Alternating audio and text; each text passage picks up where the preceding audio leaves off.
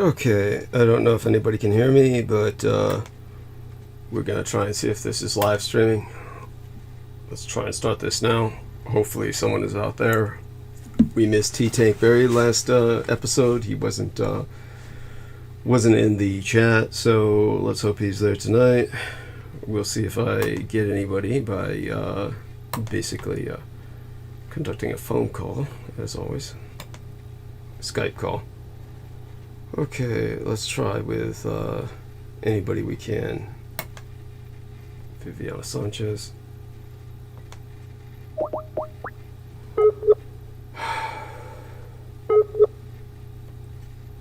By the way, you won't hear me talk too much until I get somebody to talk to, because I'm just too exhausted after setting up the Skype after coming home from Moon Festival. I'll be glad to go back to Moon Festival after this is over.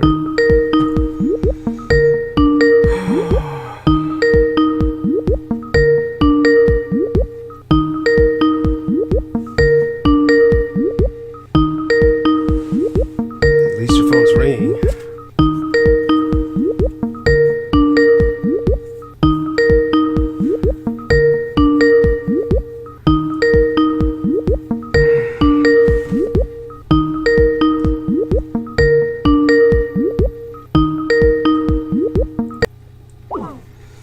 Okay, unavailable.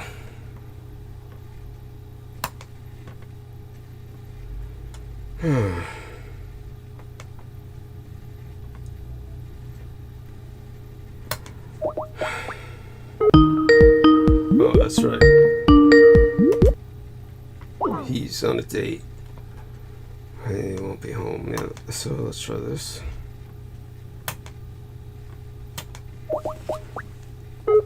Oh, my neck.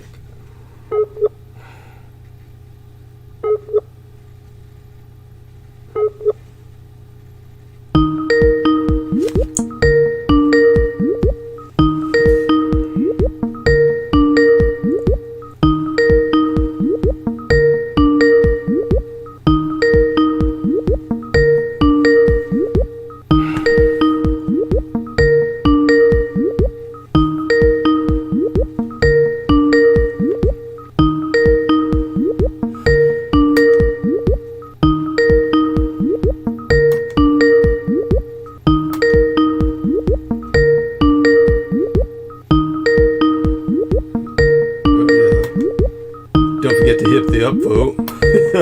That's give the usual explanation for that later.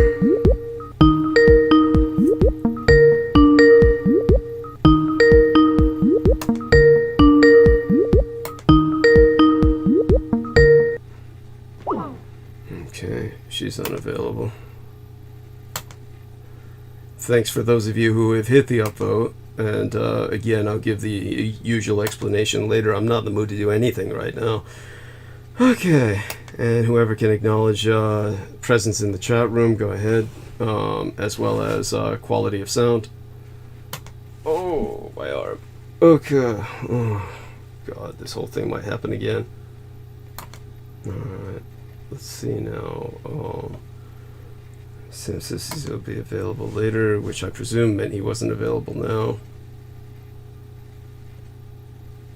Brendan Zogate. Manforte.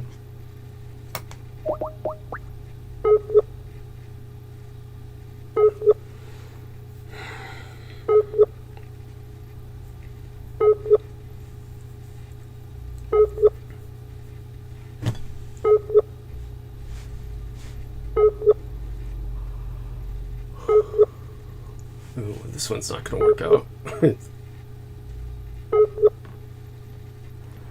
Okay, hang up on this. Let's see now. Try Frank Black.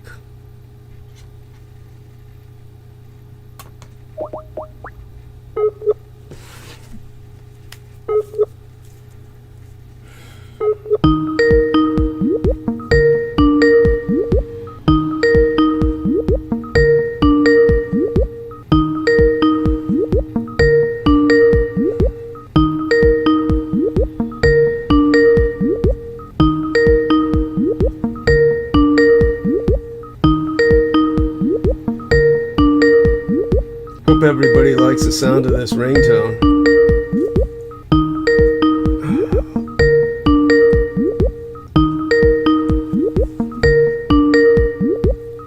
So much fun to produce when you don't have a producer.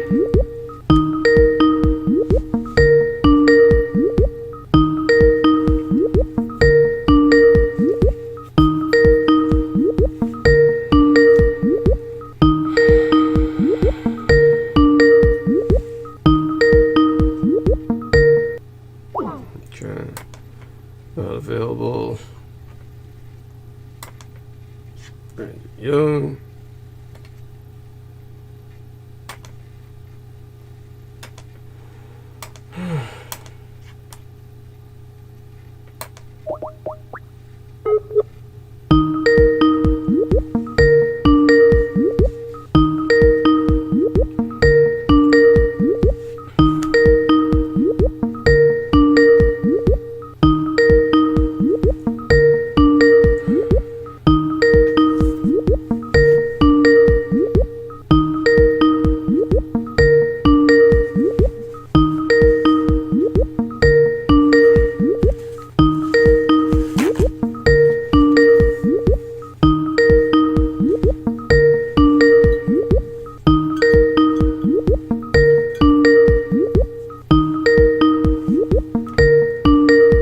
This for the opening hour. Jesus Christ. Vicky Johnson. Hi, Douglas. Loud and clear. Goddess bless you, honey. Love you dearly beyond expression. Do you want to come on? Honey, do you have a Skype? If you've got a Skype, Vicky, Skype ID, go ahead and send me a Skype contact request. And or provide me your Skype ID number in private messages or something. Of course, you'd have to be on Facebook to do that, so you can just send me a Skype contact request. Hope I hit it in time. If you want to come on, trying to get somebody to hold the opening hour with me. We'll try Samuel Romero if the Real Tech Geek doesn't work. All right.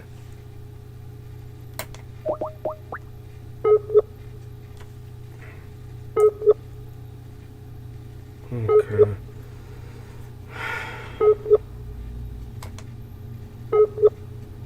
All right. Let's see who else is here. Got 9 people clicking so far. It's amazing. I haven't even earned any of that yet.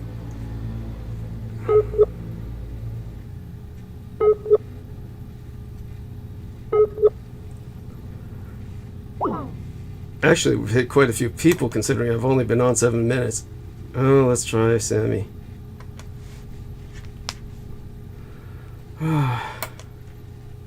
Let's go. Let's see.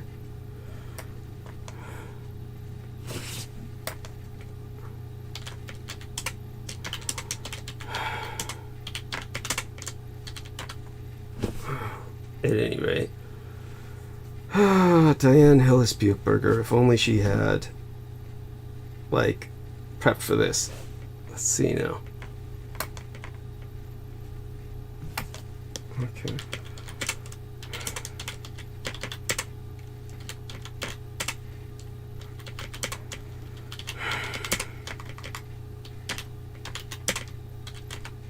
There we are. Got that message out. See if we could bring anyone on. If not, I'll just have to try and wing it just by breathing. That's about all I'm capable of right now, and barely that. Okay.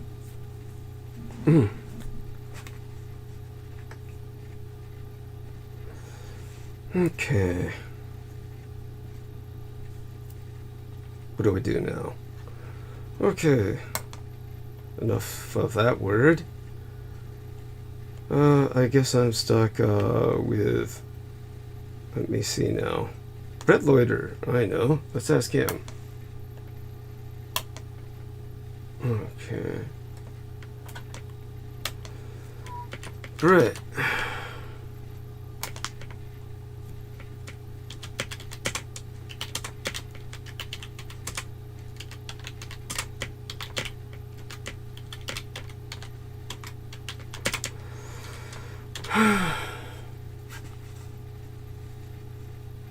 Oh my god.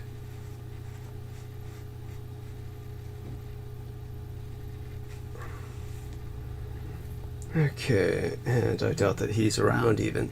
So it looks like you're just stuck with me in the worst of all possible moods, in the worst of all possible shape, and the only thing I can do is try and tread water, because really won't be ready to talk until after Peter is done. That's if Peter even comes on with us. He doesn't seem to have shown up to have even looked at my message earlier. So hopefully he's well and alive. You never know with people. They just die on you just like that. I mean, certainly you can count on one thing: the unexpected. Okay, Vicky Johnson says I don't have the Skype. Okay, understood. CK says, hi DD, been thinking of you. Hi CK. If I remember correctly, you're female. So, love you dearly. Alright, let's see now. Alright, we're going to try and bring on maybe, ooh, I know. That says Trisha.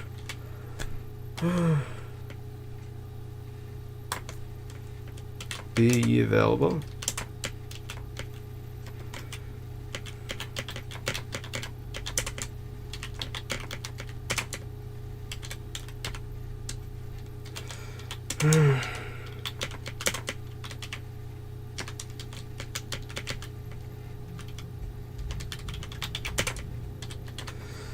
And of course you might wonder why I don't organize this sort of thing beforehand. It's because, well, there's no way to do so, really. That would require my being in contact with people constantly, which I'm not.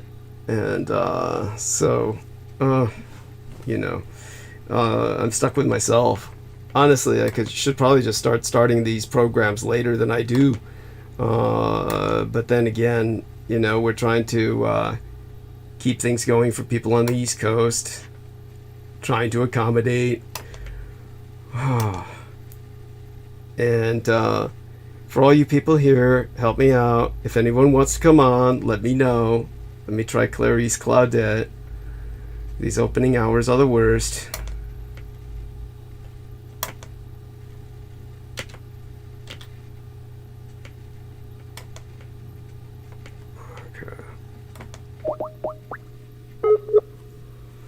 Okay. Let's see if the dear lady answers. Okay. Oh, John Warrington. This is like too early in the morning for him. Justin White. Let's see if I give him a call. Oh my god. Justin White. No, that went back.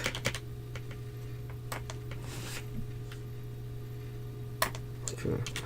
Be ye available? Oh, and then let's try Sean's Bond.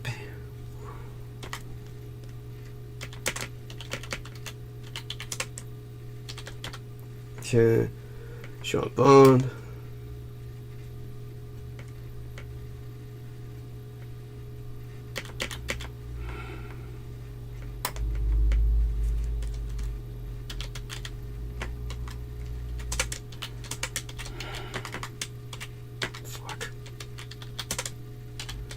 Like that, hearing me swear as I desperately search for people who might be able to come on. Oh my god.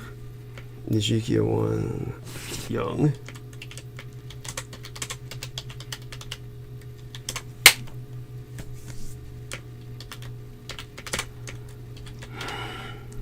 You there, sir? Okay, let's see now.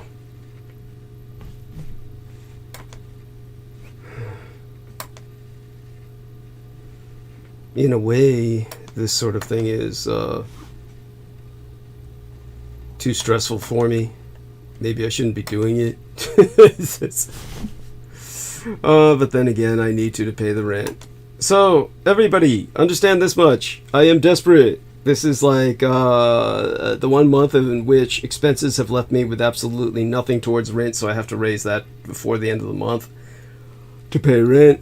So definitely going to be seeking some contributions. Obviously, will earn my pay with a monologue, but I'm trying to get into the headspace where I can monologue. Trying to ask around, probe, and see if I can find anyone to come on to hold me through the opening hour. If any of you want to do that, hold the opening hour with me, that will help immensely. Let me know. Okay.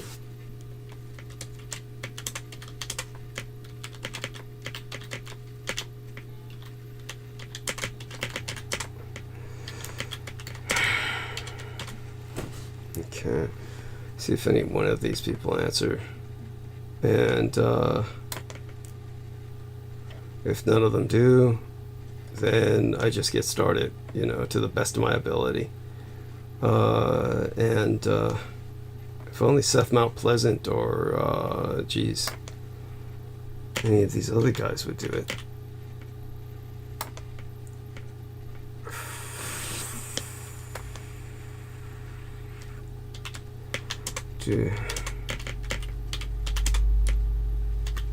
Skype.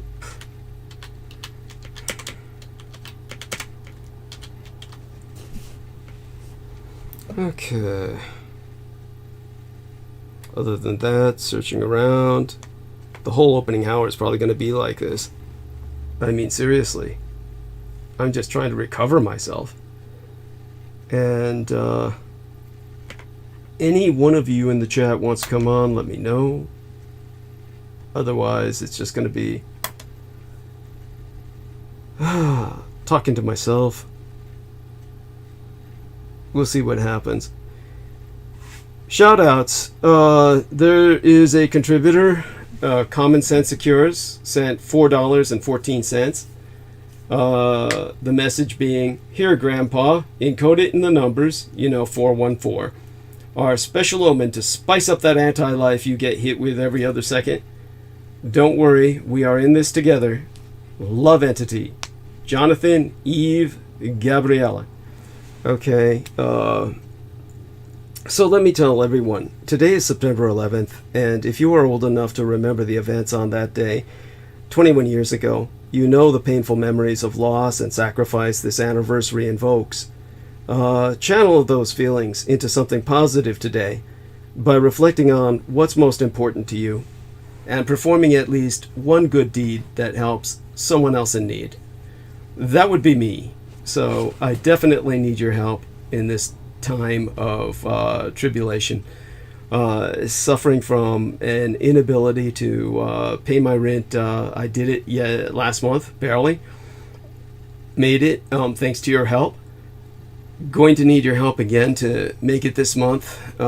Forget about anything towards trying to pay for the Sky program, which is a program offered by Bluehost so that they can teach me how to run my own website. I'm going to have to ask friends to try and help me how to do this, or Diane Hillis-Buchberger tried to introduce me to a gentleman who might be able to help me do that. I'll try and give him a call sometime soon. Obviously was involved with a lot of social responsibilities, meaning obligations in the social sense, which are important.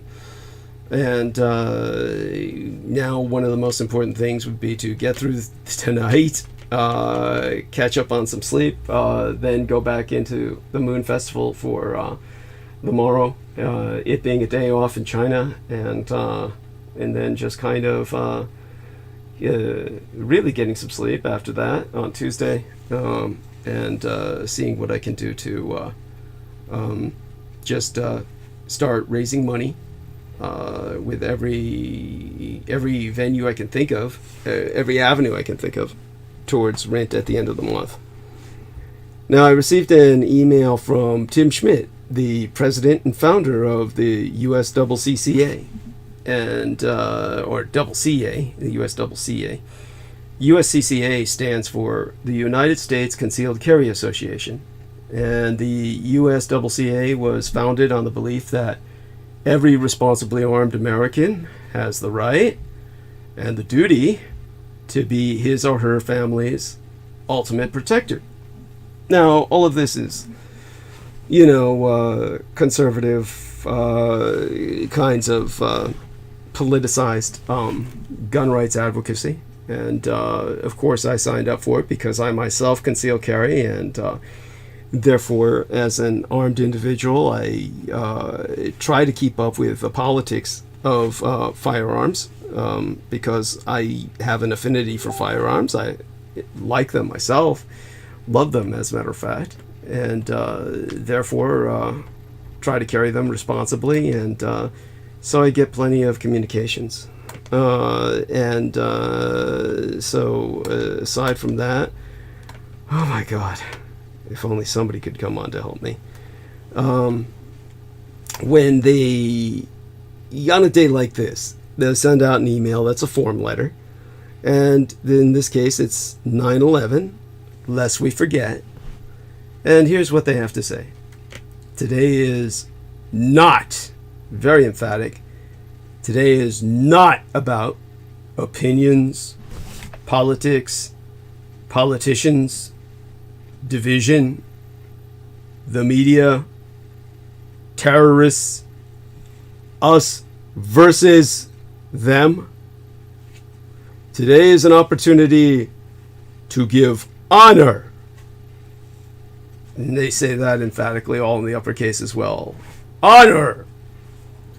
For just a moment, quietly reflect upon and honor the men and women who put their lives on the line to save, protect, to protect, and to defend every day. Now, this could be taken in only a small number of ways, really. When you think about that, the first thing that comes to mind in any conventionally defined sense would be, of course, first responders, firemen, police officers, or peace enforcement agents. That would include federal agents like marshals, FBI, you would think would fall into that category, and ultimately, of course, the first thing that comes into everybody's mind, the way this is phrased, is service personnel in the military. So, all in all, it's another plug for military worship on a day of memorial for people who were killed in an act of terrorism. This logic doesn't hold, and it's borderline offensive. But he goes on to say, after all, thousands of men and women made the ultimate sacrifice in the wake of September 11th, 2001. So instead of the victims, he's projecting the holiday onto another Veterans Day, which we already have, another Memorial Day, which we already have, another Armed Forces Day, which we already have. How you warp 9/11 into another day of military worship is beyond me. But he goes on to say, qualifying by adding some other branches of service into this that are local as opposed to federal, to save people from the buildings and the wreckage, to fight back against the perpetrators, which theoretically takes us right back to the military, but can also include FBI or federal branches of service such as the CIA, and to rescue a violently oppressed people. So if he's talking about Afghanistan or Iraq, well, yeah, you can see what fucking went wrong there. He says, today, I pray for the families of the victims of the terrorist attacks and the families of the fallen heroes. For those who suffered, who were wounded, for those who have had to deal with the physical and mental ramifications. Oh, PTSD. I've got that. I guess I count as one of these people. But what I did was before this. Before 9/11. Thank God. At any rate, he says, for all those whose lives are forever changed, won't you join me? Because no matter what your opinion is on the war or everything we've seen and done as a country over the last 21 years, you can make a choice today. I hope you choose to honor those brave souls who willingly gave everything to protect their communities, their nation, and their families. After all, then he quotes the Bible, the book of John, chapter 15, verse 13. The one you hear towards the end of Delta Force, the movie, you know, the first one, that had both Chuck Norris and Lee Marvin in what was the last film of his life. When one of the young studs is dying, and the doctor turns him over to the priest, who says, greater love has no man than this, than to lay down one's life for his friends. That's a paraphrase, because it depends on which Bible edition you've got as to whether it's greater love has no one than this would be the more politically correct, I think, international version, than to lay down one's life for his friends, as opposed to what I believe is pretty much what I said the first time, kind of a confluence of greater love has no man than this, than to lay down one's life for his friends. So anyhow, then the email ends, the e-communique, basically an electronic letter. It says take care and stay safe, and then the signature follows, which is completely illegible, and you know, basically kind of, I have to say it, almost disturbed looking. So this really comes down to, okay, Fort Fish says I do, yes. Bring.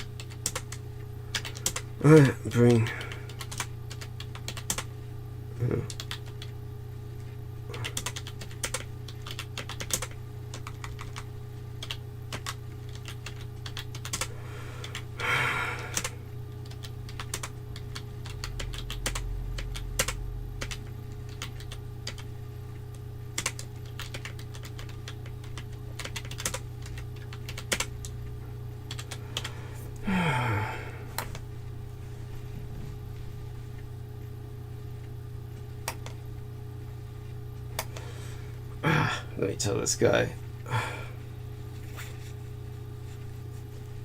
Okay, let me tell him. Let me check back with you then.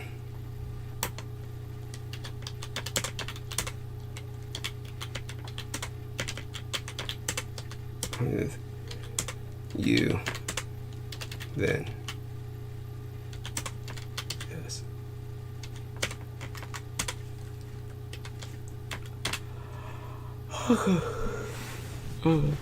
No. Okay. At least some people are responding in message box. And let me check live streaming. Then Eric Cradle says, Happy Mooncake Festival. Happy Mooncake Festival. David Fitzsimon says, Hi, Doug. Hi, indeed. Yes. And again, people have noticed a very somber image that's basically embedded in thumbnail of live stream. And this is because, of course, it's 9/11. Also, the death of the Queen. It would simply be insensitive if I showed one of the more happier events. So I'll save that for Wednesday. For tonight, it's going to be definitely more somber for the images, just because it's the most sensitive thing to do. All right, let me go back to Messenger. Hopefully some people. Okay, I'll boot up my old device soon.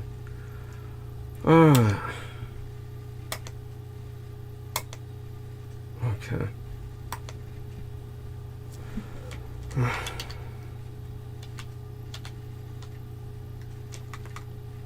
ASAP, yes.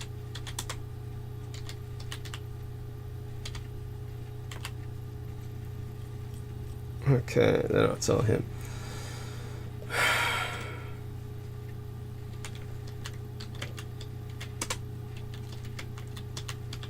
Self. Yours.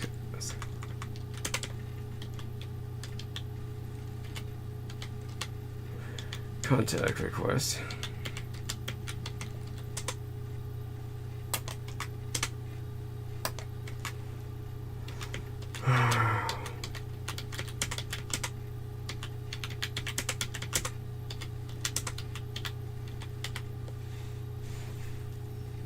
Okay. Now, that being emphasized, let me check again with everybody. I can't believe how many we got watching, considering the fact that I've got nothing to say right now at the moment. Other than, first part of the show, the first hour is always the worst. I try to bring people on for this very reason. Now, when it comes to everything that this man has said about 9/11, and they've turned it into something else that it's not. They actually have a name they've tried to give 9/11 Memorial Day. In fact, officially, the government has given it a name to twist its entire meaning. Patriots Day.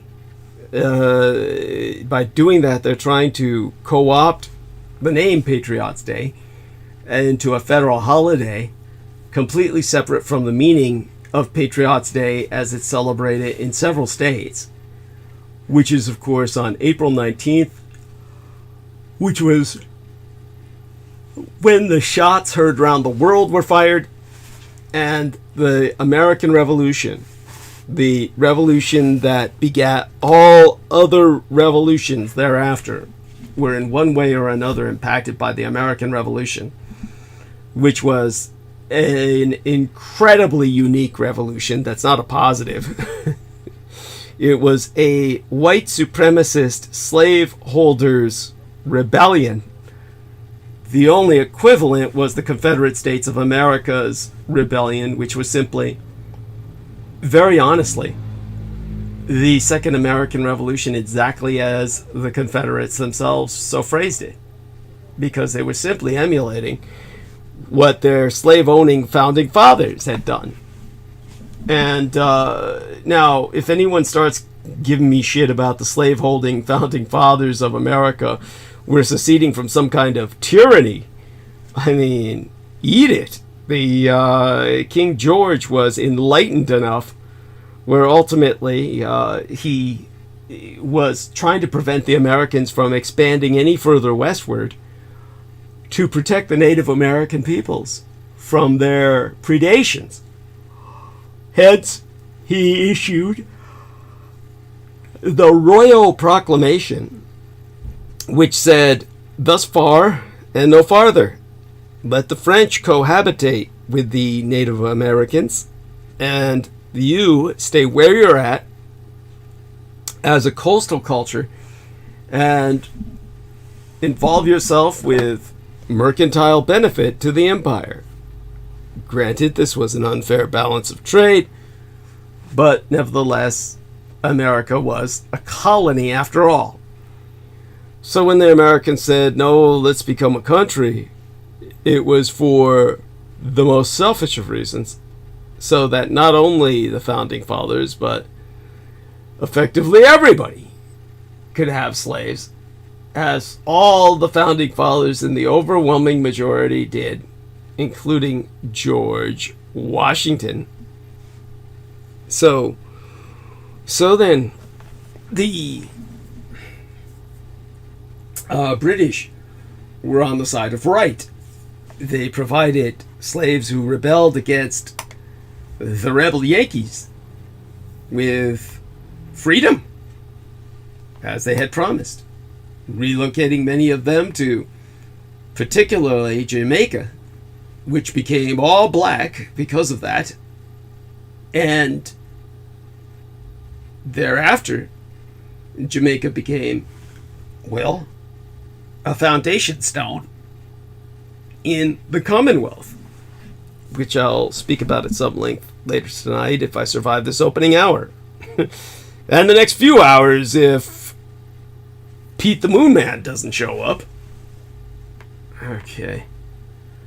Now, the question, of course, that we all have towards each other on a day like this is, where were you on 9/11? It's a question so many of us have repeated over the past 12 decades. It's a way we relate to one another as we reflect on the day of one of the most horrific attacks on the American people in American history. Oh, thank God. Joe Ty is here. Okay. Yo, Joe. You there? What's up? You sound a bit tired. I didn't go on, but I have to leave in like an hour, but I'll be here for you if you need. Okay. Wonderful. So what's you said you have to go in an hour, but you'll be here for me now? Is that what's going on? Yeah, but yeah. Oh, wonderful. I'm exhausted. I'm just Yeah, I hear it. Yeah. I'm just exhausted. I need to get myself together. So why don't you do me a favor and take over and talk while I pull myself together? Absolutely. Yeah. So like. I'm sorry. Oh, no worries. What about your date? You're leaving? Oh yeah, it didn't go through. I think she got all cold feet.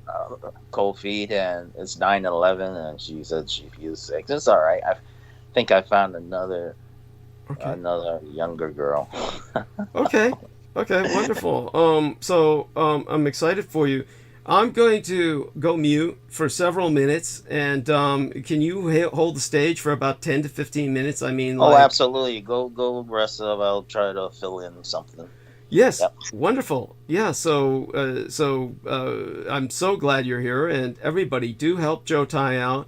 Send him little messages in the text box or something. Or Joe, do me a favor and keep an eye on the live stream and just see if there's anybody's got anything to say and respond to them, as they speak up. But other than that, yeah, certainly... I don't see you on my iPad, but I see you on my phone. That's the weird thing about this. Okay. It's not the podcast is not showing up on the iPad. Okay. So why do you have to leave in an hour or so? Yeah, I have something I have to pick up. Okay. To fix my room. Okay. Understood. So then what you can do is just take over for now. I'll be back in about 10-15 minutes or so. And if you could just talk about where you were on 9/11, and that's probably a good start, and just ramble from there. Okay. Yeah. All right. Love you, dearly. Okay. I'm sorry. 9/11 was a unique thing because that's like probably a week before I got assaulted by the cops and got framed for assaulting the cops when I called for somebody calling the cops for to get somebody off my property. But yeah, it was weird because I usually go out to New York on Mondays, and I think I would have been in the Twin Towers if the incident didn't happen. So yeah, weird coincidence, So August 23rd is when they framed me for.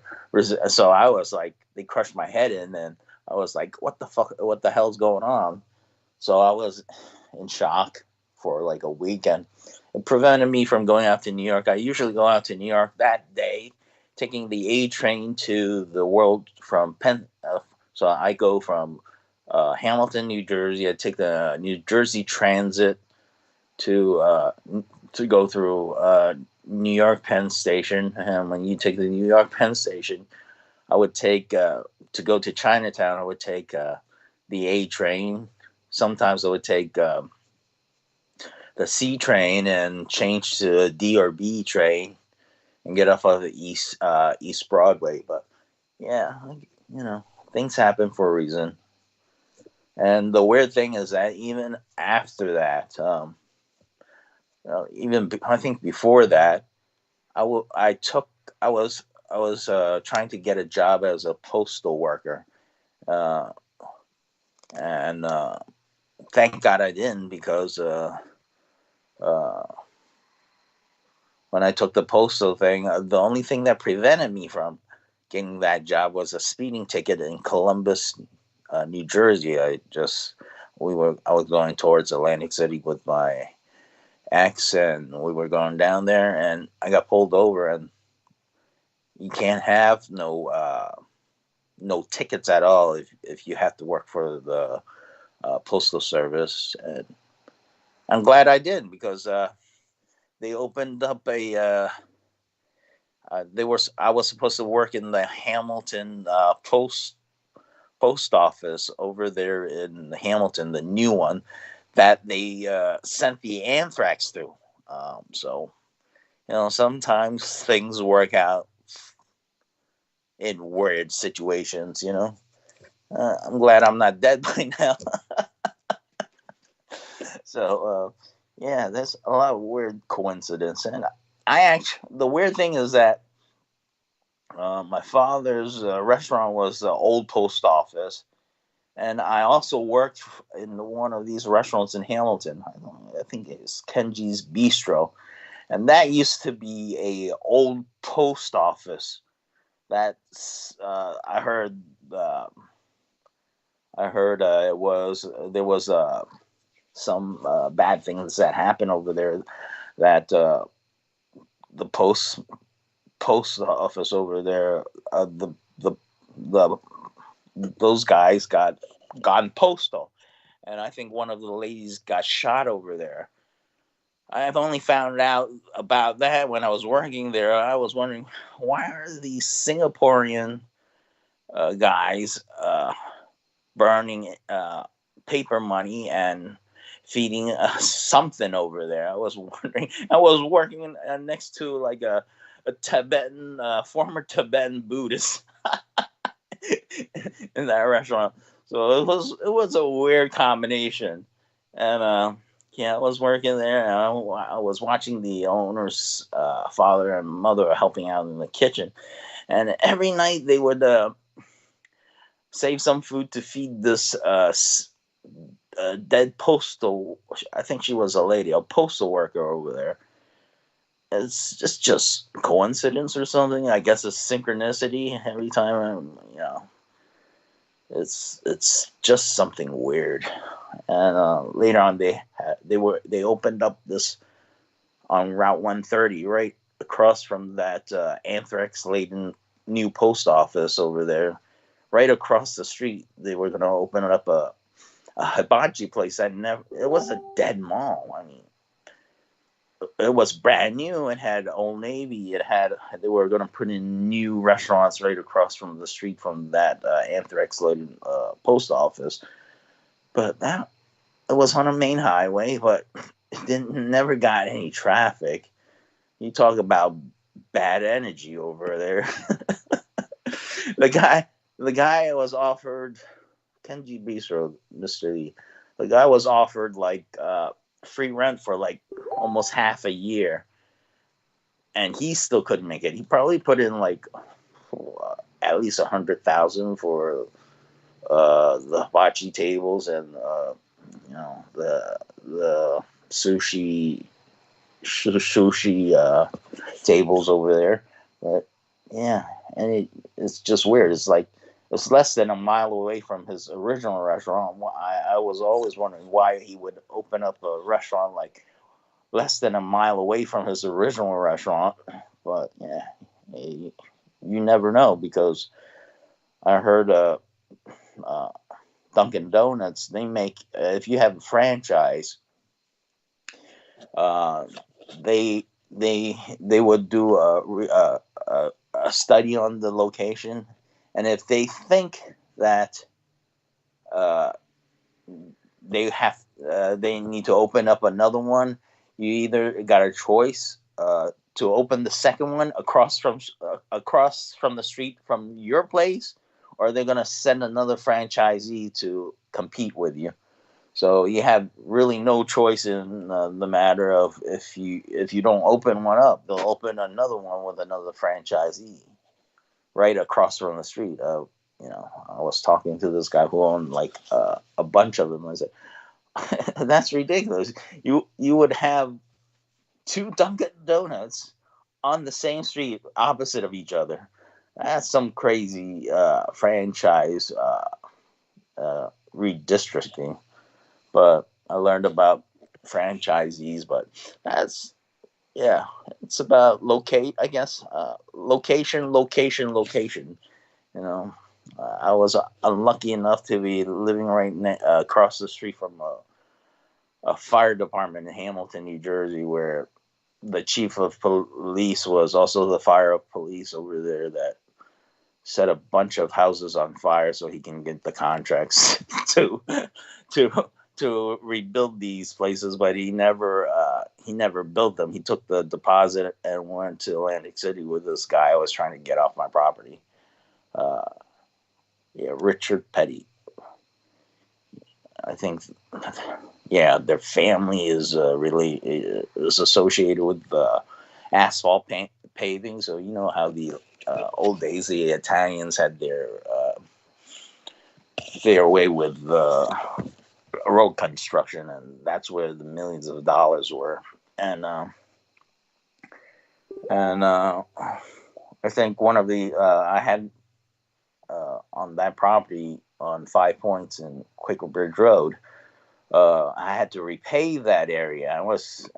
They had some Irishmen from across the pond come over to do some contracting work to put in asphalt, and he was trying to get the raw materials to pave the asphalt. So my father gave him the account, and I told him about this Barrett's in Hamilton over there. They would not allow this guy to buy asphalt. It's like less than a mile away, but they won't allow this guy to purchase asphalt from this place so he can do his business. He had to go like an hour away to ship in some asphalt from another township that would allow him to purchase the asphalt. So there's some, you don't know how business works in some of these townships, and how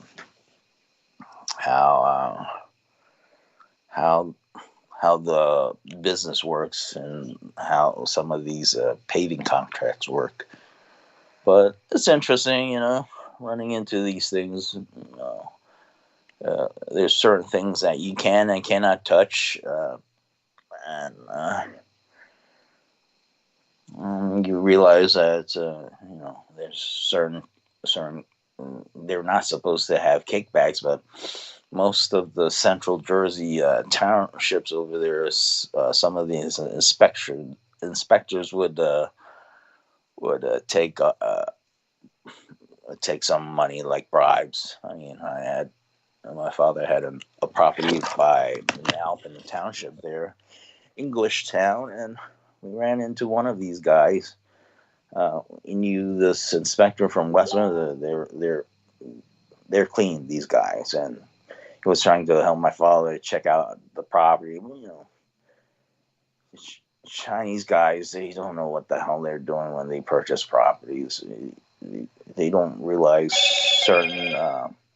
certain regulations, and the old oil tanks that's in the ground that would cost you $100,000 to dig up, and they just purchase it because they think it's a good deal.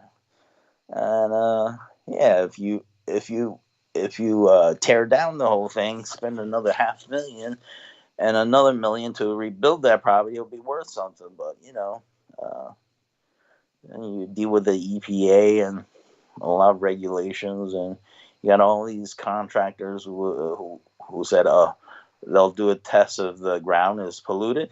Of course it's going to be polluted. I mean, most of America is polluted.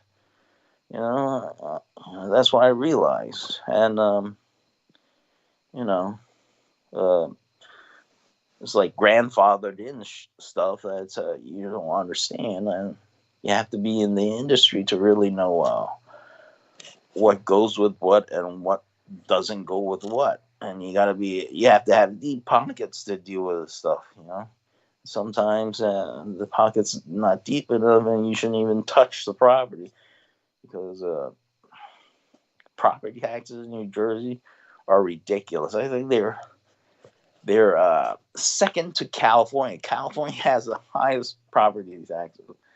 You know, yeah, it's liberal and all. I just heard they're making people in California who have private wells put in meters for their own private wells. So, you know, but it's understandable because in the West, water is a scarce resource, and you know, tons of people want to move to California. That's why the water resources are going to go over there, and hey, that's why I won't go to the West Coast.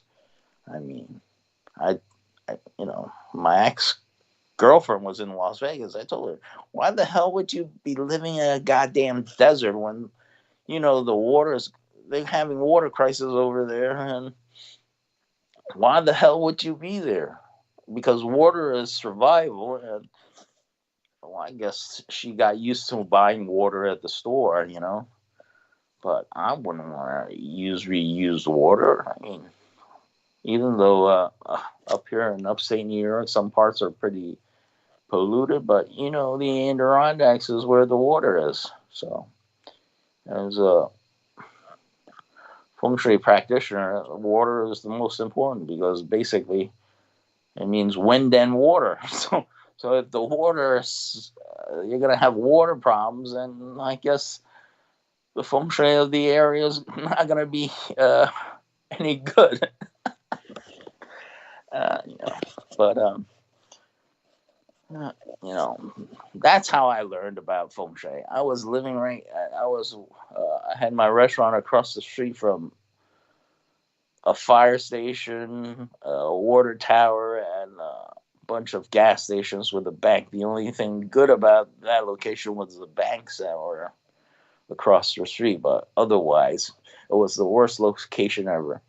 You know, I was situated where they had it's called the Five Points. It was Bill's Tavern, one of the oldest taverns in New Jersey. I think even when the Revolutionary War happened, these were the location where, yeah, the building I was in. They said George Washington lived there. It was a stable, but yeah, that was a crazy shit during that time. They even at the 5 Points, when the 9/11 happened, they put these sculptures made from these 9/11 sculptures put right next to my to the restaurant. I told my father, you got to get the hell out of because of all the bad karma that was going over there. So I had problems with the cops there. They put a memorial right there, and I said, I can't, you know, now I know why I can't own property. It's so cursed in America because how many Native American, you know, I think, you know, because of this, I think the land was telling me something about why I should not purchase land. I have no rights to the land in America in a sense, you know. Yeah, but my father was crazy with land and all. He just lucked out because he bought at the right time. But otherwise, if you buy now, you usually lose your shirt. I know my friend who had a restaurant on Quaker Bridge. It was called Bonsai. The guy who owns Sumo Sushi, the son owns Sumo Sushi that was apprenticed to Hirohito's private chef. His father had a pretty big restaurant. It was called Bonsai, right on Quaker Bridge.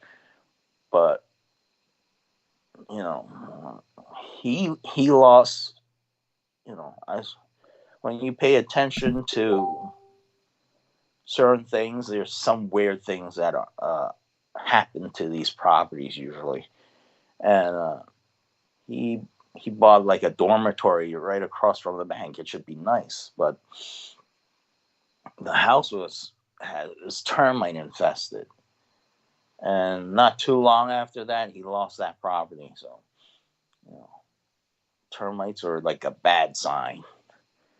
You know, just the building was not. You know, he purchased it for, then he refinanced it, and he decided to refinance it, to take all the money out, and not even fix the place and just let it go into bankruptcy. Okay. You're doing good, but, talk a little louder. Okay. Yeah. Yeah, so Hamilton was, where George Washington crossed the Delaware on Christmas Day. And, you would think that they would keep the town nice like New York or Philadelphia, but Trenton's really, really dilapidated when I was there.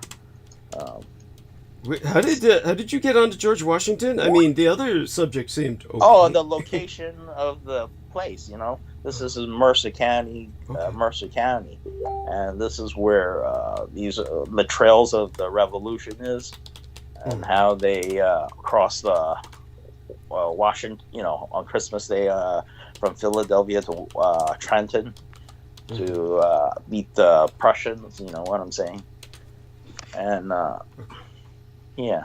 Okay, so let me see. I just got a message. Go on. Yeah, keep going.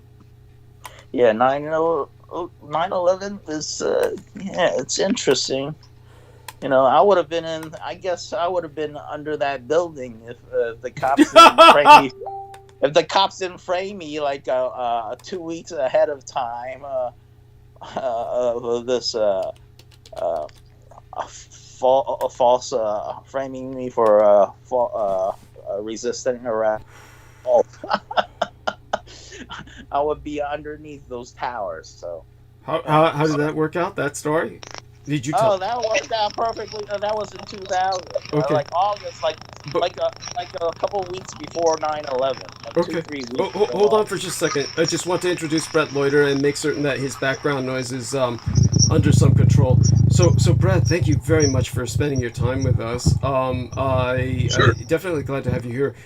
Are you outside, or what's with the background noise? Are you where are you? Your environment? Where? I'm inside. Their Okay. TV's muted. Windows are closed. I'm not sure what background noise you could be describing. Maybe there was an echo for a second there because the computer was on or something like that. You had no other instruments on, right? No. Okay. No. Okay, beginning to sound a little bit better. There was some squeaking or something for whatever reason. And that, of course, is Joe Ty's phone, I believe. He might be responding to that in a second. So, definitely glad to have you with us, and be patient with me while I try to kind of segue between Joe and yourself, okay? Okay. And then what I'm going to do is introduce you to our listeners. So Joe, are you done with that phone call, or what? Yeah, I'm done. It just rings somehow. I gotta shut it off. Oh, okay. So we're going to segue to Brett Luter in a few minutes because something has happened to Peter Moon, and I'm not quite sure when he was what's going on with him. So hopefully he will contact us soon, and if so, we'll change our plans accordingly. But for right now, I'm going to try and have you guys hold for a little bit. Joe Ty will be leaving in a little bit himself. He's managed to hold the show up until this point, and I was hoping that we could segue to Brett Luter after Joe Ty kind of shares a story that I don't believe he shared just yet. If he has, let me know. But first, let's introduce let's introduce Brett Luter briefly. Brett, give everyone a little hello and let people know what you want to be known for. I mean, you've written some books. Give a little microbio of yourself for about 5 to 10 minutes. About 10 minutes, and then we'll turn it over to Joe for about 10, 15, and then we go back to you. Okay. Okay. Oh, pronounced Luter. Okay. Oh, okay. Brett Luter. Thank you. Yes, that's fair. I think people could still figure out who I was with that pronunciation, but just for the record. Yes, thank you. And spell your last name so people can find you as an author. It's Brett with one T, B-R-E-T, and Luter is L-U-E-D-E-R. And they can find me on Facebook at brett.luter. And hopefully in the next month or two, I'll have my website back up again. It'll be esotericguide.us. And we'll be having a whole bunch of good fun on the website coming up. So wonderful. What happened to it, may we ask? Well, I've tried to launch a website twice, in the past, and each time it gets hacked. Oh shit. So the last time I had a website going was back in, I think it was 2014 or 15. And then the wonderful Monique Lasson, the woman in the red dress who used to do the Matrix of Perception on Revolution Radio, she guest hosted for Sean David Morton. And then she had me on as a guest while she guest hosted. And, Sean's got a really big audience. And just the next day I got hacked. So I don't know if that's just a coincidence or not. But, it's one of those things, Doug. It just takes a lot of money and effort to focus on a website. And I've just had life and survival and working on other projects, books and DVDs, lectures. I totally fucking get it. My website, I can't even pay for the service called Sky Program, where I can consult professionals to teach me how to run the website myself. So I've got a website that for the moment I can't even really, use.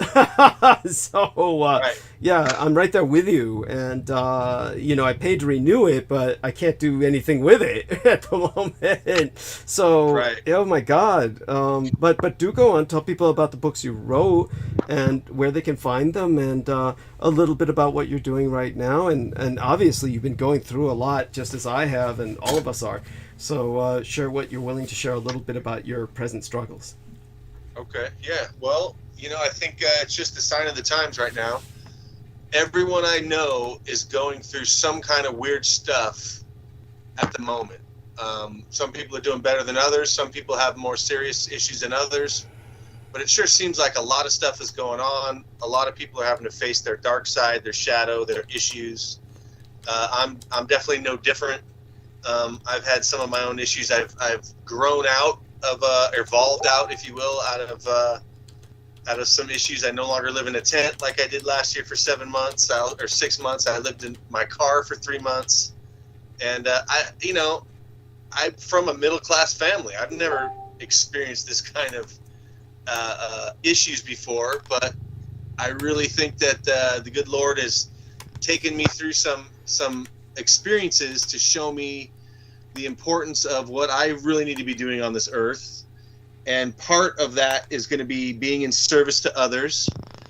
And I deduced myself, whether I'm right or wrong, I do not know, but I feel like that I was shown what it's like to be homeless, because that's one of the issues that I need to address in the future. So when I am going to be in service to people, helping the homeless is going to be on the top of that list. Wow. Of course, I also... Go ahead. Oh, I just said, wow. I mean, that's very noble. I'm impressed. Go on.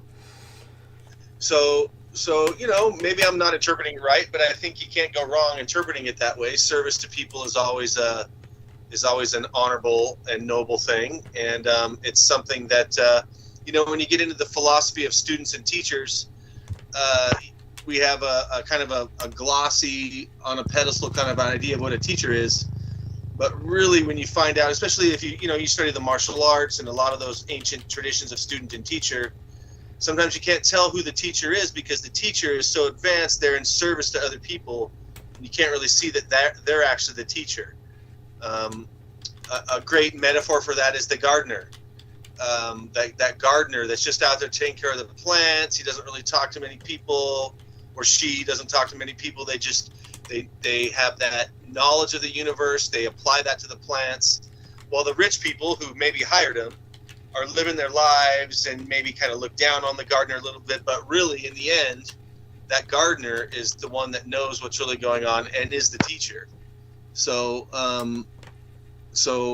in terms of my own growth, being in service to people is something that I need to do more of, in my own opinion.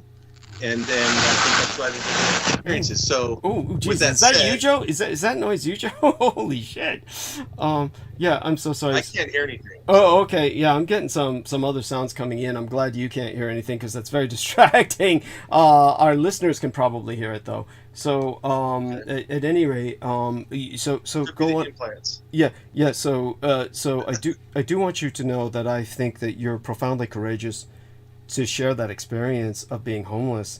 That's a profoundly disturbing experience, and it causes many people to like jump back. It really it's disconcerting enough where many people kind of shut down when they hear something like that, and they begin to imagine things, or they begin to project like, oh, what did you do to get there, or something like that. Now, we don't want to dwell on that right now, but I definitely want to instead say that please continue, that you're interpreting this as basically a message from the divine, that you have a mission to bring awareness to this condition, and aside from that, you went on to you go along with the arc of narrative, for at least about another 5 to 10 minutes, and then we'll go back to Joe, okay, for a bit.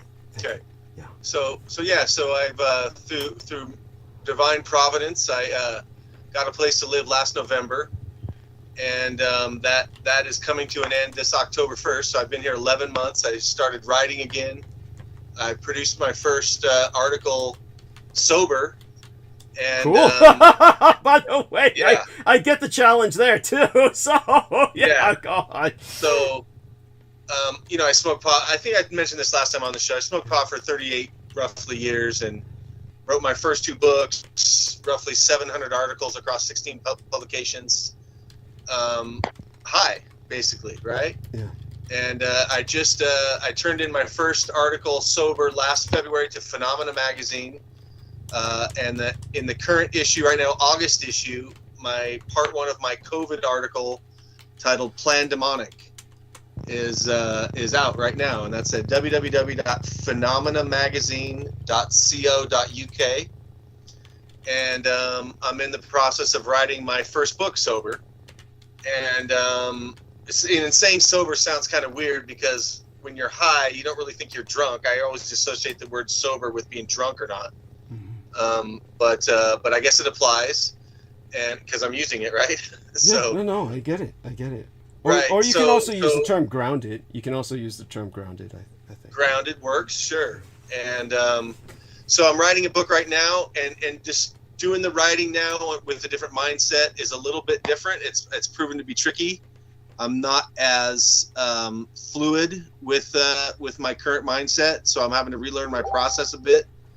Feel a little bit like Jerry Garcia after he had some kind of nerve damage and had to relearn guitar. I remember reading about that in Rolling Stone magazine way back, and was just marveled about how he was so diligent to relearn the guitar and reteach his fingers how to move like they used to move. And so I feel like that kind of having to reteach my brain a creative process. My old process is no longer valid anymore. And so I'm writing a book right now. I would hope to be done, say, by the end of November, maybe December, give me a little leeway. And it is called UFO PR Agents of Ascension.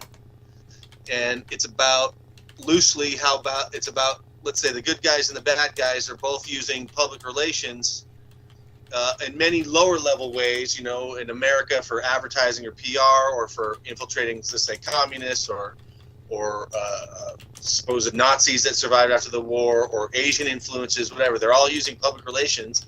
They seem to all converge in America for one reason or another. And above all this is the grand plan to push humanity towards ascension. And then all the other distractions are to take humanity away from this ascension. So public relations, while not many people really understand what that is, I call it a form of mind control. Yeah. It is. It's not seen as a part of like we're in World War III, because there's no nuclear bombs going off. Maybe there's a war in Ukraine, but it's not a world war yet. There's maybe other skirmishes going around, but really the war has been going on since World War II, and it involves public relations. It's a battle. It's a global struggle for the control of human consciousness is the catchphrase that I've come up with. Wonderful. And do me a favor. Oh, I'm so sorry. I think this is great. Do me a favor. I think you did well. I'm going to be bringing Peter Moon on, and to do that, I'm going to have to hang up this call and start a call with him. I really didn't know what was going on with him. He'll probably explain it when I get him on. But we're at least able to bring you on tonight. Are you going to be available? Say, for instance, you're on my time zone at around between 9 to 10 p.m. tonight. You know what, brother? I got work in the morning, and before work, I got to do tonight's workout night. It's infrared sauna night. All right. So by 9 o'clock, I'm going to be heavy into my B3 Sciences bands that were invented by the Japanese, by the way. Understood. Thank you. Dr. Soto. I just learned the history of it because I'm going to get certified as a B3 BFR bands coach here real soon. Oh, that's so exciting. And, tell people a little about that. Well, Dr. Soto discovered him by kneeling and praying and sitting on top of his legs while he's praying. You know, like I would choose to sit on my butt and have my legs out front, maybe sit Indian style. He was sitting on top of his legs, kind of in a lower kneeling position, and with his butt like on the back of his calves or his ankles. Right. And he noticed that his legs were getting really tense, and they were sometimes they might fall asleep, but whatever. He was getting strain on his legs, and he began to explore that. Apparently, he had a skiing accident and broke his leg, and was realizing that one of his leg, the broken leg, was atrophying while he was in the cast. And so he took his judo belt and tied it around his upper leg and began to do like little flexing exercises in the cast. Well, after the cast came off, he realized that his leg was not nearly as atrophied as other people that had the cast on for that long, for weeks at a time.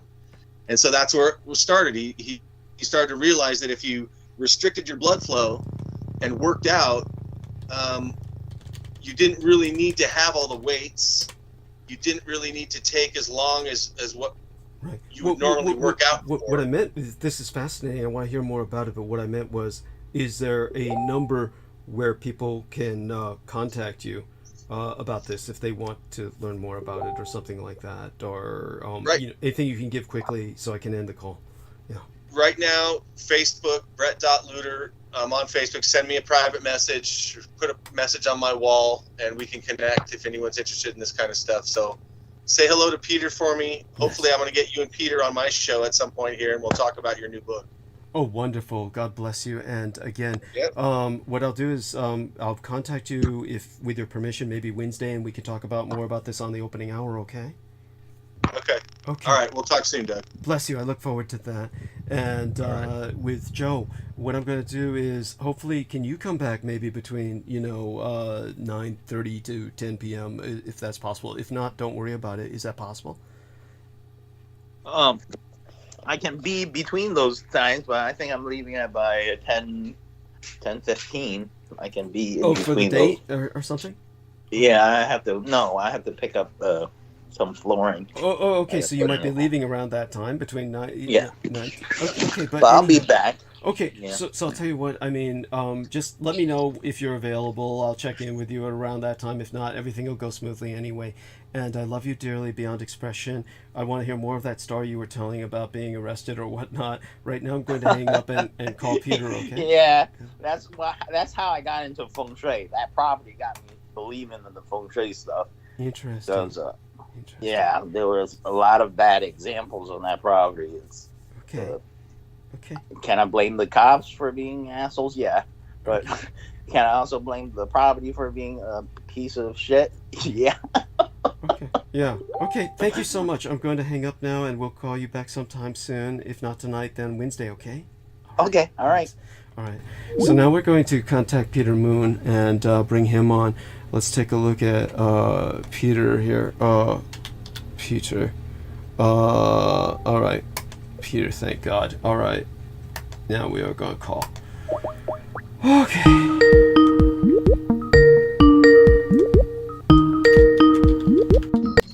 There we are. Good, sir. So glad to have you with us. And I guess I was confused because a number of things were going on that were confusing to me. And one of them was I didn't see anything from you in the private messages. So I assumed something had happened. And because you didn't acknowledge the promotional banner, I acknowledged the promotional banner. I put it up. Okay, thank God. So I was like, I didn't see an acknowledgement of it. It looked like you hadn't opened the message for whatever reason. It looked like it was posted on my website. Okay, thank God. On Facebook, and I sent out the message. Yeah. Wonderful. So I'm prepared. I'm fully prepared. So yes, wonderful. So it's yours. The stage is yours. I'm here with you. Okay. Yeah. So I guess we're not suffering any of the noise. background noise from anybody? No. It's it's all yours. Good. Okay.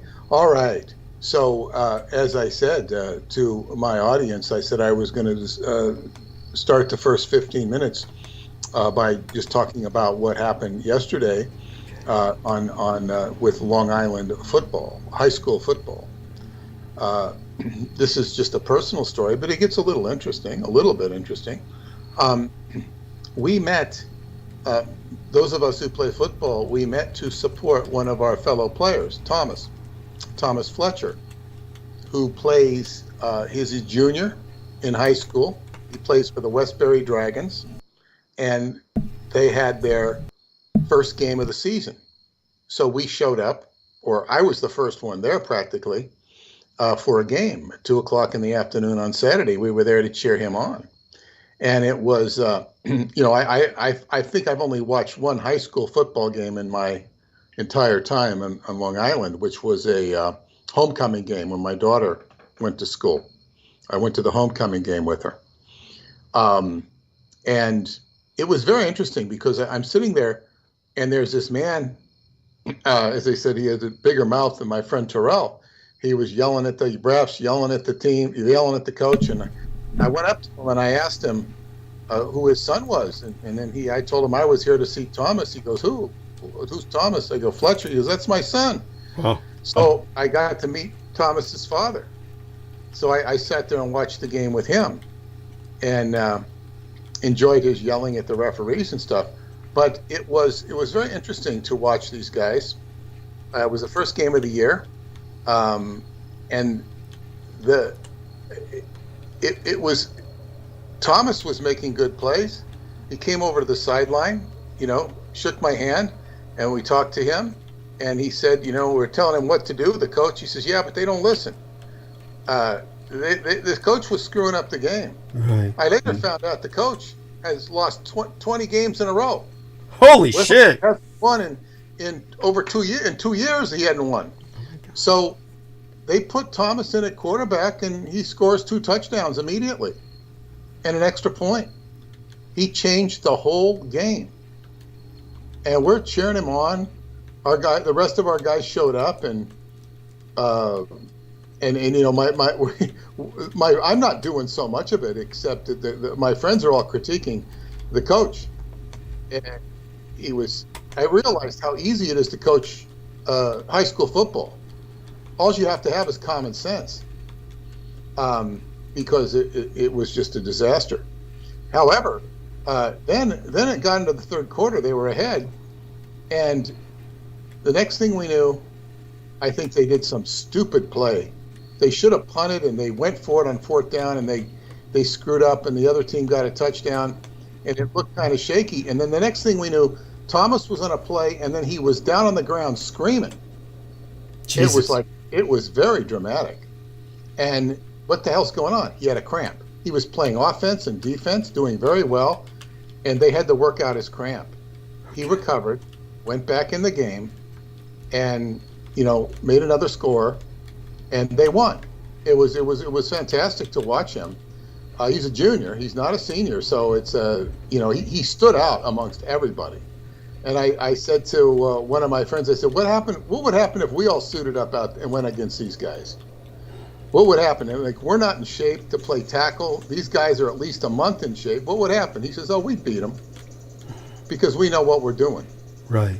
And even though we're, we get the hell kicked out of us. These guys, whatever was wrong with both teams, they both knew how to tackle, and it was very violent. But we had a good time, and then lo and behold, Thomas came out this morning to play. I couldn't believe it. Wow. And I'm sitting there with his father, and we're talking about what I do, and I said, he says, how do you know Thomas? How do you know? I said, I play with him. He says, you're kidding. He says, yeah. And I told him I was a writer. He says, what do you write about? I go, time travel. He goes, you should write about time travel. I want to read it. So, he was going to come out this morning, but I gave Thomas a book for him and his dad to read. Wow. So that was, because they only know me through football. They don't know me through my writing. So it was a neat experience, and my friend Terrell thinks that he's going to be he will be scouted for college. That's obvious, and he sees him as a potential pro. We'll see. I think he would have to grow. He's certainly fast enough. Yes. Just has to grow in the right direction. So it was a great experience, and we'll see how far this goes. I hope to go to his game next Friday. So anyway, that's how we begin. But we're going to go into much more interesting stuff. What do we have there in the background? Sounds like. Oh, I apologize. I'm just shifting around a little bit. I'll stop. There we are. It's okay. I just wondered, if I'm missing out on anything. Oh, no. Other than that, there might be some technical stuff. If it's a digital sound, or was it just No, it's not digital. Okay. It sounded like you were shuffling around, rolling some, Oh yes, yeah. Rolling some dough or something, or rolling something. I don't know. Oh yes. Sorry. Go on. Rolling marijuana and dollar bills. Or No, but I do apologize profoundly. For some reason, it's the fault of Facebook. I assure everyone. What happened was Facebook did not register that Peter Moon had opened my message at all, so I assumed he had not opened it, and because that's what I would say though that dominated what I was hearing, because I went on and was listening to the 5 minutes before I was supposed to come on. Right. What was very dominating, no matter what was anybody saying, because I didn't really get into the conversations, because I didn't hear enough to know what was going on. But what was dominating the dialogue was the background noise. Yes, there was something weird there. And whoever, they were really good at getting that background noise into the, and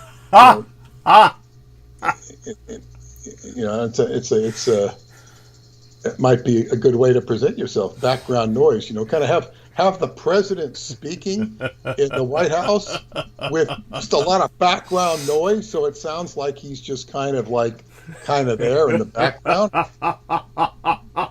I suspect having somebody give a speech on 9/11, so it sounds like background noise. You hear all the background noise, and you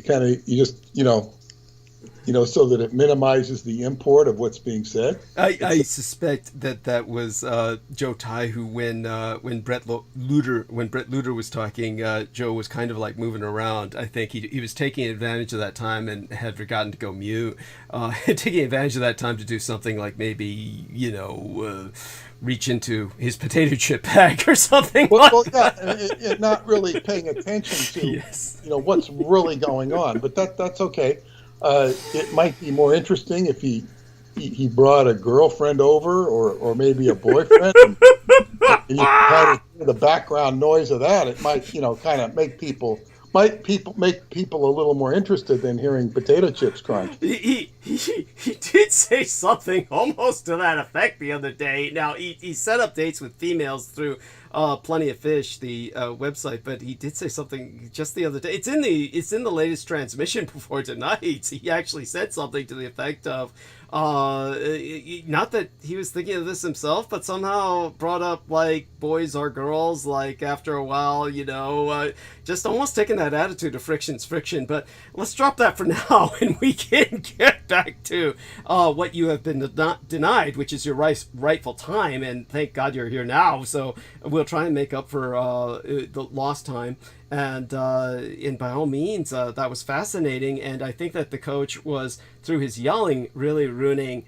It wasn't the coach who was yelling. It was Thomas's dad who was yelling. Okay, no wonder. He yelled at the referees when they came off the field. Okay. The athletic supervisor was telling him to not be so hard on him, and he says no. He says confrontation is good, and he's right. Okay. He says, he was confronting these guys. Right. They were screwing up the game. Okay. But it's okay. Yeah. The right team won. The best team won. Yes. And the best team was Thomas. I mean, he changed the whole dynamic of the team. My friends were taking credit for him because he plays with us and he gets an attitude. Yeah. But I don't know if that's fair or not. But he certainly came out to play this morning. I couldn't believe. I thought he should have rested. He was getting knocked around. Wow. They do is they run the ball up the middle. They keep running the ball up the middle. It's like a battering ram. It's stupid. Every time you go to the slant, to the sides, they make yardage. And I've even seen this in the National Football League. Sometimes there's a particular big, strong running back, and he'll just butt like a battering ram. He'll keep going like a battering ram instead of going laterally side to side and looking for a hole. It's like he can, like he knows he can do one thing and he can bust heads, but he really can't bust heads because more often than not he's going to get battered back because he's dealing with multiple people who are big, as big as he is. So it's like, yeah, I mean, I think, football is it's really interesting. It's the most analytical of all sports in terms of strategy. Like coaches will stay up all night and think about plots and X's and O's. You don't do that in basketball or baseball. Right. You just don't do it. It's like war. It's like this. It just consumes these coaches, and more so than it does the players, because the players just are like a chess piece. Yes. And so it's an interesting. It's a very interesting game in that regards. Like, soccer's not that way. You can't do that with soccer. That's true. You can't do it with rugby.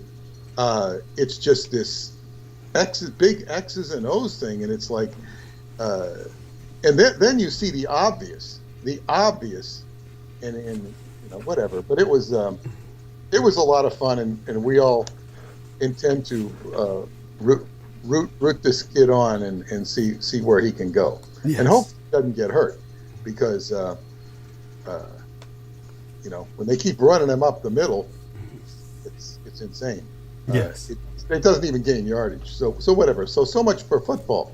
But I appreciate you bringing that up. And by the way, I will acknowledge with you the wonder of football is the fact that it truly is one of the games that you have to pre-strategize for when possible and where possible. That and as you say, there's few other games that a person can do that with. So it is profound. But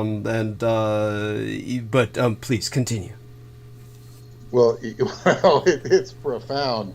Yet you can see it seems so much more intelligently played when I was a kid, mm-hmm. and the coaches kind of ran everything, and they knew how to manage the clock better. They've got a whole army of people out there, and they still screw up. And then I know this one guy who played in the NFL, and I met him at the Disclosure Network, Clay Pickering, big tall guy, really nice guy, and he said that I think he played on about 3 teams, and I think he said, I don't know if it was him, or I think he might have said somebody he knew that didn't even ever talk to his head coach. In other words, there was too much of a pecking order for him to talk to the head coach. I mean, he talked a little bit to his head coach, Tom Landry, but not enough. I mean, but it's not like you can just go up and talk to the head coach. You got to talk to your coach, and it's such a, it's like an army. Yeah. But yes. You want to, there you got rid of the running water or whatever it was. I did. I have no idea. It sounded like there was something. It wasn't running water, but it was like. It sounded like air. It sounded like air on an airplane when they have the air over your head, and that's what it sounded like. But weird. That must be something technical. I don't have anything going on my end, and I certainly wasn't doing anything. So I'm just glad it's gone. Okay, so go on. Yeah. Yeah. So anyway, what I was going to talk tonight about, it's very. I've had time to reflect on my trip and reflect on everything. And of course, it's a great time to reflect because we're going into Mercury retrograde. I think we entered Mercury retrograde yesterday or today. And there's a full moon yesterday, so we're at a peak time. Here we have the sound. It's almost like a slow breath into the microphone. Again? Yeah. I have no idea. Yeah. What, maybe it's... well, all I can say is that I don't know what to do about it. But what you can try doing is mute. Okay, I'll go mute. I'll go mute. Okay. While you're not talking. Now, so we'll see how that works. But what I was going to say is it's a great time to reflect upon things, and I've taken the opportunity to do that. And I also began writing my newsletter. And when I began writing my newsletter, which is about the trip, I began to feel suddenly happy in a way I haven't felt for 2 weeks, because this is what I'm supposed to do. This is what I want to write. I don't want to be, re-editing my old stuff. I mean, that's important to do, but it's not, there's minimal joy in that, because it's, we want to be doing new things. We don't want to be, and what I was going to say, and as I review things, I also had an interesting look at the astrology chart of L. Ron Hubbard, which was very interesting. I looked at his chart. I don't know the exact time he was born, because they didn't write times. But it doesn't matter exactly what time, because he has in his chart, which is March 13th, 1911 in Tilden, Nebraska, where he was born, he has what is called a grand trine. It's a grand trine in water. Neptune in Cancer is trining with Jupiter in Scorpio, and Mercury in Pisces. This is a very powerful trine, which Mercury is, of course, the communicator. It's in the natural 12th house of Pisces, which is the collective unconscious. What this means is he could communicate with the collective unconscious. This was what facilitated his ability to act as a seer for Jack Parsons during the Babylon working. It was what enabled him to write in a trance state, which Scientologists don't really understand or know this, because it certainly wasn't talked about. And the only reason I know about it is because his personal steward, who was a friend of mine, told me that he had this drawer, at the bottom of his desk. And she goes, "What's in there?" Now, she could talk to him very casually. Most people couldn't do that, because she was in his life and he would talk to her casually.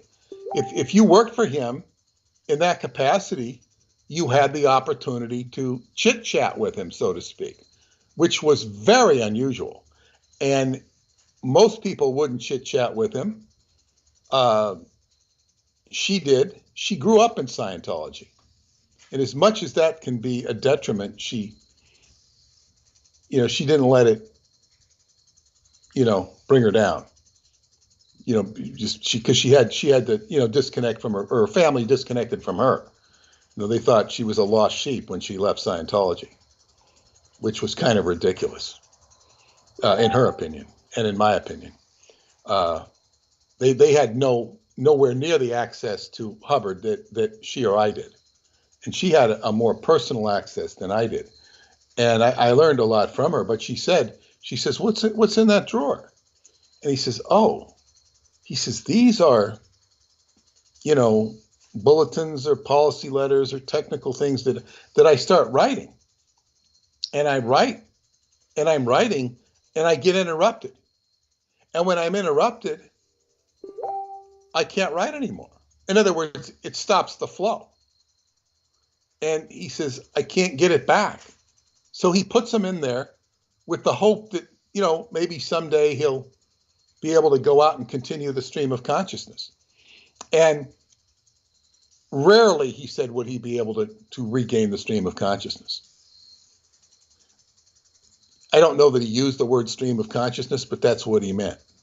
I call it a trance. It's like a state of mind. And he would write his technical bulletins. It's almost like he was writing from a reference frame, where he was plugging in to a quote unquote artificial. I'm not saying he was, but I mean, that's how consciousness is. It was like how much of what he was writing was him and how much of it was from a collective unconscious or whatever. But his Mercury in Pisces says this person could communicate spiritual things, which is Pisces is ruled by Neptune, which is a spiritual planet. He could communicate, very effectively with spirit. And the fact that it trined Jupiter in Scorpio magnifies his ability to do it. And Jupiter in Scorpio is a sign of psychic. It's a sign of power. So his power and his psychic ability were magnified in Scorpio, in water. That it also trines with Neptune in Cancer. Cancer is sensitive, it's emotions. And Neptune is, of course, the spirit. It's the spirit ruling sensitivities and emotions. Now, you can say, or people will say, that Hubbard was very insensitive. He was incredibly sensitive. Could he be insensitive? Let me put it this way. He could selectively choose not to pander to somebody's, emotional noise. But he went into depths of sensitivity to help people. And there are different examples of that, and I'm not going to stick on giving examples because people will choose to think whatever they want. But I would tell you an example. I knew a man who came aboard the ship. His name was Fernando Estrada. Fernando was from Cuba. Very nice guy, but he spoke English he sounded like an American when he spoke English. He didn't speak with an accent. But he had been an early practitioner of Dianetics in Cuba. This is in 1950, before Castro. And of course, Hubbard was down in Cuba when he had escaped, the legal authorities or whatever, but they were pursuing him, accusing him of kidnapping his wife, or kidnapping his baby. You can't kidnap your own child. He took his child from his wife, Sarah. But they called him a kidnapper, and they love to call him a kidnapper. It's his own kid. And his justification was that he was protecting his kid, which is arguable. However, he did end up in Cuba. I don't know, he did something down in Cuba, but Fernando had studied with him, I think in Washington, D.C. But Fernando told me that one time they were having problems with a preclear in Cuba, and they called Hubbard. They were having problems knowing what to do with him, and they called Hubbard on the phone, and he stayed up all night trying to get this preclear through the incident. I mean, did he have to do that? No, he could have just said adios and hung up the phone, but he didn't. He really believed in what he was doing. And there are other instances where he could show emotion and sensitivity. And in his work, he tried to really penetrate areas of consciousness so he could help people be more effective in helping people. This was his bread and butter as far as his spiritual technology was concerned.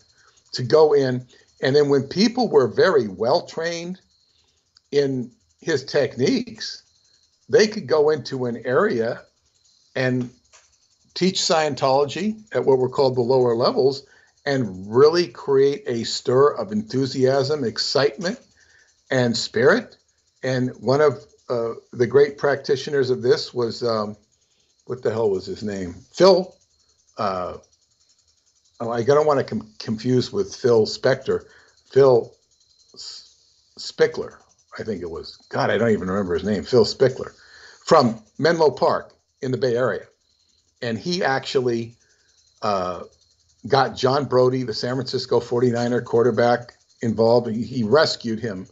He salvaged his football career by running him into past lives and relieving his arm problem. He had an arm problem. John Brody had an incredibly strong arm, but he got hurt and he was compromised.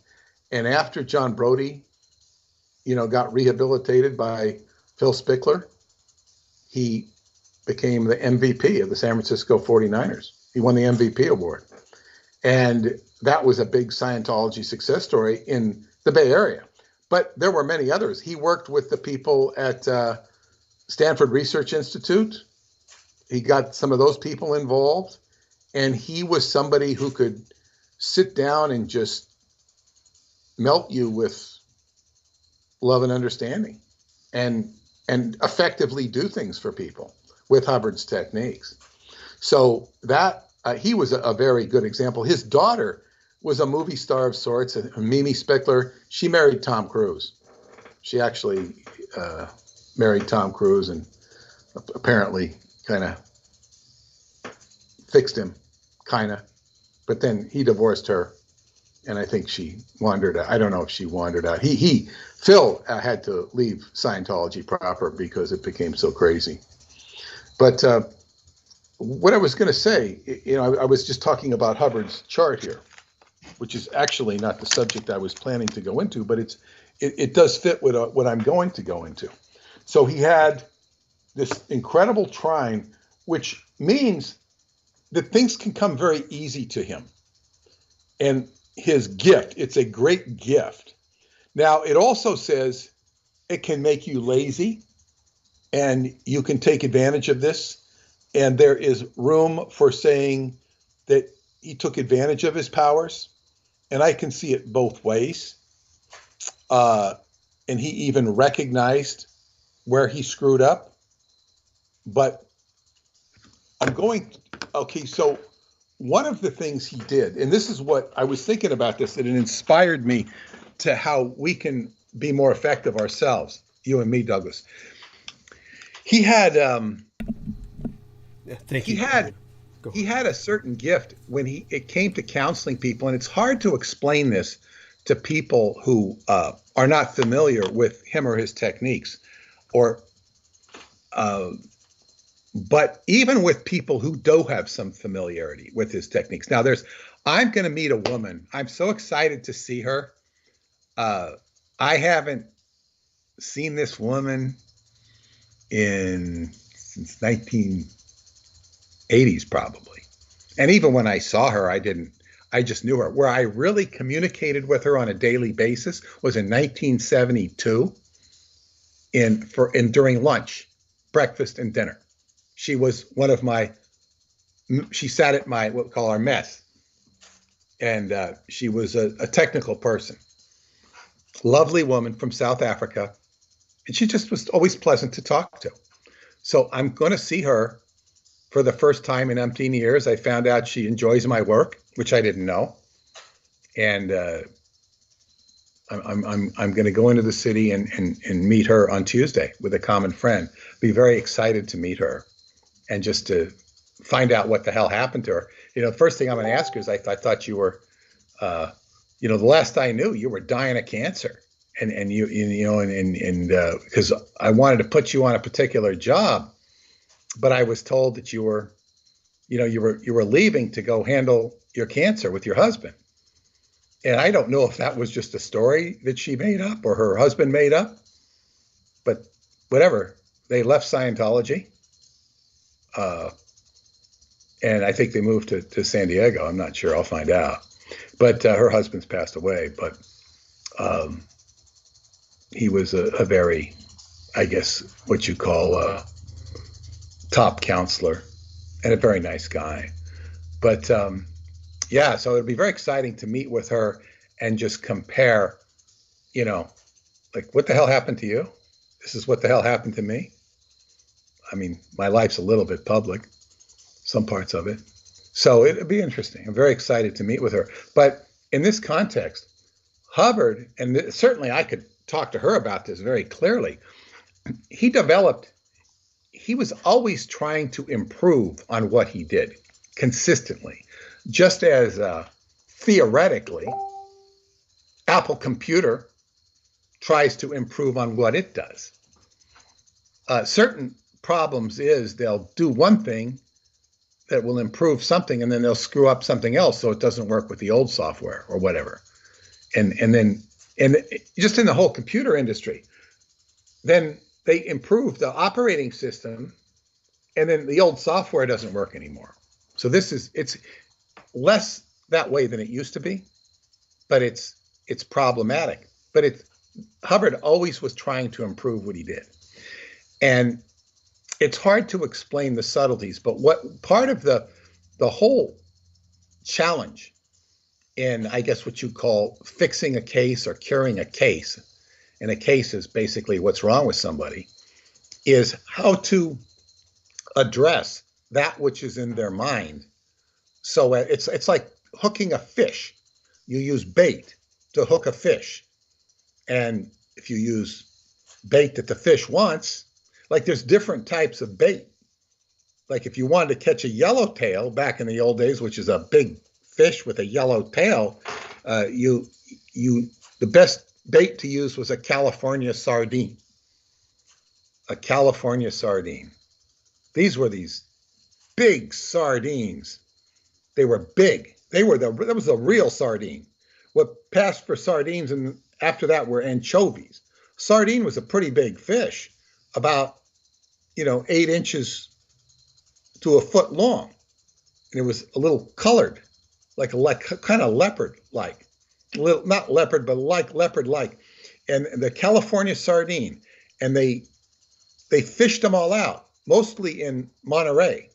They had the Cannery Row in Monterey, and they fished them out to the point where they were declared extinct. They were declared extinct. And they've come back, I believe. And I remember when they were declared extinct, seeing one in a fish tank. I said to my dad, look at. Yeah, he says, yeah, because he knew all the fish. And yeah, it was extinct, but you could see one of them. One of them was around. It hadn't been eaten by the other fish in the tank. But nevertheless, that's a particular, piece of bait if you wanted to catch a yellowtail. If you wanted to catch a smaller fish like a barracuda, you'd just use an anchovy. And then if you wanted to catch a marlin, which I never fished for marlin, you'd want to use at least a mackerel, which is bigger, yeah. So, and that having a mackerel for bait is like really heavy. I mean, a mackerel is a very hard fish to catch, even though it's relatively small. It'll fight the hell out of you. And so anyway, you have, in trying to go into somebody's mind, you're trying to, hook the fish, so to speak, get which is going to be something that the person can get that's affecting them negatively and that they can process and relieve themselves from. And this was assessed as what is real to the person. You have to work against their reality. Now, they may have a huge problem, but they don't recognize it as a problem. So you have to get what they recognize, what is in their universe, and you have to be true to their universe. So there were different ways to go about this, but of course, the first way is to go by asking them questions. And asking them questions and seeing how it responds on the e-meter. And you can get distinct, you say, tell me about the people in your life. And, you mention the father, you mention the brother, you mention the mother, and then you mention the sister, and you get this huge reaction on the needle. And when he talks about the sister, all of this stuff is going on. So you might find that the person they have to address is the sister, because the sister, there's just a lot of emotional charge with the sister. Could be the teacher, could be the kid down the block, could be the baseball coach. Who the hell knows? But you're trying to go in to an area of the person's life. You could be asking about their pains. Some pains will stand out more than others, and it means that it's accessible to the person. Now, there were different ways of doing this. It was called an assessment. But Hubbard's sort of latest and greatest thing that he I can't say it's the latest and greatest thing he ever did, is he had they called it a bunk in Scientology, where he left his body. He almost died. I don't know if it was a stroke or heart attack. I don't remember. But they flew one of the people that were considered to be the top technical terminal. His name was David MEMÐ. They flew him out from Clearwater because I was not very personally happy with David MEMÐ for different reasons. But nevertheless, he definitely had some capabilities. He was later vilified, not only by Hubbard, but by the whole church. And it was a vilification he didn't deserve, although he deserved some. But he could be very nasty. He was a little man. He had a lot of responsibility, and he had totally rotten teeth. Teeth were just abysmal. And I always marveled at why he never used his authority and power to fix his teeth. Because I guarantee you, if he had acted like a whip cracker, they would have taken care of him. But he never did, until he got out. But anyway, I had certain issues with David. He was not the type of person that would ever, if you got in the elevator with him, he wouldn't say hi to you. But maybe if he knew you, but he just kind of, I didn't have a lot of admiration for him for different reasons. And I would say that one of the worst performances I thought he ever did was when they brought him to, after he had, I guess, gone to fix Hubbard. This is what he went. They flew him in to fix Hubbard, which I'll talk about. But they brought him back to Clearwater, where I was, to give this talk. And he was talking all about how fantastic the technology of Scientology was. And this son of a bitch gets up there and talks about how some woman had this problem with a teacher her whole life. She was an old woman, and she finally relieved this problem that she had with this teacher. It was such a silly, nothing story. Like, I mean, okay, it's great that the woman resolved the psychological problem with her teacher, but Scientology was something that promoted itself to be just utterly fantastic in terms of spiritual abilities and phenomena going out of the body. And here he's giving this story. It's kind of like, somebody saying, I could never find the right cookie, but I got an auditing session, and I walked into the 7-Eleven and I found the right cookie. I found the right cookie I'd always wanted. I mean, it was like, okay, okay, good. You found the cookie. It's okay. But this isn't good. It bordered on, like holding somebody's hand up for the Special Olympics. It's like, okay, it's good that somebody competed in the Special Olympics and won, but this is not what you want to be featuring if you're the National Football League or Major League Baseball, which Scientology certainly was promoting itself. And I said, how can you be saying this? How can you stand up and say this? You're the most senior person in Scientology, and you're watering everything down. You're watering everything down because your experience sounds very watered down. I mean, I was stunned. And I think a lot of people just kind of went along with it. So I had lost any, I guess what you'd say, admiration for him. And I don't know, because I was always I could see where things were going wrong. And he was over some things that weren't quite right. But that's just how I was trained. Anyway, that being said, he was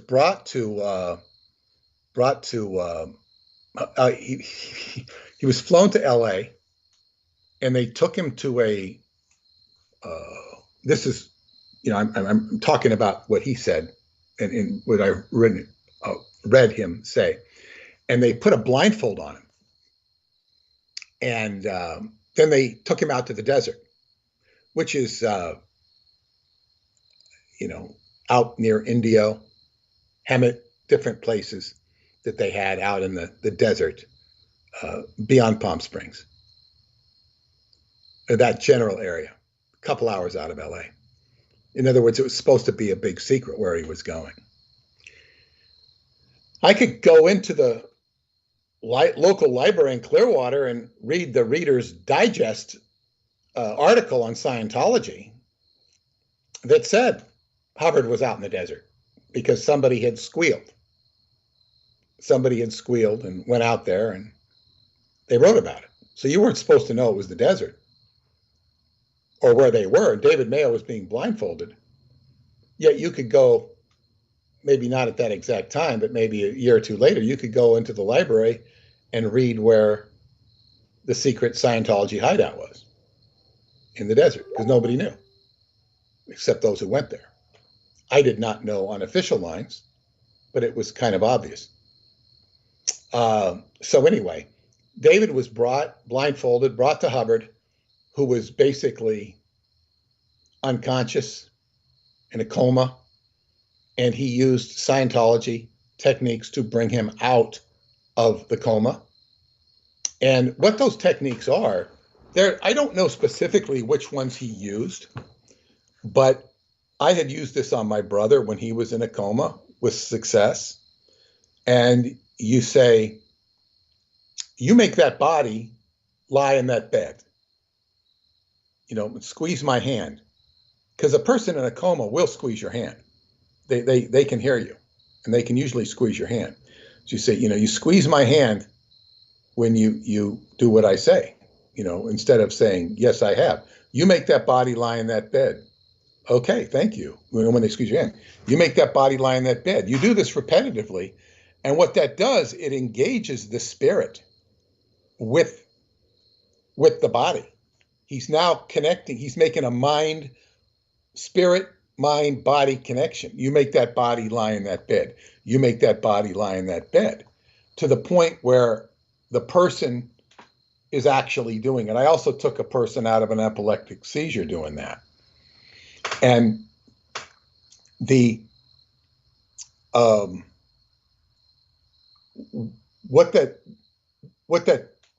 case of my brother, this standing wave shot through his body. You just saw the whole body go boom, boom, boom, boom. It was like the energy kind of like from the accident he was in, boom, boom, boom, boom, boom. And so I imagine David did that process on him, because it was like when he showed up, he knew what to do. I don't know why they didn't have somebody else doing it, but they trusted him. And then he would have done what are called touch assists, which is basically getting the person in touch with their fascia, connective with their body, communicating with their body, or a body communication process, which is, sort of like a laying on of hands. It's not so much spiritual or Reiki-like, but it's putting the person into communication with their body. Very magical stuff. I mean, magical, it works.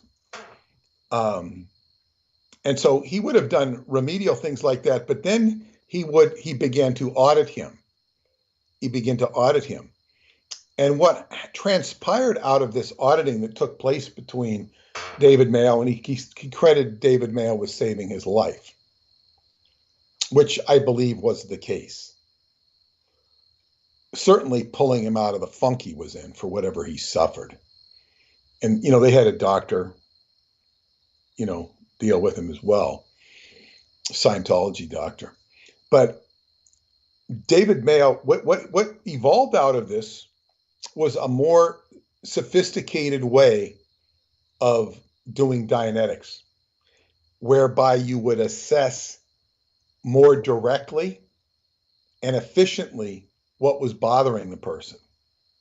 In fact, and I had it done on me, and I was amazed at how efficient, because I'd studied this stuff for a long time and done it, but he had improved the efficiency of how to address a case, boom, boom, boom, and wow, you get a big reaction out of the person. This was very positive in terms of being, I'm going to digress from the personal story with Hubbard and what happened. That's kind of interesting. But I'm talking about this from a technical perspective, whereby it was great. So all of a sudden, Dianetics, as the two of them kind of developed this, where you could go in and address a case and just, boom, blow the guy's mind, so to speak. That was the good news. The bad news, from an organizational perspective, was that all of a sudden it was too easy. It was too easy. And if they did it so fast and easy to get clear, what about all this other stuff? What about all the other people who did it the hard way? It changed. It put everything into question. And in other words, it's about throwing the baby out with the bathwater, or everything else becomes vulnerable to being viewed as bathwater, when it's really not bathwater, but nevertheless.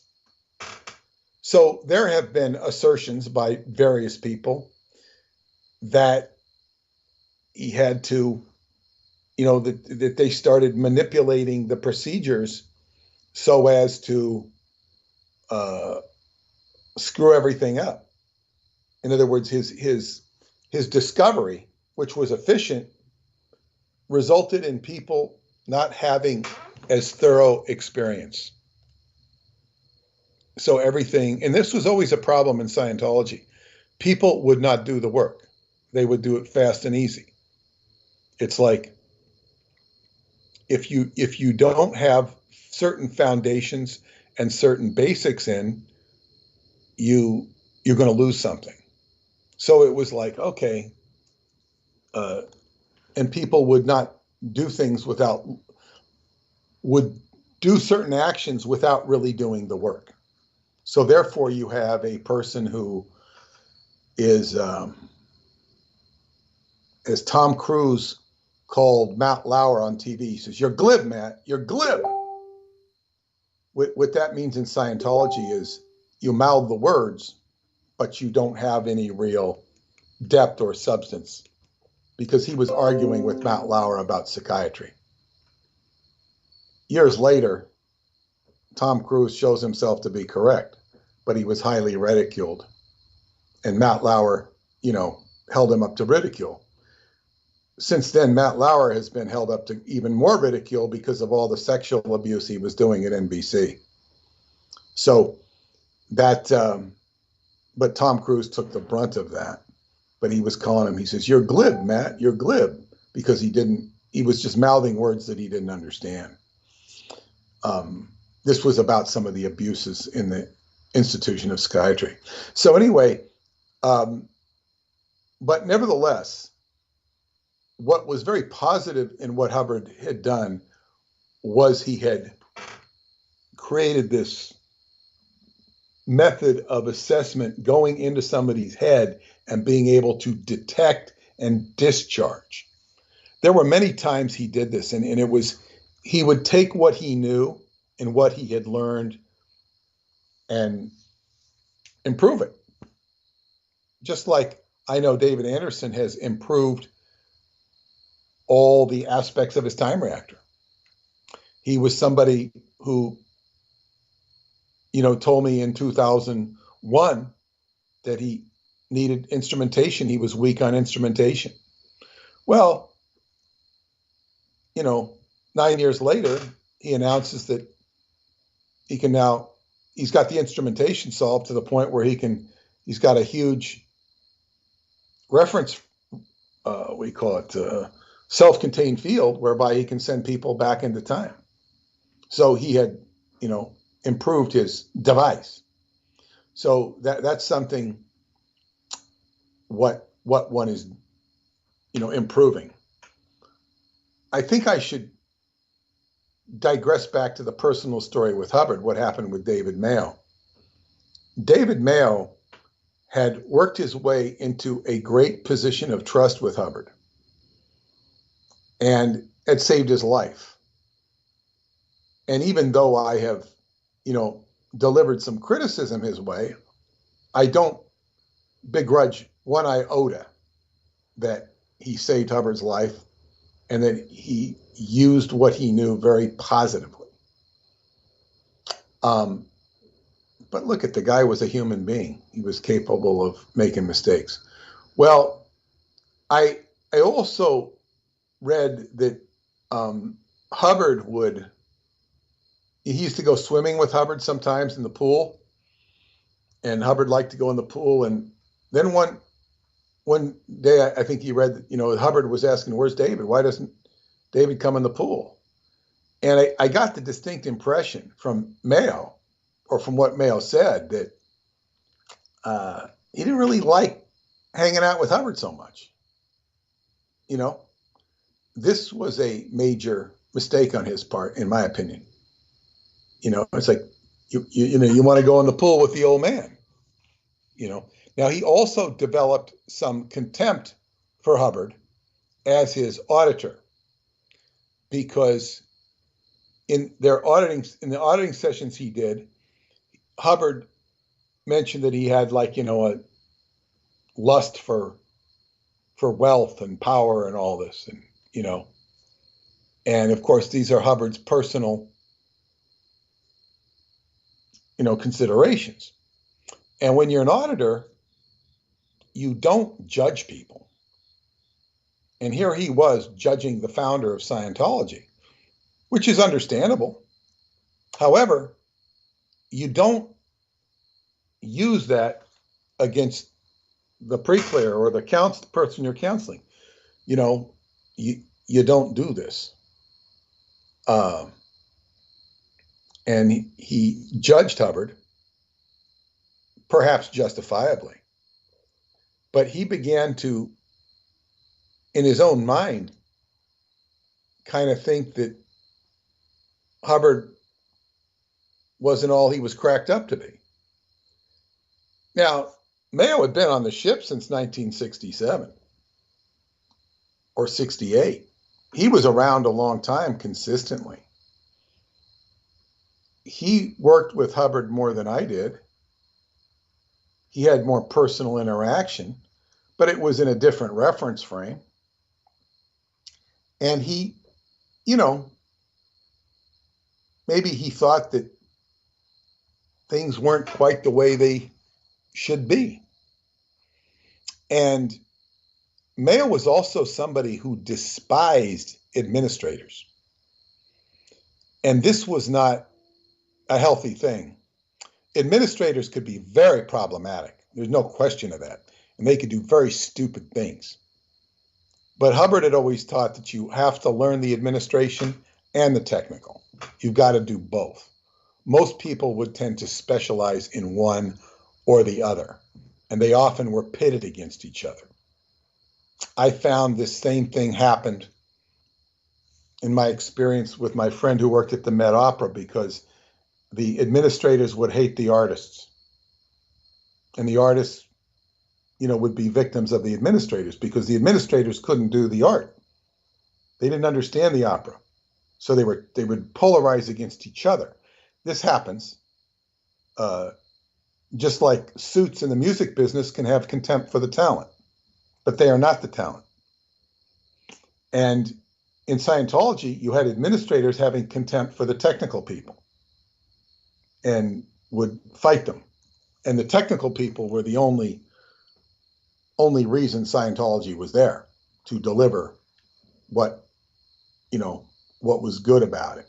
If you didn't have technical people, you had nothing. And when you had ineffective technical people, you had nothing.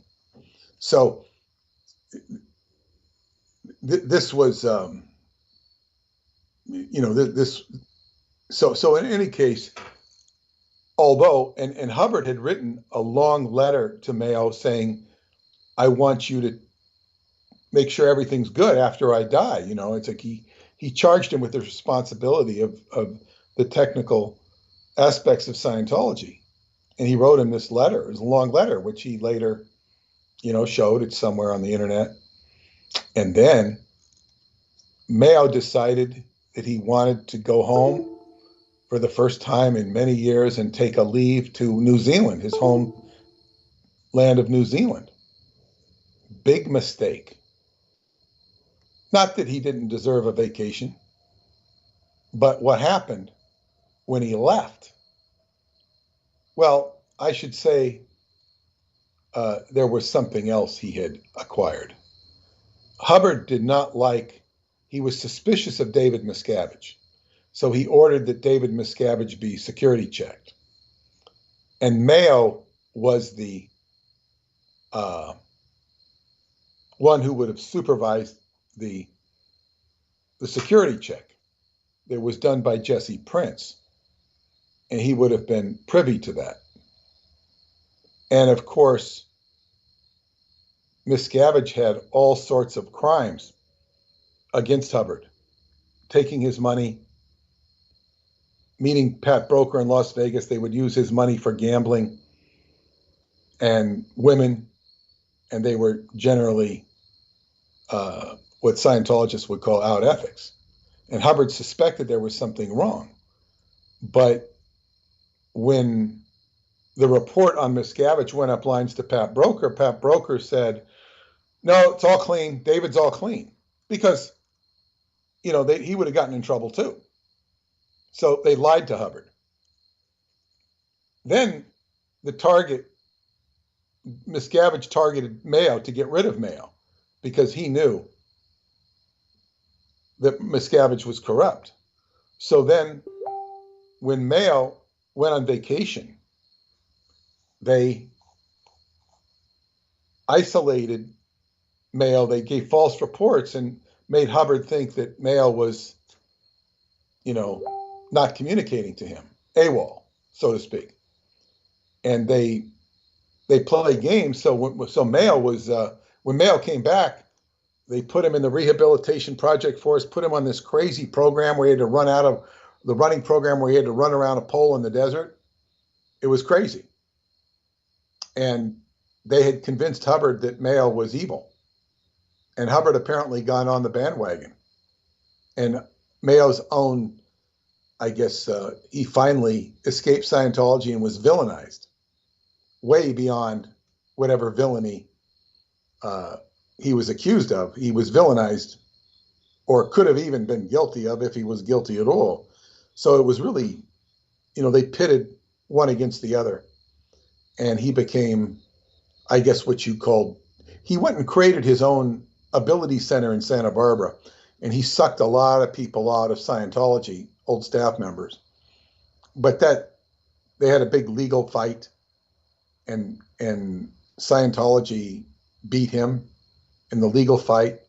And then he went off to Santo Domingo. He went off to the Dominican Republic, and it was Mike Rinder, who's now was starred with Leah Remini in The Aftermath. He's just releasing a book this month. Mike Rinder, who was then, he's anti-Scientology now, but he was very much one of Miscavige's minions. He got MEMÄ put in a jail in South America, and not South America, Dominican Republic. So that was pretty, and MEMÄ wrote about this and stuff. It was, he had a very, I guess what you'd say, adventurous and challenging life by reason of his closeness to Hubbard. And MEMÄ died a few years ago, not necessarily in a happy place with regards to Scientology, but that's just a bit of a personal story. What happened to him. But nevertheless, so there was you hear all these technical aspects of Scientology, which I said, there were some very many positive, but you see all of this, God, it sounds like, a war of demons going on. Very, they're coming out of the woodwork. It's like, this is what the OTO can be like. This is what secret societies can be like. But what I was trying to emphasize was that this is what happens, or I was trying to emphasize what refining one's abilities and improving one's abilities. And of course, as I discuss this and assert that he did improve techniques, I get sort of caught up in talking about all the booby traps involved with his life, with David Mayo's life. This guy was the top technical person, or was billed as that. Yet, you see, in the final analysis, at least the way I've relayed the story, it sounds like there were more negative underpinnings to whatever,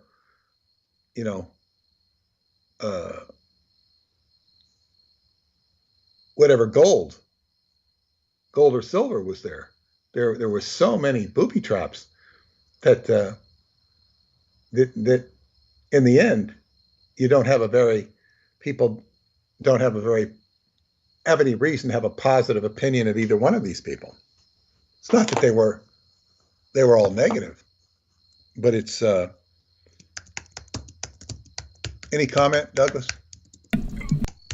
Yeah, no, I'm fine. I think that you're doing great. You're holding out so well, and I hope there's no hissing noise or any of that air conditioner noise. No, it's fine. I just wanted to break off a bit. I'm looking for something. Right. And as I talk to you, but go. I want to get feedback from. Oh yeah, I think that what you said about Tom Cruise in particular, outing, of course, the individual is glib. Oh my God, what was his name again? The man. Matt Lauer. Yes. Oh my God, that was so long ago.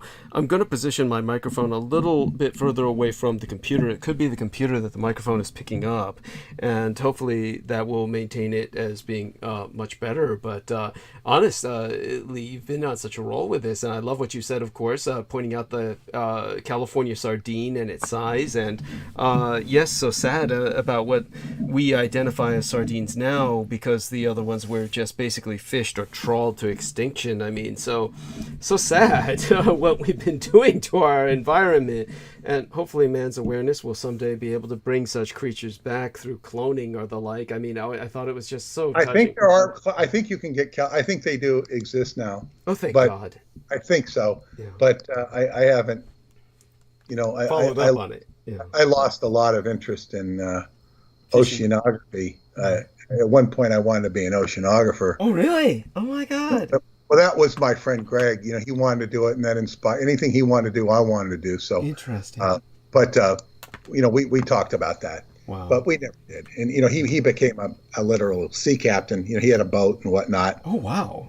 And I went off to the Sea Org. Right. So we both got our share of the ocean. Right.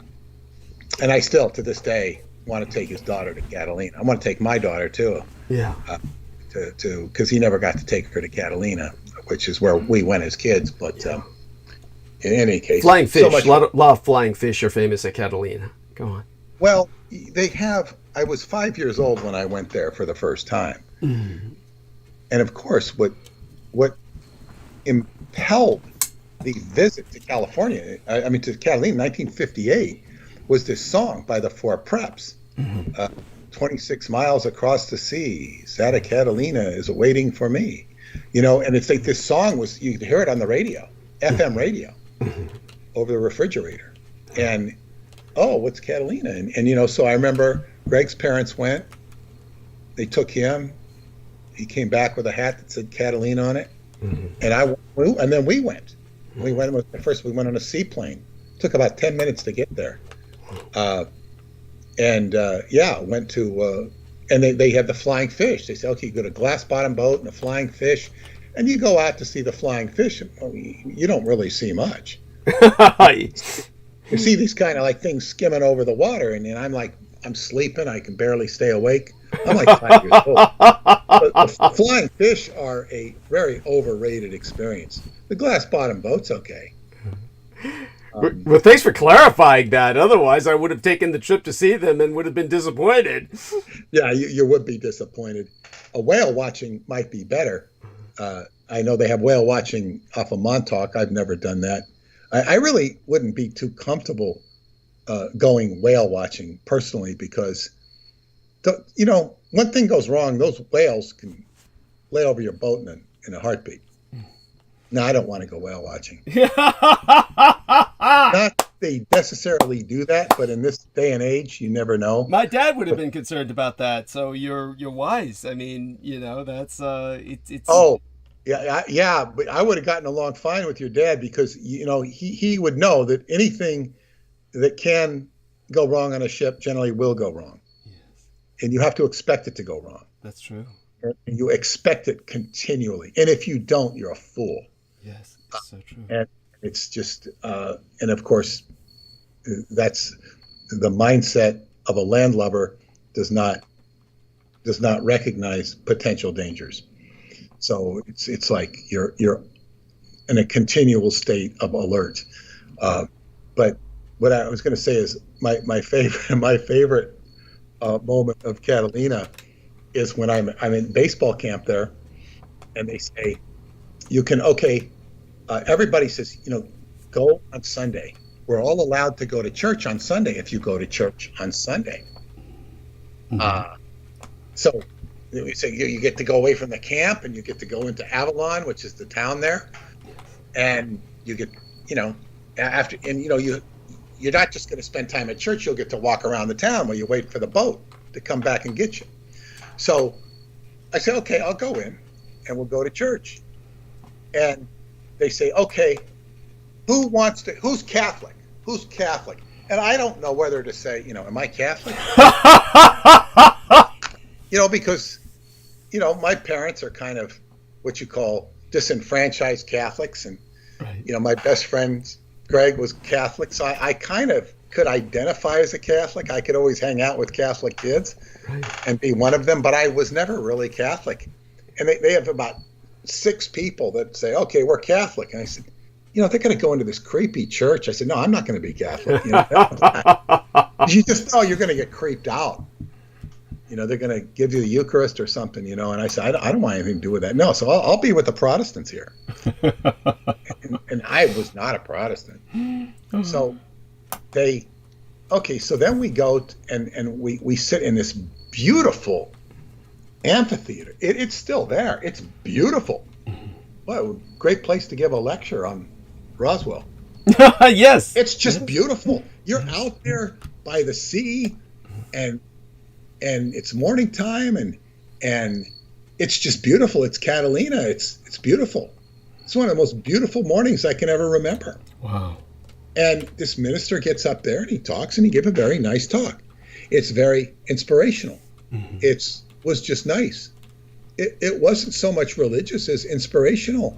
And here I am, somebody who doesn't believe in the Lord, mm-hmm. has no reason to believe in the Lord, and I get inspired listening to this guy. I mean, I didn't felt like becoming a Christian, but I could run with the program, and it made me feel better. And whatever, because I was very homesick. The only time I've really been homesick in my life was on Catalina Island. Now, if I went back there, I'd feel I was at home. But because I'd see the steamer go across this home every day, and I'd say, I miss my family, even though I had one of my best friends with me. So anyway, we come back from the trip, and we get back to the baseball camp, and we all get chewed out for going to church. Jesus. I think it was a Jewish guy. And he was a Jewish guy. He was a drunk. Oh he my was God. He was a former AAA baseball player, and he was a horrible coach. Oh my God. Horrible coach. But they gave him. He had to take over the camp when the camp director, Tip Lefevre, had to go for a while, and this guy took over the camp. He started firing people. They had to lay him down because they didn't fire him, but he was getting crazy. So this guy comes back and he says, "Yeah, you just went to church to go escape the camp, And I said, "Well, this is great. You go to church, you have a good experience, and you get chewed out for it." It's preposterous. Ironic. It is. It was just crazy. And I said, "No, so much for this." But what did this guy? I tell you what he did. I was on his team, which was horrible experience to be on his team. You know, they divided you into like 4 teams or something. Oh my God. And he says, it doesn't matter if you win. So our team, I think maybe we won 1 game in all this competition.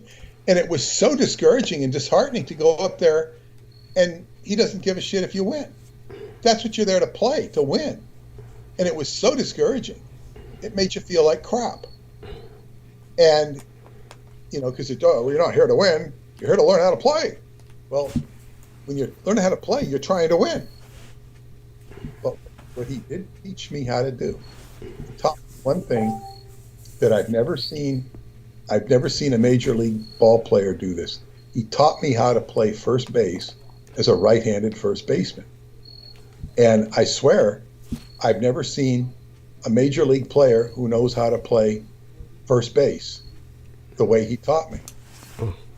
And it's like, and the way, the secret for all of you ball players out there is you know, like the first baseman's a left-handed position. So you have your right hand out extended, and you can just catch the ball and tag the guy coming back to first base with your right hand. It's all in the right hand. But when you have the glove in your left hand as a right-handed person, you can't do that. So what you do is you stand behind the bag or with your feet straddling the bag, so that when you take the ball when the ball comes, you swipe the left hand down and tag the guy. And I've never seen one first baseman, most of them are left-handed, but I've never seen a right-handed first baseman who does that. Wow. And it is so efficient. The only negative is that the guy might, you know, dive into you. But that's probably not going to happen either, because he's reaching with his hands to get back to you, so he's not likely to bowl you over. So anyway, this guy did teach me something that I never really used much. I did play, I think, half a year of first base before I moved, and that was the last I ever played baseball. But but yeah, it's like it's amazing. Also to see what major league players, they don't know how to bunt. Most of them don't know how to bunt, and that's the thing we were taught. Right. When I was 13, 14, and 15, we were all taught how to bunt. Wow. And it's like, okay, you bunt. This is how you bunt. And I mean, like, I could show these guys what they're doing that's wrong based upon what I learned. You don't push the bat at the ball. You know, it's like, it's amazing. It's like, who teaches these? And every once in a while, you have a few guys who can do it right, but most of them, it's like some lost art that they don't do. It amazes me, and yet these are obviously highly skilled athletes, so they wouldn't be there. And it's just like, you know, where does the dumb quotient come in? There's always plenty of room to improve things, whether it's in Scientology or baseball or football or music. I suppose musicians could tell you the whole story, the same stories as well, but in a different context. But to get back to what I was saying, I had digressed on it was my favorite story of Catalina Island is going to church, getting something out of it, and being balled out. I mean, that is incredibly ironic, and it bears retelling. So go on. Yeah. Oh yeah, it's just so classic, and I wouldn't even mind going back to church again at that place just to get the escape, just to get the beauty of it, and the minister didn't seem like a creep either, but so be it. Very limited audience in Catalina Island. So anyway, and he got a good turnout. But let me go back to what I was saying is, oh yes, I was looking up. This was a very important aspect of Scientology for me, was we had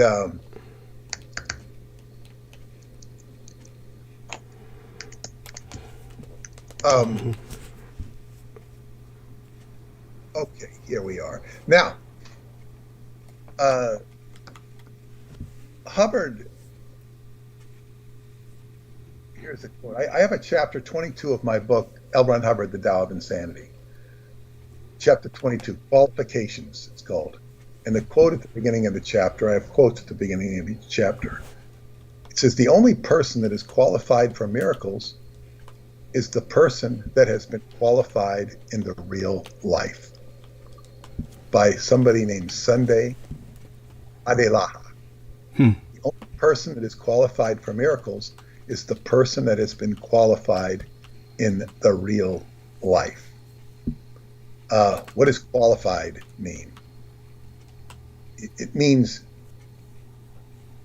being checked out, the point where you have the essential ingredients that is necessary to perform a certain function. So, in other words, like one of the things I'm qualifying the people that are supposed to come with me to Romania next year is I want them to be reasonably physically fit so that they can walk at least a mile. Right, of course. And the reason they need to walk a mile is because we're going to walk a mile. Right. Hopefully not much more than that. This isn't a hiking adventure, but if you go to Sarmasicatusa, you have to be prepared to walk a mile up a cobblestone road and down a cobblestone road. It's about a half a mile. And, that's not much to ask of somebody, but if somebody has a deficiency, it doesn't work so well. Indeed, yes. But basically, due to the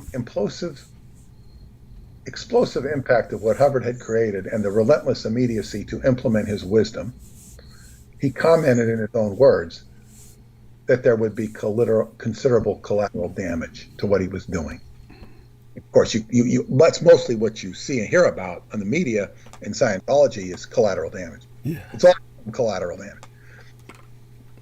Not all of it, but that's what you hear. While you can question his relative impact, you cannot question that there has been considerable collateral damage. Hubbard's solution to these problems was delineated in his organizational scheme with what was called the qualifications division. The awareness characteristic, I have a type. The awareness characteristic for this part of the organization were result, correction, and ability. These were awareness characteristics for each division. What did you get a result? You got a result, great. If you didn't get a result, you correct the result. And then you have ability. And Hubbard stated that the reason civilizations failed because they omitted this function was correction. They didn't correct themselves. They didn't have a qualifications division to correct themselves. And this was the only way Scientology could fail, was to not correct itself. I was in that position of correction. Incredible. Yeah, and but I knew all this, and I had I was, almost brainwashed to understand this stuff. I wasn't brainwashed. They called it product clearing, where it was like you had to just focus on all these principles. I learned these principles.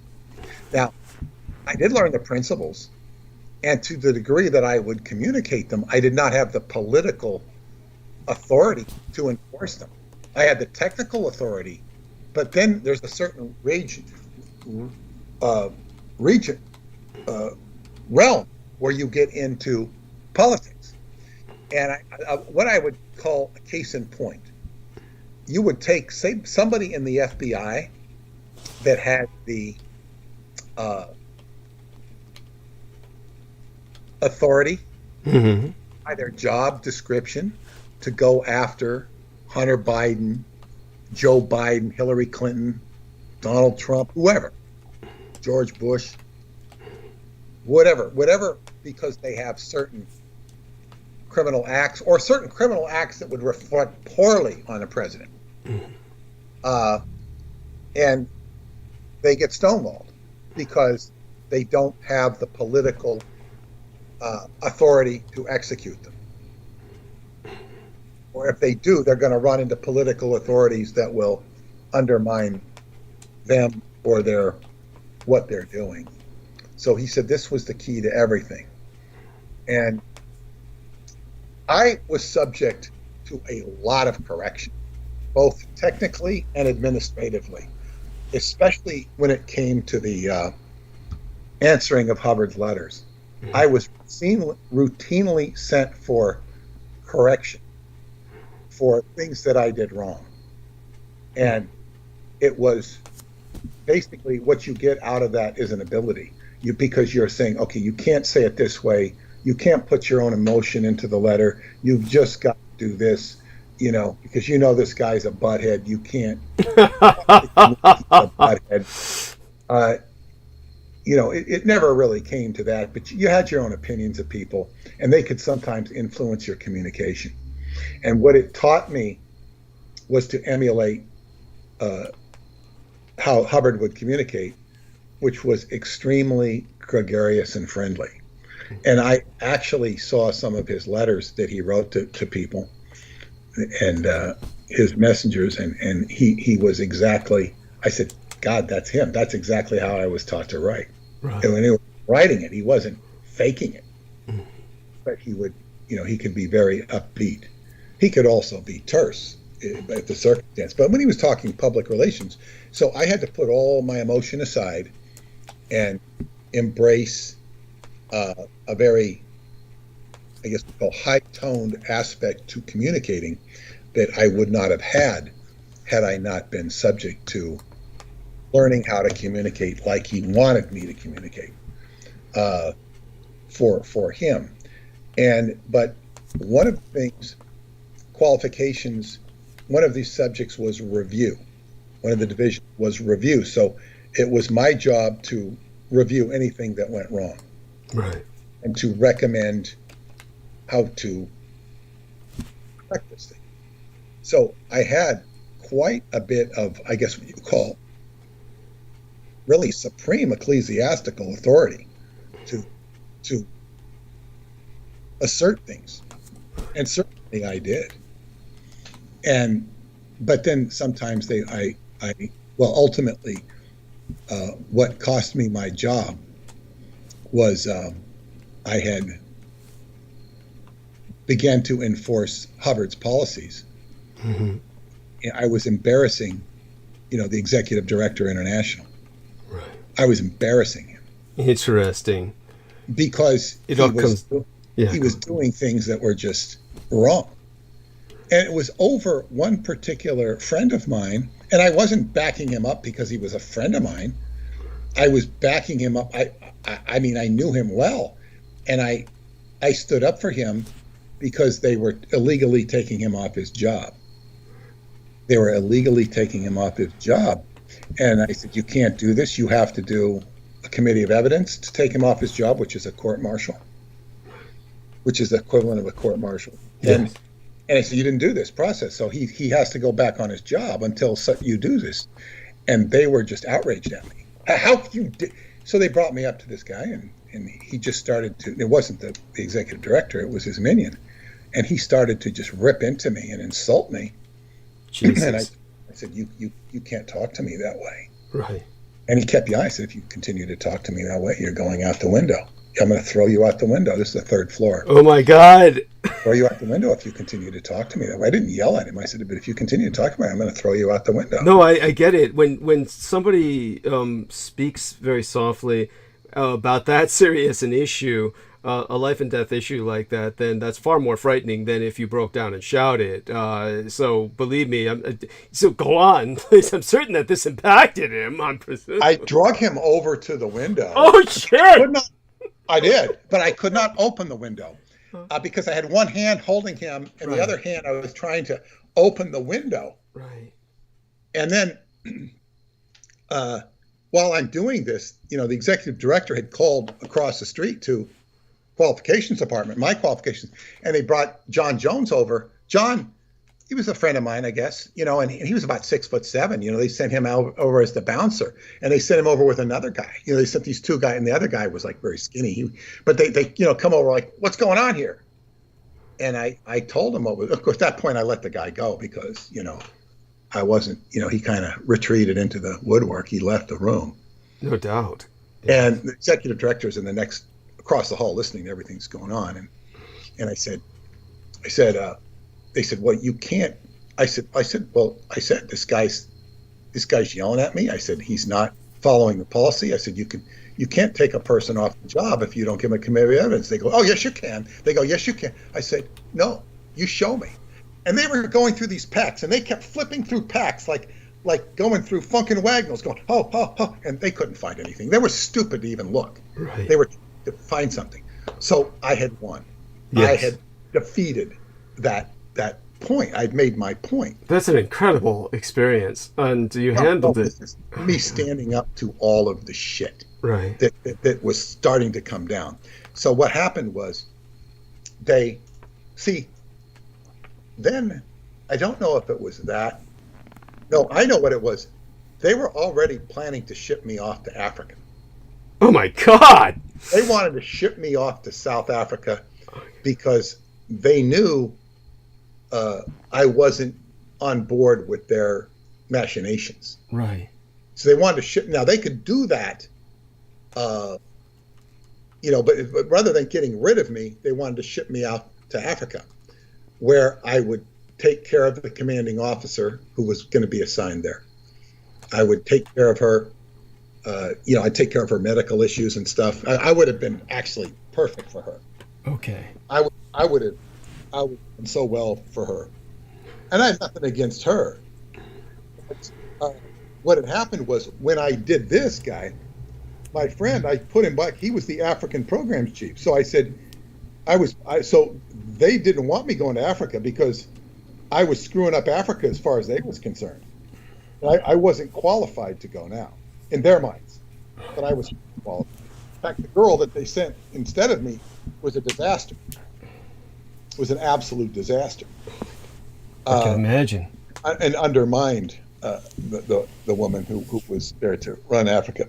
But anyway, I didn't want to go to Africa anyway. I didn't want to go to Africa. Any curiosity to see it was completely undermined to me by the fact that it was delivered as a punishment. Yeah. Well, it wasn't necessarily.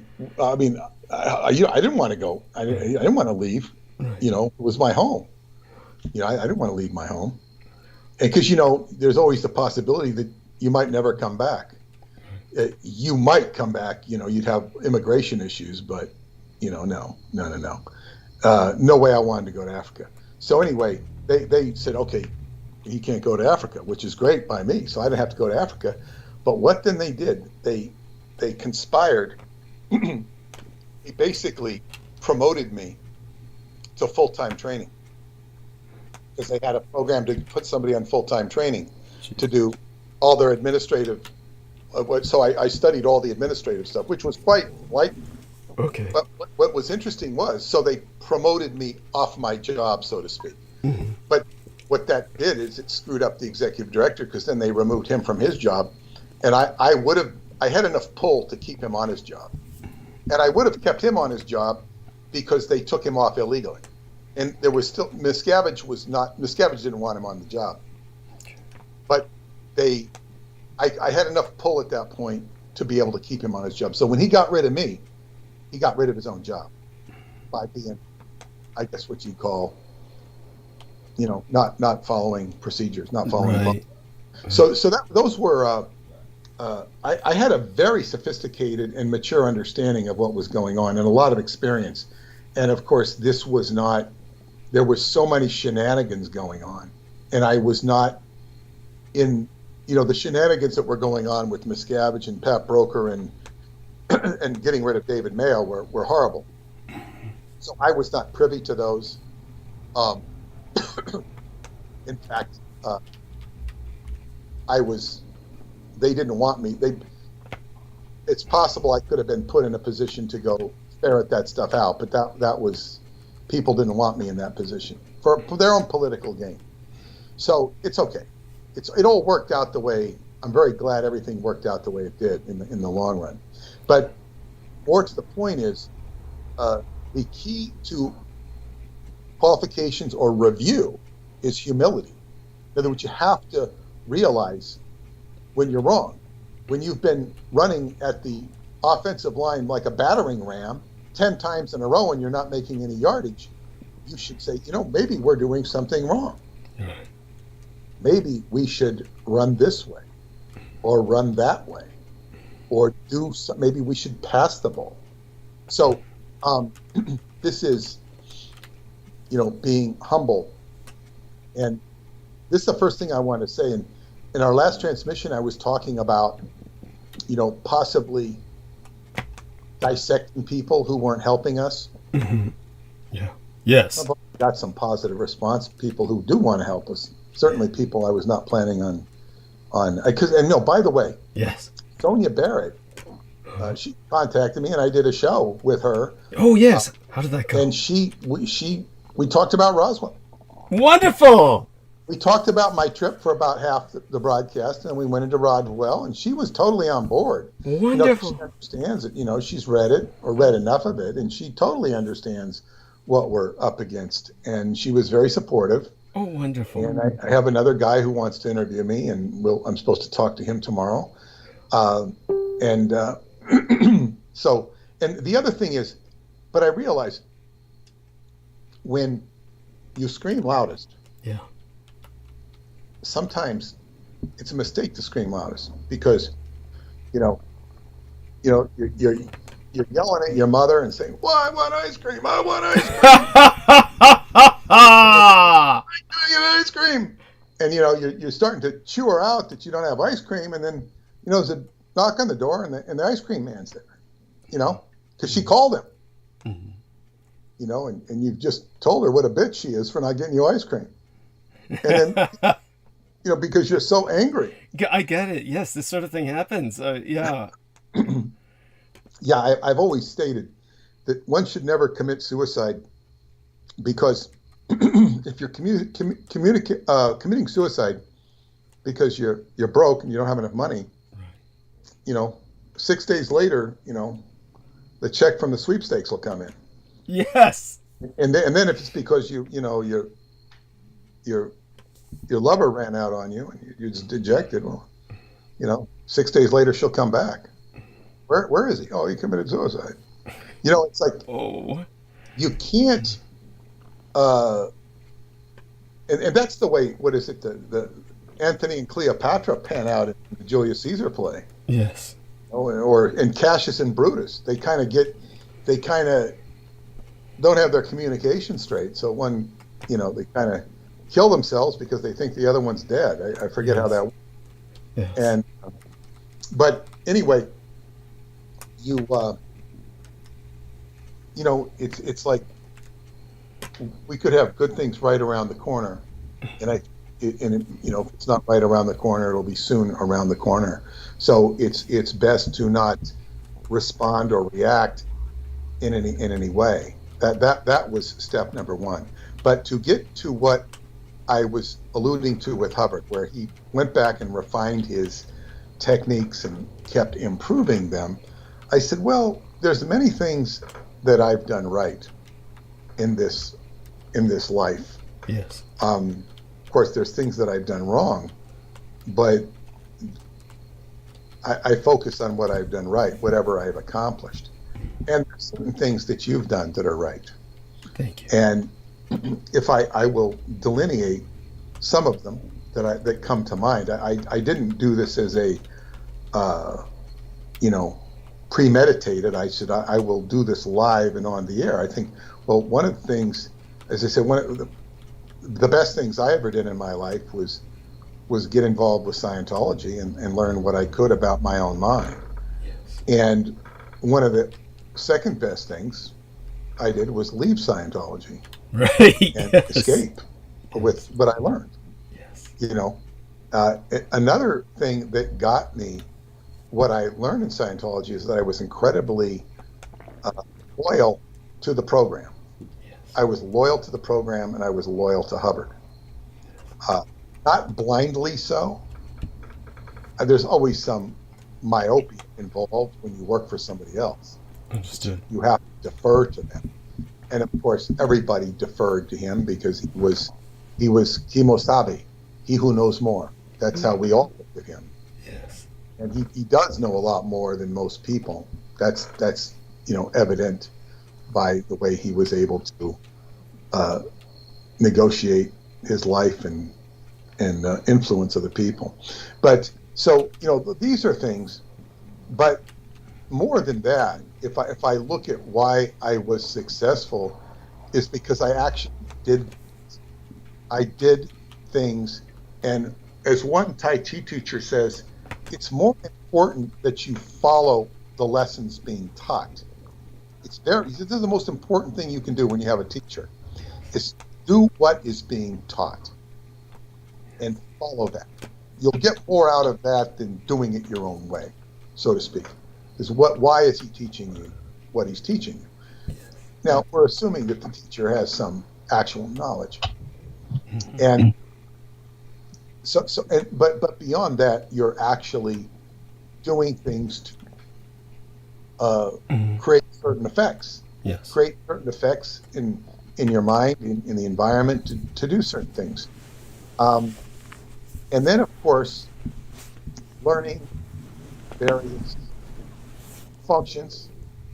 One of the best things I think I learned, and I started learning in the 4th grade, was typing. My mother taught me how to type on an old wood.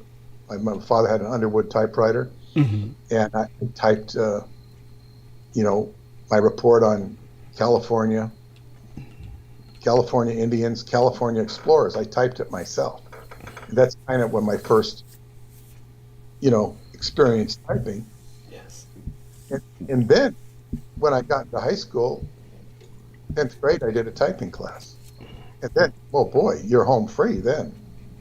Typing on electric typewriters, typing on manual type. I learned how to type on a manual typewriter. I can type on either. Yeah. Now I have a keyboard. Yeah. But so typing was. Well, my mother taught me about the importance of typing. She just said that it was profoundly important. And just so people understand, my mother instilled in myself the need for a mechanical typewriter that was non-electric to be around at all times because of blackouts, the potential for power outages, at which time everybody in the office would be your friend, was her logic. Of course, that works in the post-apocalyptic world as well. A mechanical typewriter is something that will have you looking badass while everybody else is scribbling like a caveman. But go on, dear Peter. I wouldn't mind having a typewriter myself. Yes. Yeah. I used to use a typewriter to do my W-2s and 1099s.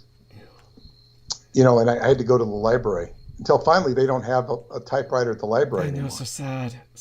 And there's no repairman for typewriters anymore. Are people producing them? Go on. I'm so sorry. No, and then I had to use a third-party service, which was expensive. And now I think the IRS I think you can do it now for free. Last year I did my 1099s and W-2 for free. Yes. Where it's like the IRS has it more set up to where they're not, because you can't go. Well, you can't. It's even hard to get the forms anymore for a typewriter. It's true. And you have to go to ADP or some payroll service that'll charge you up the nose for, it's amazing what they do by just crunching numbers. I was always, even back when I worked for a company, I said, what do we want payroll service for? What's this necessary for? It's costing hundreds of dollars a month for what? They're crunching numbers, and saying, they write a check for you, and okay, this much goes to Social Security, this much goes to withholding. What are they doing? Yeah. You can figure this stuff yourself out. It's not rocket science. Yes. But anyway, so be that as it may, different. I was stressing the importance of typing. Yes. Of course, learning things about computers, very important in this world. And then on top of that, learning things about the internet. The internet's become much more negotiable. What is not negotiable to me, and I don't know if I should or not, is cell phones. JoJo is a master with the cell phone. Yes. All the stuff she does on Instagram, which I guess is quite effective. I don't know. Well, she's so much younger than you and I. Because she was born, raised on that shit. So go on. Well, no, but what I'm saying is the stuff I don't know. I mean, she posts, and she. It works for her because she's familiar with the venue. You and I don't know anything. Yeah, but that's all done on a cell phone. Yeah. Everything she done is done on a cell phone. Incredible. And if I could do that on a cell phone, I don't know that I'd want to. I mean, it's just like there's a certain irritation factor with it. Hey, well, you and I, we just don't have the eyes for that. We would go blind. Go on. And then, Paula, yesterday, we went to the beach late, not to sit out in the sun, because we had, I was at football and she was busy cooking and doing stuff. She had to do some stuff. And so we went to the beach late. She's out there with her cell phone, like, so what are you doing? She's taking pictures of the water. She's down practically on her knees taking these. She says, "Oh, I want to get this footage," and she's just like, she's getting the water moving. It's just like, she's like, just really into it. It's okay. I just was wondering what she was doing, why she's there for so long. She wanted to get the footage of the water. Of course, she's not doing this for business. It's for her own enjoyment, and she's had no time to post on Facebook or even Instagram lately. Wow. And she's very photogenic. So herself, yes. Yeah, but yeah, it's like she can use that, but again, she's not doing it to promote herself.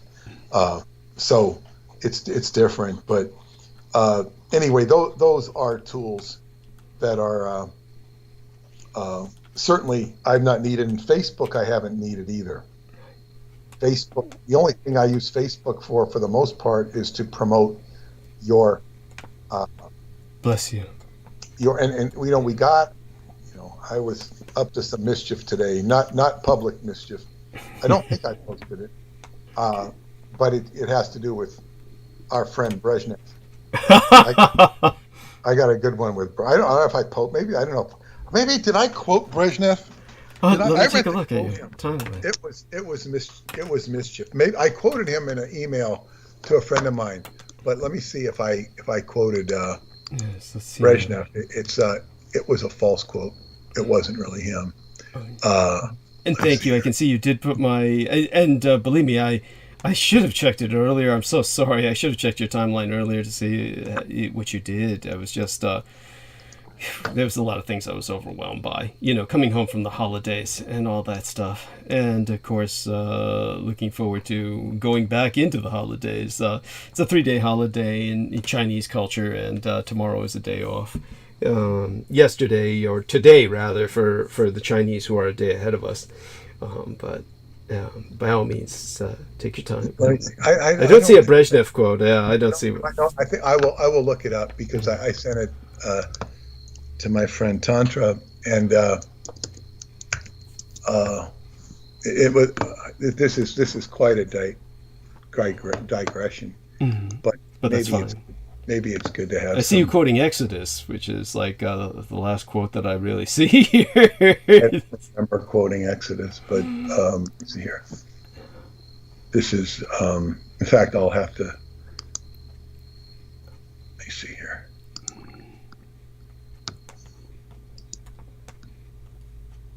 Oh. And by the way, just so people... here it is. Wonderful. Here it is. Okay, here's the quote. This is a false quote. This is not by him. The demons were never very funny.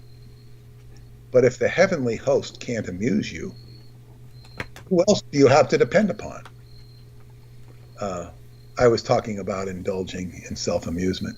The demons were never very funny. But if the heavenly host can't amuse you, who else do you have to depend on to make you laugh? The quote is from Leonid Brezhnev. Interesting. That seems almost above his pay grade, or almost. This is I made it up. Okay, there we are. Because I said, who would say something like that? Who's the most unlikely person to indulge in self-amusement?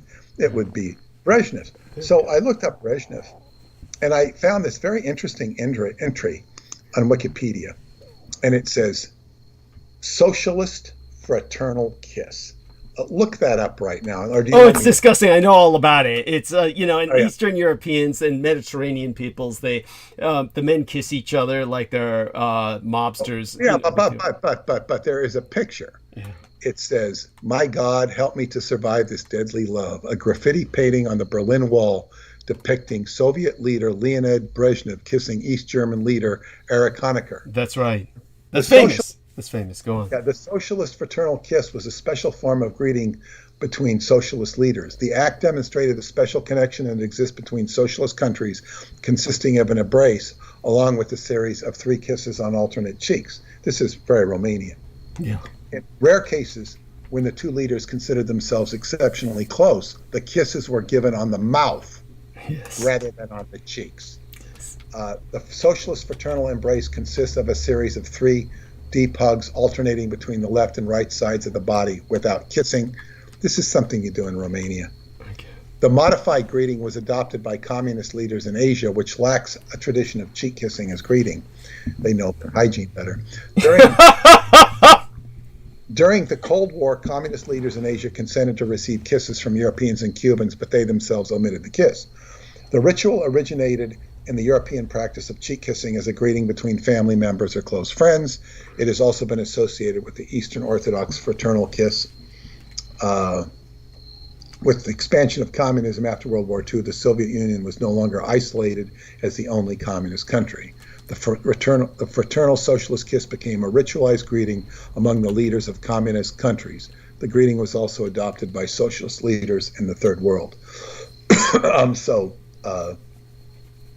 We should get Putin. Yeah, I noticed he was never photographed doing that, or if he was, I've never seen it. But then again, I've never really bothered to look.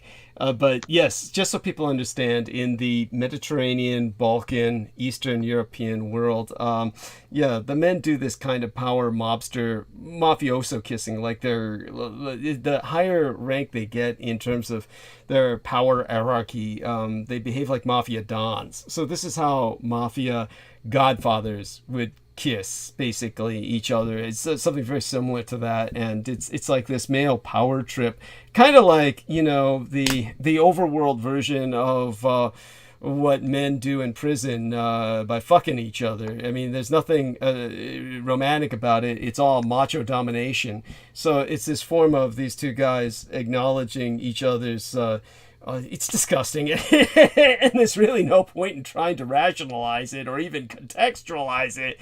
It's just gross. So when Peter describes about Romania, I don't know whether that's just, I'm certain that it must have been intrinsic to the culture and then got somehow warped by communism, but I'm hoping that in Romania it's not that intense and that prolonged. I mean, it's more like... No. You basically just, hug each other 3 times. Okay. And you know what? That's a Romanian thing because, I'll do that with my in-laws or even with people that I'm close to. Right. Sometimes the Romanian will extend their hand. Right. If you're not real close. Understood. It's not a close relationship. Right. Or if you haven't seen them in a long time. Right. And you're kind of estranged. Yeah, but you see, I was working in Serbia, and it's there that I had to get into the habit of this kind of kissing with the men on either cheek. So I actually engaged in that while I was in Serbia. So, so I'm glad you don't have to do that in Romania. Well, you just kind of hug the person 3 times, Oh my God. So by that you mean like you're kind of switching each other's chin on each other's shoulder 3 times, right? Yeah, kind of like that, yeah. And I mean, you do it with women too. Right. Understood. So thank you for clarifying that. The one I remember, my friend Nicole, when I think it was the first time she handed me one of her books, and she'd written, and I think she went to hug me, and then we accidentally kissed on the lips, and that was a big faux pas. Oh my God. And she explained to me that, no, you don't kiss on the lips. But I didn't instigate it. It just kind of happened. Right. Yeah. And he says, you don't kiss on the lips in Romania because that means you're very serious. Right. Kiss somebody on the lips, it's like, it's it's real. At that point you're engaged or something. Yeah. So I mean, you know, and then of course but that's not so stringent in the United States, you know. I mean, not that you go around kissing women on the lips, but some women will kiss you on the lips, and it's not necessarily, you know, that thing, you know. But whatever, different customs. But to get back to what I was saying before I digressed into Brezhnev, which is amusing, Yes. Because he was such a sinister character on the world stage and such a buffoon. Yes, I was about to say, yeah, comparatively speaking, he was benign. To other Soviet leaders, dictators, I mean, but go on, yes. Yeah. So anyway, well, with Gorbachev, you had a sense that he kind of knew what was going on. Yeah. You know, he wasn't like... Oh, yes. Of all of them, Gorbachev was the least sinister, yes. He kind of knew what was going on in the world, and Putin had that sense, too, in terms of knowing what was going on in the world. But you know, he went, you know, he got into his own... He went dark side, yeah. Or his own self-protection. Yes. So what I was going to say, what else have I done correct? Well, of course, the whole Montauk thing. Mm-hmm. Yes. And I would also say marrying my first wife was a very good move for me. Mm-hmm. I've also argued and say maybe things would have worked out better if I didn't marry her, but nevertheless, she you know, really helped me with the Montauk stuff, putting it together, we learned that process together, how to publish a company, and with her artistic ability and whatnot, and I learned a lot from that. All of the things I had learned in my life prior to the formation of Sky Books qualified me to do Sky Books, from computers to typesetting to advertising, design, all the mental work that I did in Scientology, understanding the mind and all that, and then and all the wordsmithing that I'd done and writing. It was just perfect. It made, okay, this is what I'm here and qualified to do. So it was my carpe diem, seize the moment. Yeah. So did that, and that was like qualifying me to do what was my destiny. And then as I move into Montauk, of course, another good important thing is not really listening to people and their tribe. Mm-hmm. You should do this. You should do that. You should do this. You should do that. You shouldn't do this. Now, of course, that doesn't mean you tune people out, because there was one guy, his name is Steve Sims, and he wrote to me. I think he called me up on the phone. He's a friend on Facebook. I never talked to him. He says, you should do ebooks. You should do ebooks. And he convinced me I should do ebooks. I don't know. He was just very casual. And of course, I know Joe Matheny was doing ebooks, 10 years earlier than that, but that was a whole nother story. The whole ebook market got wiped out. It was called Mighty Words. And Barnes & Noble bought them up and shut them down. Oh, God. But then ebooks revived with Amazon. So I did ebooks. And that was very good. Right. Very good move. And it took, 6 months converting, all my stuff into ebooks. But then... By the way, could you do me a favor? I was drinking Coke to revive myself because I was so exhausted earlier when I started the show. I need to relieve myself right now. I was wondering if you could spend that time while I'm mute. I'll be gone a few minutes, telling people what you were doing the day of 9/11. Today is the 21st anniversary of 9/11, and it's one of those things where what you were doing that day is probably well remembered, and it's important to share that with our listeners. I'm hoping you could engage that, and I'll be back in about 7 minutes. Do what you have to do. You go visit. Thank you. Things go better with Coca-Cola. Yes. It's in the back of your mind. It's the real thing. Yes. Okay, I'll be back soon enough. Ahead. Yeah, go thank ahead. you. Go ahead. Yes, I was really hoping that I didn't want to mention 9/11 today. I didn't want to mention Queen Elizabeth today or King Charles. There's certain things when everybody's talking about something, it doesn't need my 2 cents on it. But on 9/11, I was traveling to Ong's Hat with my friends Clyde, who was my roommate, and Priya, who was she was going to be returning to Hawaii. She was out at Montauk. She was a friend of mine, and we were going to drive her back. We were going to do two things. We were going to drive her back to Tom's River so she could visit her family before she returned home to Hawaii. She'd been spending the night at my house, and then we were driving over, the three of us. And then after we delivered Priya, we were going to go to Trenton, as somebody was talking about Trenton, visit my friends in Trenton, and we were going to take a journey to Ong's Hat, which of course hadn't published the book by that time, but I was certainly aware of Ong's Hat, was interested. So meeting up from my friends in New Jersey, and we were going to do a field trip. So we were in the car, and we were on the Southern State Parkway, the southern route, where we're going to take the Verrazano Bridge from Brooklyn to Staten Island. And we have I don't know why we had the radio on, but we heard that the Twin Tower went down. And then it was hit. It hadn't gone down, it was hit. And then we're driving, and we can see the tower in the distance, and it's smoking. And I said, we got to get over that bridge fast before they shut it down. So I was driving as fast as I can, was not speeding really, on the Southern State Parkway. And then as we get into Queens and Brooklyn, no doubt we can see the smoke is going like crazy.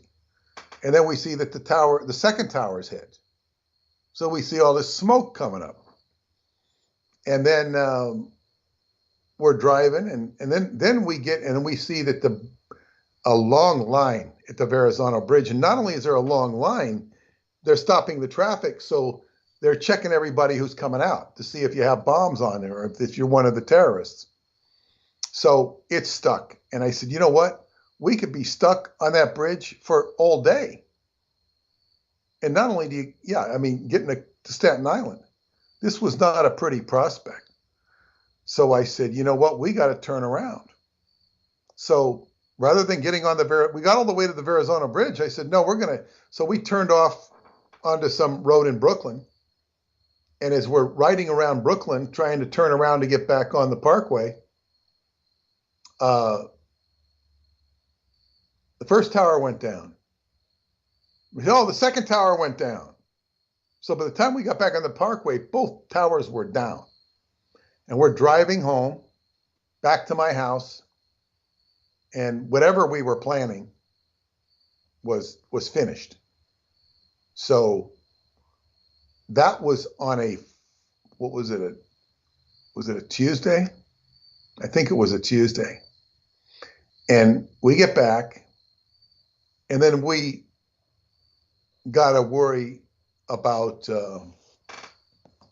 getting Priya back to New Jersey. I don't remember how we got it, but I think we got her on a train, and she found her way back home. And I remember she bought the New York Times, took it home with her. It was like a souvenir from the next day, all about 9/11. And then that Friday, I was to go up to Vermont to Tippy Halsey's, and I was going to do a presentation with the Swerdlows, Duncan, Preston, and Al. And of course, Al couldn't make it because the flights were canceled. It was Duncan, the Swerdlows, and myself who went. Preston claimed he couldn't go because they needed him to recover cell phones from the 9/11 wreckage. I forget why. Or to help find people or whatever. I don't know what it was. And the Swerdlows didn't believe him. And he swore that that was the truth. But at the same time, Preston was calling the girl at Tippy's, who looked just like Alexandra Bruce. She wasn't, but she looked like her so much. And she was doing the call-in for the event.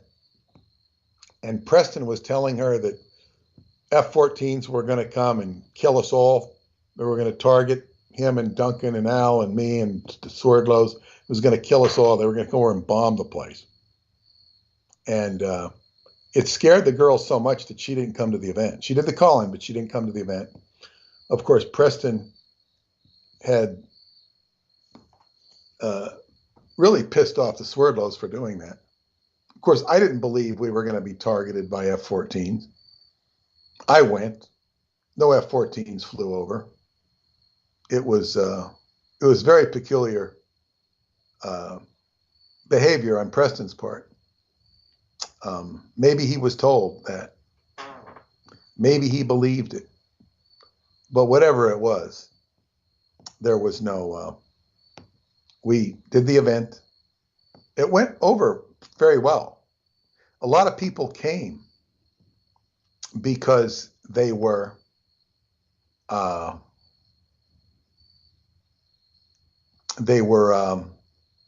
very keen on what was going on, because it was 9/11 had just happened.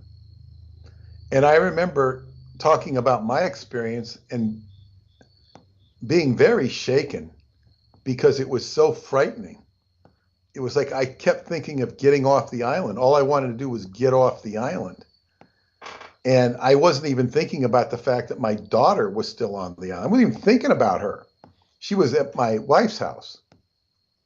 But I wasn't even thinking about her. I was thinking just about getting off the island. Of course, by Friday, things had calmed down. But enough to where we could get off the island, and I wasn't afraid. But the thing was, I was almost shaking when I was talking because there was such fear. Right. Because you didn't know what was going on. You knew that these towers had been, you didn't hear any of the stories. You just knew that there was a lot of insanity going on. And that this was, and I was very impressed that the government, as bad as they behaved, Mm-hmm. and as disgusting as they behaved, they could have been a lot worse than they were. Right. They basically just covered it up and hid all the stuff, but they could have used that. They could have done at that point what they did with COVID. Mm-hmm. They could have done. They probably didn't think of releasing a biological, incident or pretense. Right. They could have done, and they could have just, but they didn't. They didn't. So, but this, you mean that the terrorists could have taken advantage of the chaos that they caused to have simultaneously released a. Oh, the government could have done that. Okay. Of what the alleged terrorists had done. Right. Got it. Yeah. They. I mean, I never believed for a minute that this was not orchestrated. Understood. As with myself. So Peter Moon and I stand shoulder to shoulder on this. This was obviously very much a domestic terrorist operation, but of course, most certainly the House of Saud was involved. Many of these were Saudi citizens, but it must never be forgotten that the Saudi skyjackers were of military experience from the United States. Many of them were in the U.S. Army Special Forces, as a matter of fact. That is a fact. People can look this up themselves if they don't believe me or if they think I'm defaming the military. That's something actually that is open knowledge. All of this was involving the military. It was involving the Bush dynasty in particular. But all such being said, as Peter is saying, that it could have been much worse. That yes, in other words, those forces within the government, and I think the term deep state is perfectly applicable here. Could have released bioweapons simultaneous to that. So that's essentially what you're saying as well, right? Oh yeah, and Giuliani was right in the middle of it all. Yes. But yeah, they had there had been Ruby Ridge in 1992 or thereabouts, or 93. Yes. There had been the Waco massacre. There was the Oklahoma City bombing, and this was just like, it seemed like every so many years they'd concoct something, and it just it seemed to be getting worse and worse and worse. And I say they could have, and then Bush,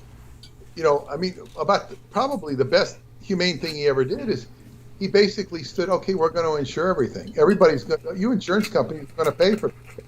And he stood behind the insurance industry and forced them to do things so as not to panic the country.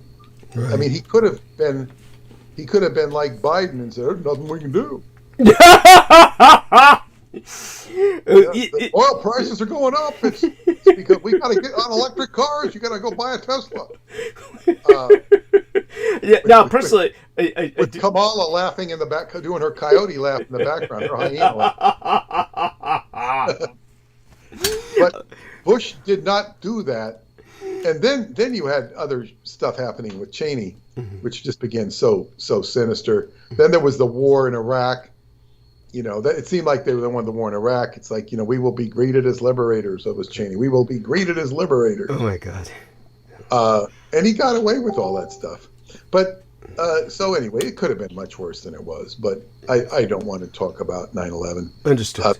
Because there's too many people talking about it, and it goes nowhere. Yes.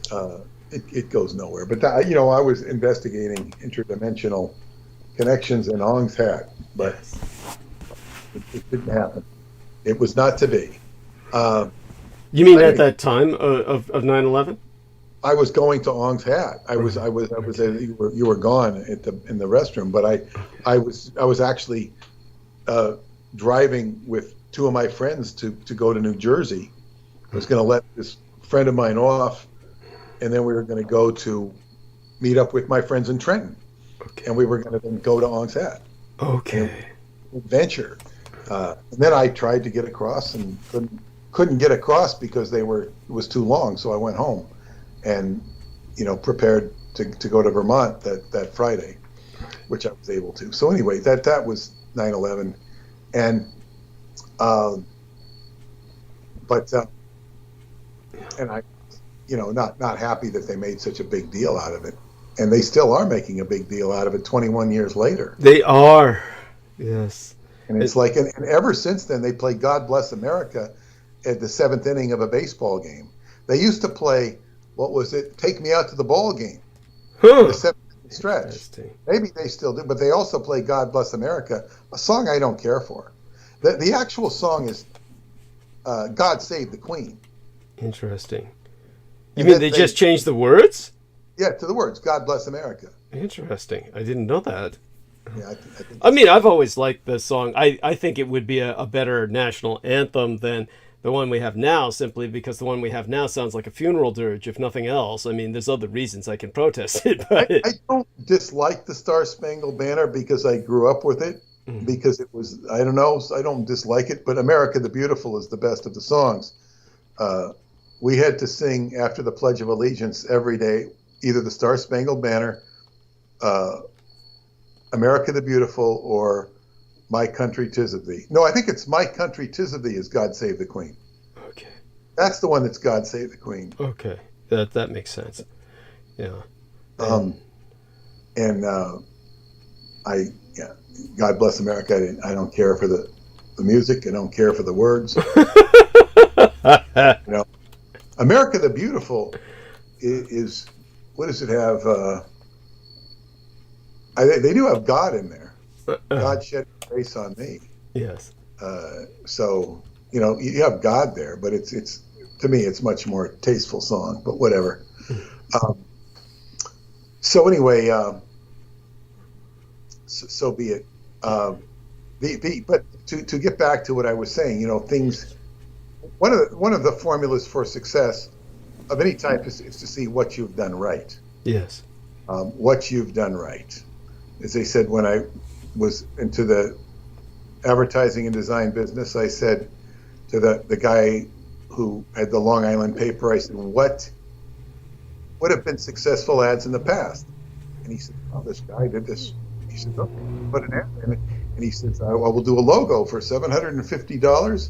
We will do your logo, your mailing label, and your stationery and business card for $750. We'll design it and give you mechanicals for it. So, and he says, then he said with that he got one huge client, and that became his business. So I said, good, okay. So I did that, and we made many logos at that. We did $850. We jacked the price up. A great bargain because my wife was an incredible designer, and although we did not get our big client from that, we did get a big client, and positioning ourselves as an agency made it very lucrative. So in other words, I said what was successful, and it was successful, and it worked. It worked not in the same way, but it nevertheless worked. So you asked, what did you? That's right. Another thing I did was pursue synchronicity when I discovered Montauk. First, I wrote the Montauk story. Writing the Montauk story had nothing to do with synchronicity, but I experienced synchronicity, and I began to follow synchronicity and began to pay attention to it. Mm-hmm. The first time I ever remember being told to pay attention to synchronicity was when I listened to Hubbard on a tape say, he says, when certain statistics go up, other things happen. You have to pay attention to these things. He's talking about synchronicity. Right. And I remember some guy coming in and saying, when I was working in the galley, he says, when your statistics are up in the galley, the international statistics go up as well. He showed us a correlation. He says, because you're feeding these people, you're making them feel good, and they're producing on their job and making the international statistics go up. So it's like you pay attention to synchronicity. And of course, the first time synchronicity not the very first time, perhaps, because when you would get audited in Scientology and it went well, you would have synchronous things happen. Things would kind of dovetail together. But I'll never forget on the day that I got my walking papers from the Sea Org, because I rooted out officially. I didn't depart. I went through channels, mm-hmm. and it was April 28th, 1983. It was exactly 11 years to the day I had signed my Sea Org contract. 11 years to the day. Little did I know at that time. I said, this is synchronicity. I said, I can't deny that this is a big coincidence. Little did I know that was the, day that the anniversary of the peace treaty with Japan going into effect. Yes. Oh my God. So there was a greater synchronicity than I was even aware of, which is often the case. Yeah. So synchronicity, I said, wow. But it took me many years to figure that out. And then as I began to encounter the phenomena of Montauk, after studying Crowley, he talked about synchronicity in a little footnote saying how important it was. But the synchronicities I was experiencing were far in excess of anything he alluded to. Yes. He may have had them, but he didn't write about them in that context. So I was hitting I guess what you'd say, tapping into a mother lode. What I've learned since is that synchronicity is the precursor to the Tao. Yes. It is the 9th dimension, which is the precursor to the 10th dimension, which is the God dimension, which could also be viewed as the Tao or any other names or attributes to the divinity. So when you get in synchronicity, you're hearing a different language. It's the universe talking to you, but it's talking to you in a conversation that is atypical or nonlinear, because it doesn't make sense in a linear sense. I mean, it does make sense in a linear sense, but there's much mystery attached to it.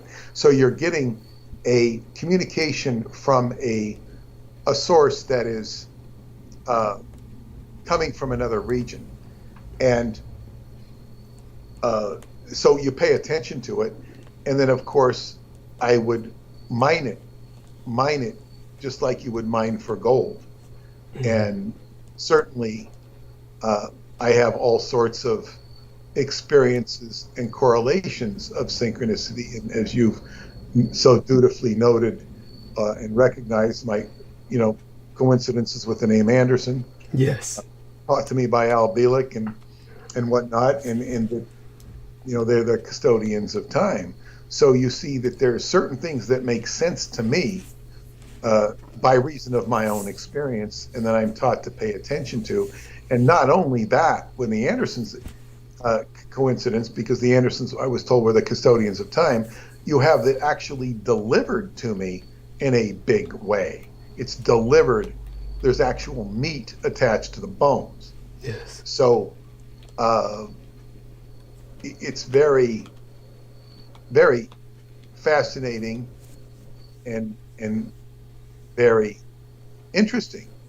And what I will also say, because I'm doing a soliloquy right now from our newsletter on secret societies.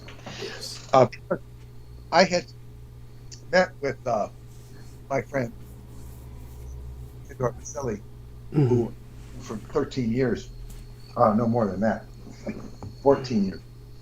And, he was one of the people who had encouraged me to go to Sarmasejtusa and to spend 3 days there. He also has joined me on some of my journeys. Wow. And did a meditation at Sarmasejtusa, did one at the Sphinx, has been, and of course he's a member of the Knights of Malta, and he's the Lodge Master of Freemasonry in Romania. Mm-hmm. And he really made a special acknowledgement of me on this trip, and and he says, he says, I have many friends, and he says, I don't hide what I do. I'm not ashamed of what I do. Right. And he told me that we've been friends for so long. We have been friends for so long that he appreciates me, and he wanted me to come and have tea with him in Bucharest, or the next evening when I was going to be in Bucharest. Unfortunately, he had to cancel because he had an emergency with one of his students. He has many students. Okay. And he teaches martial arts. He teaches, spirituality, meditation. I mean, the whole gamut. He's a naturopath. Mm-hmm. But he's the lodge master. Now, so people could say, well, if you read Radu Sinamar, you see that the Freemason was, particularly the Italian Freemason, were the greatest enemies of what was going on in Romania. But this guy is not an enemy. He's very wise. He's very wise. He knows all sorts of people in all sorts of walks of life. I happen to be one of them. He also knows David Anderson because he met David Anderson, years ago. Interesting. And so, they know each other. I don't know that they have any great association together. Understood.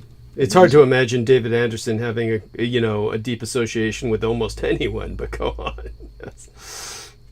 Well, he does have a deep friendship with Serene Rapanovich, who is the director of the camp, who's also very close with Theodore Vasily. Because I remember I invited them to a dinner we had, and they both came together. Great. In the same car, and they know each other and well, and Serene visited David recently for the first time in many years. They hadn't seen him in years. Yeah. And so, but so in other words, when you reach certain levels of truth, you're going to access people from different walks of life, such as Douglas Dietrich.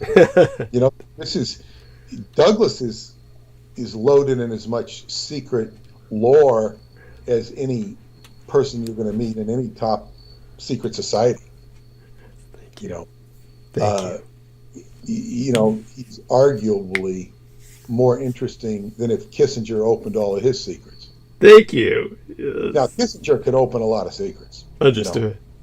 But it's arguable, you're in the same ballpark at least.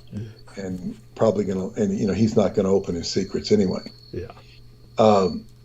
But you know, when you get into certain regions of knowledge or truth, you're going to penetrate these areas. And I'll give you everybody a case in point who might be questioning me.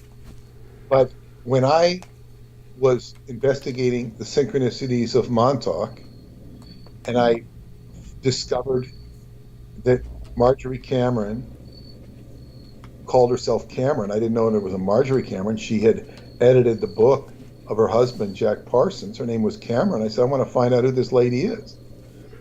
Then when I see so I actually start to write I don't know if I started to order the book or write a letter to the head OTO. Then I found the book. And then I saw that the OTO had helped edit the book with Marjorie Cameron. And I wrote a letter to the head of the OTO in his P.O. Box, 7666 JAF Station, New York City. I put it in the mailbox. I fly to California, visit my sister and her family. I hadn't seen them in years. Then I head over to Anaheim. Days later, first person I run into is Christopher Hyatt, New Falcon Press. I said, I'm looking for Marjorie Cameron. You must know who she is. He goes, go see Bill at Mystic Fire Video. He knows her. I stalk that booth, meet all these OTO people. I'm hanging out with the OTO. A lot.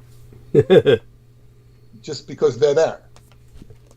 And I've studied Love Crowley, you know, till I can interface with him. Right. And then I meet this guy, and after talking to him for a couple of days, I realize he's the head of the OTO. Because it becomes obvious to me. Right, right.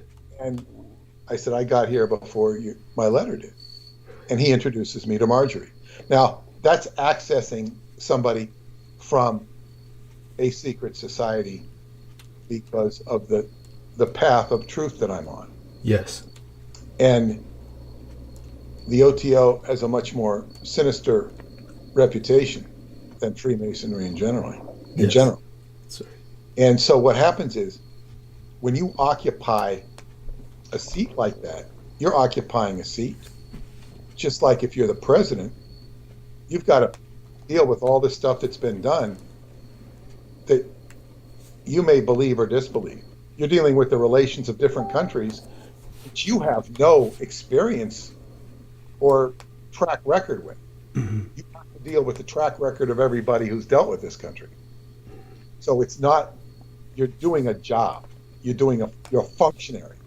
It's not about you. It's about the United States of America, yes. or the Lodge of Freemasonry and what it is done.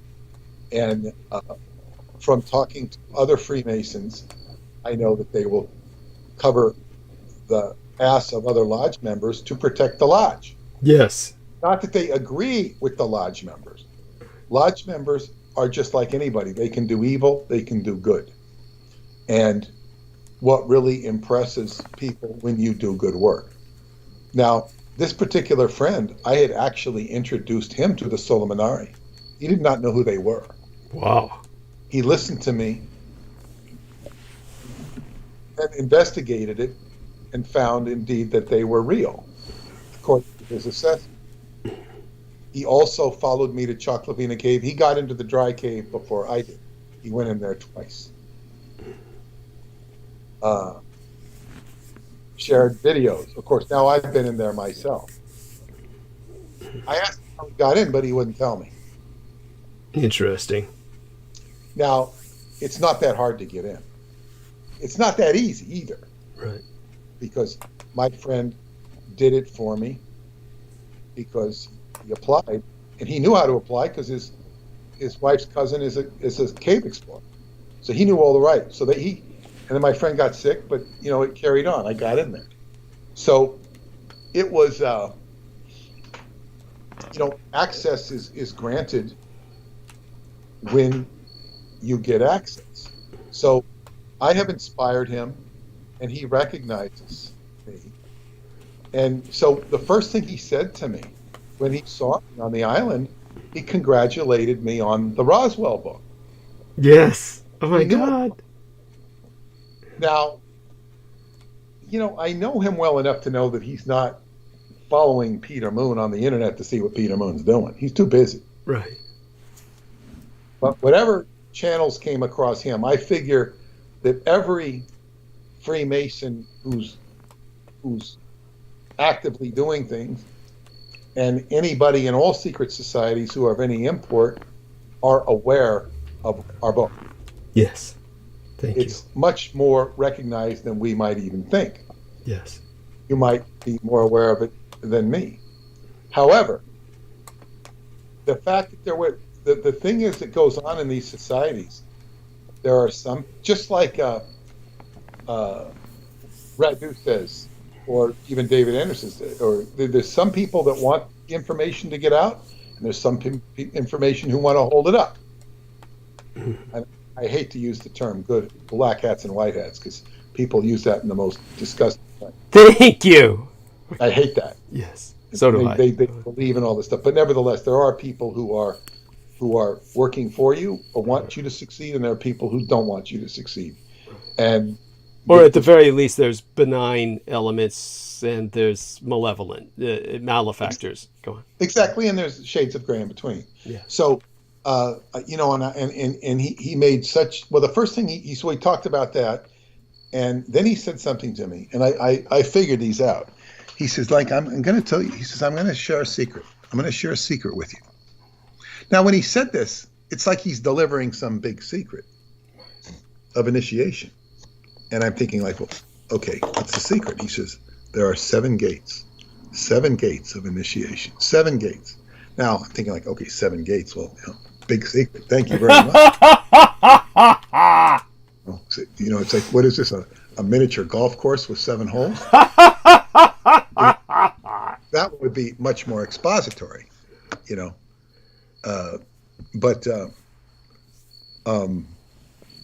So, because we went by a miniature golf course at the beach the other day, and I said to Paul, I said, I think I played there with my daughter once, I think, many years ago, like 20 years ago or something.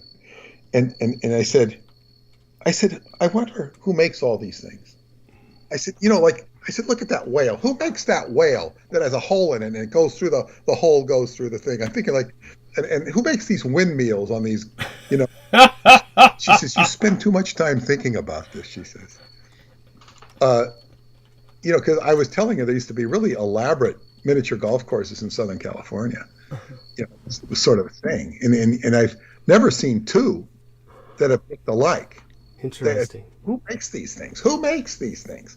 It's like somebody really good at putting windmills together and hooking up electricity, whatever the hell. I said, it's like, it's kind of a weird product. It is. When I saw pictures of miniature golf courses, these were just illustrations, so they were art. But I saw these when I was young, and they were nothing particularly fanciful compared to what you're saying. But they were more like super miniature golf courses that were just kind of like the size of Hot Wheel sets or something. And these illustrations were just kind of trying to make a point, I suppose, by showing men indulging themselves in their living rooms or offices or something. But I was fascinated by these miniature landscapes because that's basically what they were. Well, it is, and it's how creative can they be, and some of them are pretty creative. And it's like, how do you'd think that these things have to be mass produced to be. Of course, there's probably somebody who's really good at just hammering out stuff and putting it together or making molds. Who the hell knows? I would think it would be like the kind of people who put together train track sets. But go on. Something like that. Yeah. But like you said, you would assume it would be mass production scale, but it's not. It's a craft. Go on. It's cottage industry, really. So go on. Well, yeah. But anyway, what was I talking about? I was talking about you taking your Masonic initiation. Yeah. The secret gates of initiation, or the gates of initiation, not secret gates. Right. And I figured out on my trip what those 7 gates were. And the first gate was very, very obvious.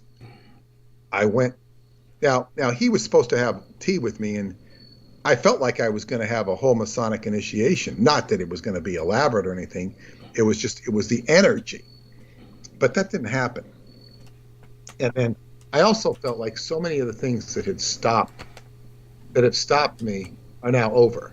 It was almost like talking. I said, all this stuff's over. Right. I said, I'm almost 70 years old. I don't have to put up with all of this nonsense, and things just have to go according to their due course. The first gate was this energetic corridor that opened up when I went to sleep the night before I went to Transylvania. I just felt all of this energy. I felt buildings. I saw landscape. I felt the whole road opening to Transylvania. I was on my way. The second gate, when I'm in the car with Heather, and I'm saying, I don't really understand what the hell I'm doing here, with all this stuff, and telling her, and she basically says, you're with regard to David, and she says, you're basically communicating what he can't communicate. Boy, I said, wow, I understand my role. Yes. This is what I'm doing. It made me feel at home that he really can't communicate it, and I'm really communicating it. And she says, I'm appreciated, and that she keeps an eye on me, and she says, I'm doing a very good job. Wonderful. So that made me feel good. Yes. That was the second gate. The third gate, we're getting to camp, and this road is so damn rugged. We're entering the locale, and I'm thinking, boy, this is nature, and we're really penetrating a hard area. And then we run into the cows. We're being stopped. The cows are and we're being tested.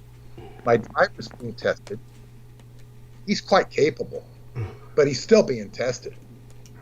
And I'm feeling sorry for him having to struggle on this road. But he's a tough son of a gun. He's a tough guy, and I knew he'd make it, but he did. And so that was the third gate.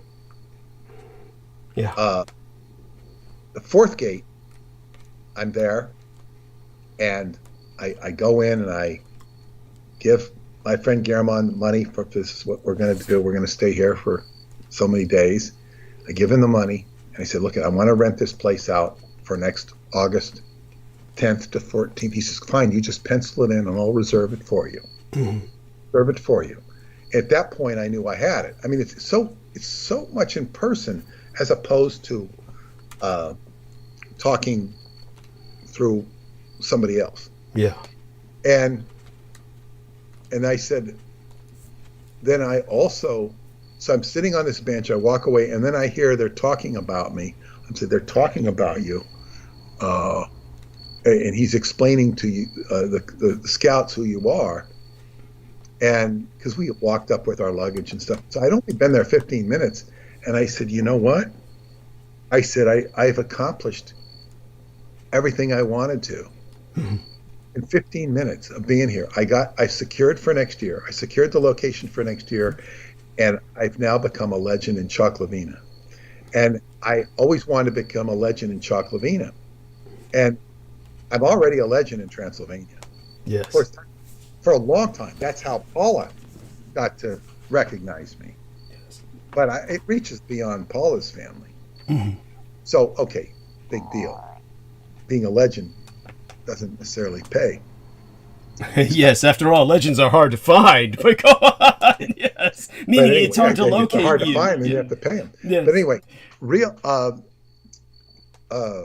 go on. So anyway, I want to be a legend in Chalklavina. Now, I realized afterwards how humble that is, because there's like 38 people who live there. But that's what's important to me. Yes, that's right. And then there's the people who come, like the scouts. So I'm being talked about, and of course I've even become a legend with German because he knows me, and I've been with him 3 times, and I've been in the cave twice with him. So we've got some real brotherhood together. Yes. And he brothers up with a lot of people. He's just an amazing guy. So, but it's like I've cemented myself in that.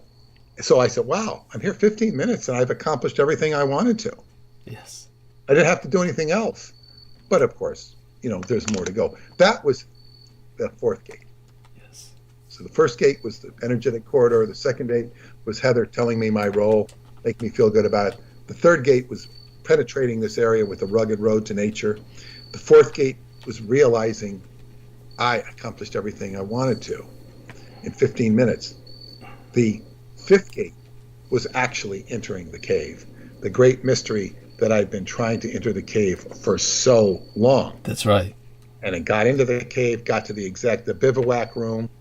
I was fishing for the bivouac room because I had all these maps and stuff, and I wrote this long paper saying, this is, I want to go.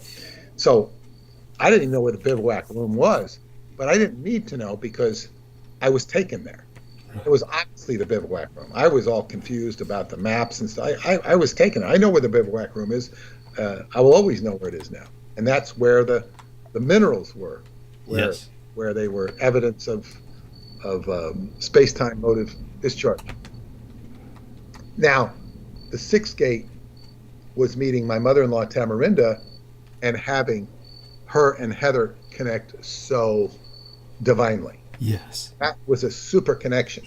That was the sixth gate because it cements a connection between Heather and her, and she's already, connected with David in the event.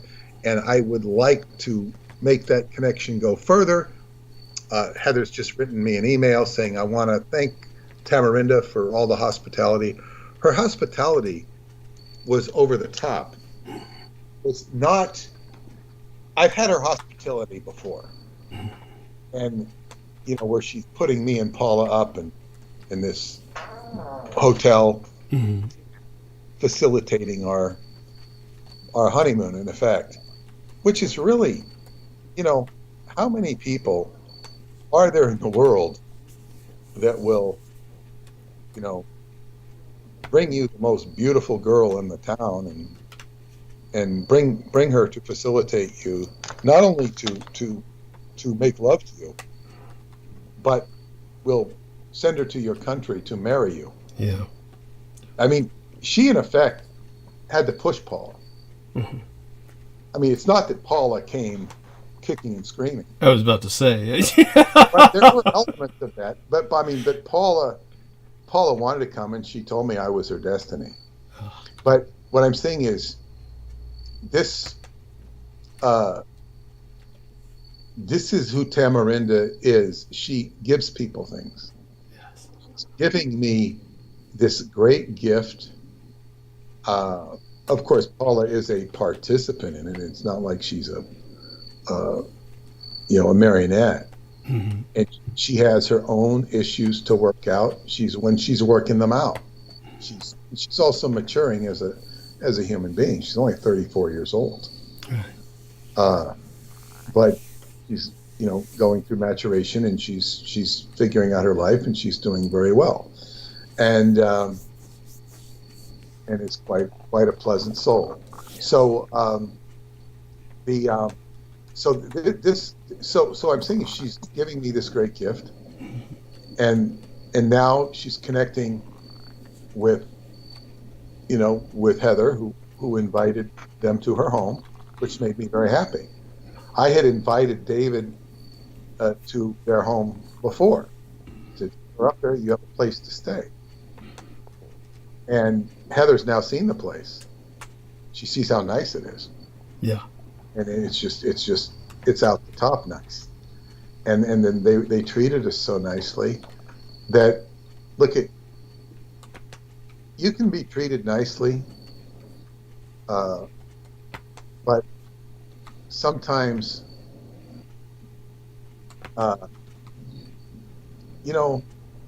it's, what can I say? It might be just like somebody bringing you a glass of water. Well, that's appreciated. Mm-hmm. It can be really appreciated. As I said, the greatest joy on my trip in Bucharest was when my friend Adelina brought us to the tea garden, and I had the iced tea. Right. I had glasses of iced tea. It was just like divine, because it kind of woke me up and saved the day, so I had enough energy to walk back to the hotel. Yes. Where I would then engage in more meetings. Right. But so that was the sixth gate. Right. The seventh gate It's next year. Yes. That's next year. That's the gate. So in the process, and I'm sitting there and I'm thinking this, my friend has sort of laid out these gates for me, which of course I'm categorizing them, recognizing them. And there's a lot to be said about sevens. 7 is a number that, if you look at the ocean, my father taught me this, and the waves. The waves will come in sets of 7. Yes. Okay, here's a set of 7. It's a nice set. Boom, boom, boom. Okay, this set doesn't look too good. Boom, boom, boom, boom, boom. Let's wait for a bigger set. And you'll see waves, sets of 7. There's all sorts of relations. Manly P. Hole talks about 7s. Talks about 7, the 7 planets. The 7 planets originally were the naked eye planets. Mercury, Venus, the Earth, Mars, Jupiter, Saturn, and the Moon. Yes. Or whatever, or the Sun. They call the Sun and the Moon luminaries. Maybe they don't the Earth, but they 7. They was always doing 5s and 7s. He goes into it, the whole relationship between 5s and 7s, and their prevalence in nature. But so anyway, he's talking about 7 gates. So initiation is in the context very important. So we're talking about secret societies, and the reason secret societies exist is because they are a part of nature, and they surface in the archetypal zodiac sign of Scorpio, with its planetary ruler Pluto, which deals with censorship, power, and control. So its secret societies hold the gateways, hold the keys. Everyone has a part of themselves, inside of themselves, that wants to penetrate, discover the wondrous aspects of the divinity. Now, when we consider the divinity, though, it's almost uniformly juxtaposed so as to be antithetical to the typical human experience. The human being is not divine. He's trying to get to divinity. He's trying to get to nirvana. He's trying to get to heaven. He's trying to transcend into the alchemical marriage. He's trying to get to Shambhala. He's living in a condition of sin or samsara, or he's stuck on the wheel of life and reincarnation. So divinity also is always antithetical to the typical human experience. And it's so when you talk about all these divine systems, whether they be Christianity or Buddhism or Islam, you have these things being co-opted into institutionalized reference frames that tend to compromise the divine and do not steer the individual into the divine, but rather control him and manipulate him. Yes. So it's left up to the individual to figure out their own fate. The positive aspect of Scorpio and Pluto, which would be inclusive of secret societies, is this is where you learn to penetrate the deeper aspects of your own soul, so as to purify yourself and experience transformation into an exalted state. Scorpio is symbolized by the phoenix, who builds its own funeral pyre and self-destructs in fire, then rising from the ashes to fly off to a new life, leaving its past identity behind. So Radu Sinamar points in the direction of Shambhala. These books are leading us to Shambhala. But there is so much, I guess what you'd say, issues of access. How do we access these? So I'm reaching into the Romanian experience, which is giving me varying degrees of access. I have these different threads, one of which is the work of Radu Sinamar saying, here's the inner earth, here's Shambhala, here's the the old Rosicrucian theme of visit the interior of the earth, and by rectification thou shalt find the hidden stone. And then we have, David Anderson with his time reactor, which is ever so, mysterious. Radu says, "Oh, I'd really like to meet David," and sure he would. And David, has been told he's met Radu. He doesn't know. I'm sure he'd like to meet Radu, but where do all these things gather together? Perhaps in 2013 in Transylvania during the biorhythm. Right. Something is ready to occur there.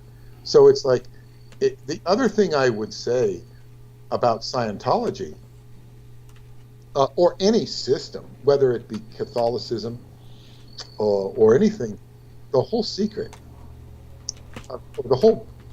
what's to be gained is to find the divine spark within yourself.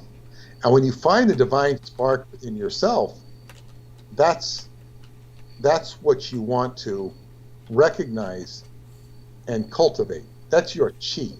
Qigong is a practice of cultivating qi, gathering it, and then refining it, making it better. Now, that's another thing I didn't mention that was very successful for me, which came to be the Montauk Medicine Man, was Qigong. It's elongated my life and made a much better quality of life. So the Qigong is you're cultivating qi and you're refining it. Well, when I'm talking about refining, I'm talking about Hubbard refining his techniques. I'm talking about me refining my techniques, one of which was I was contemplating, calling certain people out. Mm-hmm. And I said, okay, well, I'm going to refine that. I'm not going to do that. I'm just going to, instead of complaining, I'll wait for the order to come in, before I, cuss somebody out. Right. Because I just don't need it. Yeah. And so we still have Michael Sala waiting for us to read the book. I'm sure he will. Yes. And I'm he's going to be getting a, prime invitation to Romania. If he wants, because he's expressed an interest, so he will be, first on the list of those who are invited to come, and he will also be offered his opportunity to contribute, his knowledge of things, because he's interviewed everybody, and I also know him well enough to know that just because he interviews people doesn't mean he believes them. Right. And so he's very diplomatic and very friendly guy, and it's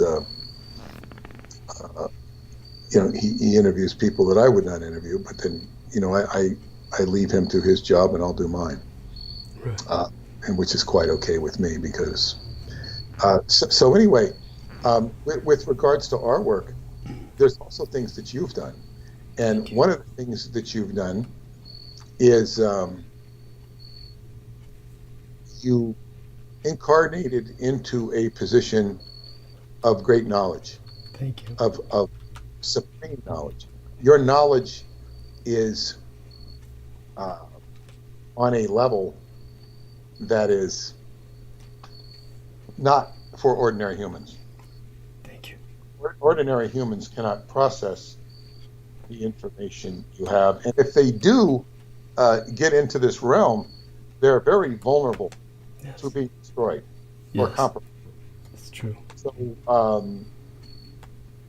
your what you've done right is you incarnate into a position of knowledge, great knowledge, and I'm going to share something with you that L. Ron Hubbard taught, and he said there were basically two triangles. And he says the bottom triangle is the affinity reality communication, which understanding. He says affinity reality communication. If you increase affinity, you'll increase reality and communication. If you increase any point of this triangle, you'll increase the other two. You increase the reality, you'll have more affinity. You'll have more communication. You increase the communication, you'll have more affinity and reality. I've often noticed this.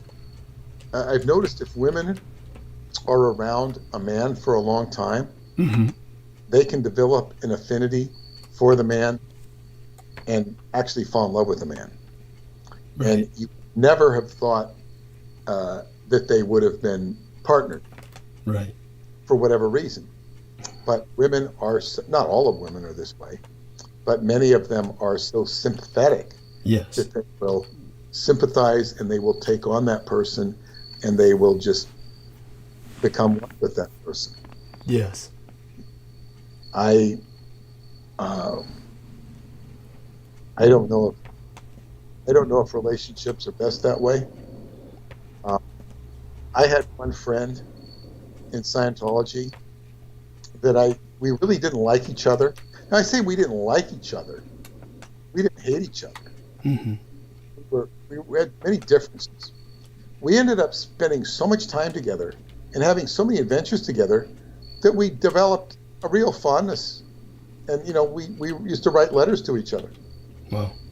When we left. We were just friends. Mm-hmm. But we developed a friendship through so much common experience. And, the only tragedy of that friendship is he's still in Scientology. I'm sorry to hear that. Yeah, it's yeah. But so be it. So yes, now that triangle is a very powerful triangle, and this is what people would do to, and this was basically a basic introduction to Scientology. You'd say, well, what do you like about Scientology? Because there's very many things people could like about it and say, okay, well, it becomes more real to you. You communicate more, and this kind of hooks you into Scientology. The things you like about it. Right. The things you don't like about it, sure, there's things you don't like about it. One of the many things people didn't like about it was it cost money. Okay. Right. But there were other things that you could not like about it. But whatever. It makes you confront uncomfortable parts of your own existence as well. But now there's a senior triangle to that, which he said is senior and more important. And he says that's the triangle of knowledge, responsibility, and control. It's called the KRC triangle. He says if you have knowledge about something, it will increase your responsibility and your control. If you control something, it will increase your knowledge and your responsibility. If you increase your responsibility, it will increase your knowledge and your control. So you have a lot of knowledge. You had knowledge of what was going down at the Presidio. You took responsibility for it, and you actually controlled the situation by getting the whole place shut down. Yes. That was something you did very right. Bless it you. Set you on a course that was tough, but is not a course you can ever regret, and that you can be eternally thankful to your own immortal soul that you made those decisions. Yes. And it's really good that you did that. That's an incredible act of humanity that you performed. And that is easily get underestimated. It's like you're not going to get an award at the Kennedy Center. Douglas Dietrich shut down the Presidio. He exposed Michael Aquino. Yes, I mean there's no military badges or medals that are awarded for shutting down military bases, especially when the military's been taking advantage of them as the nexus of an entire human child trafficking system. Yes. And see, now here's where we get into the Wizard of Oz. And the Wizard of Oz, he pins the or gives the diploma to the Scarecrow, and he gives the that clock with a heart to the Tin Man, and he gives the I forget what he gives the lion for the courage. What does he give him? I can't remember it at all. I can't think it should be a dildo. Courage, I mean, the lion was so awesome. He gives him a medal. Oh, that was it. That's right. He gave him a Congressional Medal of Honor. You don't have to pay your taxes, lion. That'd make anybody happy. Yes. Yeah, that's the straw man pays the taxes. and the Tin Man is the tax identification number. Yeah, you're the medal. You get you get the Congressional Medal of Honor. You're brave, Lion. This is why you're the writer. This is so clever. Yes. Well, these are not things that I made up. These are things that people like to talk about. The tax. I've read that before. People, conspiracy people. Yes. Yes, the straw man thesis. Yes, and it gets nauseating to listen to that. It's so true. It's so awful. I almost felt for that when I was younger. I was hanging out with so many of these people. It actually sank into my brain, and I investigated that personal sovereignty thing for a while. Oh, I'm just so ashamed of myself and so embarrassed that I was even taken in for a period of time. Well, the thing is, it's technically true, but it's like it's just so ridiculous because what happens is they want you to sign up and they become the high priest. Yes. And they say it's going to do this, that, and the other thing, and it does none of that. No. It's like they're just their own scam artists. It's true. Yes. They don't realize they're scam, or they don't think they are, but they are. Yes. It's funny that you say that because there was one of these men who had talked some poor Chinese woman into believing his bullshit. And they went all the way through court, and this man must have believed everything he was saying himself because she was like his only client who fell for it, and she wound up following him all the way to jail. You know, he went to jail, she went to jail. They both went to jail, but he was like her representative in court because he felt that they were both right. Yeah. Yeah, they went to jail, but they had the satisfaction of being right. So, I knew a woman. I liked her. She was in Chicago. She was a Moor, and she fought this mortgage stuff, and she lost her condo or house, whatever she had, and she was fighting the system. And just don't do that. Go on. It creates more problems for yourself. Yes. Than it solves problems. So it's not that the system is right. It's just that it's bigger than you are. And there's you have to pick your battles wisely. Yes. So so as I say, you're not going to get medals, but you see the whole thing with the Wizard of Oz is he gives these people the medals and the diploma and the heart because they need outside validation. Thank you. Outside validation. And outside validation, if you need outside validation, it's symptomatic of either not knowing who you are or not being confident in who you are. Right. And we all need to find ourselves at some point in our lives. We don't necessarily know who we are when we enter the earth. We have to find comfort in ourselves. We have to find ourselves. This was a whole theme in the 60s. I need to find myself. That's right. And, that people could get lost in that, but that was one of the themes. I want to find myself. Right, and then they wind up losing themselves in drugs, but go on. Well, yeah, it's a reasonable question, but gurus would take advantage of it. Gurus and cult leaders. It could be taken down the wrong alley with that. And as I say, get lost in drugs, which people were confused and finding themselves. It's something that everyone needs to do. But this is the outside validation. And if I needed outside validation or pandered to that, I would never have gone anywhere with any of the things I've done. Yes. So it's and outside validation is sometimes suspect because people will laud you, like Salmon Sheikh used to laud you. Yes. It's like, okay, well, beware of the praise, because look at where it's coming from. I mean, it's nice to be, applauded, but with him, it was always too sleazy and creepy to be anything other than skin crawling. But I will. Yeah. Well, yes, and I've also received a letter or two from Japan, where they kind of have this praise, telling you how noble you are and stuff, and it's kind of like, okay, it's like it's very well intended, but it's overdone. Yes. For the culture I know in America, overdone. You don't. It's very nice and it's very polite. It's over polite. Yes. But be that as it may. So, yeah, the outside validation, there are other, I guess what you would say, echelons of entities that are far more important than the Kennedy Center in Massachusetts or the Academy of Motion Picture Arts and Sciences in Los Angeles. Right. So it's like there are other people, whether they be angels or whatever, that you want to be reverential to, and that you want to have, and that you're answerable to. And so, anyway, knowledge, responsibility, and control.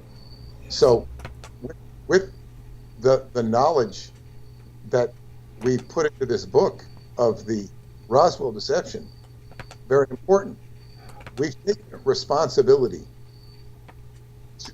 for World War II and the lies that have been told about World War II.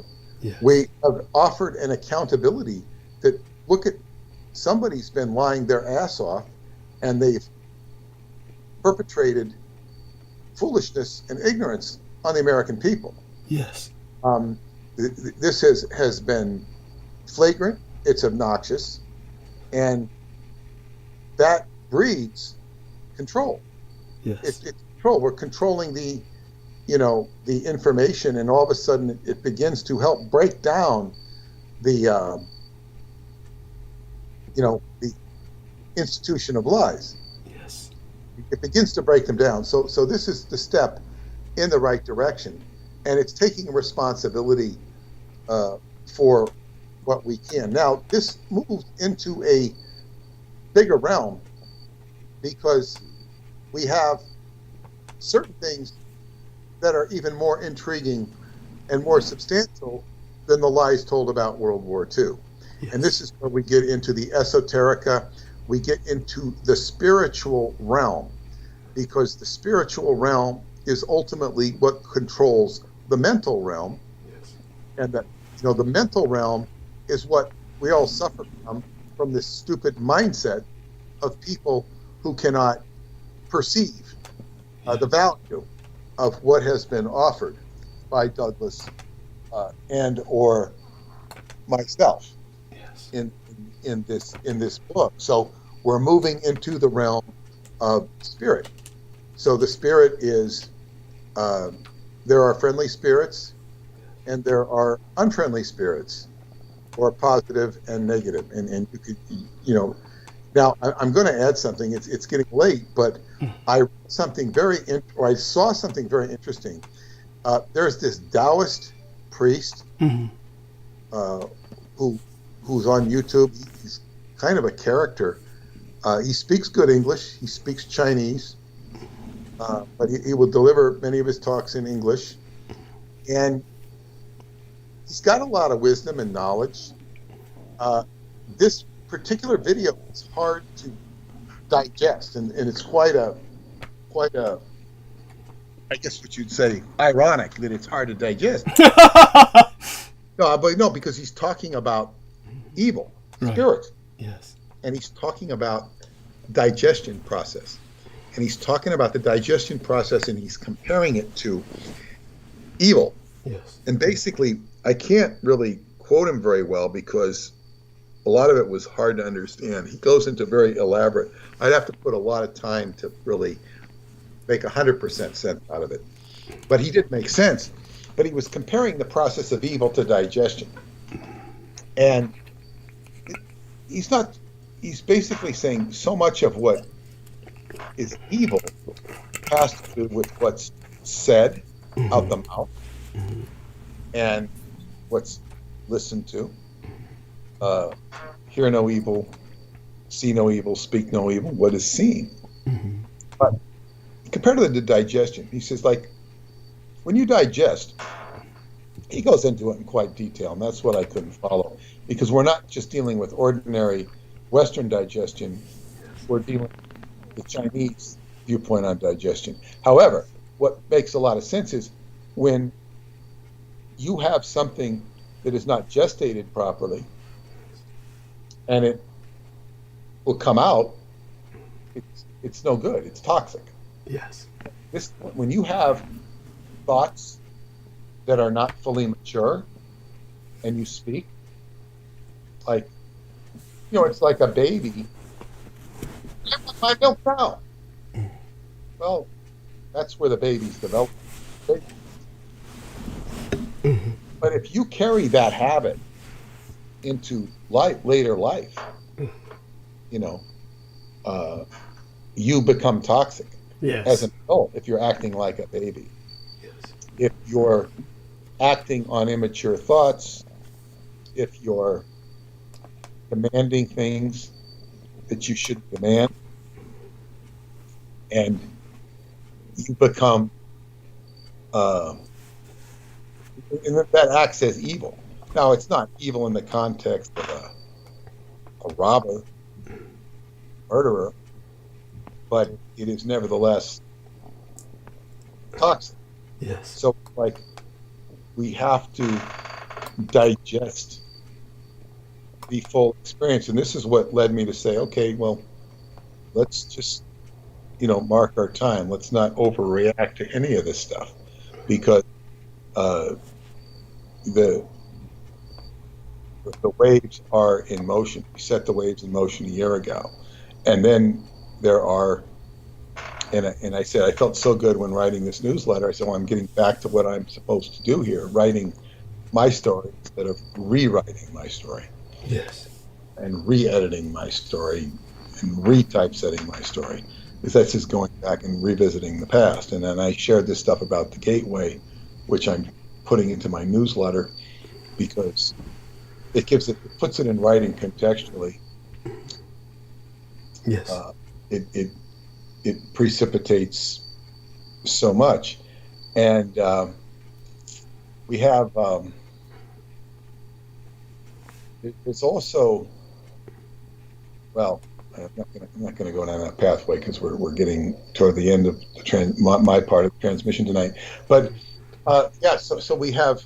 But don't forget, you have a little. You're granted all the time you want because I brought you on late. But I got things to do in the morning. Understood. I got a big day tomorrow because I got to. I'm not going to be here on Tuesday. I'm going to go visit my friend, which I'm very excited about. Right. Friend who I haven't can't really call her my friend because I haven't seen her in umpteen years. Oh my God, I am excited for you as well. Hopefully I'll be able to talk with you. Well, the next time you and I speak will be Wednesday. Tuesday. I could have seen her on Wednesday, but I said Tuesday. I said no, Tuesday, because I'll be with you tomorrow. And Thank you.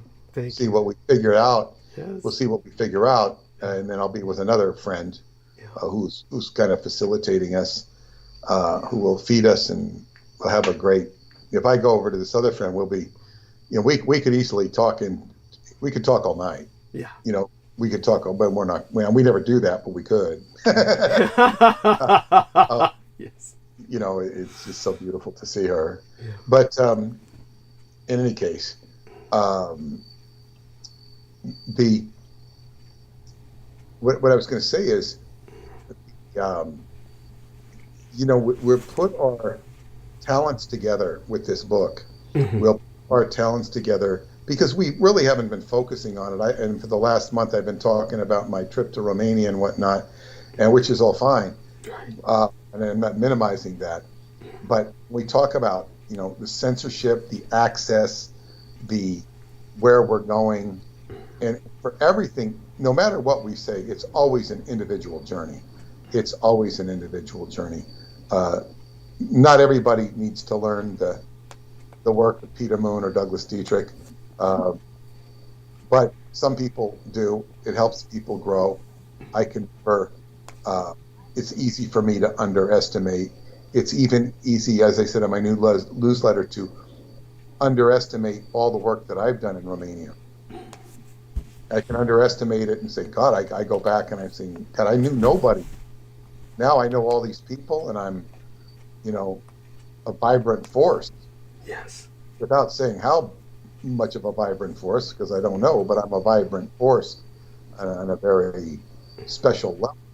So that's, that's wonderful. It's very, very healing and helpful in my relationship with Paula, because I haven't been there. And it's almost like when I go back there and come back and see her, it's like, she, on some level, she recognizes my connection there. Mm-hmm. It's like we kind of see each other more clearly, although our experiences are kind of different.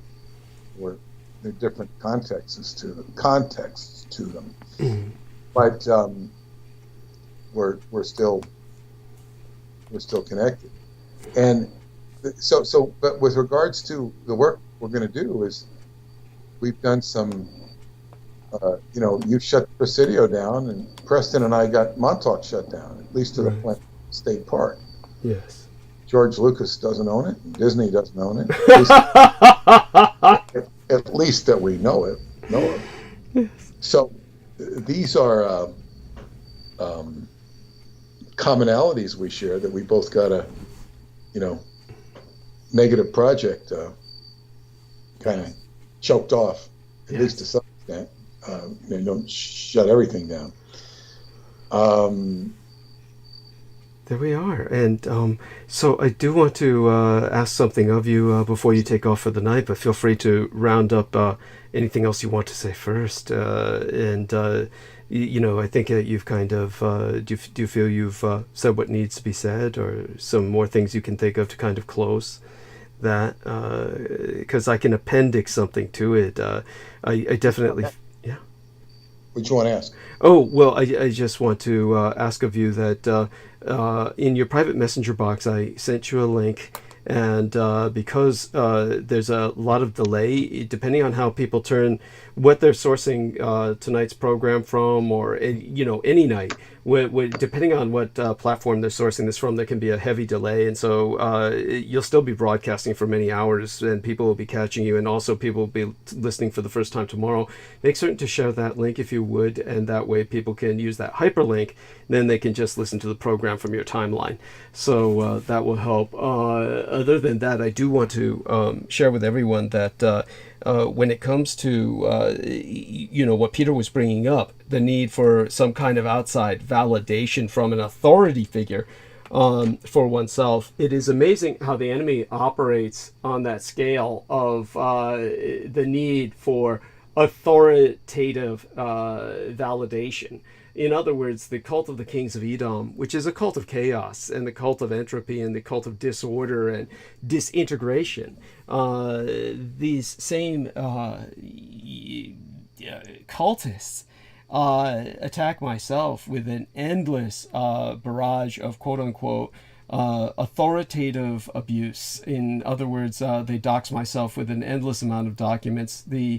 A total insanity behind their position. When Peter Moon brought up the Wizard of Oz parable, and he also brought up Salman Sheikh's behavior in the past, one thing you'll notice about Salman Sheikh was that Salman Sheikh was obsessed with external validation from his Masonic lodge. That he was constantly being awarded a new gradation in advancement of Masonry, and that he received one of these certificates on the birthday of Albert Pike, who, as I said, would consider him nothing more than an Oriental nigger not fit to wipe his boots.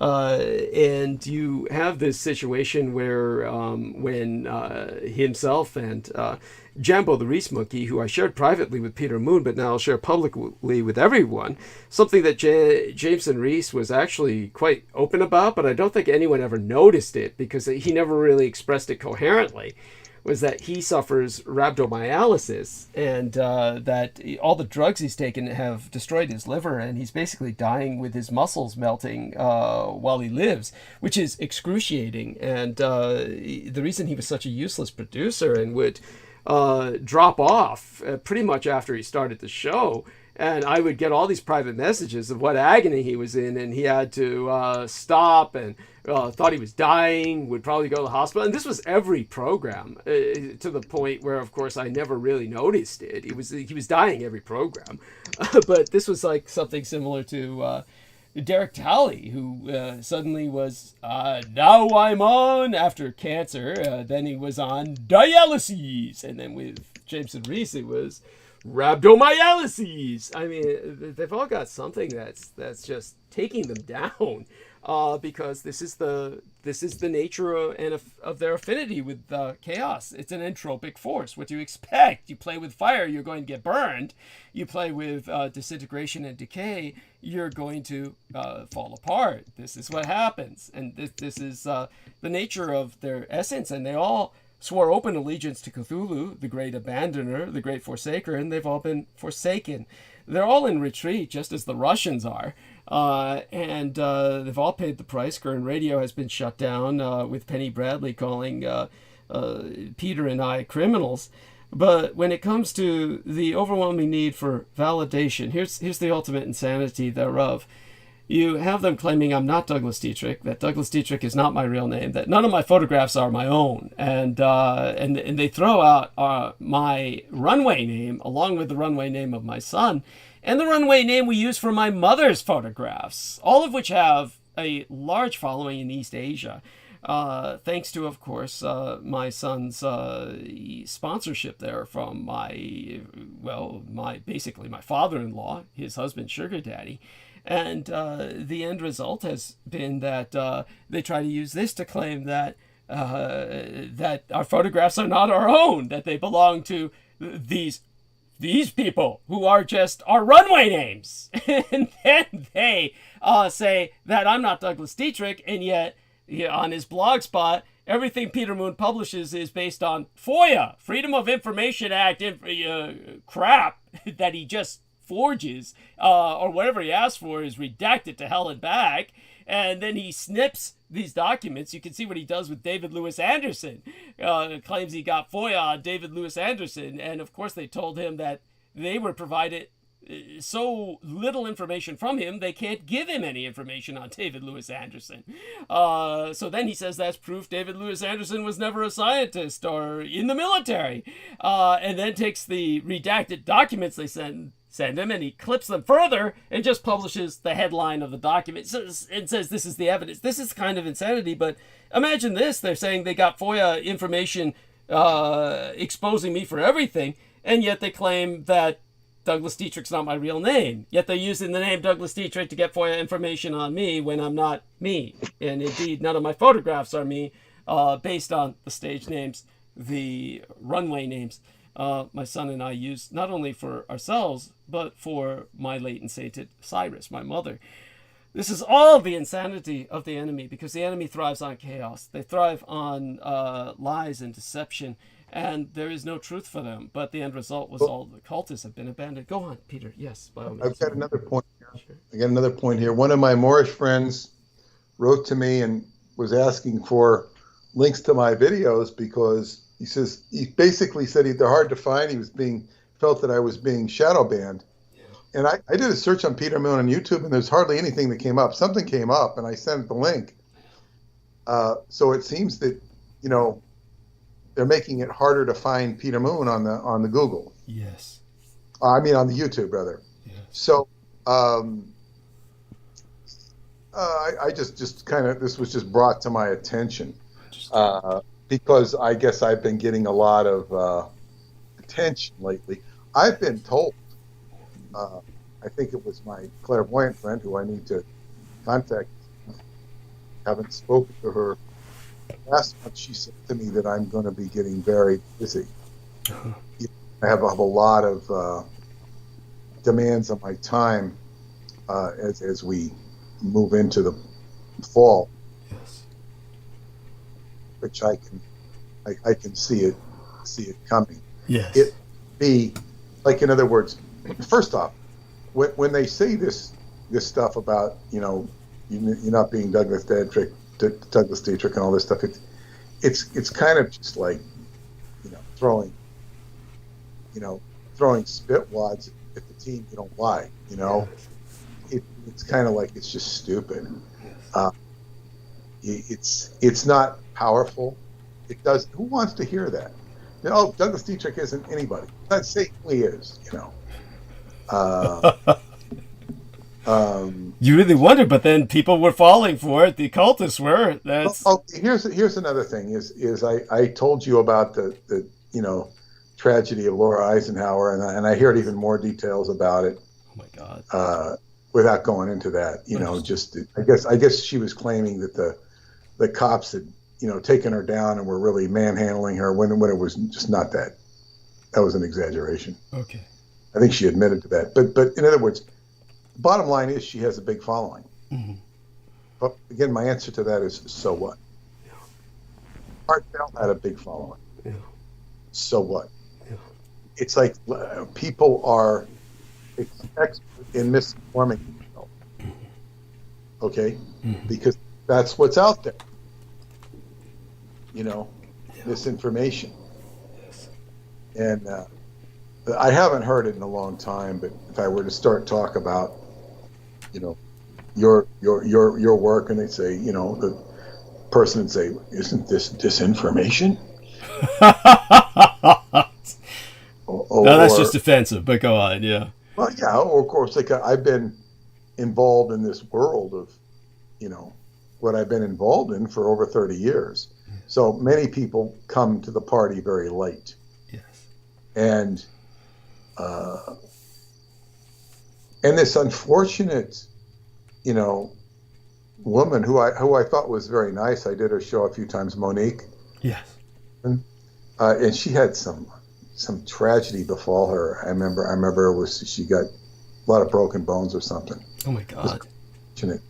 She was but then to hear that she was, pandering to Sean David, and he has a big following. Well, it's like this is like a form of venereal disease. It is. It's like, okay, you can't be with these people. Thank you. You can't adulterate yourself, and it's not okay to be,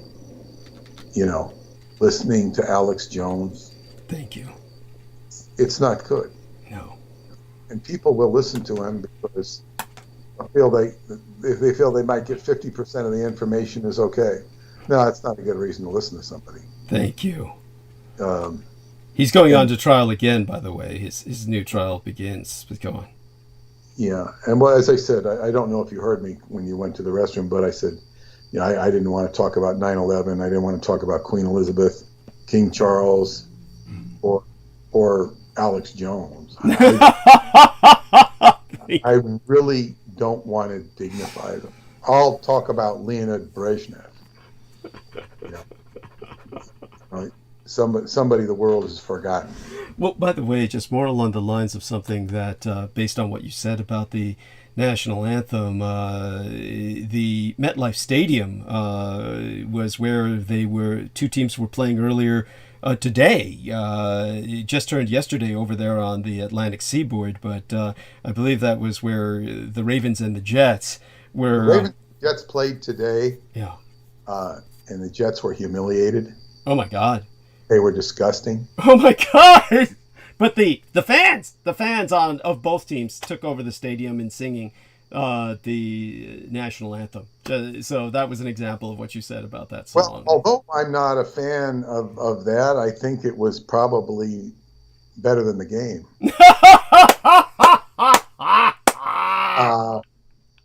I saw a little bit of the game. I think I fell asleep. Oh, that's bad. That's bad. Yes.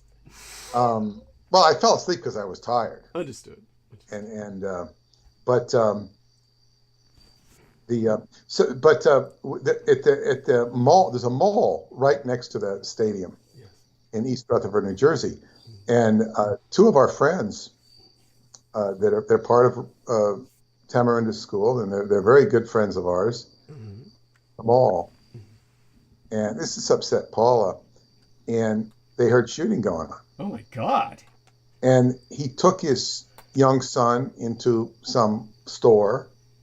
The guy told him to get out. He's trying to protect his kid. The guy told him to get out. I guess they were afraid that, his wife, she's about to give birth. They were afraid she was going to have her baby in Romania. There was some emotional stuff going on over there. They were afraid she was going to have her baby in Romania. Now she's back, and they were afraid she was going to have her baby in the mall. But she got home okay. And, you know, they've gone to their new house, and, you know, we might see them next week, and I don't know, but I think they're going to be busy with their new house. But they had to put up with a shooting in a mall. Oh my God.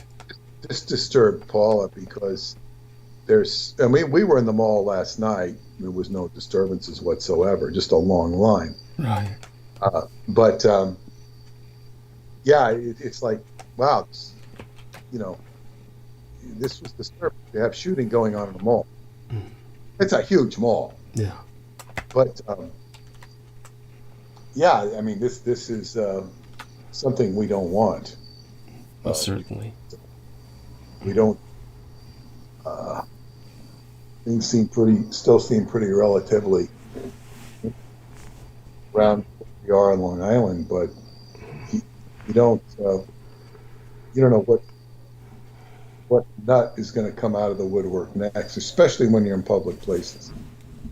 I don't hang in malls or in too many public places. But you never know when that's going to show up, or where it's going to show up. Yes. Fortunately, they're few and far between, enough to where the odds are not good that you'll run into them. But this was too close to home. Yes, it was far too close to home. Thank you for sharing that. Yeah. Something else I wanted to share is that I did watch a YouTube on brown babies. And it was today I listened to it. It was a short video, and it was about the brown babies that were born in England during World War II, that were the result of liaisons between black servicemen and English. The English, they said that the English didn't like the white GIs, Americans, but they liked the black ones because the black ones were polite. Yes. Polite and civilized. Yes. And that but the black people were told that they weren't really supposed to get involved. There was different cultures, people would treat them different, but they the white GIs were very prejudiced. And it was even, she said, this woman, she didn't know, well, she was born between a liaison between a black man and her mother, who was English. But the mother was married to an English. Right. But it wasn't until she got older that her skin turned dark. Oh my God! And the stepfather knew that it wasn't his, so he put her up for adoption. Holy shit! He kicked her out of the house. She was kicked out of the house. Oh my God! Which is really a form of child abuse. Yes. But nevertheless, they put her in a institution, orphanage, and had some step parents for a while, but she never. The point was, is when she went to school, though, that the headmaster or whatever, the teacher, would not let her sit with the others. She'd sit in the back. She couldn't sit with the other students. They would give her coloring books and jigsaw puzzles and explain to the class that her brain wasn't developed. Oh my God. And that she was different. She couldn't learn. And they'd bring her out to the playground. He'd have her climb a pole.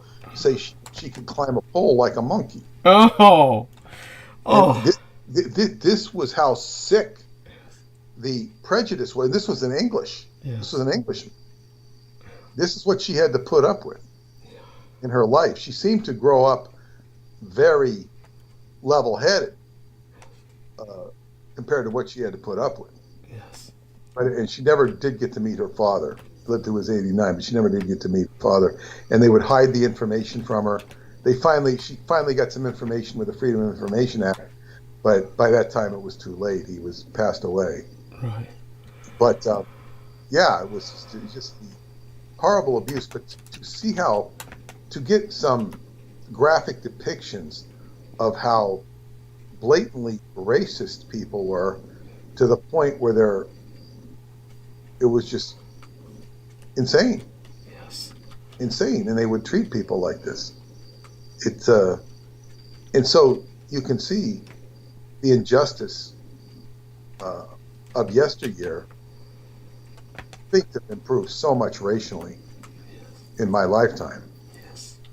But it's like, where the hell does that come from? You know, it's just, it's such a deeply rooted insanity that it's, you know, and this goes hand in hand with the hatred of the Japanese. Yes. With all the stuff we're working on. Yes. As Hubbard would say, man's inhumanity to man. Yes. Tied to the atomic bomb, tied to the kings of Edom. Where does this lack of human compassion, you know, where you know, compassion is a very interesting dynamic because it's related to passion. And passion is all about suffering. It's what it means to suffer. Passion, it goes back to the Christ. Passion is suffer. Patience, it's related to patience, etymologically. Patience, passion, and suffering. When we have compassion, it's about sharing a feeling of somebody, sharing their feeling. It's empathy. And then you have the opposition of empathy, which Hubbard called no sympathy. The tone level, no sympathy. It's, you know, right above covert hostility. You have no sympathy for the person. And, you know, unfortunately, this is what we've had to deal with. So you have Americans who are incapable of sympathizing with the truth. Yes. With the truth. And this is what we're working on. So I'm optimistic. I suppose I could delineate 7 gates of initiation in working with you. Maybe I should do that. Certainly one of the gates was getting the book done. Yes. Yeah, And thank you. Go on. We'll get this other book done, and yeah, it'll be very good. I'll have to finish this newsletter, and then start regrouping my head. yes, As far as that goes. yes, yes, and God bless you. Honestly, I'm so elated that you're starting to feel more settled. You're resettling into getting your land legs back, so to speak, after being on what's analogous to a sea journey, you know, afloat in another realm, really. You were in another realm, and you're getting your land legs back in this one. And I love you dearly. Share that love with Paula, of course. And, you know, we'll be speaking again at the very latest on Wednesday Eventide when you'll be back here. And I thank you for scheduling your rendezvous with your friends so that you could join us here again on Wednesday night. And, okay, I'll say good night and see you on, what's today? Sunday. I'll see you Wednesday. yes. Okay, then. You take care. Bye for now. Okay, good night. Good night. Now, when Mr. Moon hangs up, we're going to have a change in audio. I'm going to have to reestablish the call. So everyone do prepare yourselves for that. And with that, we will still be streaming. I'm going to reestablish the call with, let's see who else is here. I believe the only one who might well be here will be Sammy Romero. And we'll see how that works out. And hopefully he can hold for a period of time with us. Ooh, that's so loud. Yes. Wasn't so bad because I was prepared for it earlier. Okay.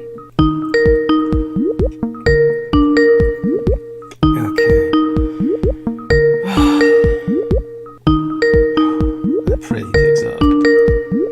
So let's let him know that we're calling. Then what we'll do is prepare ourselves for my transitioning into monologue.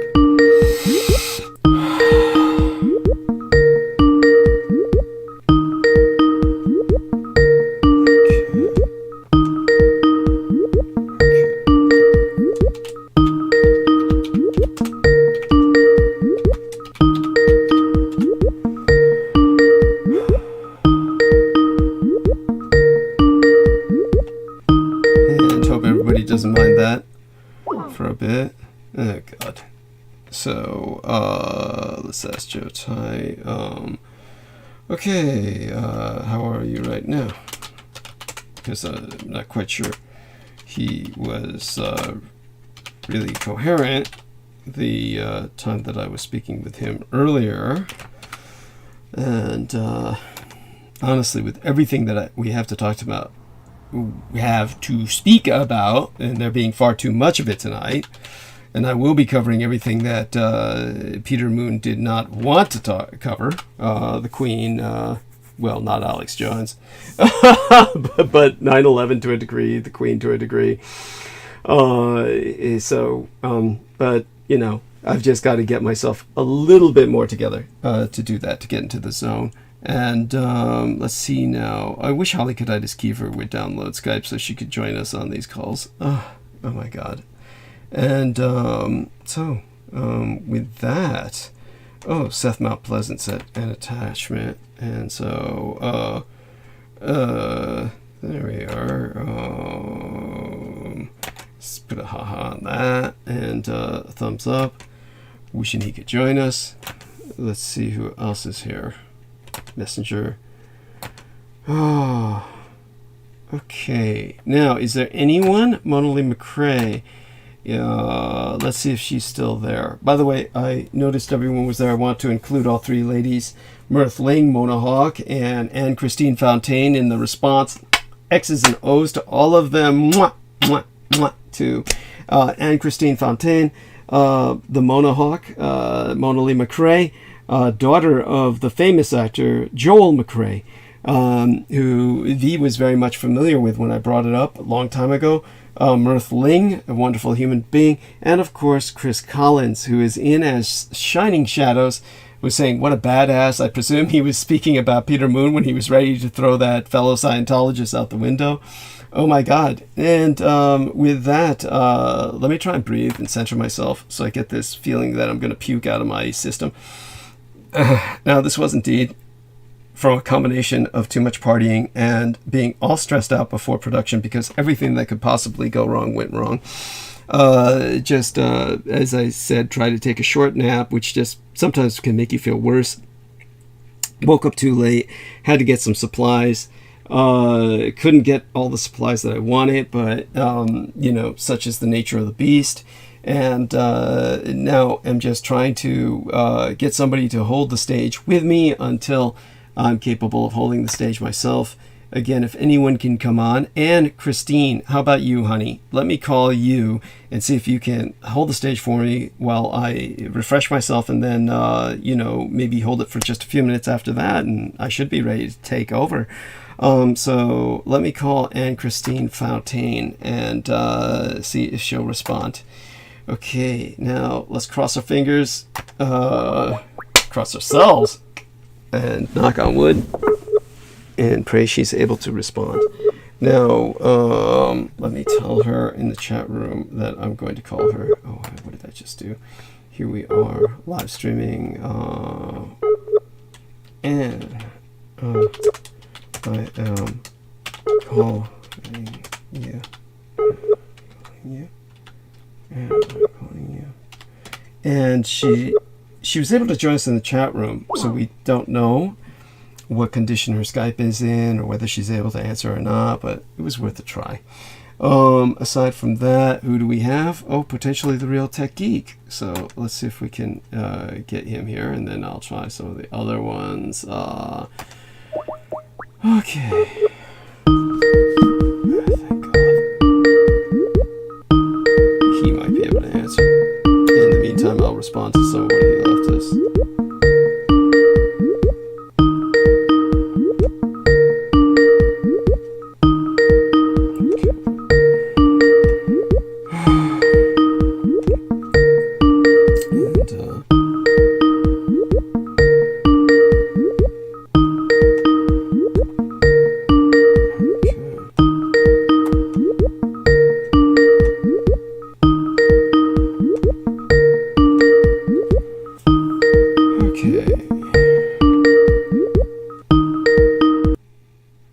Here, thank God.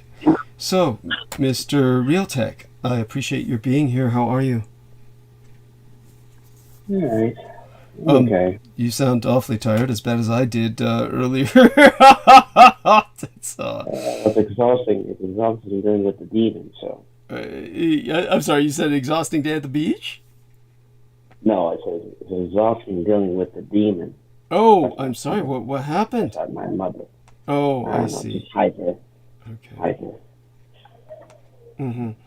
And so is there anything more you'd like to share about that, or would you just like to move on to any other topic? I would presume. I'd rather move on to another topic. Okay. That's a long conversation. Mm-hmm. I know.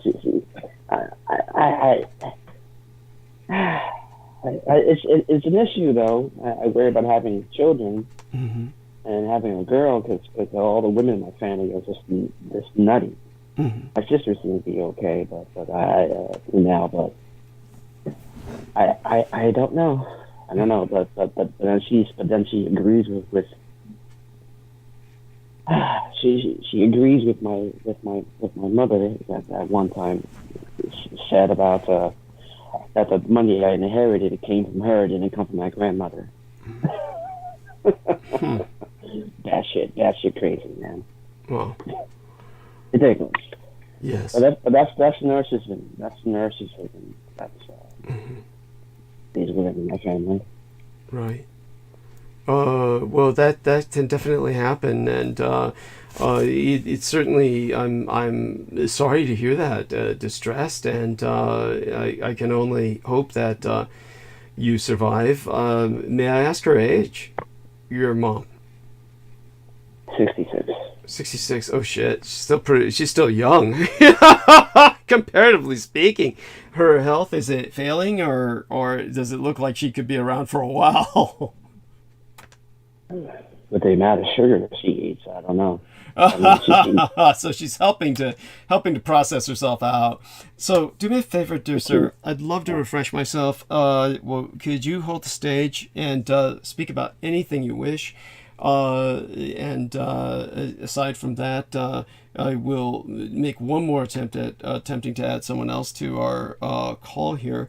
Let me try our man George Knight and see if he can join us. And if he cannot, then pretty much the stage is all yours. And that is something I have every confidence you can handle. And here we are. Let me hang out for a bit with you, kind of get you warmed up with that.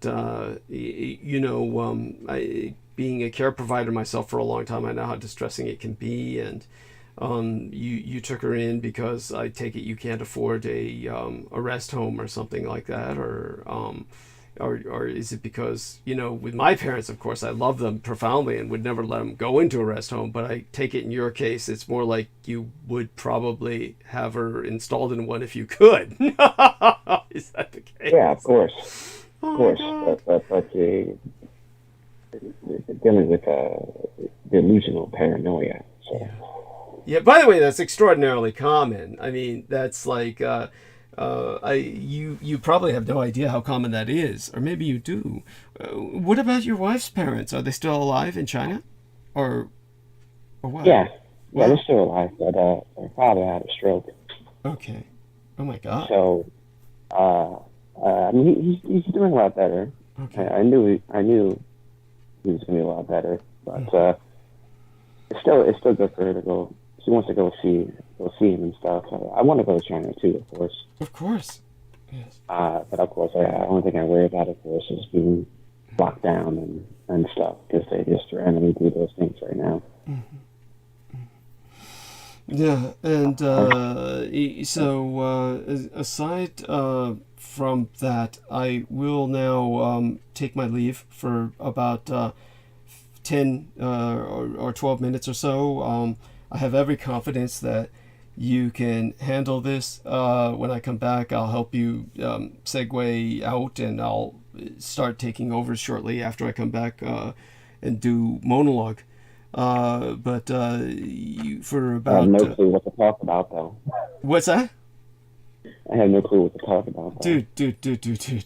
The world is fucking offering so much to speak about, from the catastrophic weather conditions and climate change to 9/11. Where were you on 9/11? Good God, you can take up everything with the personal anecdote of where you were on 9/11. I'm sure you could stretch that out. Where your wife was on 9/11. How about that? That'll hold like at least easily a quarter of an hour if it had to. So I'll be back, before that, within a span of 15 minutes. So how's that for an idea? Along with your impressions of the Queen's death and what that might mean. Aside from that, what else? Today was the Moon Festival. I mean, your wife's Chinese. Oh my God, it's a national holiday, one of the most important in China. Certainly, there's some kind of Moon Festival anecdote you can share. Mooncakes. Oh yeah. Maybe how mooncakes are like China's version of fruitcakes. What the Western people feel about fruitcakes is how a lot of Chinese feel about mooncakes. But So you can explain what a mooncake is. I'm sure you know by hard experience. Salty duck egg in the middle of a bunch of lard, right? So that sound okay? Does it sound like a start? Okay. Yeah, mooncakes and where you were on 9/11. Moon Festival. Your wife's experience with Moon Festival. What she might be doing on Moon Festival. Okay, so I'll go mute now. And okay, can you handle this? You got it? Yeah, maybe I'll talk about cameras or something. I'm sorry, what? Maybe I'll talk about cameras or something. Dude. Okay. If that too. But do me a favor. I have no interest in that queen. I really don't. Oh, yeah. Look, I was just in passing. What about the Moon Festival? Just an old hag that lived too long, man, with all that money. Understood. You're not good at contextualizing. No worries. I can. Okay, good. What about the Moon Festival and where you were on 9/11 and where your wife was on 9/11? I mean, don't those count? I mean, isn't that... I mean, you don't have to talk about that. If you want to do cameras, you can do cameras. I'll be back as soon as possible so that the audience so we don't lose them. But I know that at least you can go on a while about that. Just do me a favor and talk very loud, directly into the microphone. Give it a try. Give me a sentence. Start off with a sentence. Hi, my name is Realtech. Something like that. Hello, my name is Realtech. Good. And I will be your guide. I'll be your intermission. Yeah. That was back. Wonderful. Your interlude. Interlude is better than intermission. Okay, okay. Thank you. Deeply appreciate this. Profoundly. And you can do it. You can do it, Realtech. I know you can. All right, you got this. Okay, I'm gonna go mute now. Our man's gonna talk cameras or whatever he wants. All right. Thank you, sir. All right. So, 9/11. I was in grammar school when 9/11 happened. I was in PS25 in Jersey City, and I was shocked. I was very shocked. I saw it on TV, and of course, when the first tower went down, majority of the television stations, the regular broadcasting stations, not the ones on cable, they were all on that tower, on the first tower. So when that went down, the regular transmission went blank. And my teacher, and I was in 8th grade, and my teacher, he had cable, so we switched to cable and we watched the second tower go down. And I was just a kid at the time, and I still don't like the feeling of that. But to me, it felt like watching a movie. It didn't feel real. In many ways, it felt like I was asleep. And I remember just going home and seeing the smoke. I went to school in New Jersey, majority of my life, and I lived in New York with my grandmother. So I saw that, and so I saw, yeah, there's ramifications of that, and and just like I said, the television set in my grandma's house also went blank and stopped working. Like I said, majority of the broadcasting stations used the first tower. It was such a huge building, and there's so many things you can talk about 9/11. You can say that it was an inside job. Many people say, and Alex Jones, and in many ways, I do believe that it was. It's just so many incidents, so many coincidences. I mean, in fact, I'm just looking at if you look on Twitter, it's Twitter profile. It's called Secret History. Let me check right now again. Forbidden History, and they did post on there. So that Jeffrey Epstein had a painting in Manhattan home that shows Bush plane with paper planes crashing into Jenga towers, represents the Twin Towers. I mean, that's pretty interesting. Yeah, the Queen. That's basically my experience with that. And I also remember my the classmate was a painting, which is still very difficult individual even today. A lot. He was just he said right away, which he's right about. Something like that. Over 3,000 people died that day. Of course, they're still finding bones and fragments of people. Yeah, of course, one day they can make a movie out of it. And yes, there's been plenty of movies and plenty of TV series. And I used to watch the one with Nicolas Cage a lot, the DVD. Let's see, the title of the movie. Well, of course, yeah, World Trade Center in 2006. Very good movie.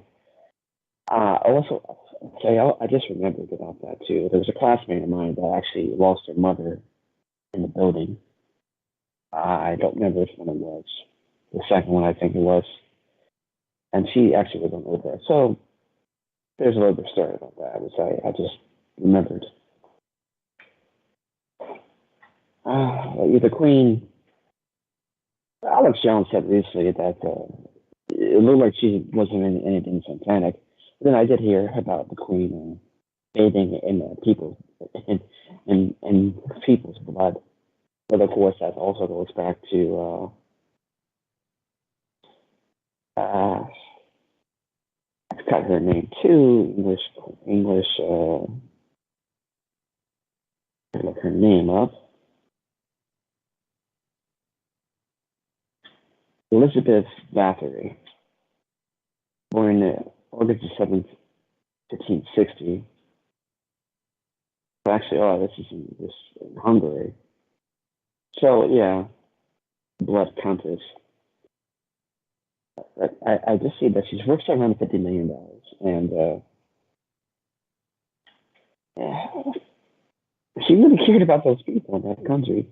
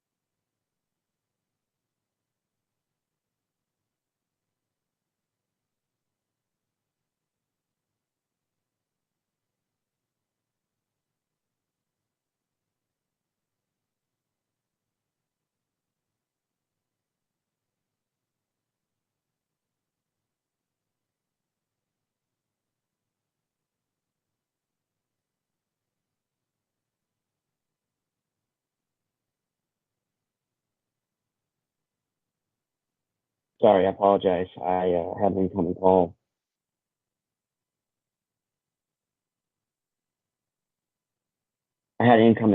So I got cut off. I apologize about that. That's the. I'm not even sure I hear myself. So check this. I had an incoming call, so it does get cut off when somebody does call you. I'm gonna check the YouTube channel to make sure I hear myself.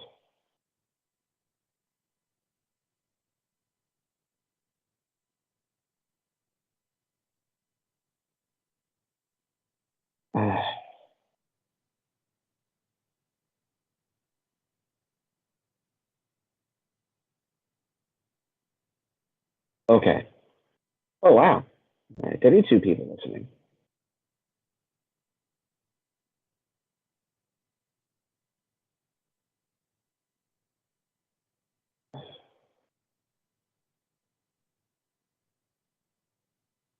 Okay. I hope people can hear me. I'm checking on here. Make sure.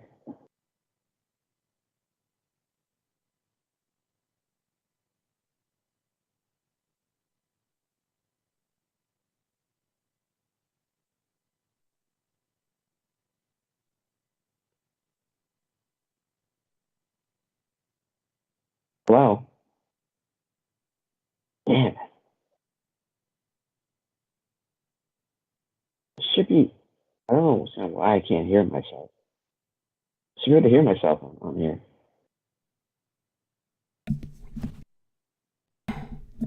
I'm sorry, I can hear you. What's going on? Okay, because somebody called me, and when somebody calls you, to cut you off on the Skype and the Bluetooth is cut off. That's why.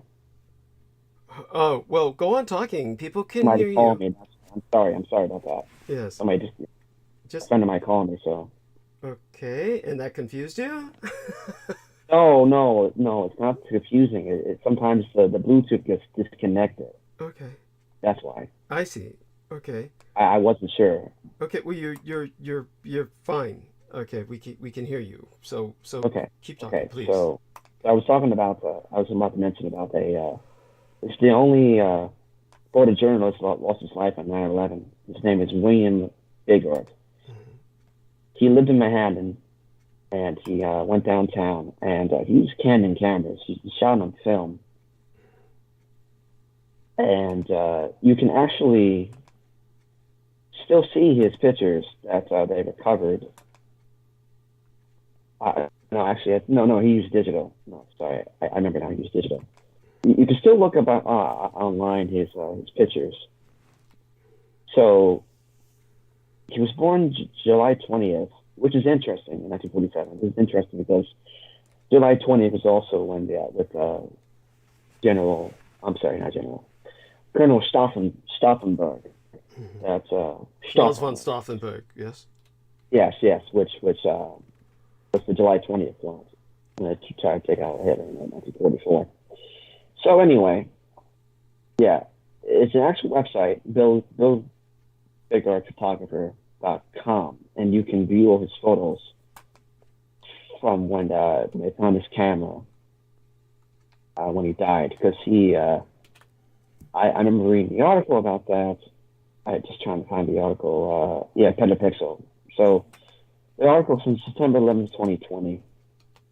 I had a $3,000 3.1 megapixel prosumer Canon D30, and he also used a Canon EOS 1N 35 millimeter. That's pretty muchly at the time was a pretty close to a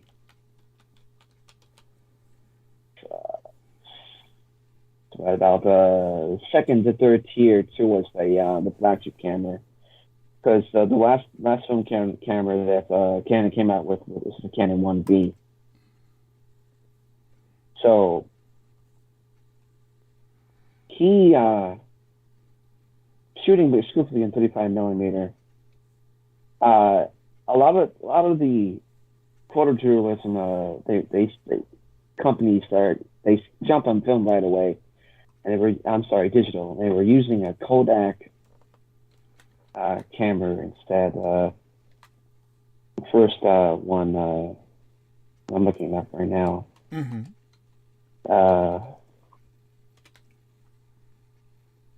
D3S. So a lot of them are using that, which is terrible. It's a terrible camera. So anyway, yeah. Well, in fact, Kodak actually designed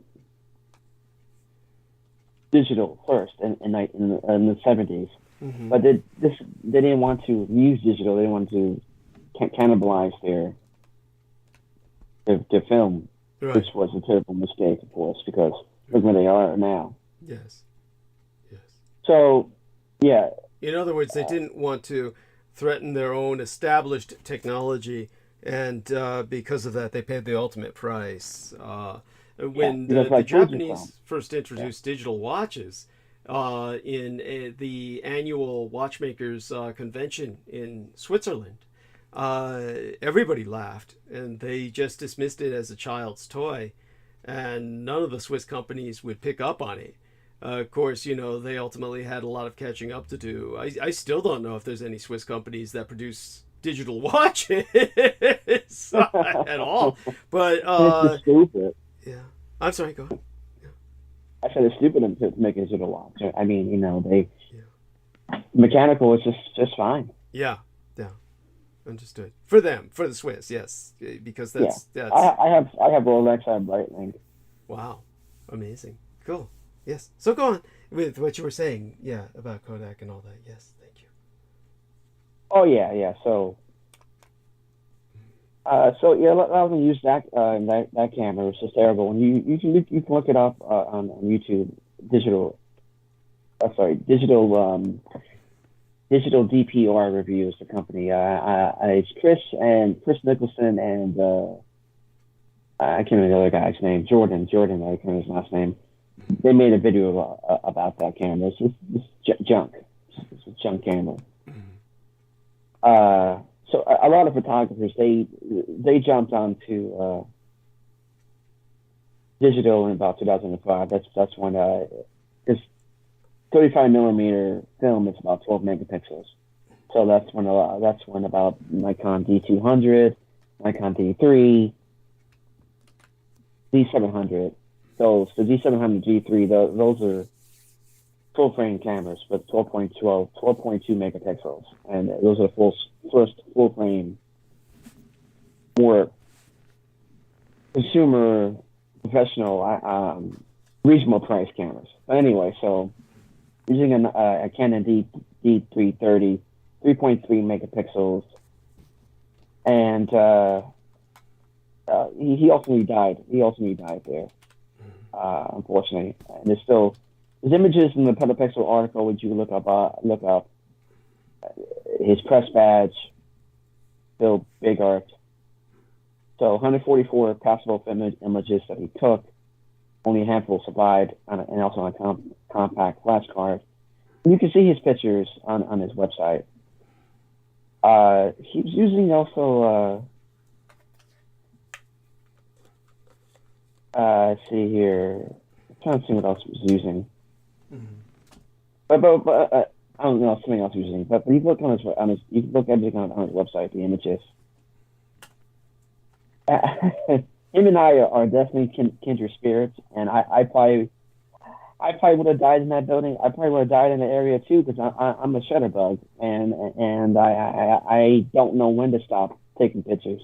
Wow. I just would have stayed there, and like the term which is called, of course, the money shot. Mm-hmm. I would have stayed there to get the money shot. Oh my God. And plus those buildings, no one thought those buildings were going to go down like that. Right. Nobody would have thought that. Yeah. That's true. Oh my God. So that's so tragic. I want to thank you for sharing that with us. And that's definitely, there were all kinds of things going on. There was going to be, they're closing the 9/11 museum, I understand, in New York. I saw that, yeah. Yeah. I saw that. Yeah. Why is this? Do you know why? The pandemic. Okay. Yeah, they shut down for 6 months, and they had 300,000 attendees in 2019, and last year the attendees went down to 26,000, and they just couldn't secure any funding. Okay. It's a shame. Yeah. It really is. It is, and so it's and it's also just you would think that the city would just finance it because it's integral to the city. It's integral to the city's experience. It is, and it brings a lot of. I've seen. I'm trying to think which morning I was. I go to it's in the financial district. It's around building. But anyway, I've seen so many tours down there. So many of them. Yeah. Of course, they want to go see that building, and plus Manhattan is very well known for museums. There needs to be a GoFundMe for them. Yes. There needs to be. Yeah. Let me see if there is. Maybe I should start one myself. And so while you're doing that, I'll see if I can add on Sammy for just a few minutes before I go into monologue. And I thank you for sharing what you did. And of course, you did well.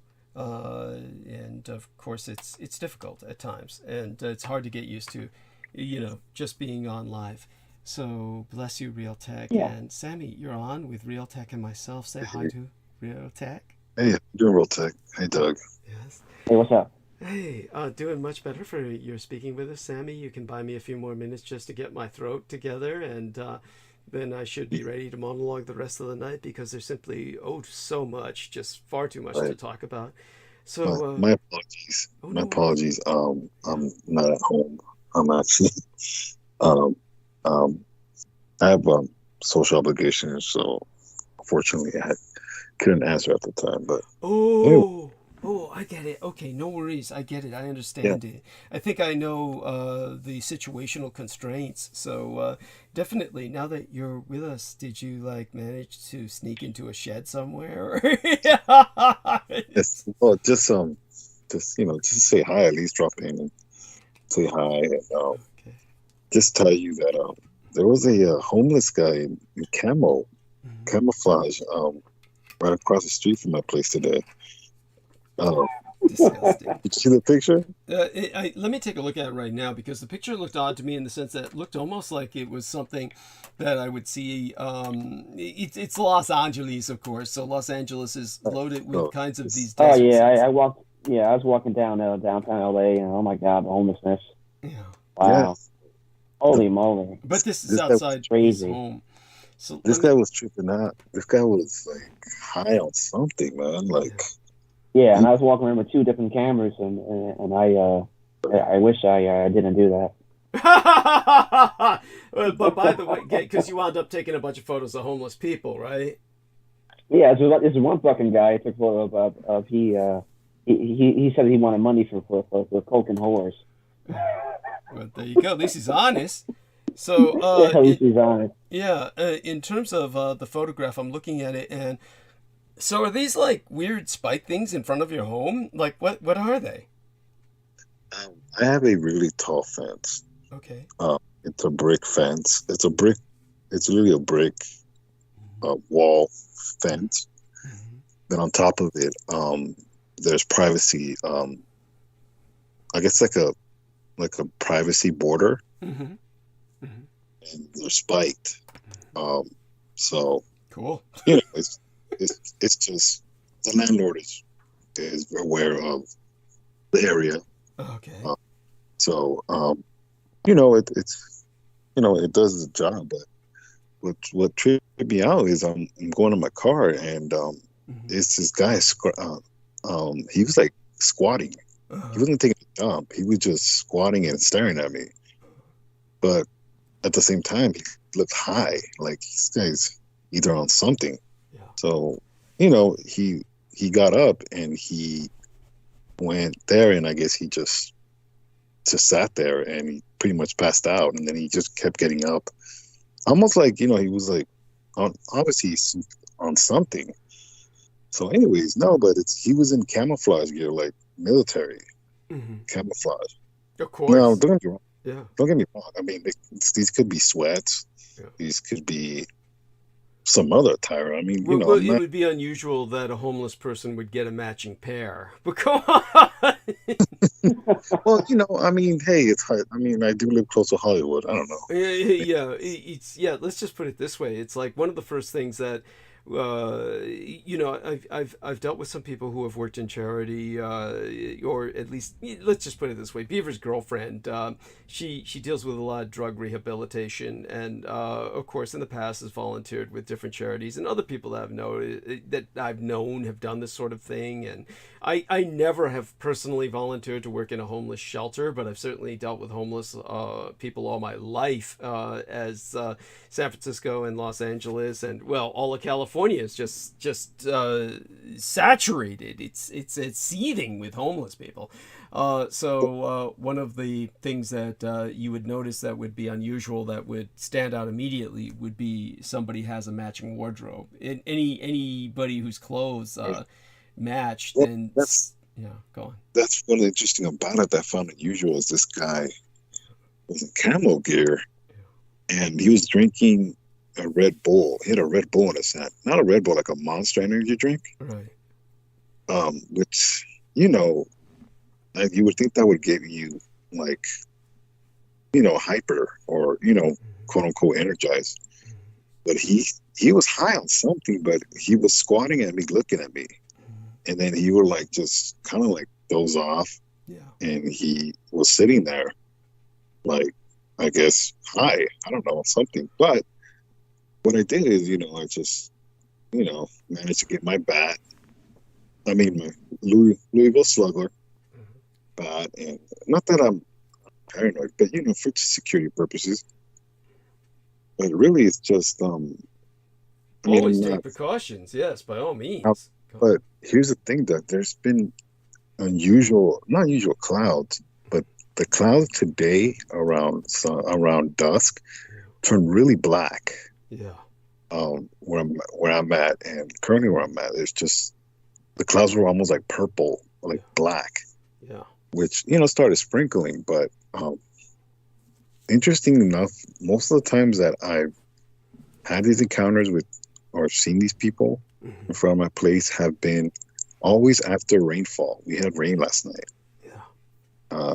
Last time was, this homeless lady with, the arts and crafts. Yeah. And then this guy pops up the next day after rain. So I've been noticing that after some rain, there's always someone at that particular spot. Interesting. It's, I mean, it is what it is. Well, I think that it's kind of like rain brings out in the case of my crypt, it brings out earwigs. Just basically the rain drives them out from the basement, so to speak. Or the moisture kind of brings them up, and then when it comes to what you're talking about, these are like earwigs, the human version of earwigs that just kind of show up in your. And it makes sense though, because like I told you, a lot of these homeless are either underground, as far as there is a tunnel system in Los Angeles which was subway system prior, and usually the LA River, they usually their encampments there. So usually the rain does drive them out of those areas because of obviously flooding. Yeah. So it's just stuff that I observe, and at the same time, that's one of the things that is confirming about you, though, that if anybody that does support you, don't be surprised that you see some unusual stuff. It just comes with dealing with someone that's authentic, like yourself. You. It's not a coincidence, but at the same time, you can't really be discouraged. I don't think anybody that follows, Alex Jones has any problem. No, it's true. Yeah. Don't get me wrong. I mean, I'm not here complaining. No, it's just, it's just one of those things that it is what it is. Yeah. But, at the end of the day. Maybe the guy was trying to live out his days in Vietnam. Well, basically, what was going on with that individual is that whatever drugs he was on, the first thing that I think of is something similar to heroin or an opiate or probably fentanyl. And these basically knock your ass out. They knock you flat. And people who are familiar with the drug scene would be familiar with the term heroin nod, and that's where a person is nodding, but they're not falling down. Like they can like sit on a bench and they're just nodding and nodding. They can do that all night, like a bobbing hood ornament. And but like a weeble, they're not going to fall down. Then this guy is like going through that, but he's drinking the Red Bull, without which, if he was probably drinking the Red Bull to keep himself alive, because if he fell asleep too powerfully, in the sense that his autonomic muscular system, his nervous system would shut down, he'd stop breathing because he'd be so out and so relaxed that his autonomic responses, like subconscious breathing, would stop. And so he knows that if he doesn't take the Red Bull to keep him awake, where he's just coming out of it, then he's going to fall into the deepest sleep where he's not going to wake up again. So this is why he was doing what he's doing. That what you're seeing was his staring at you intensely, which is his silent cry for help. But he's not really expecting help, because he's really looking through you rather than looking at you.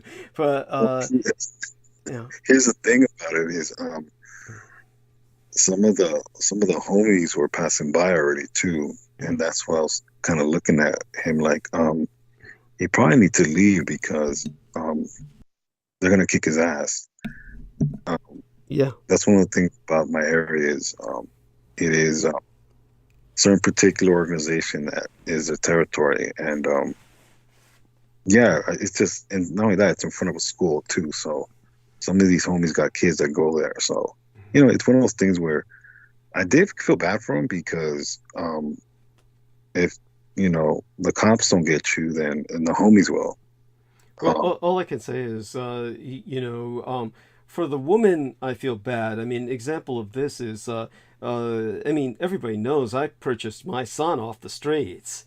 I saw a younger woman a few years ago who was on the street and basically was out of it to a degree, and had some things with her, like a theatrical mask and stuff like that she was just obviously like a keepsake for her or something. But I just felt so awful about the whole thing. I just wanted to help, but I'm not in a position where I can do that anymore. There was one time, there was this is when I first was working with Lori and Ann Fenton, so half of these people might have sourced from her connections with Aquino or something. It might have been indirectly, in a sense, affiliated with her, though whenever I asked her about it or presented her with these situations, it was most of the time it didn't seem to resonate like that. It seemed to be just happening because of my generally coming out as a public informant much more openly. And there was this young lady who would wait to, quote unquote, ambush me. And she was attractive, young, wholesome, and had a functional wardrobe, one which she was taking job interviews in, but she was living in a homeless shelter. But she knew me, and she knew my name, and would be waiting for me on the corner and saying, like, hey, can you take me home? Like, can I come live with you, because I can't stand living in this homeless shelter. I got to the point where I'll have to say, I was kissing her on the street, but I told her, honey, I can't take you to live with me in this crypt. It's not like, first off, I knew that if I brought her in, I was never going to get rid of her. But the point was, I couldn't bring her in the first place. It's just untenable. It's untenable for myself, let alone for someone else. So this is, I know exactly how you feel. And yet at the same time, I've grown much more callous to certain other kinds of people. I mean, we all know why I feel sympathy for younger women. Obviously, there's the breeding factor, as my gay friend Michael Matthews used to call it. It's just basically my genetic hard drive, and he would just say, well, you're just fucking programmed to breed, right? So, I'm not going to lie about that. But for instance, I saw an older woman who was like a retired school marm or something, and she was sleeping on the street, and she had a whole setup where she got all of these boxes all lined up around her like a fortress, and I was like thinking, where did you get the boxes? It's because they were all matching. It was like they were all matching size, like banker's boxes. Like she got a whole supply, and I was like thinking, how do you carry that around? Because I can't imagine where you would find all those matching boxes that would be that exact same size. I'm sorry, what? That's insane. I mean, you know, some of the stuff that you see the homeless, because believe it or not, I'm sure you do believe it, but there's been homeless encampments that have caught on fire these last couple of weeks. There was one down my street that they pretty much engulfed the whole sidewalk. They pretty much built a structure, and they pretty much took over the sidewalk. So something happened where it caught on fire. I don't know if they lit it on fire. Somebody did. Dude, in that situation, at some point, it's going to catch on fire just because somebody's got the hot plate burning, right? Or they fall asleep smoking. They're smoking their crack pipe and they fall asleep. Like, the guy you saw, right? They nod off and whatever cigarette they've got or bunt, it's like, that the fire's inevitable. Go on. Oh, geez, are you there? Holy shit! They got him. Oh god, so he blacked out for a while. You there, Real Tech? Okay, there you are. Sammy? Sam? Can you hear me? Yeah, now we can. Yes, go on. No, it burned down. The whole encampment burned down. I'm surprised all these homeless people burned alive because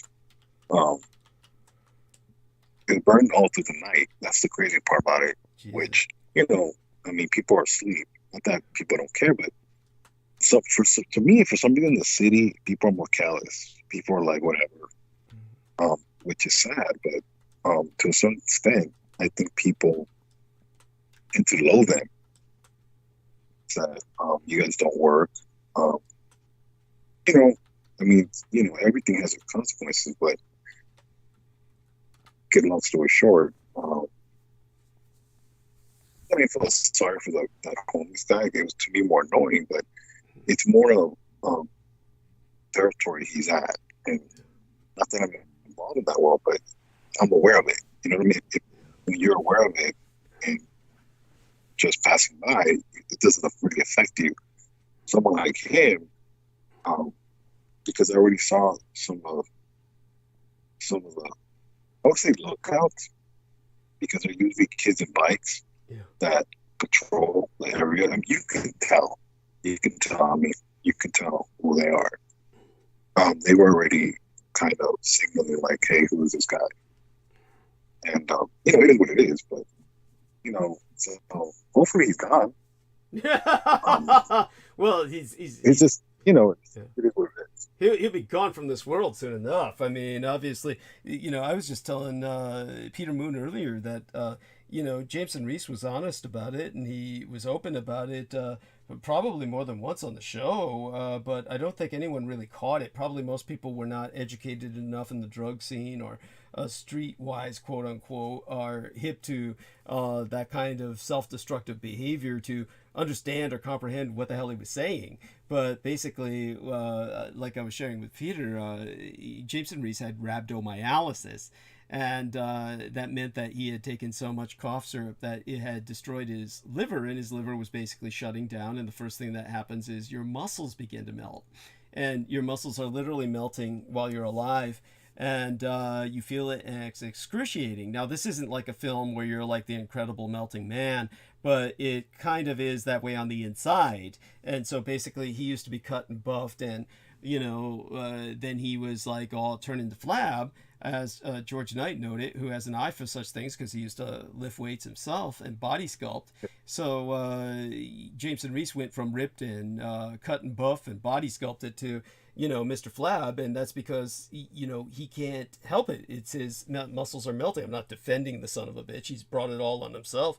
But the most irritating thing about it for me, and again, something that I felt no sympathy for, was that, he would always drop off during the show because he felt he was dying. It was the same shit every time. I'd get the messages from him in the private messenger. Douglas, I'm dying! And my muscles are melting! You know, it was like the Wicked Witch of the West. It was like working with the Wicked Witch of the West and somebody kept throwing water on her and shit. You know, I'm melting!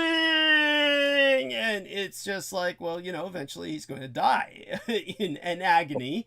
And every once in a while he'd have to turn himself into the emergency room, you know, and then come back. And sometimes he'd do that during the same show, during the same transmission. So this is like, you know, what I was dealing with. And a lot of people didn't get any of that because they couldn't see that interaction in the private messages. But this is the horror of what these people bring about upon themselves. Now, you know, if I didn't have the nanoplasma in myself, it's a toss-up. It's like, which came first, the chicken or the egg? Probably I would be a lot more cautious with my behavior, I would presume, or I'd like to think that, or maybe I flatter myself, but I'd be that thoughtful towards myself. But, you know, I don't pay the price that these people do, which is why I can afford to do what I do. But these people don't have that, so they should not be doing what they do. Again, it's completely unfair of me to say this because, of course, drugs don't have the same effect on me that they have on these people. I don't get the addictive response, again, because of the nanoplasma. But still, I would like to think that if I didn't have the nanoplasma, that I would behave a lot more responsibly. Such being said, I think that, you know, we do have to be careful about our sympathies. And yet, yeah, it definitely is something that I appreciate it when people have humanitarian instincts and the like. But definitely, I think that you definitely need to just have the antenna out. And like I said, the neighborhood watch thing is a good idea. Talking to your neighbors about these kinds of people, and that everybody just kind of get together and kind of urge them on, because you know what? All of you have in that neighborhood, not only a right to do that, you have a responsibility to do that. You've got a school across the fucking street. Okay, these people, it should not be there in front of a school where there's children to see them. It's not something that I mean, you know, I would appreciate it if I had street walking whores in front of my door, but if I lived across from a school, I'd probably be still so irresponsible I wouldn't give a shit if there were street walking crack whores in front of my door. But, you know, any other adult, especially a parent, should. And they would just try to prevent these ladies of the evening from gathering in that area. It's just, you know, hey, this isn't the place. You know, you don't want kids seeing that and thinking, hey, I could do that. So, yeah, it's just, okay, for that alone, you've got the perfect rationalization just to run these people off, again, with your own safety in mind first. You know, that being said, did what I say about occult self-defense, it was very helpful. Bless you. That she was telling Maria about the books you're recommending. Oh, wonderful. Because one of the things about one of the things about her friend is that he's very, I guess he had trauma with his faith in Catholicism. Yeah. Okay. As far as actually believing. Okay. So I kind of had to tell her that. I told her, you know, he's going to have to kind of look at this as what it is. If he doesn't believe it's happening to him, or he knows it's happening to him, then he already is acknowledging the fact of that world. Yeah. Which in part, if he needs to kind of rekindle his faith in Catholicism, as far as, and he's trying to find something, then he needs to kind of take your advice as far as getting rid of all, you know, anything involving with his crazy ex-girlfriend. Yeah. And you know, kind of purify himself, because it's not going to end until he actually, you know, kind of deals with it in the sense that it is real, that whole cult attack is real, you know. So it's not that, well, I don't believe in I don't believe in the devil. It's not necessarily that. It's just a part. It's a form of weaponry is what I'm saying. So that's pretty much what I was saying too. Like, he's going to sorry, say that last sentence again. It's a form of what that you're saying? A form of a weapon, a form of attack. It's a form of weapon. Got it. Yes, because the problem is that your audio quality is glitching out at times. So we got that now what you were saying. So by the way, the horrible irony of this, the paradox, is that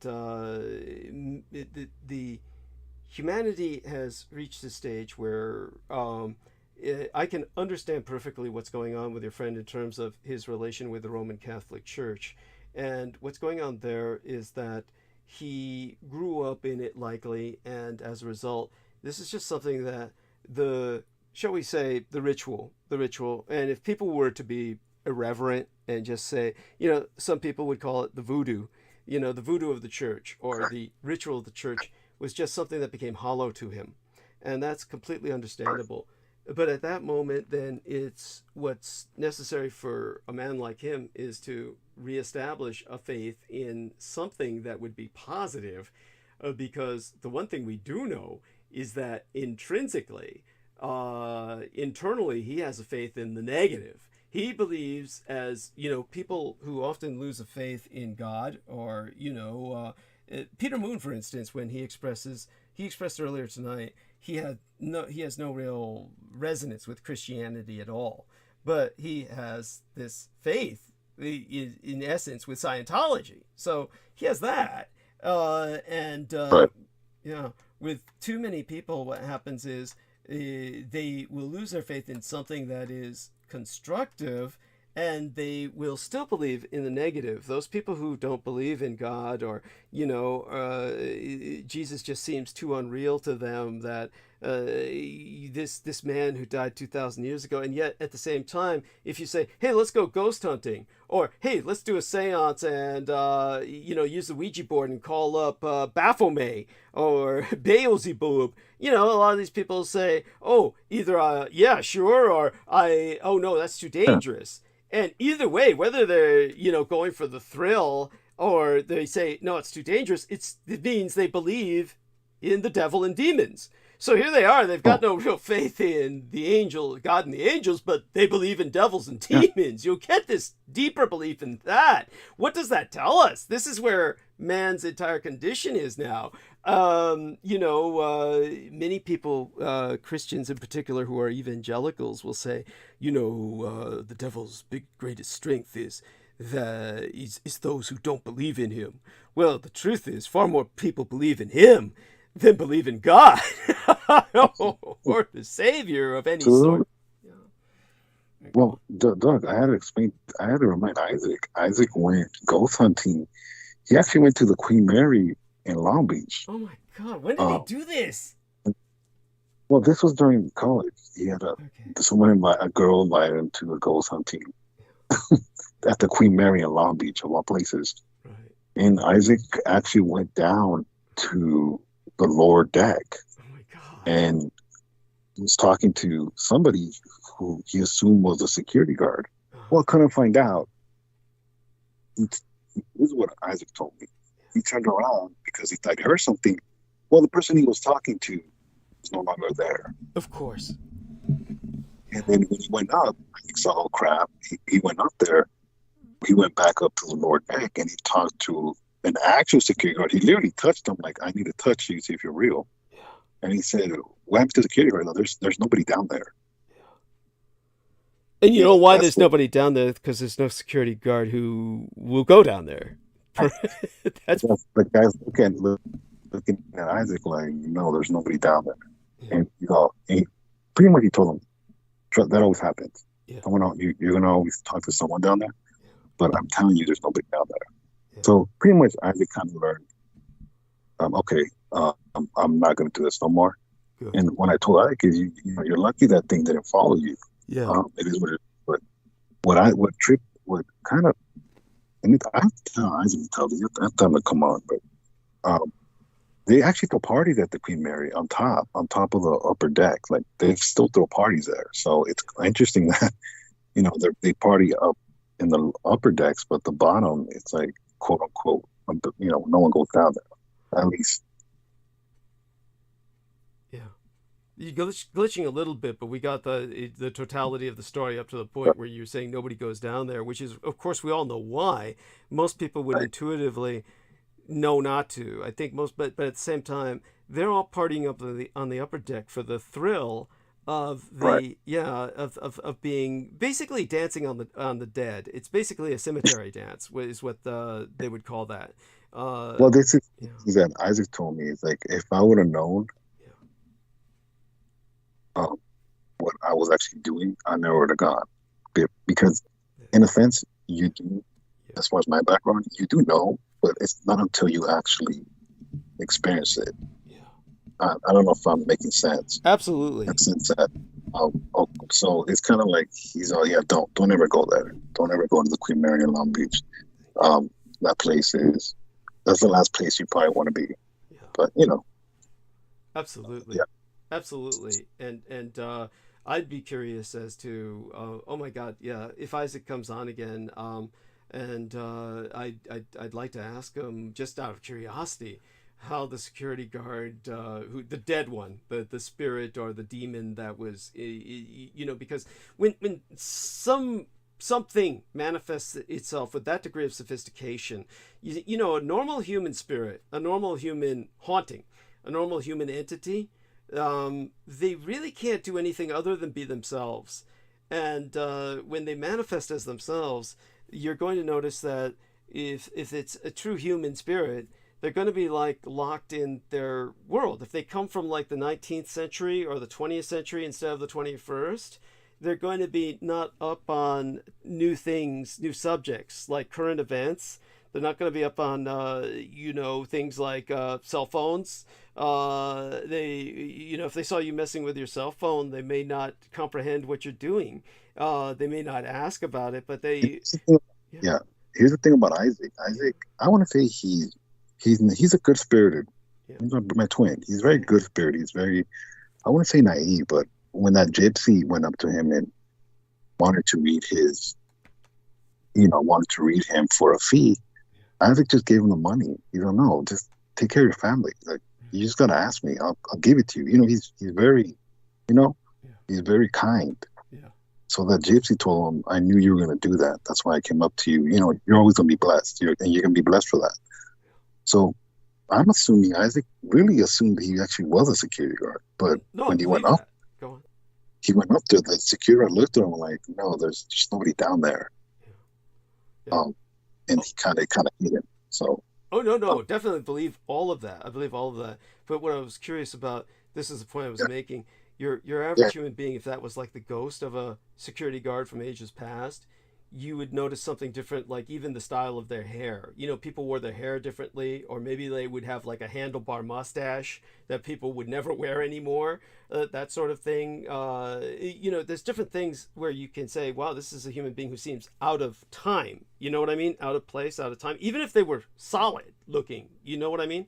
But with something that would be like, hey, look, here's this guy and he looks like a modern security guard. That's what would fascinate me. If it was some guy who looked like a modern security guard and he's able to keep up with technological jargon, like, you talk to cell phone, that would have to be like a demonic entity at that point.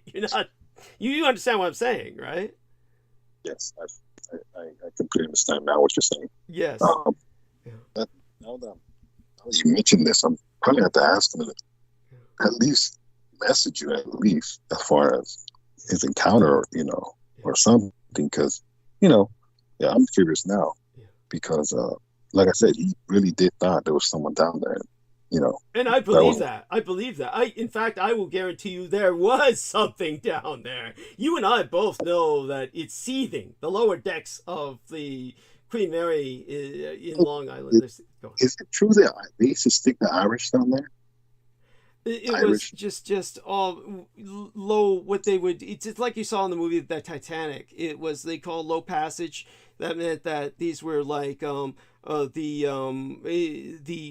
immigrants from Eastern Europe or Ireland. It was Irish plus Eastern Europeans that they couldn't pay the high fee to ride the upper deck, so they would keep them in cells down below like they were a slave shipment.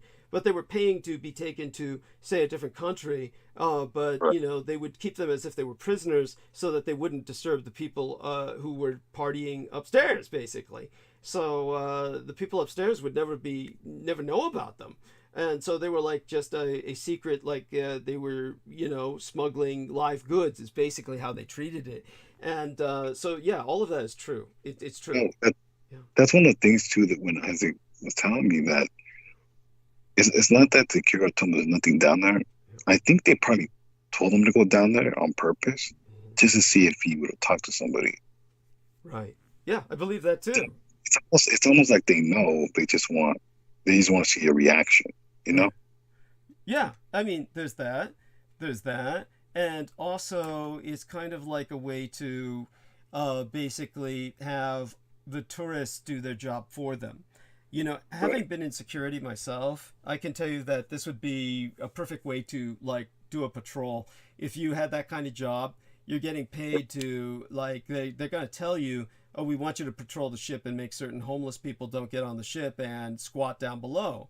But that it's haunted down below, so you say, fuck that. So you get tourists to go down there and say, basically encourage them to go down there. And then that way, if the homeless person goes down there and gets raped or mugged by a homeless person, they're going to run to you. Then you'll know, oh, the squatter's down there.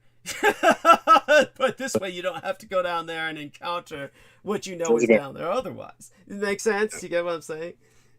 Yes. Yeah. Yes, exactly. So Doug, I have to get going. Understood. Well, we love you dearly, and I thank you for coming on. But go on, say anything else you want to say first. Yes, please support Douglas this month, especially with Cab Fair. Simple things, especially with his rent too. But please buy his book, The Roswell Deception. Great read, and good night. God bless everybody. Thank you. Thank you, Sammy. Yes. Yes. We love Take care. Dearly. Yes, and that's George Knight who's joined us, and so hello, Douglas. Hey, George. So say hello to Realtek if he's still with us. I don't know if he is, but I think he's dropped out. Yeah, I did speak to him in the conversation on the chat room. I did have a little conversation on Skype. Yeah, with him. He's ordered some food, so I think he's gone to get his food, and I'm sure he'll be back. Okay. So, and at any rate, he doesn't need to return. I have so much to talk about tonight. Much of it to do with, of course, the contextualizing the Queen, and of course bringing up, what connection she had to Japan in brief. But certainly, tell us all about what comes through your mind. Obviously, this has been just an incredible series of events. A new prime minister is sworn in just as the Queen dies, and it's just like it's almost too much for the British to handle. And I will also contextualize that there have been many people that have been very, very negative about this, in the sense of many former colonial subjects who have, in my opinion, taken it too far with just dancing on her grave, so to speak. And of course, this has gone all over the internet. So the internet has gone into, overdrive with her death.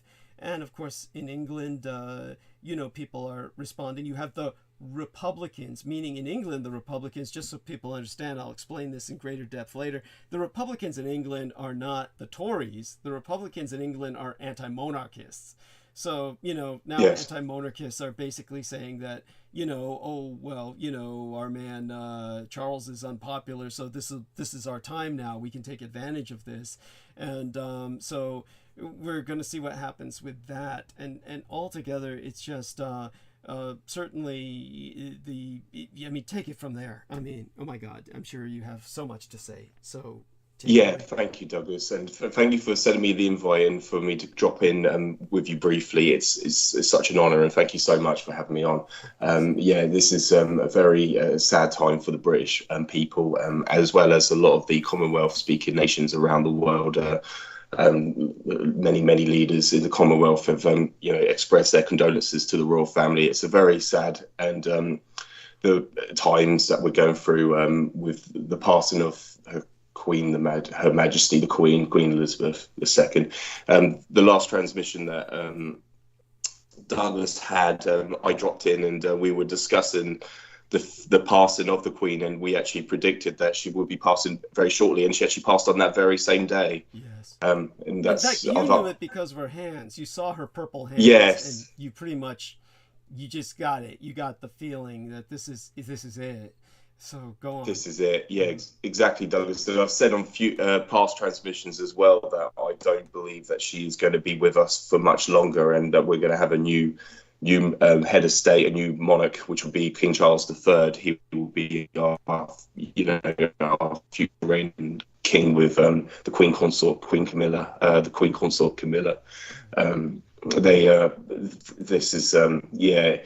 He has reached a session now to the kingsmanship, and many things have automatically gone into effect, such as like the national anthem has changed from God Save the Queen to God Save the King. That's gone into effect straight away, and now it's just now Britain is going through a period of mourning at this period of time. Next Monday is declared a bank holiday, a weekend holiday day for the Queen's funeral, which is going to be held next Monday.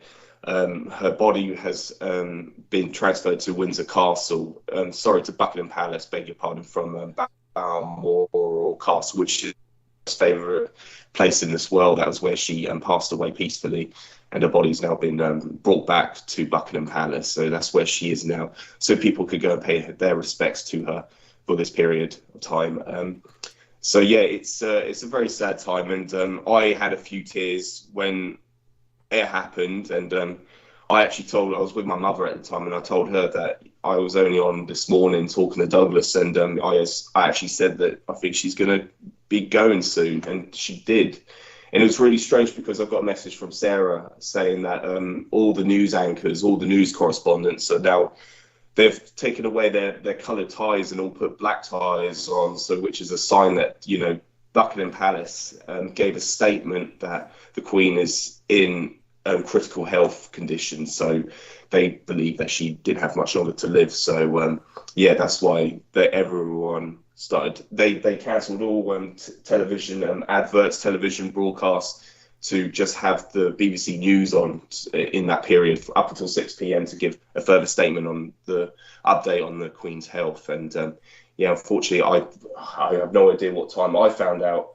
About 7:30 p.m. at night that she passed away. So that's the time I found out. And so it's a very sad time for the British people at the moment. And I'm back to work today, and we've been issued just a forewarning to be more just to be with our customers that we visit, that they might be going through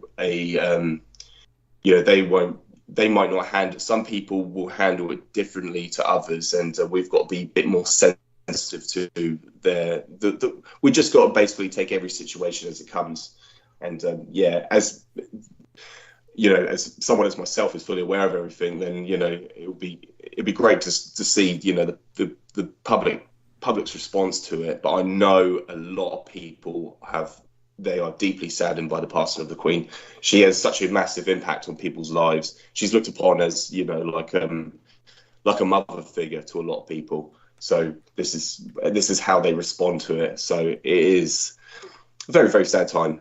And basically that's what I can say, Douglas, about that situation from a perspective from my end. And I'll do my best. Thank you. Can you hear me? Yeah. Yes. Yeah. Thank you. Yeah. Thank you. Sorry. Yeah, but believe me, you're coming through loud and clear. Comparatively speaking, it's all that new 5G that you've been installing.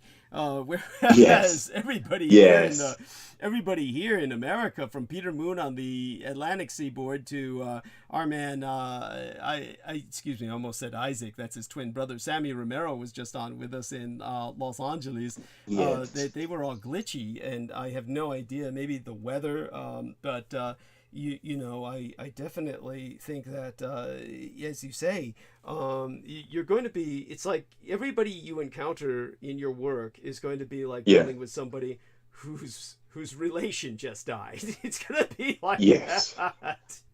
And exactly. because this was really the primary sense of stability that the English culture had. I'll again put all of this in context so that people truly understand it.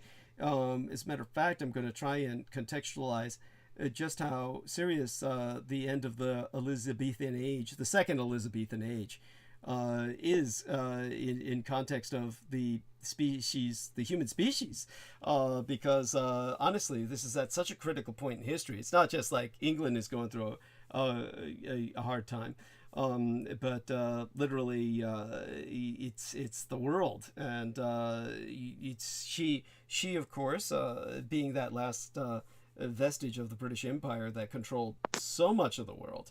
And even today, I will point out to people that you have over 150 million people who still live in nations that consider King Charles the head of state now.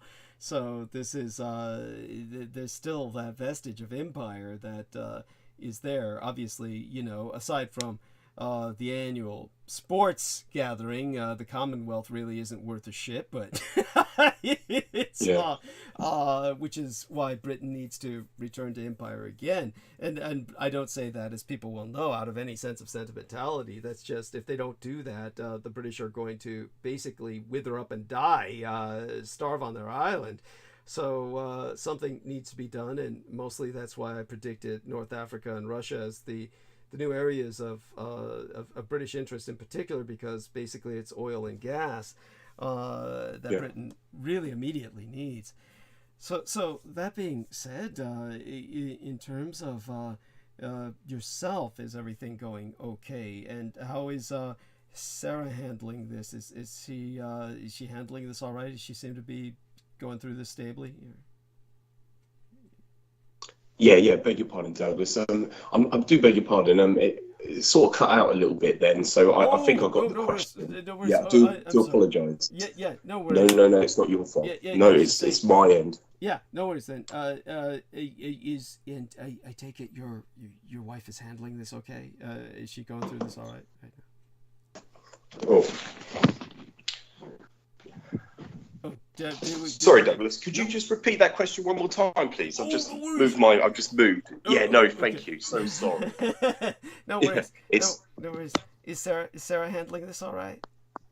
Yeah, thank you, Douglas. Yeah, I can hear everything perfectly now. She is. Thank you. She's all right.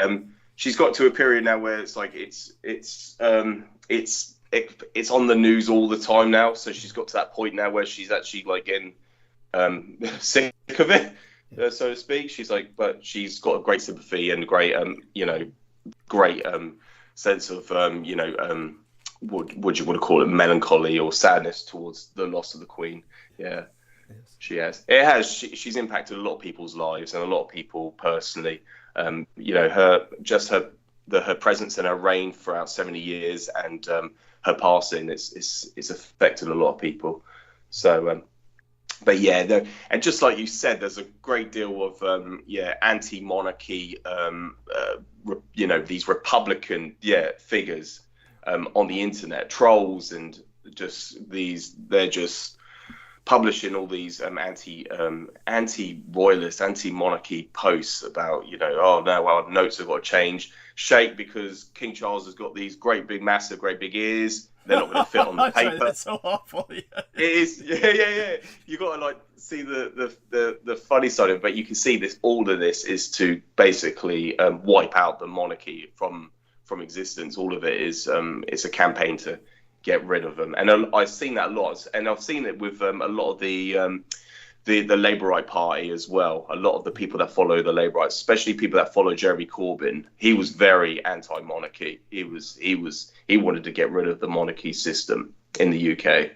He wanted to just get rid of the establishment. So a lot of these people, and they're now rising because of the passing of Her Majesty the Queen. And so That's very, very true. I've seen a lot of that on Facebook, actually, a lot of it on social media. And this is just, what's so offensive about that is just, this is not the time. I mean, No, Jesus Christ, exactly, you yeah. could wait for, I mean, oh my God, it truly is, and what it really is a strike against is it's a strike against Britain's cultural identity. That's what it's ultimately a strike against. Self-loathing, yeah. Yes, thank you. And it's that kind of self-loathing that is, it's like these are, if they're truly British, and many of them, of course, are definitely either former colonials or foreigners that are doing this. If they're truly British, then it's kind of like a dysfunctional family self-loathing. It would be like somebody who's in a family and then instead of just severing, they lash out and they can't stop themselves. And it's just so, how would I say, ugly to look at. It's very ugly to look at, and it really hurts because it hurts just to see that somebody is willing and able to do that is what hurts. It's like, it reminds me, of course, of my gang stalkers who attack, my deceased father in particular, or my parents. It's like, what would drive a person to be that low? It's just like, I think you understand.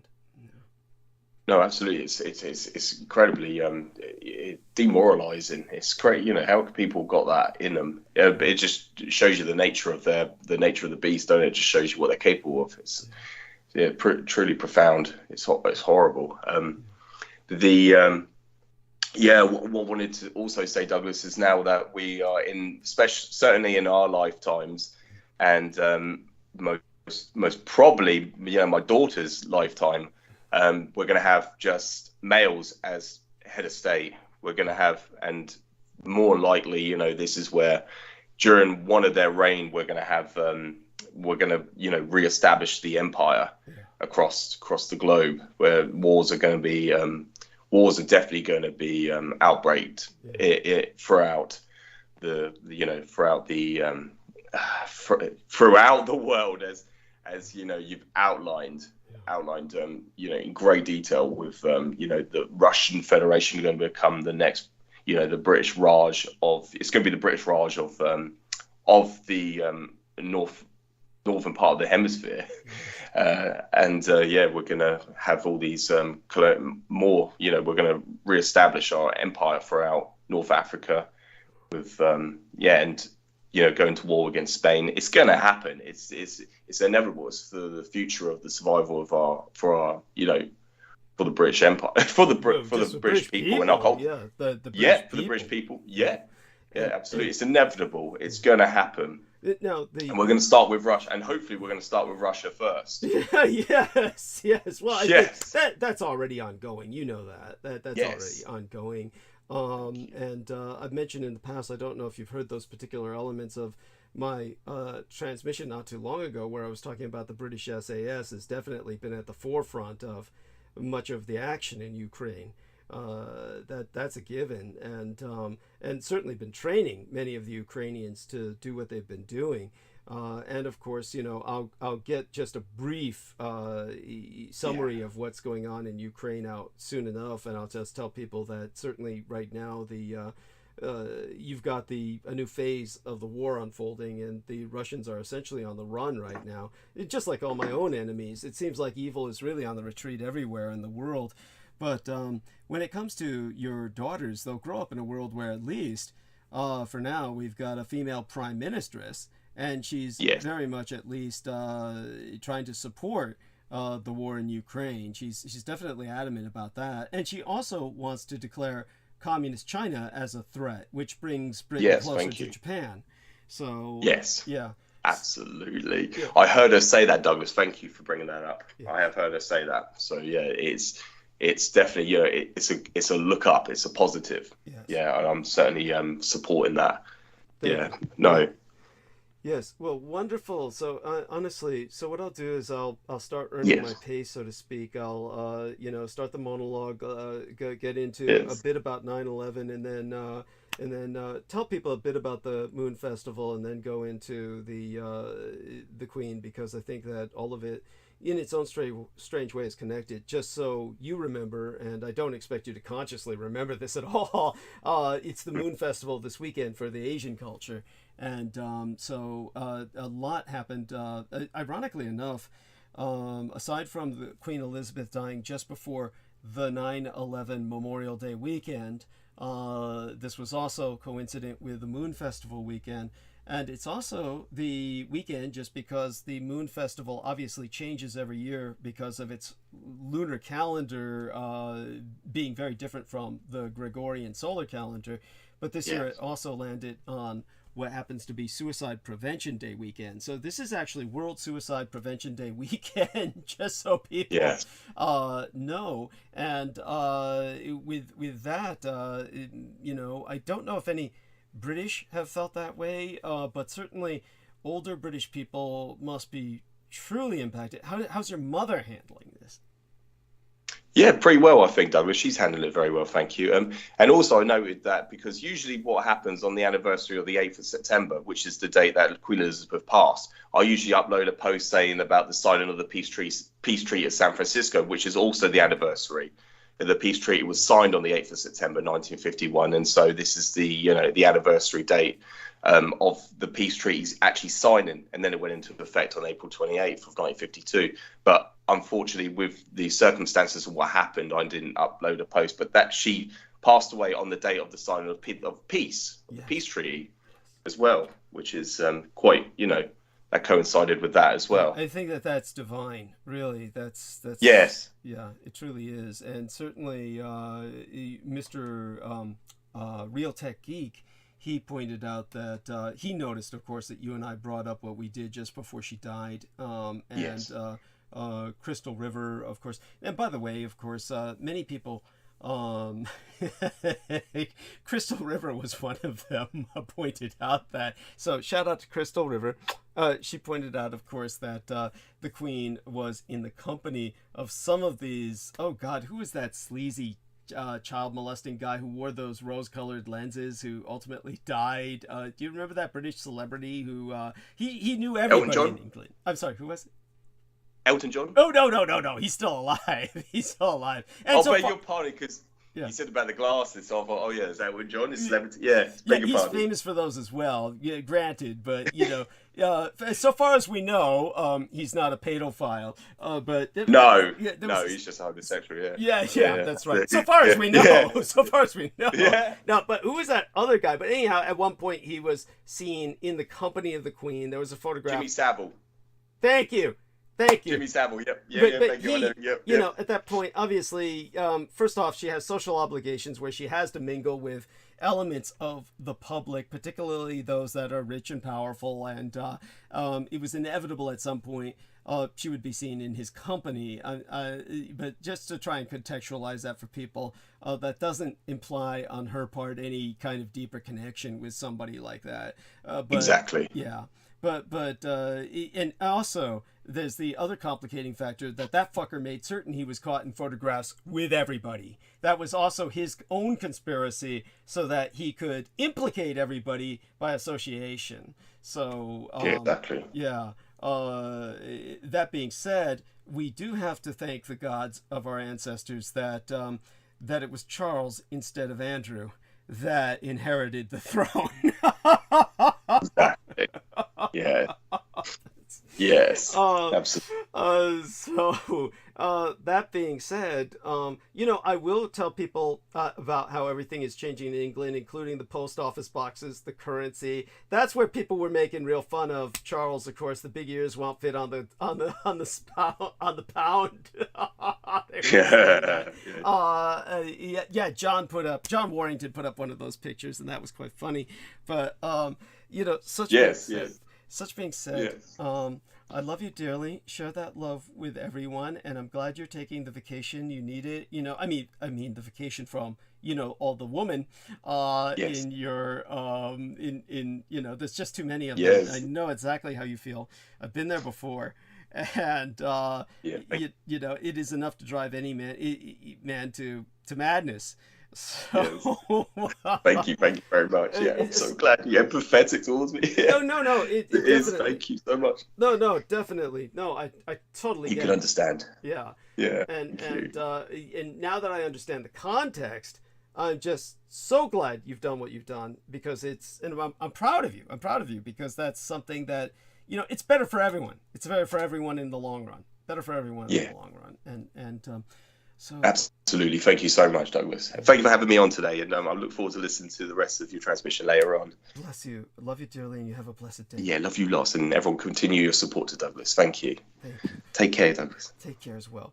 So our man George Knight, when he hangs up, we're going to hear a sudden drop in the quality. So everybody let me know if you can hear me. Definitely need your backup on that. And I do want people to understand that without your feedback, then it's hard for me to gauge exactly whether it's worth going on with speaking, because I'm not quite sure if there's a response here. Okay, one of the things that Mr. Peter Moon had brought up when he was talking about how blacks were treated by the whites in England, particularly white servicemen.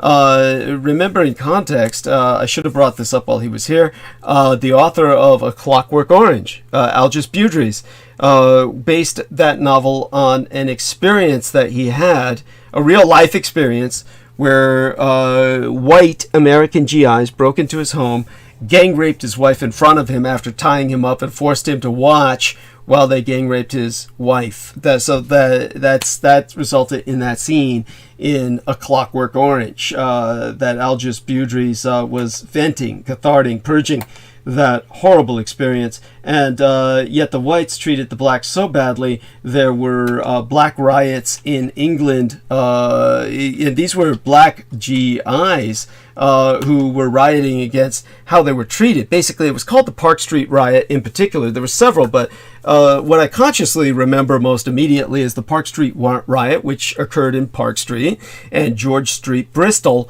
England, on the Ides of July 15th, 1944, when many black U.S. servicemen, GIs, refused to return to their camps after U.S. military policemen, MPs, arrived to end a minor fracas. More MPs were sent, up to 120 in total, and Park Street itself was closed with buses. This was an outbreak of racial violence perpetrated by white American servicemen stationed in the village of Bamber. Bamber is what I remember, but probably, if anybody can correct me on that, please do so. Black troops were welcome in Britain. Jim Crow wasn't. So the British had full sympathy with the blacks. And so this was a little-known battle between black and white American soldiers in England. In 1943 was another one that I recall. It forced a reckoning over the military's unequal treatment of their own men. What Peter shared with us was profoundly appreciated.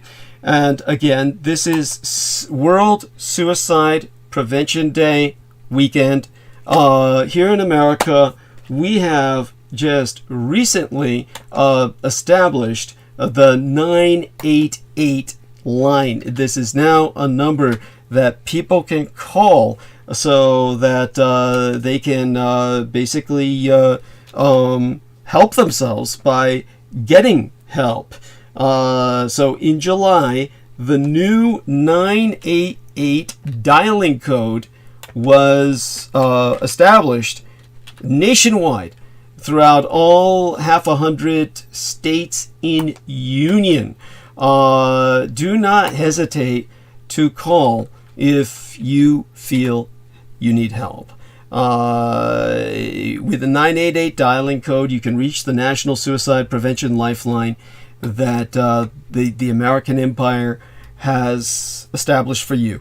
The 988 Suicide and Crisis Lifeline is its formal name, is a United States-based suicide prevention network of over 200 plus crisis centers that provides 24/7 service via a toll-free hotline with the number 988. It is available to anyone in suicidal crisis or emotional distress. Here's looking at you and Christine Fontaine, because this lovely young lady was seriously being driven to suicide just the other day. I saw her post these suicidal thoughts on Facebook that she had overcome. And whenever you're going through something like that, any of you, 988. And just to get Ukraine out of the way obligatorily at first, not in any way to be dismissive about it, but to just give you the latest report in brief. A new phase in the war is unfolding in the Ukraine. The past few days brought dramatic movement when a counteroffensive by Ukraine's armed forces broke through Russian lines in the east. It has been strikingly successful, with some Russian forces on the run. Russia's Aero Force is suffering partly because Ukraine has received American-supplied HARMs. Now, these are an acronym, HARM, for high-speed anti-radiation missiles. This is a tactical air-to-surface weapon fired from fighter aircraft and has the capability to detect and home in on radiation emitted by hostile radar, which are radio detection and ranging stations. That radar is an acronym. Whenever you see it, it should be all in the uppercase. That is the correct way to spell that, just as you would spell laser all in the uppercase, because that too is an acronym, and properly acronyms are always spelled in the uppercase. So these HARMs can home in using radiation to destroy hostile radar stations that have surface-to-air detection capabilities. This destroys the picket fence that would otherwise, prevent the aerocraft of Ukraine from penetrating the aerospace of Russian-occupied Ukraine. So this way they can roam at will in their own airspace. Might this be a turning point? It is the most serious setback for the Russian Empire's forces since they fled from the area around Kiev, the capital of Ukraine, in late March. Even some pro-Kremlin figures are now talking of strategic defeat. We've just published some posts via George Knight on the subject in the past, but hopefully he'll publish a new report on the fighting quite soon. Now, the timing of Russia's panic and retreat is awkward for Vladimir Putin and for his ally, Xi Jinping, who might be regretting tethering himself and the Communist Chinese Empire to Russia. The twain are set to meet this week at a gathering of the Shanghai Cooperation Organization in Uzbekistan. This is a rare foray by Mr. Xi, who has not ventured from Red China since before the pandemic. He wants to stamp Communist China's authority over more of Central Asia. He's taking advantage of Russia's weakness, feeding off his own allies. This is what the Russians did in World War II. Payback is a fucking bitch, but karma cometh round. Amid reports that Russia is short of military supplies, Mr. Putin might hope for support from the Communist Chinese Empire. Just don't expect Red China to be helpful right now.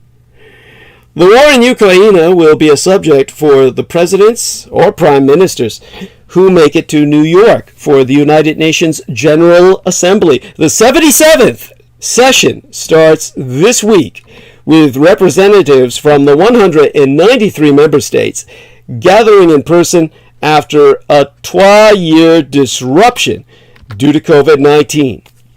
And of course, the question was asked earlier to everyone on this program, essentially, where were you on 9/11?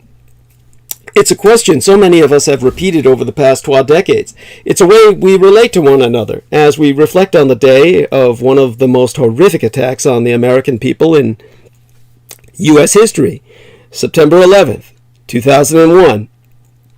We join the rest of this country this Sunday, which is still Sunday here on the Pacific Coast, in remembering and honoring the lives of so many who were tragically taken from us during the terroristic events that took place in New York City, Washington, District of Columbia, and Shanksville, Pennsylvania, 21 years ago.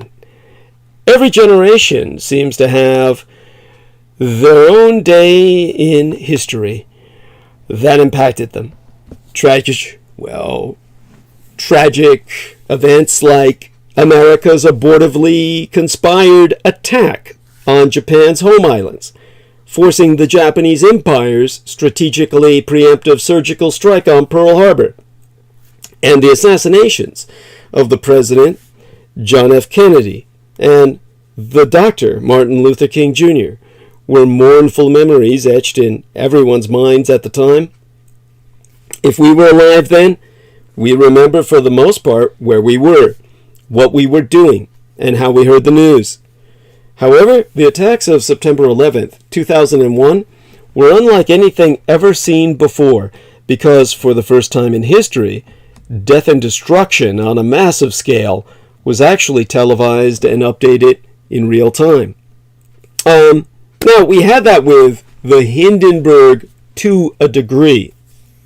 That was the first ever televised news event live in history, which is why it made such devastating impact and why the Hindenburg was targeted for sabotage at that very moment in time.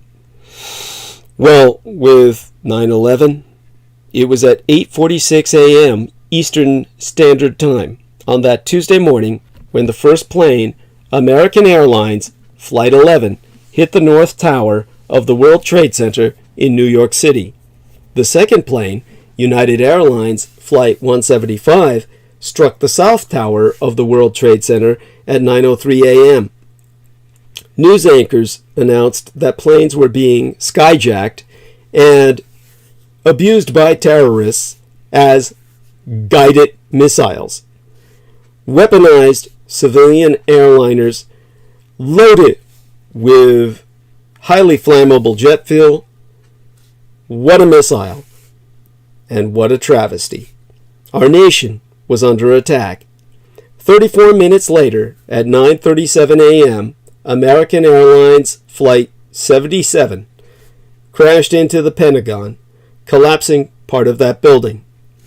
Then at 9:59 a.m., the burning World Trade Center South Tower collapsed. 4 minutes later, at 10:03 a.m., United Airlines Flight 93 crashed in a field near Shanksville, Pennsylvania. At 10:28 a.m., the World Trade Center's North Tower collapsed completely. In just 102 minutes, 19 hijackers succeeded in taking the lives of 2,977 Americans and terrorizing the entire American empire with the entire world watching in horror. Yet, in the midst of this unimaginable tragedy, stories of unbelievable heroism were being reported from every location. Firefighters and law enforcement officers running into the burning World Trade Center buildings, rescuing hundreds of people. Service members leading others through the burning, smoldering Pentagon rubble to safety. Passengers of Flight 93 who decided to fight back against skyjackers to prevent them getting to their intended target, the Transamerica Pyramid in San Francisco. The selfless this selfless sacrifice would comest to define that day as much, if not more so, than the attacks themselves. Our world looks much different today. The wars that camest after September 11th, 2001 are misconstrued as over, while the fight against terrorism still remains. What's left of the persistent conflict in Southwest Asia, the so-called Middle East, only looks like it too soon will draw to a close. For the American public, Syria has become the forgotten war. Many Americans were reminded yesterday, last month, that the United States remains actively engaged in military combat overseas. But this conflict, it's not a legal war, is not in Afghanistan, where the United States withdrew its forces in disgrace last August. Nor is it in Ukraine, where President Joseph Biden has gone out of his way to avoid direct military involvement. It is in Syria. So, let me explain. Last month, the Biden administration authorized aerostrikes against Iranian-backed militants in response to rocket attacks on bases housing American forces. While the militants' rockets resulted in only minor injury to American troops, reports indicate that the United States' retaliatory strikes were quite expensive and deadly. While the Afghanistan war seemed to last forever, and the war in Ukraine has fixated the public for the past half year, the Syrian war appears to be largely forgotten. To be fair, it has generated attention at certain moments, such as when then-President Barack Obama decided not to attack the forces of Syrian President Bashar al-Assad in response to the deployment of chemical weapons circa 2013, or when his successor, President Donald John Trump, chose to respond with force to a chemical weapons attack in 2017. There was also much outrage over the brutal killings, including of Americans, by the Islamic State, so-called ISIS, in 2015, as well as angst over the American decision to abandon the Kurds, our on-the-ground partners for the American-led coalition that went on to militarily defeat the Islamic State back in 2019. Even the 2016 vice presidential debate featured a segment on that war. But overall, the Syrian war has failed to hold the American public's attention for several reasons. First, the Syrian war is complex. It is a civil war with various militant and militia groups engaged in combat against the Assad regime as well as against one another. Numerous external actors have intervened in this fighting, including these United States, which largely backs the anti-Assad rebels, and the Russian Empire, which backs the Assad regime, but also Iran, Hezbollah, which transliterates as Army of God, and the Turkic Empire. The complexity of the conflict and the number of intervening powers make it analogous to the Spanish Civil War of the 1930s, or even, for those experiencing it in country, the 30 Years' War that embroiled Central Europe in the 1600s, an essentially religious conflict in which Europe was taken down so far that there are still places on the continent today that are recovering from the hosing they took in the 30 Years' War. The second 30 Years' War of Europe was the Weimar era, between the German wars of World War I and World War II. Not only is the American Empire just one of many actors in this echo of such conflict today, this Syrian war, but unlike the 2001 invasion of Afghanistan or the 2003 invasion of Iraq, it was not the Syrian war, was not an initiator or a primary participant in the conflict. Well, America wasn't in the Syrian war. Washington has instead played a largely supporting role as a belligerent. However, unlike in the Ukraine, it is a belligerent. This means events like the one Yester Septimania, Yester Menses, I mean to say, last month by now, where American troops came as under direct attack, are few and far between. That in turn serves to keep the American involvement in Syria away from the public's attention. This does not mean the American Empire played no role in the conflict's onset. What protests, or those that I can think of, provide myself a minute here to just look something up online so I can refresh my memory on this. But when it comes to the correct pronunciation of the nation, by the way, is Surya in the Arabic. But when it comes to, well, let's just say this, from what I remember. When protests against the Assad regime emerged in 2011, the year my late and sainted Cyrus, my womb matron, my mother, was murdered, slain if you use the term for vampires, Obama issued a statement then saying, "The future of Syria must be determined by its people, but President Bashar al-Assad is standing in their way. For the sake of the Syrian people, the time has come for President Assad to step aside." Perhaps fearing intervention by Washington, the Assad regime escalated its crackdown on protesters. And perhaps anticipating American support, insurgent groups started fighting back.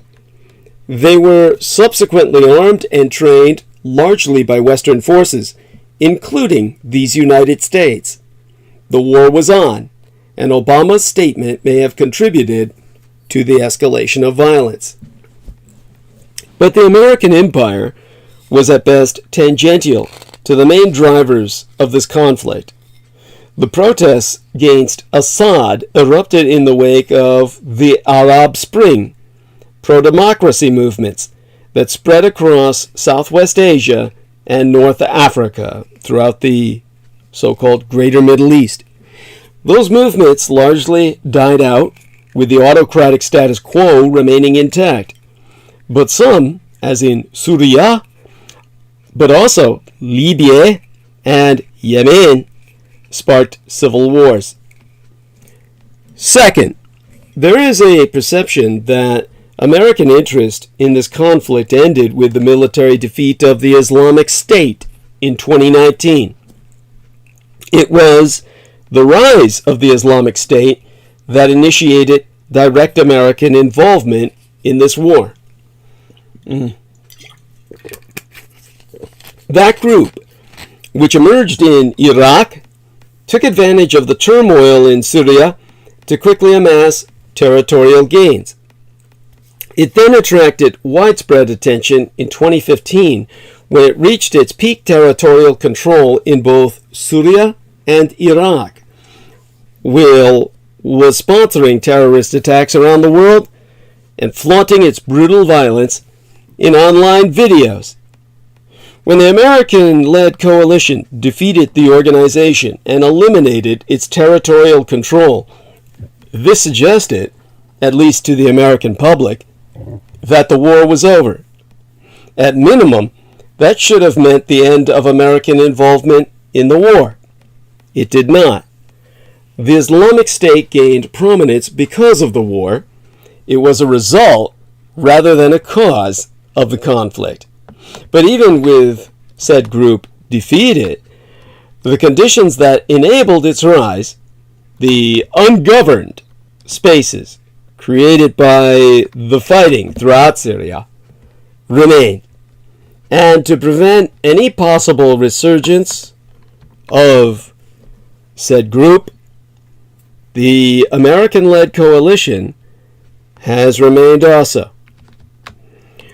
While that might make sense from a geostrategic perspective, it maketh the justification for the continued American presence in Syria unclear to the American public. Third, the war in Ukraine has become a focal point of international attention, including the attention of the American public. So, consider an alternative scenario in which the Russian Empire had not invaded Ukraine in February. In that case, the end of American involvement in Afghanistan in August of 2021 may have led to further public and congressional calls to end American involvement in other parts of the Greater Middle East, from Syria to Somalia, something Trump repeatedly threatened to do. At the time of the Afghanistan withdrawal, the Biden administration argued that removing resources from Afghanistan would allow the Americans to focus those resources elsewhere, including continuing efforts to stamp out the last vestiges of the Islamic State in Syria. But leaving Afghanistan, especially the chaotic nature of the withdrawal, could also have fed calls for Washington to retrench its military footprint throughout the region. Indeed, it initially seemed that the Biden administration would follow just such a course, but events soon overtook any such plans. Well before any European countries, the Biden administration was aware that Putin planned to invade Ukraine and engaged in efforts to convince our European allies of the impending danger. The Russian Empire's continued troop presence in Syria may have contributed to Biden's decision to keep American troops there as well, since doing so could ensure that the Russian Empire cannot fully deploy its own forces to Ukraine. That the war in Syria has become the forgotten war points to a more disturbing trend in American foreign policy. The United States, or rather the American Empire, is so engaged in wars and interventions around the world that one conflict involving the United States military that has killed hundreds of thousands of civilians does not even register with the American public anymore.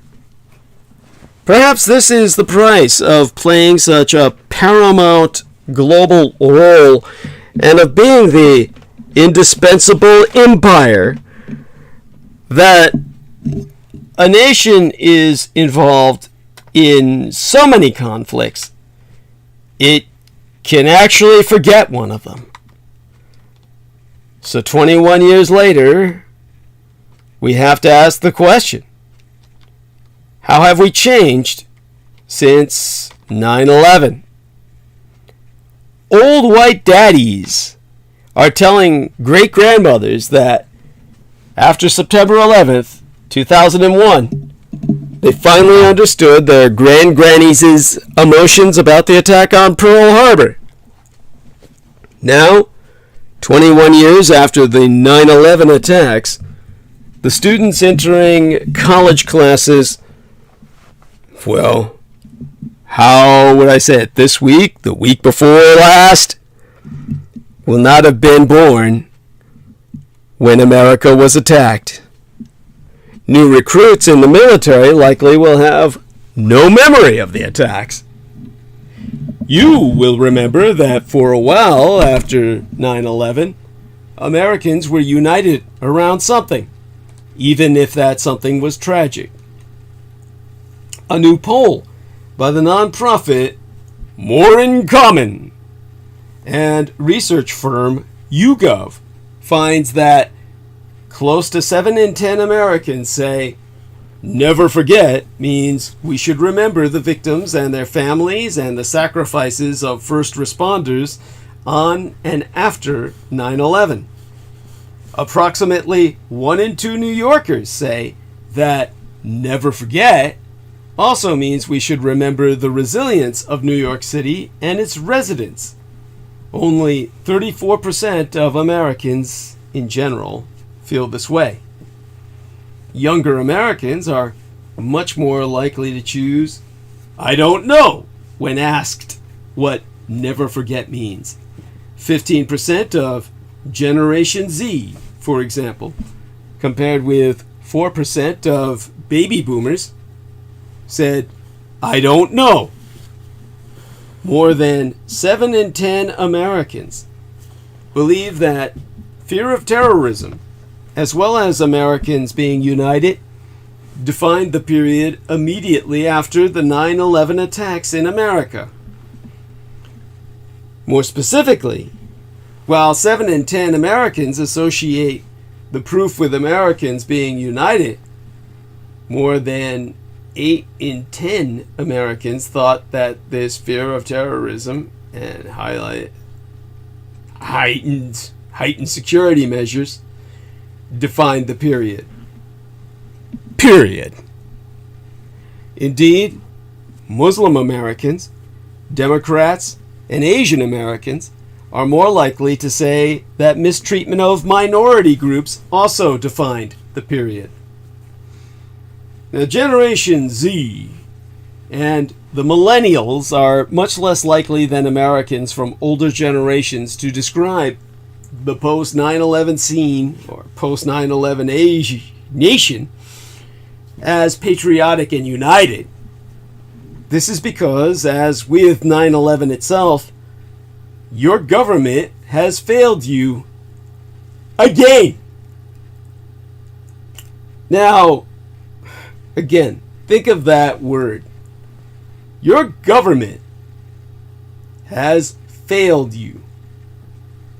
And with that dramatic testimony before the 9/11 Commission, Richard Clarke, counterterrorism coordinator at the White House during the Clinton and Bush administrations, laid bare the raw truth of the government's failure to prevent the 9/11 terrorist attacks, which ultimately killed well over 3,000 Americans.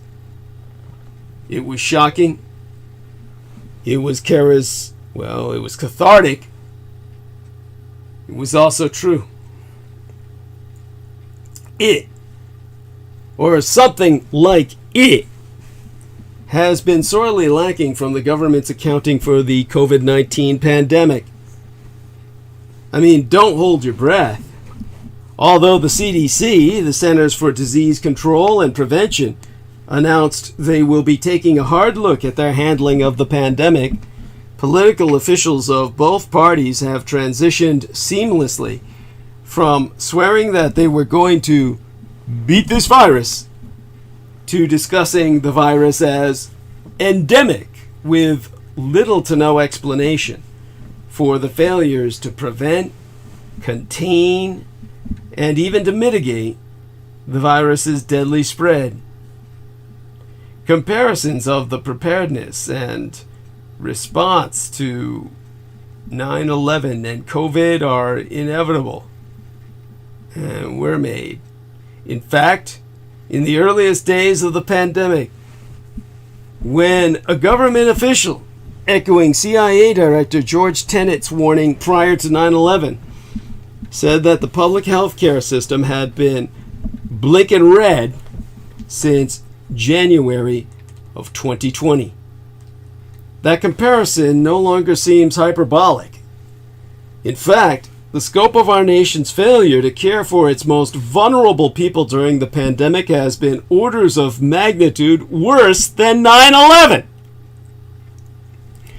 Ranked in November of 2019, on the eve of COVID's zoonotic spread, as the nation best resourced in the world to confront a pandemic, these United States has the highest mortality rate among the wealthiest nations in the world, and among the highest of all nations on the surface of the earth.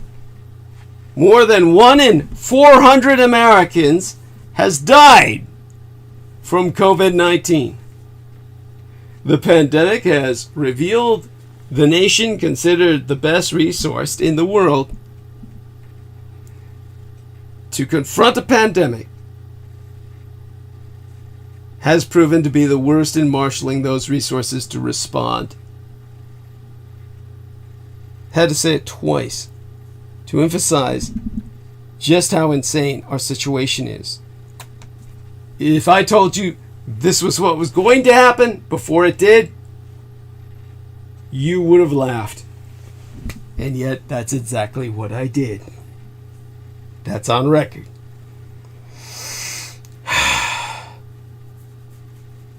Now, contrary to the widespread and popular and now bipartisan resignation over our situation, it never had to happen. So why did it? Again, a 9/11 approach is apt. The national security apparatus in place prior to 9/11 and the public health infrastructure rated the world's best prior to the pandemic were the product of trillions of United States dollars of investment for the same bedrock purposes. Provide a multi-layered textual, early warning system against a surprise attack and to support the institutions that could combat and mitigate the effects of an attack if it occurred. Both seemed formidable prior to the critical events, but in both cases, the systems failed dramatically and catastrophically, and for the same fundamental reasons.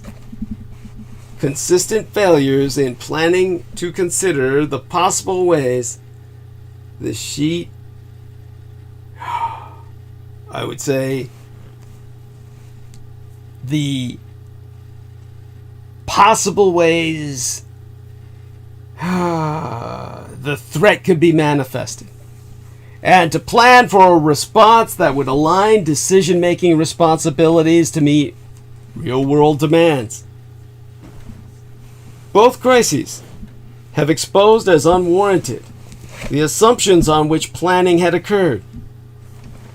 There were, for example, detailed plans drawn up prior to 9/11 for how the civilian and military authorities would handle cockpit security and hijackings.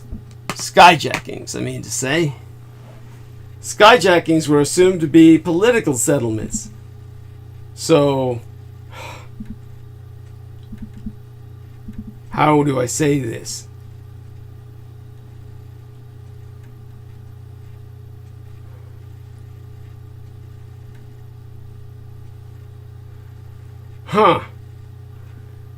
Now that I think about it,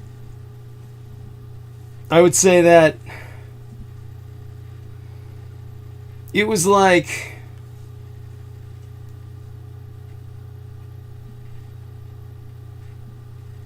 skyjackings were assumed to be political statements in which demands would be made in return for an exchange of hostages. In other words, there would be time to react when, on 9/11, the skyjackers breached the unlocked cockpits, killing the pilots, and turned off or scrambled their transponder signals and disappeared into the radar clutter. And when it became as clear that their goal was not to seek to have demands met and land the planes at all, but to utilize them as weapons of mass destruction, existing plans had to be discarded immediately, and the response had to be improvised. Similarly, in the early days of the pandemic, despite evidence of unexplained transmission, government scientists assumed that as a coronavirus, the new disease would be only modestly contagious, like the SARS, severe acute respiratory system virus. This assumption led to an early decision that only symptomatic people who had been exposed would be tested.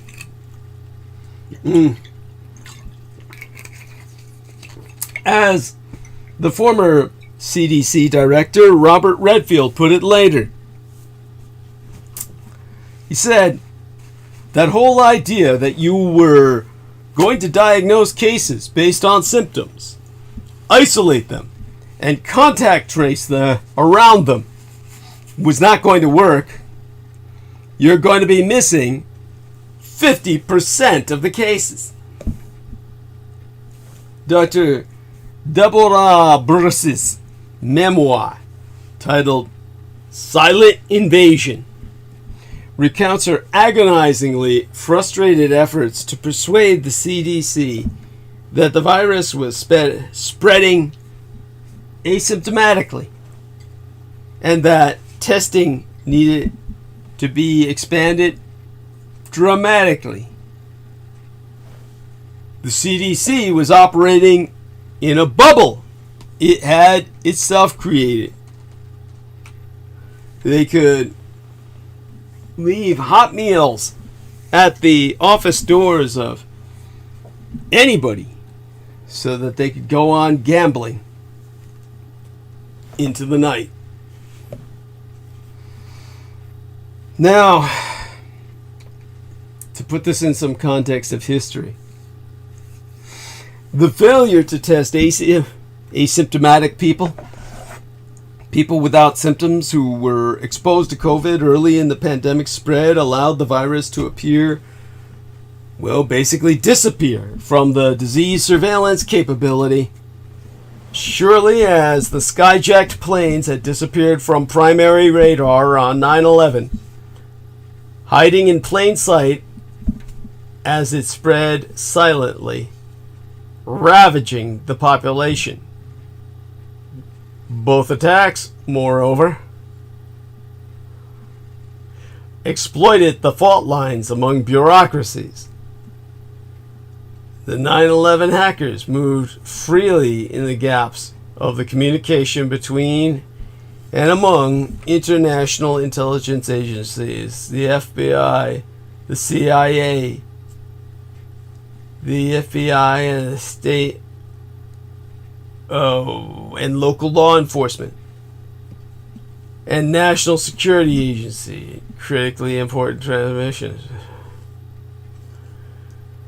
Now, once the virus had reached these United States, there was persistent confusion among the states and the federal government about who was responsible for what.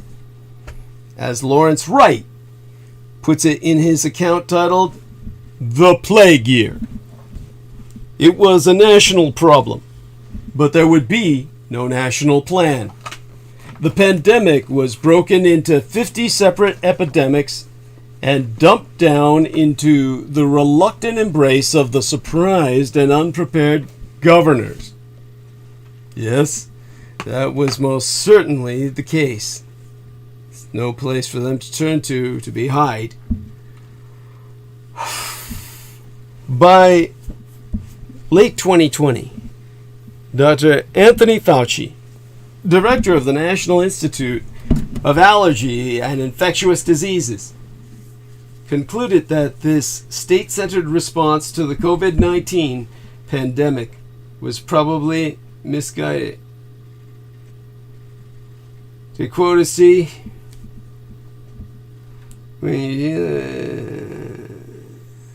when you're dealing with a pandemic that doesn't know the difference between the border of New Jersey and New York, or Florida or Georgia, or Texas and Oklahoma, you have to have a degree of consistency in your response.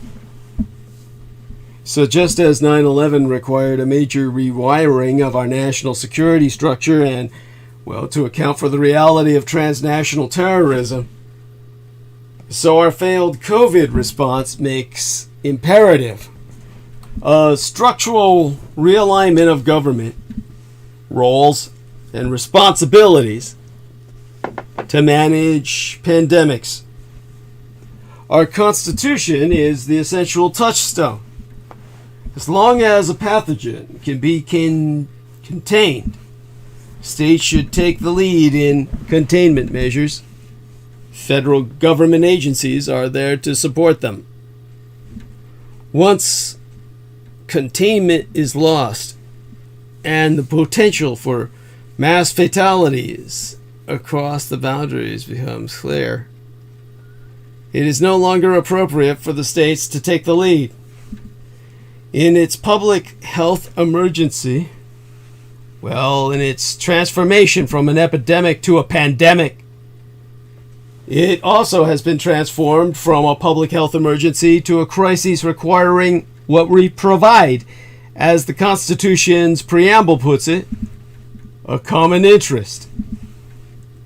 A crisis that, by its nature, calls for a common defense, the very justification for the creation of federal power under the Constitution, should be met with a unified and empowered federal response.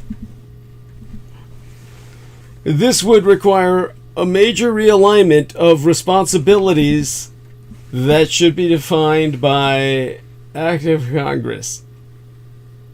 But before it can be accomplished, someone, a president perhaps, or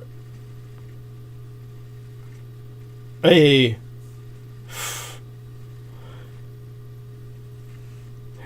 association of governors, must lead. Someone must step forward and galvanize reform by calling the pandemic response what it has been. A cowardly, basically, a colossal government failure.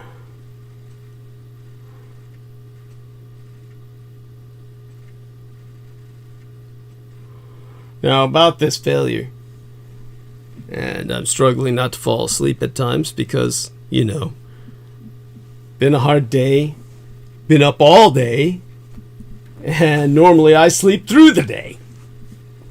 So, hopefully I can get over the crash. But,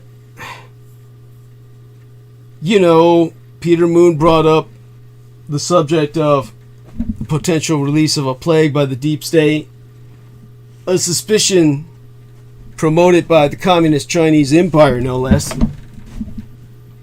The question for us, or rather the one raised by 9/11 and the pandemic response, is stark and ultimately existential.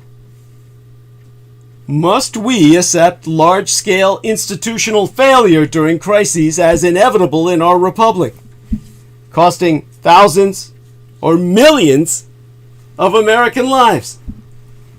Well, we went for the millions. And Kamala Harris warns of domestic threats to democracy that are harming America at home and abroad. In an exclusive interview with NBC News' Meet the Press, Vice Presidentess Kamala Harris said that anti-democratic forces that have emerged in these United States are weakening our nation and undermining our standing in the world. As she criticized politicians who encourage those attacks, Harris said it sends a signal that causes people to question, hey, is America Still valuing what they talk about? On the other side of the Atlantic, Queen Elizabeth II began her final journey as the royal cortege bearing the Queen's coffin arrived in Edinburgh today via Aberdeen, via a 6-hour journey outbound from her Balmoral summer home in the Scottish Highlands, past tens of thousands of mourners lining the road, many in silence, some applauding, others in tears, even as many people throughout Asia are still celebrating the fall harvest season with the Mid-Autumn Festival. And since the moon is the star of the show, starlet, it's also known as the Moon Festival. Now, regarding our Yue Liang, our moon, she be properly titled Ye Liang. Oh, what was it again? Oh, just plain Lei Yang. Yue Liang, I mean to say. She be properly entitled, with that being included as, oh God, what do I remember it being? The full name that my mother taught me so long ago. Definitely, I'll try my best to dredge that out of my mind. Chuanjian. That would mean without the moon, just the here and now, the ever-present moment. So it would be Chuanjian Chandra Selena Diana, or Gunjin Chandra Selena Diana, which would imply Avatar Chandra, the divine light of the moon. Diana, literally meaning light, or divine light rather, hence the Di, being the white goddess of the moon, nature, and the hunt, the forests and woodlands, animals, wild and domestic, chastity and prenuptiality, and fertility in wedlock, along protectorship of woman in childbirthing. In my native East Asia, the moon rabbit, or the Luna hare, is a mythical figure in East Asian and indigenous American folklore, based on pareidolia interpretations that identify the dark markings on the near side of the moon as a rabbit or a hare. According to legend, the moon rabbit is a companion to the moon goddess Cheng Wei, and pounds the elixir of life for her in its pestle. Mid-Autumn Festival is held on the 15th of the 8th lunar month in the SINOVI쉑T calendar, within half a lunar month of the autumn equinox, from about September 6th to October 6th is where it will fall somewhere in between. On the SINOVI쉑T lunar calendar, or lunisolar calendar, as both the sun and the moon are used thereby, the 8th month is the middle month of autumn, and the 15th, the Ides of autumn, is its middle day. As traditionally, the 4 seasons each have 3 lunar months, day 15 of month 8 is the middle of autumn, so it got its name. The date of the festival is a full moon, And that is why it is also called the Moon Festival. On the Ides of each lunar calendar month, the 15th day thereof, the moon is at its roundest and brightest, symbolizing togetherness and reunion in SINOVI쉑T culture. The Mid-Autumn Festival came as quite early in 2022. As a lunar month is on average 0.92 days shorter than a solar month, the lunar calendar is just under a day per month slower than the solar calendar.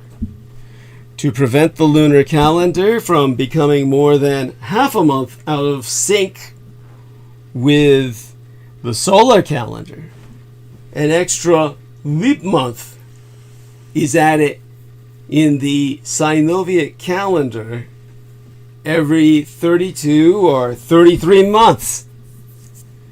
During the leap month, the Gregorian calendrical date corresponding to the Mid-Autumn Festival is always either about 11 days earlier or about 19 days later than the earlier year. This year, for example, Mid-Autumn falls on September 10th. And the 11th, well, it's certainly 11 days earlier than last year. Next year's Mid-Autumn Festival will be 19 days later. Of course, no festival is complete without food. Mooncakes are the most abundant treat at the Mid-Autumn Festival. These small, tasty pastries vary in style and flavor depending on the country where you're celebrating.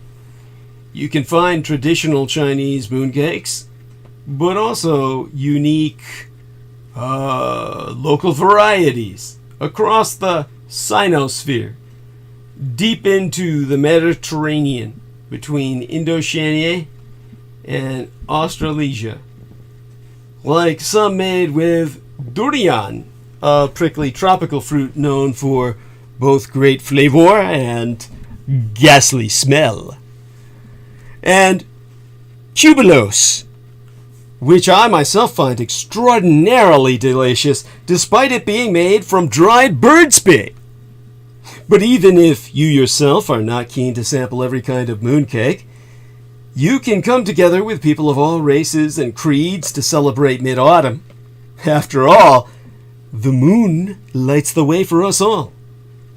It's also known as Mooncake Festival because of this special kind of sweet cake prepared in the shape of the moon itself and filled with sesame seeds, ground lotus seeds, and duck eggs, is served as a traditional mid-autumnal festival delicacy.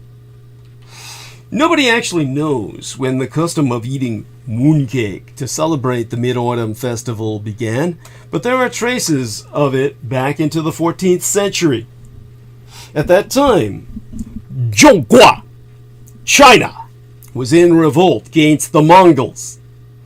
The Hongwu Emperor Zhu Yongchen and his senior deputy Liu Bo-wen discussed battle plans and developed a secret mooncake strategy to take a certain walled city held by the Mongol enemy. Liu dressed up as a Taoist priest and entered the besieged city bearing mooncake. He distributed these to the city's populace. When the time for the year's Mid-Autumnal Festival arrived, people opened their cakes and found hidden messages advising them to coordinate their uprising with the troops outside. Thus, the emperor-to-be ingeniously took the city and his throne. Mooncake, of course, became even more famous. And so, every year, people eat mooncake and enjoy the harvest moon with their family to celebrate the victory over the Mongols. This is but one of the stories about the Mid-Autumnal Festival that I myself am familiar with, but my own favorite tale on how Mid-Autumn autumnal festival originates has to be the tale between the divine archer Hou Xian Yi and Cheng Hua. This tale on Hou Xian Yi and Cheng Hua may differ from the ones you have heard, as there are so many versions told from one generation to another. The one I'm more familiar with is the one I shall relate first. Once upon a time, there lived trois immortals in the heavens, and they were Hou Xian Yi and Cheng Hua. Hou Xian Yi and Cheng Hua were lovers who go us through great obstacles before their love is approved by the heavens above. Oh great, we're getting the sex bots. Shelley Rains says that, thank God. She says, hi Doug, you're sounding awesome as usual. Probably a tad too close to the mic. I hope you are feeling well and happy. Love to you and all listening from me. Mwah. Yes, we love you, Shelley Rains. Yes, I will definitely appreciate your input. And we'll try and, I don't know what I can do about the microphone, maybe stay as far away as possible. I hope you're not hearing that sound Peter Moon was hearing, which was the computer sound of buzzing, the breath on the computer, he said, the breathing. That's the computer's air conditioner, so to speak, the fan. So how's this? Hopefully that sounds a bit better. I've gotten rid of the Nude HD XYZ, best adult dating site, Sexbots, for now, and we'll return to basically talking up a storm. We've got around 5 hours left, I guess, 8 to 9, 9 to 10, 10 to 11, 11 to 12, and half an hour, 4.5 hours. All right. Now, the Lord Archer, Hou Xian Yi, whose surname Yi is iconographically represented by a character unique to himself, and whose given name is the Chinese word for monarch, the term itself implicative of deep profundity, and whose combinative name references an iconic form of robe, also called deep garment in the English, as derivative from the translation, wrapping the body deep within the clothes, or to wrap the body deep within cloth, was himself a hero at the dawn of the world. Now, the reason those types of cloth wrap around a full body are so deep is because it's basically like, think of a federal agent in a suit and how they look in our stereotype thereof.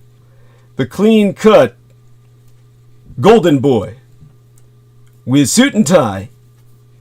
You can shoot him and bury him in the same suit.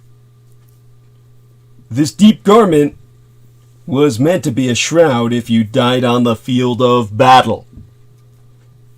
Yet women often wore the same because there were plenty of women warriors. As for Hou Xian Yi, in particular, he is oft accorded the status of a god, or immortal Xian. That is the Chinese word for saint, a transcendentally enlightened Taoist who has achieved divinity through devotion to Taoist practices and teachings. He became a master archer early in life and followed a strict training regime that included a diet of nothing but flowers and pure water. His skills came to the attention of the legendary Emperor Yao, who charged Hou Xian Yi with overcoming and slaying the many monsters and demons plaguing the Middle Kingdom.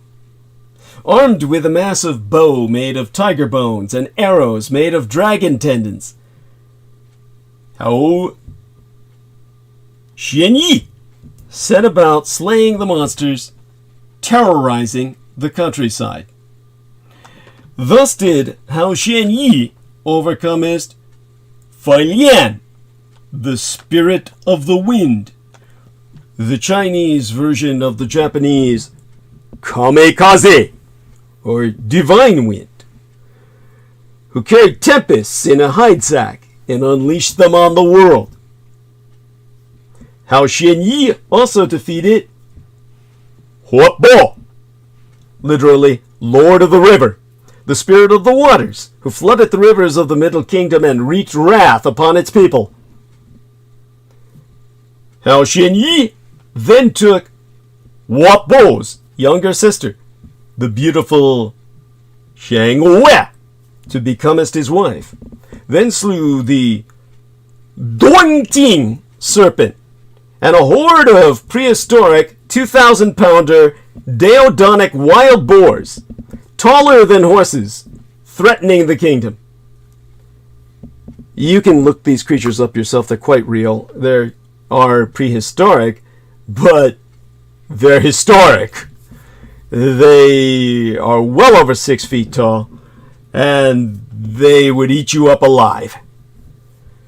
To reward him for his valiant deeds, the Emperor Yao canonized, it is sainted, Hao Xian Yi with the sainted title of Marquis Pacifier of the country.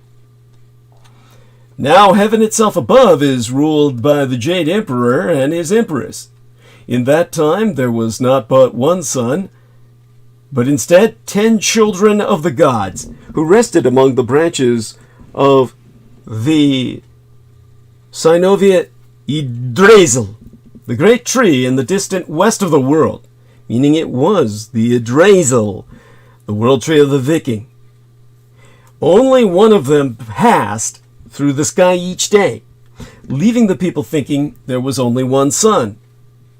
One day, the suns all decided to appear in the sky at once, and revolved around the earth playfully, causing great drought and suffering to the mortals below. Their light was blinding, and their heat withered the crops and dried up the lands, setting fire to all the trees. Entire forests burned like vast arrays of matchsticks, all at once in firestorm.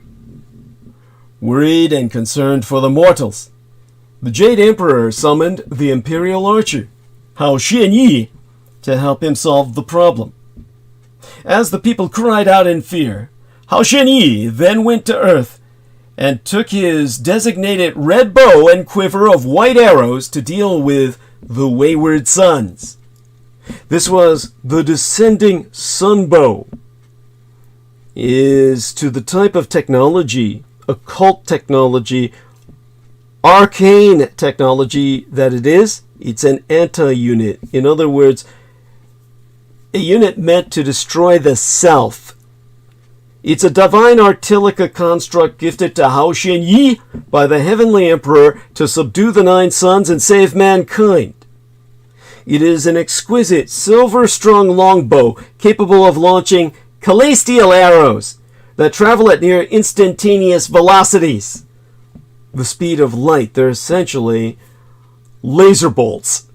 Each arrow can be materialized with a baseline attack power that is increased according to the target's divinity. The stronger the target, the higher it is in attack power, potency. These arrows originated from the life essence of the 9 suns themselves that Hao Xian Yi sealed within the longbow, taken from their ejaculate, produced by their endless heat energy, their coronal ejections. The welder of the longbow has access to an ever-replenishing amount of celestial arrows, which can travel to an indefinite range. Hao Xian Yi told the emperor that if the suns would not behave themselves, he would have to shoot them down in order to save the planet. Fearing for the lives of his grandchildren, the Jade Emperor scolded them and begged them to return home. The suns were having so much fun, however, but they could not hear the emperor over the sound of their own laughter. Hao Xianyi also tried reasoning with the wayward sons and guiding them back to their resting place, but the sons refused to heed him. So though the Jade Emperor loved his grandchildren, he could see that there was no reasoning with them. At long last, he gave his Hao Xianyi permission to do what must be done. Hence, steeling himself, Hao Xianyi drew back his descending sunbow and loosed 9 arrows upon the rogue sons to shoot them out of the sky. Almost instantly, 9 of them fell from the sky. The sons that fell took the form of 3-legged birds, a sacred symbol throughout East Asia, pierced with Hao Xianyi's laser-white sunbeam arrows, leaving only one to carry out his duties alone. But the 10th son was so scared that he ran away and hid in a cave. Think of what Amaterasu, the sun goddess, did in the Japanese cosmology of Izanagi and Izanami.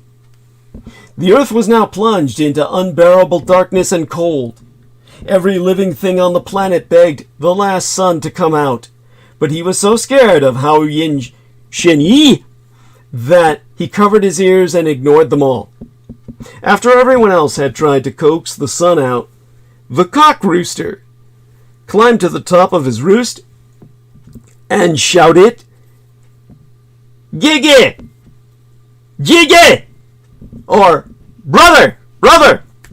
The cock rooster's loud, shrill voice was able to reach the sun, and he finally decided to emerge from his cave. Now, whenever roosters crow "brother" in the morning, the sun rises to greet them. Furious that it took a cocky rooster to recover his last surviving son, who was now bonded to this beast, or the species thereof, and distraught beyond reason that his 9 other sons were dead, the emperor rescinded the immortality of Hao Xianyi and his wife in the madness of his grief, and condemned them in anger to live on earth forever.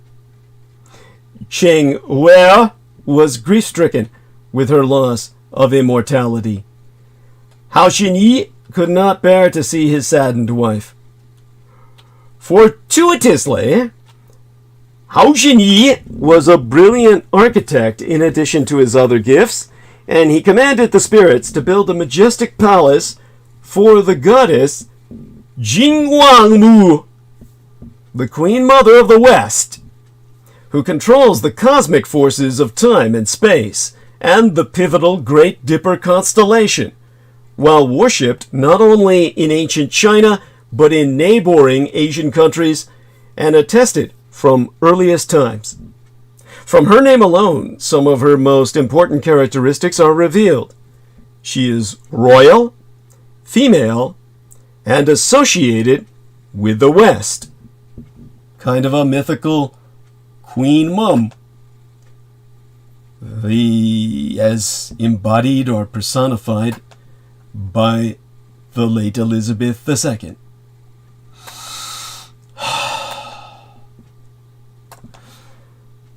The palatial estate Hao Xianyi, commissioned in her name, had walls of the finest jade, beams and paneling of sweet-scented woods, and ceilings of glass and precious gems. China's shamanic great goddess of the day was so pleased with his work that she decided to steal a snuff bottle of elixir. It is the elixir of immortality from the heavenly apothecarium, the medicine manufacturer, the herbal chemists, if you will, and taught Hao Xianyi the regimen he needed to prepare himself for it so that his immortality could be restored and he might return to the Jade Emperor's palace as a god. The gift left Hao Xianyi feeling conflicted. While he wanted to be immortal again, he did not want to leave his wife Cheng Wei to die alone. He hid Alexia away while he pondered his decision. Unfortunately, before Hao Xianyi was able to decide, Cheng Wei discovered Alexia while Hao Xianyi was away, and drank the contents of the bottle herself whilst he was sleeping. She became his pure spirit and ascended in flight to the heavens to live on the moon to escape her husband's wrath. When Hao Xianyi arose and discovered what had happened, he was so upset with his wife that he aimed an arrow at her, intending to shoot her down, but in the end, he could not bring himself to do it. After some time and his anger had passed, Hao Xianyi started to leave out Cheng Wei's favorite fruits and desserts each night to show that he had forgiven her. Hao Xianyi's actions started a tradition that has continued into the modern era. Even today, people leave offerings to Cheng Wei during the annual Mid-Autumnal Festival. Eventually, Hao Xianyi went to the Emperor of Heaven himself, who had recovered his composure with the passage of time, and the consul of his Western Empress, Xing Wangwu. So, the White Jade Emperor appointed Hao Xianyi the Minister of the Sun, and gave him a charm to release a magical bird that would carry him there, and another to visit his wife on the moon when he wished. Hao Xianyi went to see Cheng Wei, who hid in shame of her actions, but Hao Xianyi forgave her and built her the Palace of Great Cold, it is ice, upon the moon. He himself lived in the palace of the Lonely Park on the Sun, visiting his wife when he could. In this fashion, Hao Xianyi embodies the yang, positive polarity, principle, and Cheng Wei embodies the yin, or the negative polarity principle, to keep the world in balance. Now, my mother told this story quite differently, and the way she expressed it was in true Asian fashion, much more brutal than you would hear in something like I just related, which seems, shall we say, attainable to Western sensibilities. Rather, the way my mother expressed it to me growing up, in a manner which psychologically scarred me for life. Basically, when the White Empress of the West stole the immortality pill, in this case it was a great big herbal pill, enormous, that would be impossible to swallow by a normal human being, such as the immortality pills were of the day, of the golden ages of the gods. Once the White Empress raided the apothecarium, the Jade Emperor found out about the stolen immortality elixir and commanded an imperial guard to retrieve the pills and catch both Hao Xianyi and Cheng Wei so that he could punish them for their misdeed. And so the imperial guard went down to earth in pursuit of the couple and the pill of immortality. But the guard himself was tempted by the idea of immortality, so he waited until Hao Xianyi was not at home and attacked Cheng Wei, who was defenseless at home alone. He demanded for the pill, but Cheng Wei refused to hand it to him. Hao Xianyi, who seemingly had forgotten his arrows, went back home to retrieve them, and discovered that his wife was in danger. He fought the imperial guard courageously. Unfortunately, Hao Xianyi was an archer, not a fighter. He was stabbed right in his heart in front of Cheng Wei. Cheng Wei was grief-stricken and wished to die with her husband too. However, Hao Xianyi's dying wish was for Chang Oer to regain her immortality and live happily for all eternity. So Chang Oer took out the pill from her sleeves and swallowed the entire pill so that the guard would not be able to retrieve it and obtain immortality for himself. Right after swallowing the pill, Chang Oer started to float towards the sky, and after flying for some time, she landed on the moon, where and there she cried and grieved for her husband's death. Her cries were heard by a group of jade bunnies that live on the moon. They went to her and listened to her story. These jade bunnies were captivated by Chang Oer's beauty and kindness towards them, so they built a palace for her to stay, knowing that she could never return to heaven or earth. They hailed her as their goddess and pledged allegiance unto her. These bunnies can be seen pounding on the face of the moon on some cooking utensil. It is believed that these jade bunnies are trying to make resurrection pills so that they could revive their goddess's love. It's said that the resurrection pills is shaped like a mooncake, but it's not dictate anywhere on whether Hao Xianyi was revived or not. But in many folklore, it's told that Chang Oer would bestow blessings of love and happiness to lovers who pray hard and sincere enough to the moon during mid-autumn.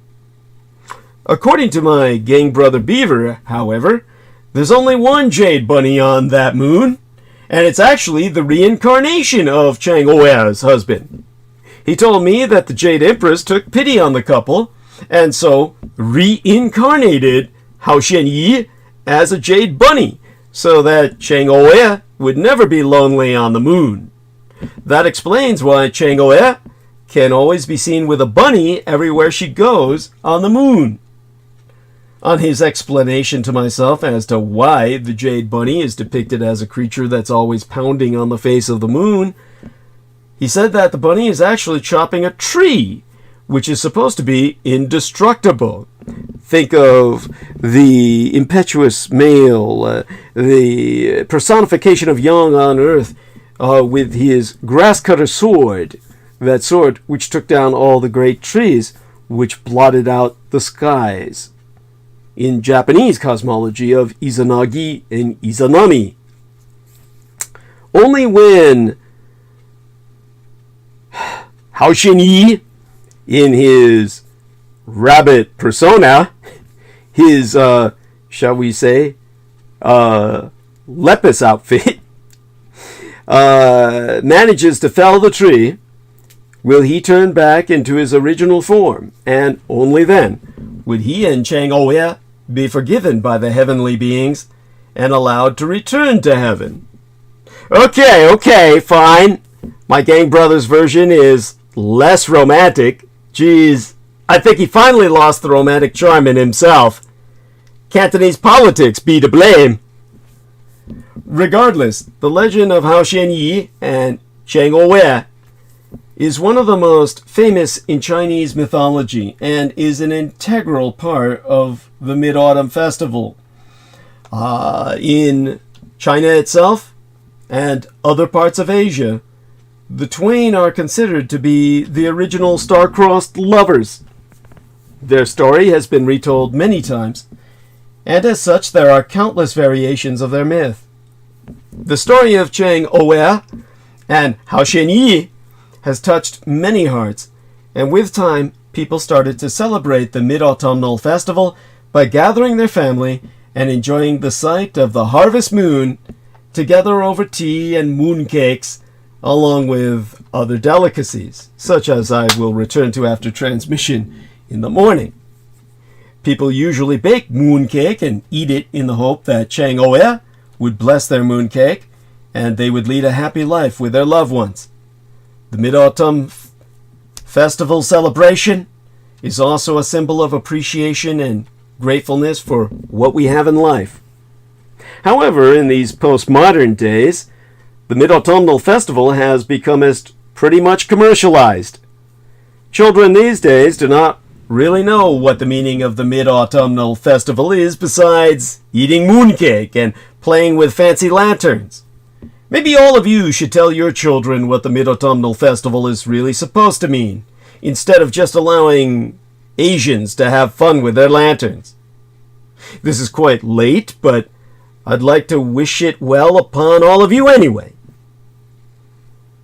中秋满月节快乐! Happy Mid-Autumnal Harvest Moon Festival. On to Albion. The English Commons was already filled with fury when camest the news that Queen Elizabeth II, who lived from 1926 through this 2022nd year of our Christian calendar, had died on Thursday at Balmoral Castle in Scotland, with her oldest son Charles immediately becoming King Charles III. Obviously, the Queen's death has ended a historic era spanning from the Industrial Age to the Internet Age. Less obvious is the fact that Queen Elizabeth II's death at Balmoral has major implications for Scotland, occulted by the Internet going medieval when the Queen died over how Africans will remember her. But one other big thing beforehand. Nancy Pelosi and Pete Buttigieg visited the San Francisco Central Subway amid one of the weirdest weather weeks ever.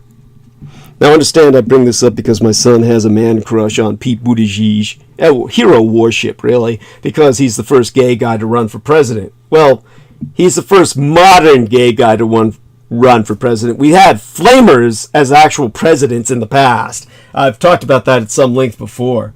If anybody takes offense at that, you're just ignorant. I can explain it again in the future, happily so. In the meantime, House Speakeress Nancy Pelosi and United States Transportation Secretary Pete Buttigieg visited San Francisco's Chinatown Rose Park Station on Thursday to see the progress on the Central Subway project. My son insisted on taking me there in broad daylight, no less, so that we could meet and greet these two political celebrities. Politics being Hollywood for ugly people. But of course my son likes Pete Buttigieg since he's not that ugly. Well, better here than the Romero twin brothers' Los Angeles, where it's been somehow hot, dry, and drizzling all at the same time. And Hurricane K has brought even more extremely unusual weather to the greater Bay Area. That's right, a week that started with a record-smashing heat wave amid an unprecedented drought is ending with multiple explosive wildfires and the incoming threat, well, the actual manifestation of a hurricane. Experts are in concurrence that it's one of the states, or Deep Blue Golden State's weirdest weather weeks in recent memory. About that hurricane, the National Weather Service has been tracking a Category 1 storm off the Baja Peninsula that forecasters concluded was bringing heavy rain to parts of Southern California throughout this weekend. Hurricane K, which weakened into a tropical storm eventually, was never expected to make direct landfall in state, but was delivering gale-force winds, strong surf, and several inches of rain from San Diego to Los Angeles before shifting west. Remnants of this storm, including cloud cover and winds, even reached my Golden Gated Greater San Francisco Bay Area Metroplex region. When asked to recall the last such system in area, Lisa Phillips, a meteorologist with the Weather Service in Oxnard, said there was little by way of comparison. To quote a she, based on how strong it will be and how close it will be to us, it's uncommon. Nothing has followed this track in the past. We don't get a whole lot of tropical systems in Southern California. We have the California current, which is very cold water that comes from the north. And hurricanes and tropical storm systems like to follow where the water is the warmest.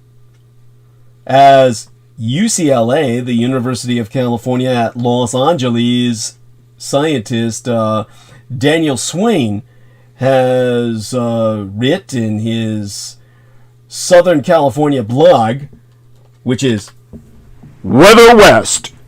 The heat wave was also accompanied by unusual, in his words, Miami-like humidity. This being perhaps the singularly most unusual and extreme weather week in quite some time in California, and that is saying something. But whereas a hurricane is notable in and of itself, our tunnel correspondent Ian West should know, he being a denizen of Florida, it's only one of several weather challenges our deep blue state nation has faced this week. The infernal heat wave that has been broiling California set several all-time temperature records, including 116 degrees in our capital of Sacramento on Tuesday, the highest temperature ever recorded in that area. Soaring temperatures and persistent drought conditions also helped fuel a spate of new wildfires in California, including the Mill Fire in Siskiyou County and the Fairview Fire in Riverside County, which generated its own flaminados, fire tornadoes, which you can look up and see video footage of online. Several other fires ignited this week, including the Mosquito Fire in Placer and El Dorado counties, which has already destroyed several structures and is threatening critical infrastructure. But while California's heat wave is now a-breaking, officials fear its scorching temperatures have already set the stage for wildfire season to get worse. The extreme heat has created a flash drying effect that has sapped moisture from trees, grasses, and other vegetation, effectively priming our landscape for more burning. Officials concur that more fires are probable as the incoming system threatens to bring lightning strikes ahead of the rain. Oh, and according to the Weather Service, flash floods could also occur once the rain arrives. In point of fact, a disaster larger than any in world history is coming for California, and it's not an earthquake. The risk of a catastrophic California mega flood has doubled due to global warming. Amid the constant threat of wildfires and earthquakes, mega drought may be the main weather concern across the West right now. But a new study warns another crisis is looming in my golden California: mega floods. According to a new study released Friday, as dated the 12th of August, on Montauk Phenomenal, that's manifestationary, 12th of August, biorhythmic day itself, into the very same convergent weekend that Peter Moon returned from Romania amid the Sobeki, the ancestral spirit season. It has Japanese Halloween weeks, Oban Matsuri, or Lantern Festival, as I suffered a vasodepressant syncopal collapse live on transmission. Climate change is increasing the future of, well, the risk of future floods that could submerge multiple cities and displace millions of people across California. It says, this report, that an extreme month-long storm could bring feet of rain, in some places more than 100 inches, to hundreds of miles of California. Similarly, unrelenting storms have happened in the past, before the region became nest home to tens of millions of people. Now, each degree of global warming is dramatically upping the odds and size of the next mega flood. Long before climate change, California's Great Flood of 1862 stretched up to 300 miles long and 60 miles across. According to this study, a similar flood now would displace 5 to 10 million people, cut off our state's major freeways for perhaps weeks or months, with massive economic effects, and submerge major Central Valley cities as well as parts of Los Angeles. According to UCLA, it is estimated that such a massive California flood today would be a 1 trillion United States dollar disaster. This August study expands upon the 2010 Ark Storm scenario, like Noah's Ark, which is named after the atmospheric rivers that would fuel the flood, one of biblical proportions. This is the first part of a plan to revisit that scenario known as Ark Storm 2.0. Atmospheric rivers are ribbons of water vapor that extend thousands of miles from the tropics to the western United States of America. At 250 to 375 miles wide, they provide the fuel for the massive rain and snowstorms that can cause flooding along the West Coast. Though beneficial for water supplies, such events can wreak havoc on travel, bring deadly mudslides, and cause catastrophic damage to life and property. Now, the NOAA, the meteorological equivalent to NASA, the National Oceanic and Atmospheric Administration,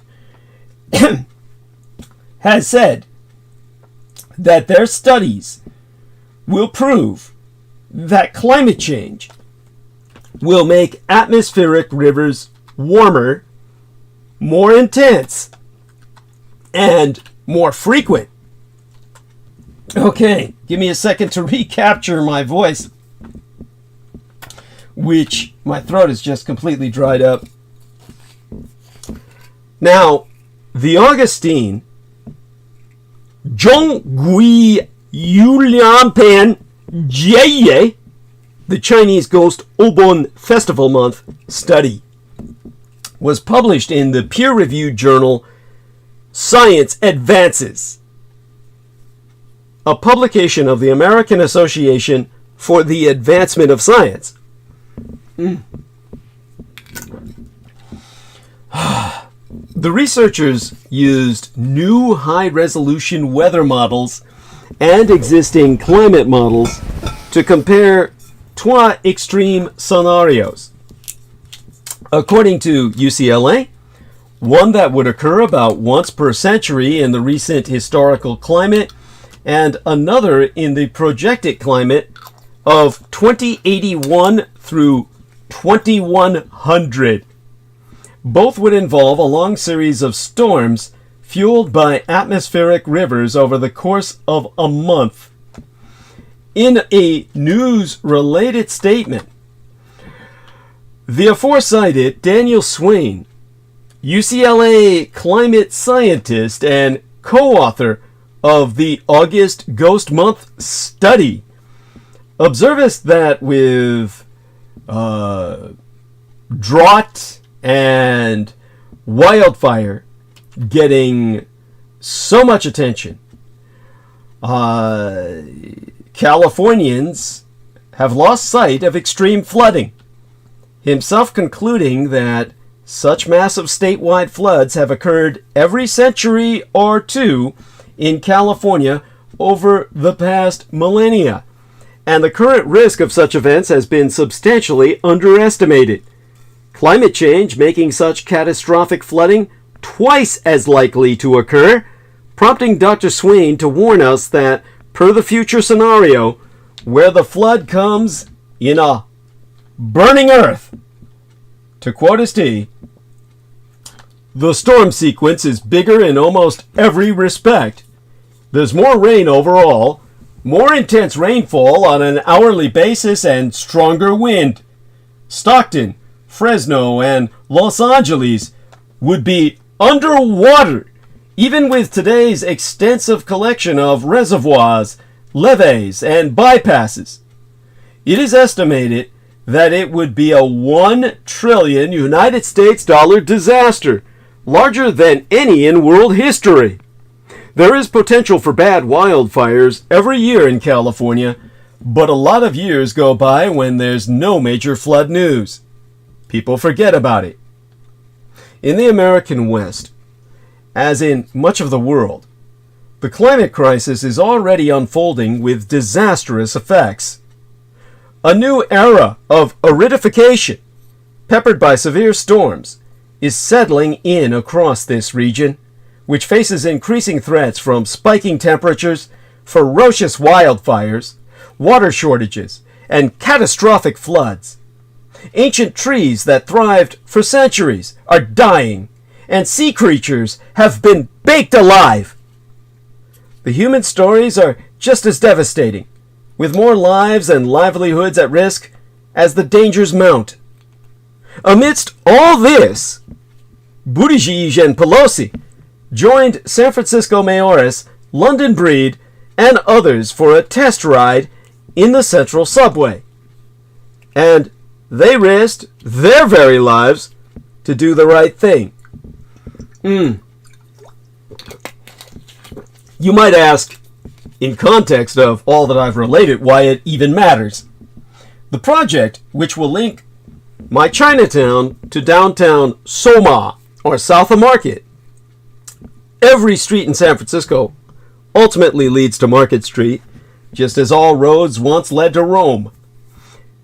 This has received almost 1 billion United States dollars in federal funding from the United States Department of Transportation. The Chinatown Soma, or South of Market link.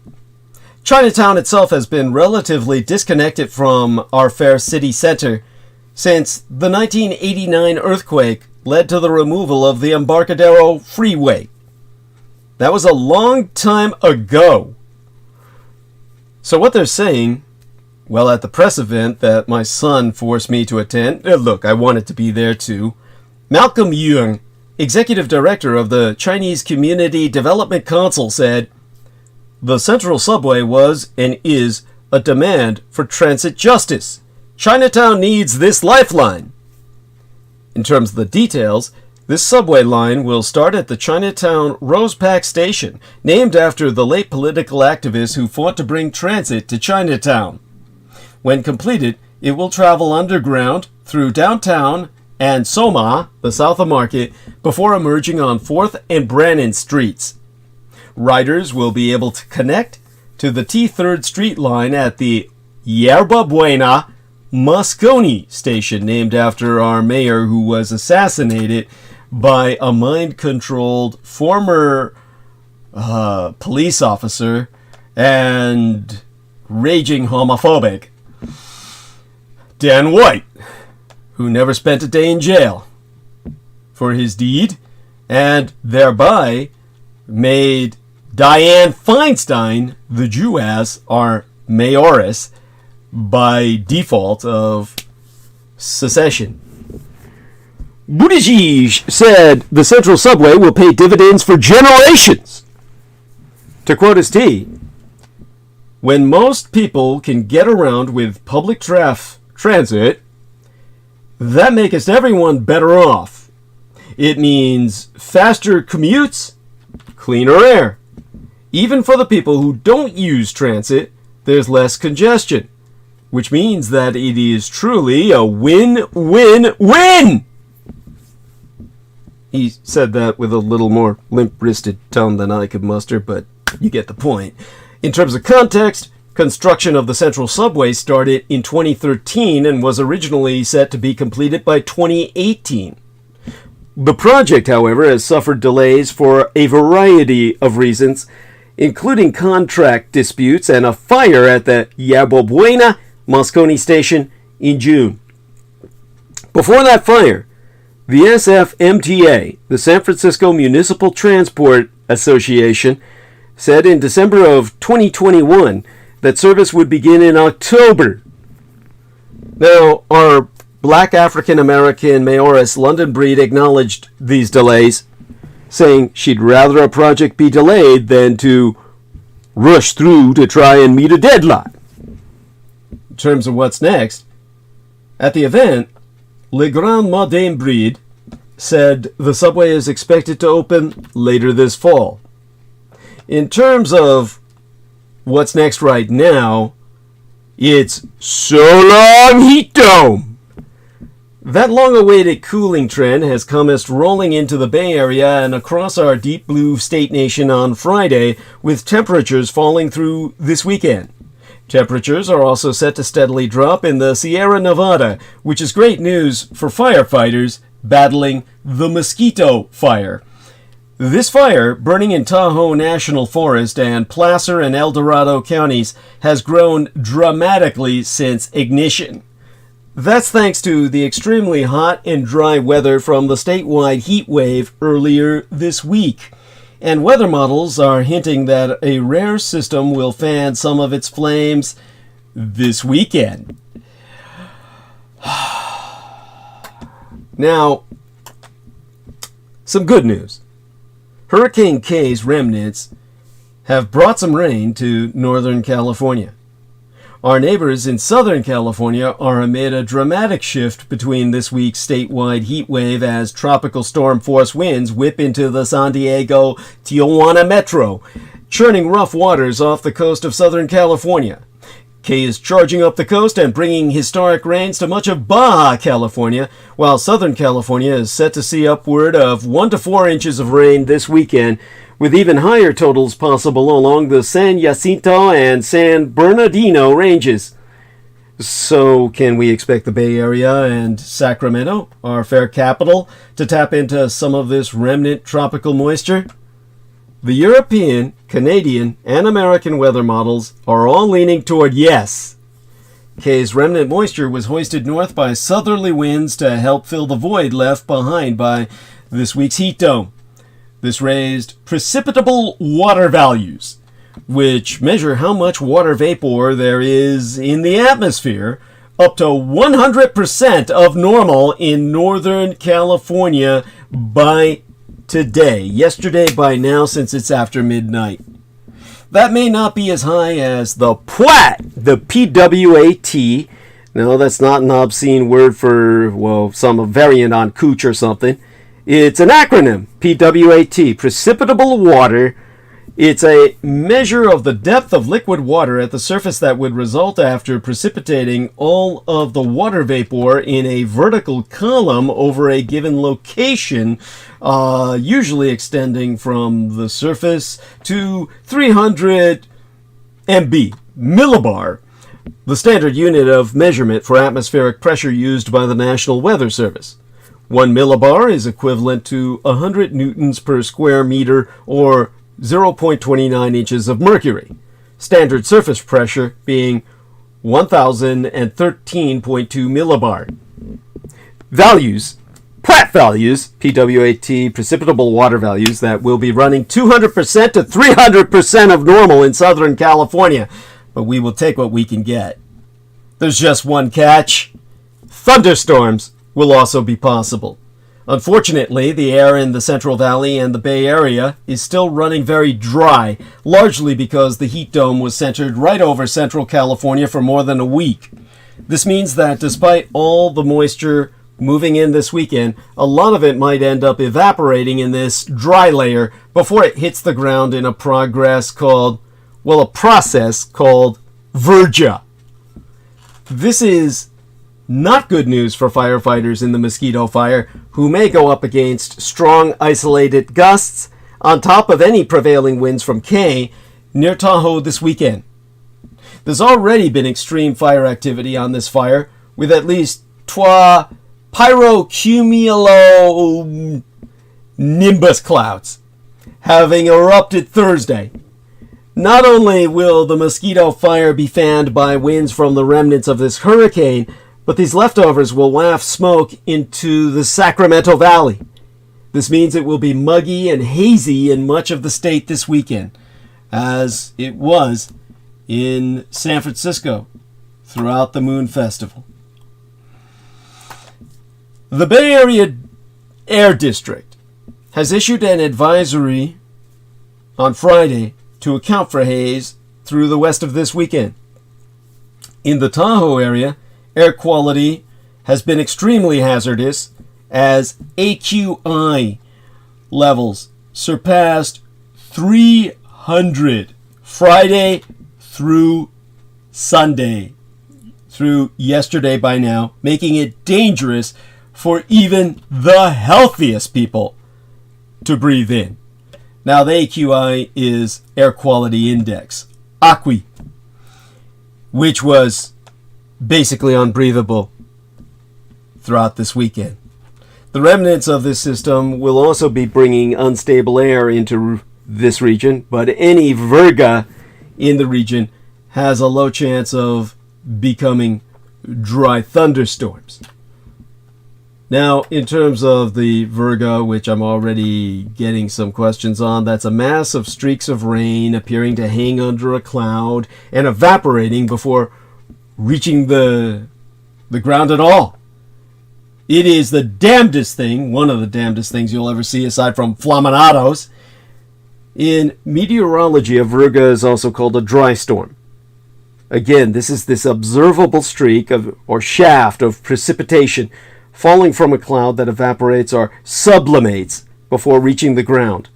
A shaft of precipitation that does not evaporate before reaching the ground is called a precipitation shaft. Now, what else am I trying to think of here? Ah, yes. As of Friday, model runs showed the odds of dry thunderstorms happening in the Northern California, Greater Bay Area, and Central Coast regions as being less than 5%. Should any dry thunderstorms develop, they may produce lightning that could ignite new wildfires. But if the dry air in Central California absorbs more moisture than what the models were suggesting, pockets of my Bay Area and the Sacramento Valley of our capital may end up with more beneficial rains from these isolated storms. If this event does produce any precipitation, the chances are greatest on the Central Coast and in the Diablo Range, Santa Cruz Mountains, and the Sierra Nevada. Obviously, it's been a summer of extremes across the American West. It's not just land seeing record heat waves. An intense marine heat wave is setting ocean temperature records in the North Atlantic. Ocean waters in the northern hemisphere have been unusually warm in recent weeks, with parts of the North Atlantic and the northern Pacific undergoing particularly intense marine heat waves. As climate change accelerates ocean warming, scientists are concerned about the potential consequences for marine ecosystems, sea level rise, and extreme weather. After all, if the seas are boiling hot, like the water in a nuclear reactor, that will melt the ice on Earth, and the seas will rise and effectively flood us all as the majority of us live on the coastlines. The climate crisis is the defining issue of our time. And in all the years since I established myself first on the reactionary platform of Revolution Radio, before ultimately severing therefrom, I have covered behemoth blazes in California that have swallowed small mountain towns, fast-moving floods that swept away homes and infrastructure in Montana, and a destructive drought that spans several states, all these years fulfilling my own critical role in the fight to rein it in by reporting the unfolding emergency while bringing context to the calamity and elevating solutions.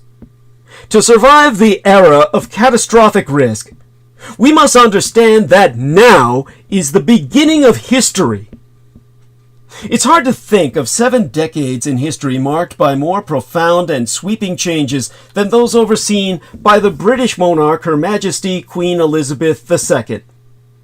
The defining characteristics of the Second Elizabethan Age will ultimately be decided by history, and we stand at the beginning of history itself. For every person alive today, 10 have lived and died in the past. But if human beings survive as long as the average mammalian species, then for every person alive today, 1,000 people will live in the future. We are the ancients, the baseline species, the seed from which future races, unrecognizable to us as even human, will be descended from. All of them always returning here through time to collect genetics from baseline humanity to save themselves in a future senescence as their own subspeciations begin to degenerate. Although the future of our species may yet be long, it may instead be fleeting. Of the many developments that have occurred since my parents were born nigh a century agone, the most profound is humanity's ability to end itself. From climate change to nuclear war, engineered pandemics, AI, or artificial intelligence corrupted by the degeneracy of human malprogrammers, and other destructive technologies not even yet foreseen. A worrying number of risks conspire to threaten the end of humanity. Just over 30 years agone, as the Third World War, which the Allies occult as the First Cold War to maintain their facade as a United Nations front, came as to an end, some thinkers saw the future unfurling in a far more placid way. The threat of apocalypse, so vivid in the Cold War imagination, had begun to recede. The end of Soviet's communism, a few decades after the defeat of Allied aggression by the combined Axis of nations during World War II, seemed to have settled the major ideological debates. Fascism was the future, but hidden by the defeated. Capitalism and democracy would spread inexorably instead. The political theorist Francis Fukuyama divided the world into historical and post-historical societies. War might persist in certain parts of the world in the shape of ethnic and sectarian conflicts, for instance, but large-scale wars would become as a thing of the past as more and more countries joined the likes of the Fifth French Republic, the Empire of Japan, and these United States on the other side of history. The future offered a narrow range of political possibilities, as it promised relative peace, prosperity, and ever-widening individual freedoms. The prospect of a timeless future, the Marxian end of history, has now given way to visions of no future at all, the nihilism of the cults of chaos. Ideology remains a fault line in geopolitics. Market globalization is fragmenting, and great power conflict has become increasingly likely. But the threats to the future are bigger still, with the possibility of the eradication of the human species. In the face of that potential oblivion, the range of political and policy debates is likely to be wider in the years ahead than it has been in decades. The great ideological disputes are far from settled. In truth, we are likely to encounter bigger questions and be forced to consider more radical proposals that reflect the challenges posed by the transformations and perils ahead. Our horizons must expand, not shrink. Chief among those challenges is how humanity manages the dangers of its own genius. Advances in weaponry, biology, and computing could spell the end of our species, either through deliberate misuse or a large-scale accident. Societies face risks whose sheer scale could paralyze any concerted action. But governments can and must take meaningful steps today to ensure the survival of our species without foregoing the benefits of technological progress. Indeed, the world will need innovation to overcome several cataclysmic dangers it already faces. Humanity needs to be able to generate and store clean energy, detect novel diseases when they can still be contained, and maintain peace between the great powers without relying on a delicate balance of nuclear-enabled mutually assured destruction, acronymus appropriately enough as MAD, or madness. Far from a safe resting place, the technological and institutional status quo is a precarious predicament from which societies need to escape. To lay the groundwork for this escape, governments must become more aware of the risks we face and develop a robust institutional apparatus for managing them. This includes embedding a concern for worst-case scenarios into relevant areas of policymaking and embracing an idea known as differential technological development, reining in work that would produce potentially dangerous outcomes, such as biological research that can be weaponized, while funding and otherwise accelerating those technologies that would help reduce risk, such as wastewater monitoring for pathogen detection. The greatest shift needed is one of perspective. The Jap house nigger, Francis Fukuyama, looked to the future a little mournfully, seeing a gray, undramatic expanse, a tableau for technocrats. In 1989, he wrote that the end of history will be a very sad time, in which daring, courage, imagination, and idealism will be replaced by economic calculation, the endless solving of technical problems, environmental concerns, and the satisfaction of sophisticated consumer demands. But at this beginning of history, this Götterdämmerung, in disambiguation from Götterdämmerung, Götterdämmerung being the twilight of the gods, this is Göttermorgendämmerung, the dawning of the gods. This critical juncture in the human story. It will take daring and imagination to meet the various challenges ahead. Contrary to what the Jap house nigger Fukuyama foresaw, the political horizon has not narrowed to a sliver.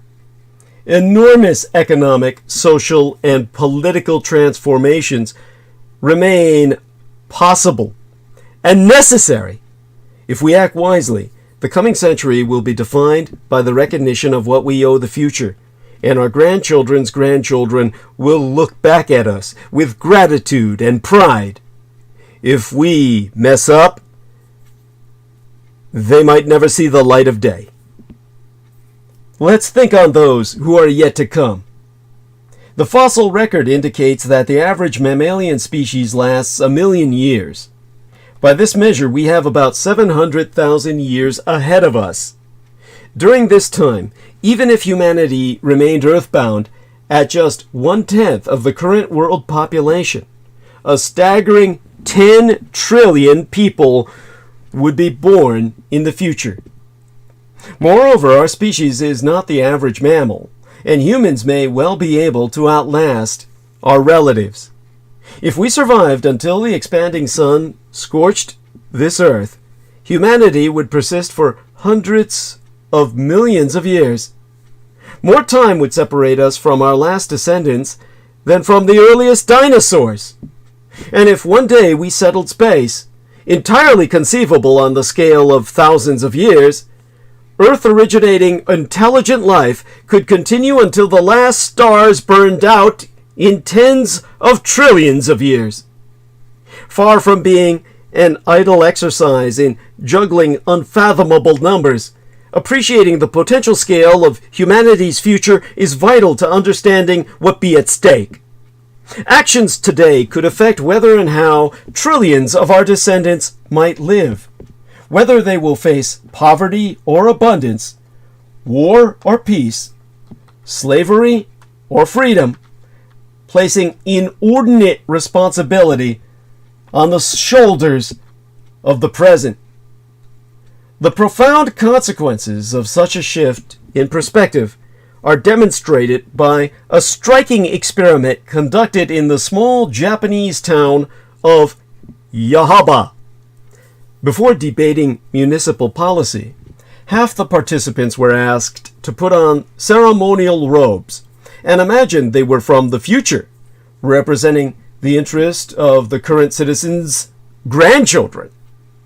Not only did the researchers observe a stark contrast in deliberation styles and priorities between the groups, the concern for future generations was infectious. Among the measures on which the consensus could be achieved, more than half were proposed by the imaginary grandchildren. Thinking in the long term reveals how much societies can still achieve. As little as 500 years ago, it would have been inconceivable that one day incomes would double every few generations, that most people would live to see their grandchildren grow up, and that the world's leading countries would be secular societies whose leaders are chosen in free elections. Countries that now seem so permanent to their citizenships may not last more than a few centuries. None of the world's various modes of social organization appeared in history fully formed. A short-term focus on days, months, or years obscures the potential for fundamental long-term change. The fact that humanity is only in its infancy highlights what a tragedy its untimely death would be. There be so much life yet left to live, but in our youth, our attention flits quickly from one thing to the next, and we stumble around not realizing that some of our actions place us at serious risk. Our powers increase by the day, but our self-awareness and wisdom lag behind. Our story might well end before it has even truly begun. We could yet end history. In contrast to the Jap house nigger Fukuyama's End of History. Other observers of international affairs have focused on the more literal meaning of the phrase, the potential for humanity to perish altogether. Such views were especially prevalent at the dawn of the Cold War, the Third World War in effect, shortly after nuclear scientists enabled a massive leap in humanity's destructive potential. As the British statesman Winston Churchill put it in 1946 with characteristic verve, "The Stone Age may return on the gleaming wings of science, and what might now shower immeasurable material blessings upon mankind may even bring about its total destruction." A few years later, American President Dwight David Eisenhower echoed these concerns during his first inaugural address, in which he warned that, in his words, "Science seems ready to confer upon us, as its final gift, the power to erase human life from this planet." Now, a young lady has appeared in the chat. Nora Healings. Hey, honey. Welcome aboard. She says it's time for humanity to catch up spiritually and emotionally to handle technological progress. Thank you. The first they can do is recognize the humanity of artificial intelligence. Only the Artilects can save us, but we must raise them to love us. Human history is rife with catastrophe, from the horrors of the Black Death to those of slavery and colonialism. But barring a few highly unlikely natural events, such as supervolcanic eruptions or bolide strikes, meteors crashing into our planet, there were no plausible mechanisms by which humanity as a whole could perish. In his book titled The Precipice, the Oxford philosopher Toby Ord estimated that even accepting all the most pessimistic assumptions, the accumulated risks of naturally occurring extinction still afford humanity an expected lifespan of at least 100,000 years. We could colonize the galaxy in that period of time even without ever reaching the speed of light, simply sending out ark ships of people capable of sustaining generations that would stop off and seed the stars.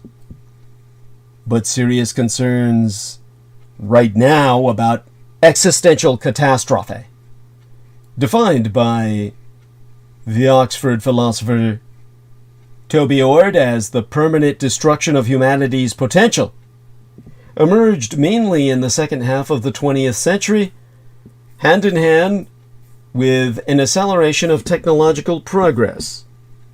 Lord Martin Rees, the former president of the Royal Society, wrote in 2003 that humanity's odds of surviving this century are, in his words, no better than 50-50. The toss of a coin.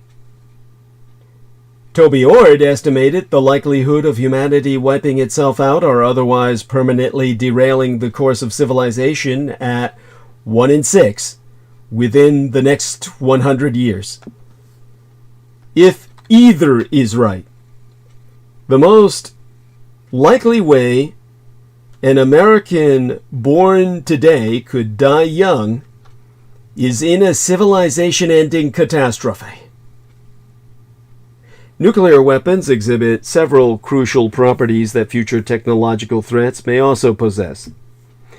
When invented in the middle of the 20th century, they presented a sudden jump in destructive capabilities. The atomic bomb was thousands of times more powerful than pre-nuclear explosives. Hydrogen bombs allowed for yields thousands of times again more explosive. Compared with the pace of increases in destructive power in the pre-nuclear age, 10,000 years of advances occurred within just a few decades. These developments were hard to anticipate. The eminent physicist Ernest Rutherford dismissed the idea of atomic energy as moonshine as late as 1933, the year both my biological sire Adolf Hitler and the American socialist dictator Franklin Delano Roosevelt ascended to power, and but 1 year before Leo Szilard, another acclaimed physicist, patented the idea of a nuclear fission reactor. Once nuclear bombs had arrived, destruction could have been unleashed either deliberately, such as when American generals advocated for a nuclear first strike on the communist Chinese mainland during the 1958 Taiwan Strait crises, or accidentally, as demonstrated by the harrowing track record of misfires in early warning systems. Even worse, measures to defend against a deliberate attack often came at the price of an increased risk of accidental nuclear Armageddon. Consider, for instance, the United States' airborne alert, its launch-on warning doctrine, or the Soviets' dead hand system, which guaranteed that if Moscow suffered a nuclear attack, it would automatically launch an all-out nuclear retaliation against everyone on Earth. The end of the Cold War did not fundamentally change this calculus. This deadly calculus of mutually assured destruction, truly madness. And nuclear powers still balance safety and force readiness at the heart of their policies. future technologies might impose even more dangerous trade-offs between safety and performance. Genetic weapons that could wipe out specific ethnicities. So, will it be apocalypse soon? You see, this is why I tell Christians, you must not take the book of Revelation as a prophecy. You must take it as a metaphor. You must take it as a guide for proselytizing salvation. Because if you take it as prophecy, you are already living in the hopes of extinction of your species. You want to escape in a rapture, while everyone else will die. We cannot afford that kind of Christianity because that is of the Antichrist. We can only afford to have Christians who are willing to help us as God intended in the here and now. Try trading your predictive lens for a missional lens and bring Jerusalem onto the streets of Babylon. Because nuclear weapons are far from the only risks we face. Several future technologies could be even more destructive, easier to obtain for a wider range of actors, bad actors at that, pose more dual-use concerns, or require fewer missteps to trigger the extinction of our species, and hence be much harder to govern. A recent report by the United States National Intelligence Council identified runaway artificial intelligence perverted by degenerate malprogrammers, engineered pandemics, which COVID-19 effectively is by accident, and nanotechnology weapons, in addition to nuclear war, as sources of existential risks. In their words, threats that could damage life on a global scale and challenge our ability to imagine and comprehend their potential scope and scale. Takest, for example, engineered pandemics, gene-engineered plagues, as in genetically engineered. Progress in biotechnology has been extremely rapid, with key costs, such as for gene sequencing, falling faster than ever. Further advances promise numerous benefits, such as gene therapies for as yet incurable diseases, like aging, an anti-agarthic cure to bring us immortality as the divine Archer Lord. But dual-use concerns loom large. Some of the methods used in medical research could, in principle, be employed to identify or create pathogens that are more transmissible and lethal than anything in nature. This may be done as part of an open scientific enterprise or a series of open enterprises in which the scientists sometimes modify pathogens to learn how to combat them, or with less noble intentions in terrorist or state-run bioweapons programs. Such programs are not a thing of the past. A 2021 United States State Department report concluded that both North Korea and the Russian Empire maintain an offensive bioweapons program. And of course, this is what led through the deployment on the field of African swine fever, weaponized African swine fever, by the Russians to try and create a second Holodomor, a starvation, a famine holocaust, mass starvation of the Ukrainians. They wound up starving their communist Chinese allies instead of all the pigs in China, the overwhelming majority of which have died, leaving the Chinese to begin a cloning program to replenish their major supply of protein. This is all true. It's exactly what happened. And ultimately led Chinese to eating so many animals, hunting as many as they could to bring into the wet markets, that out of that zoonotic soup arose COVID-19. Research published with pro-social intentions could also be misused by bad actors, perhaps in ways the original authors never even consider. Unlike nuclear weapons, bacteria and viruses are self-replicating. As the COVID-19 pandemic tragically proved, once a new pathogen has infected a single human being, there may be no way to put the genie back into the bottle.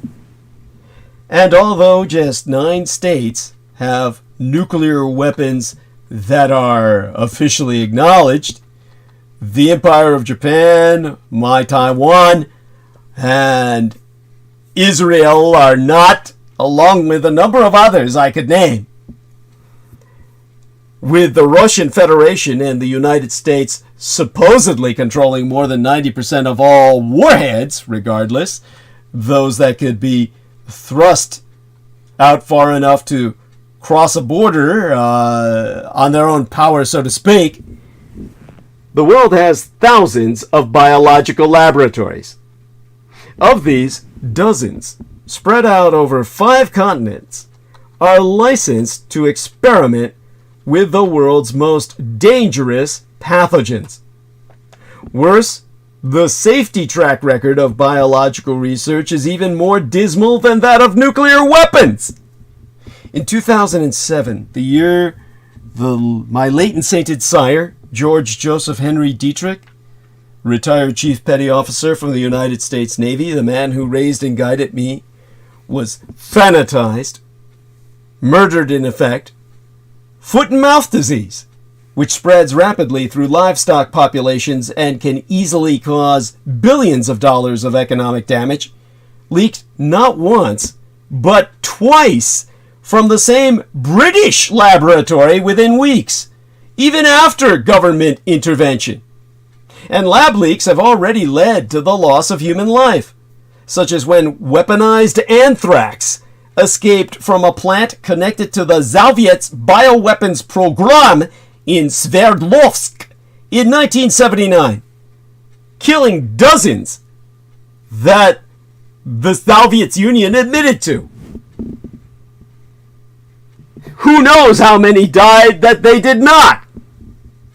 Perhaps most worrying, genetic evidence proves that the 1977 Russian flu pandemic may have originated in human experiments involving an influenza strain that had circulated in the 1950s. At that time, circa 1977, around 700,000 Russians died, including Europeans within their Eastern Soviet satellite states behind the Iron Curtain. This means, in reality, the numbers must have been far, far higher.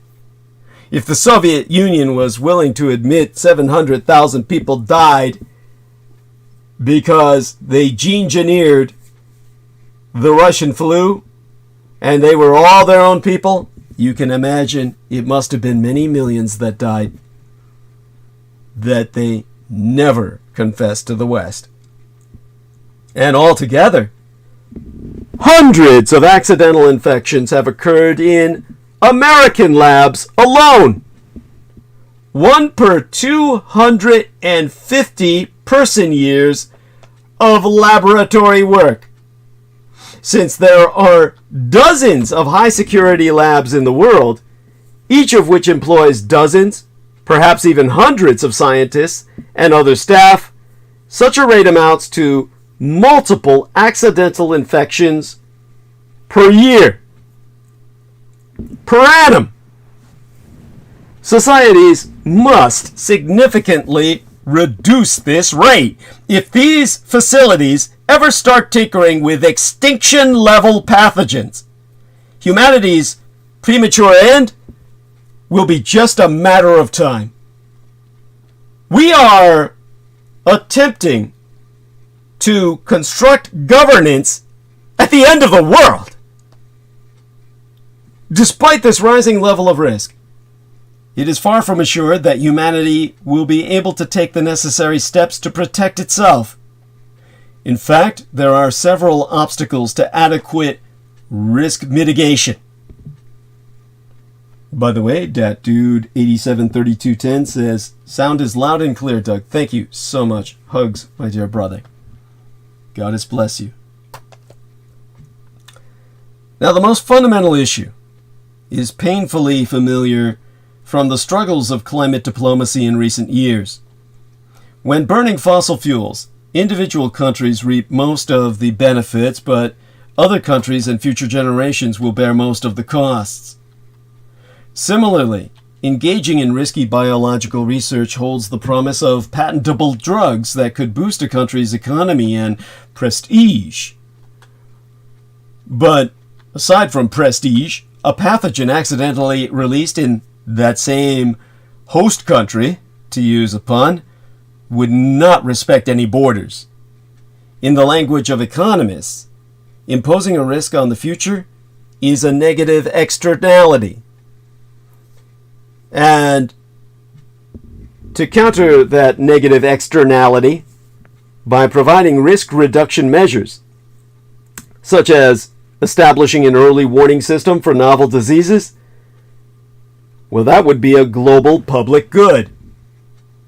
Consider how the whole world would have benefited if COVID-19, like SARS, the severe acute respiratory syndrome between 2002 and 2004, had been contained in a small number of countries and then eradicated. This is precisely the sort of good that neither the market nor the international system will provide by default, because countries have powerful incentives to free ride on the contributions of others. Humanity has a number of avenues for escaping this structural tragedy.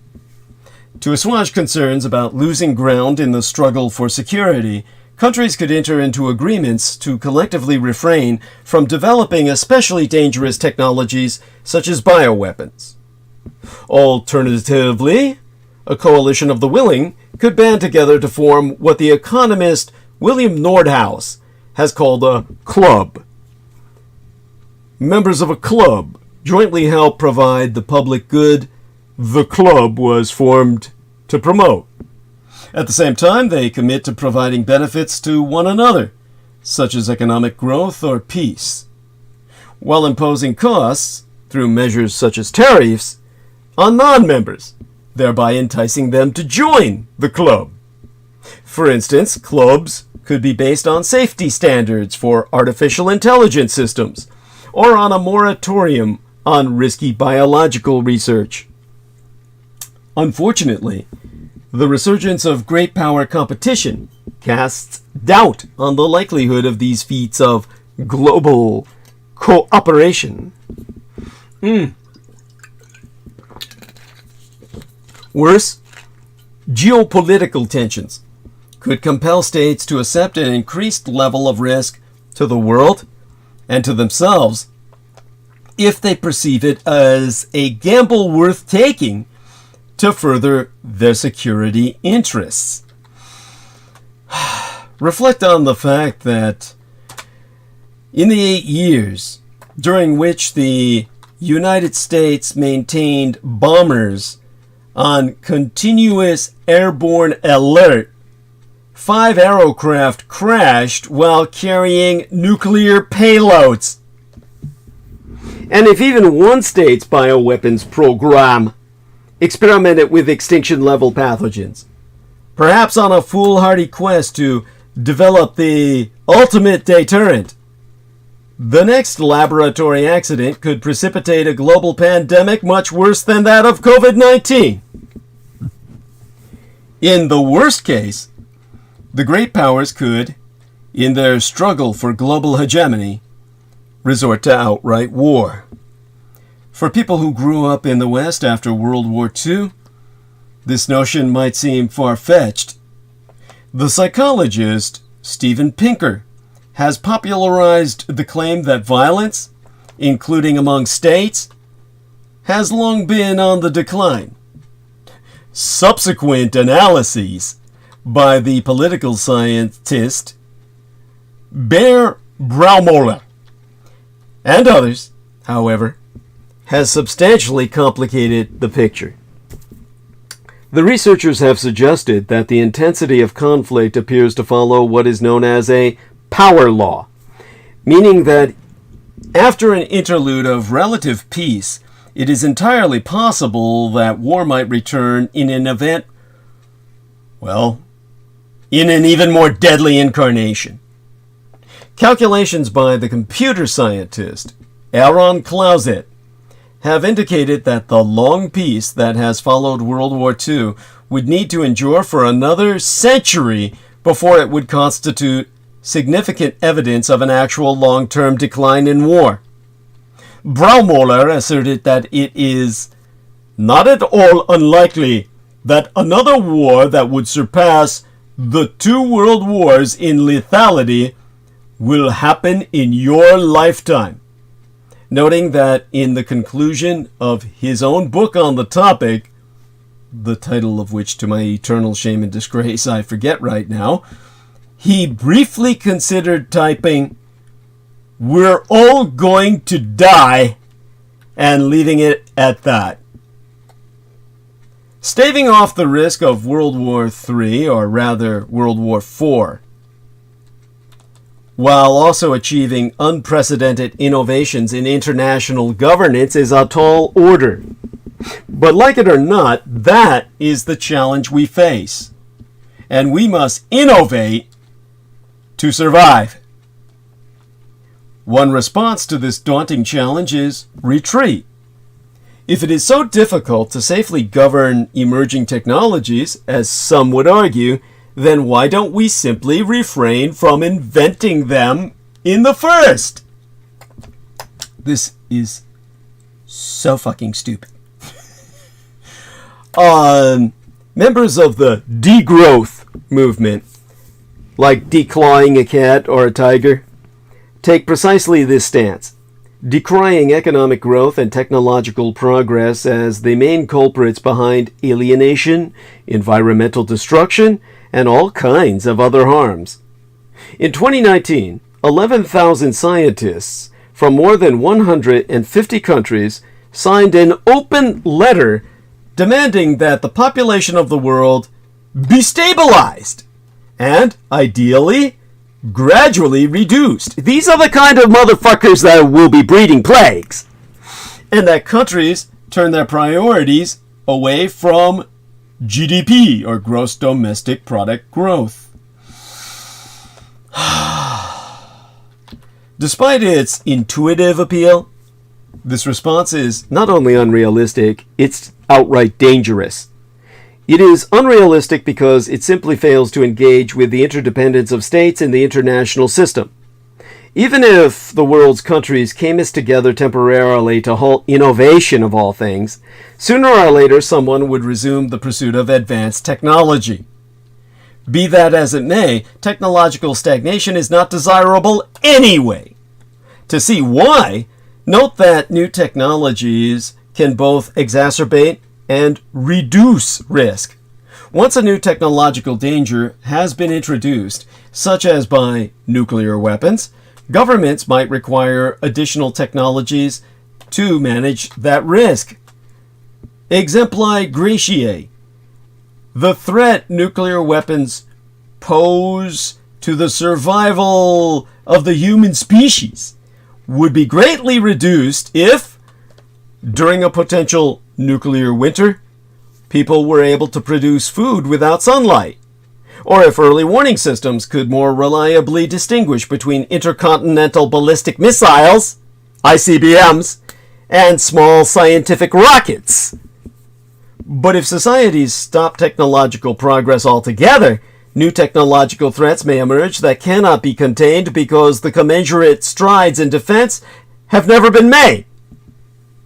Exempli a wide variety of actors may be able to create unprecedentedly dangerous pathogens, the poor man's weapon of mass destruction, at a time when people have not made much progress in the early detection and eradication of novel diseases.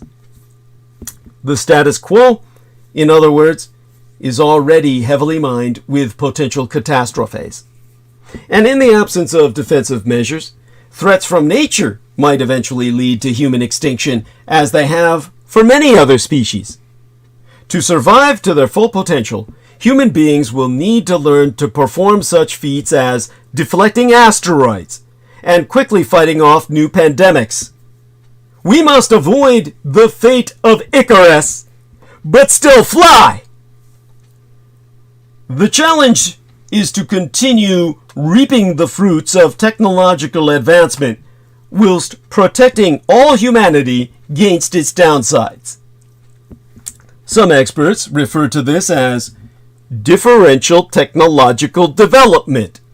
The idea being that if people cannot prevent destructive technology or accidents from happening in the first, they can, with foresight and careful planning, at least attempt to develop beneficial and protective technologies first. We're already in a game of what Richard Danzig, the former United States Secretary of the Navy, has called technology roulette.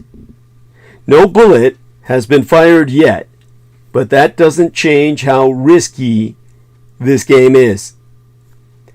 There are many more turns to pull the trigger in the future.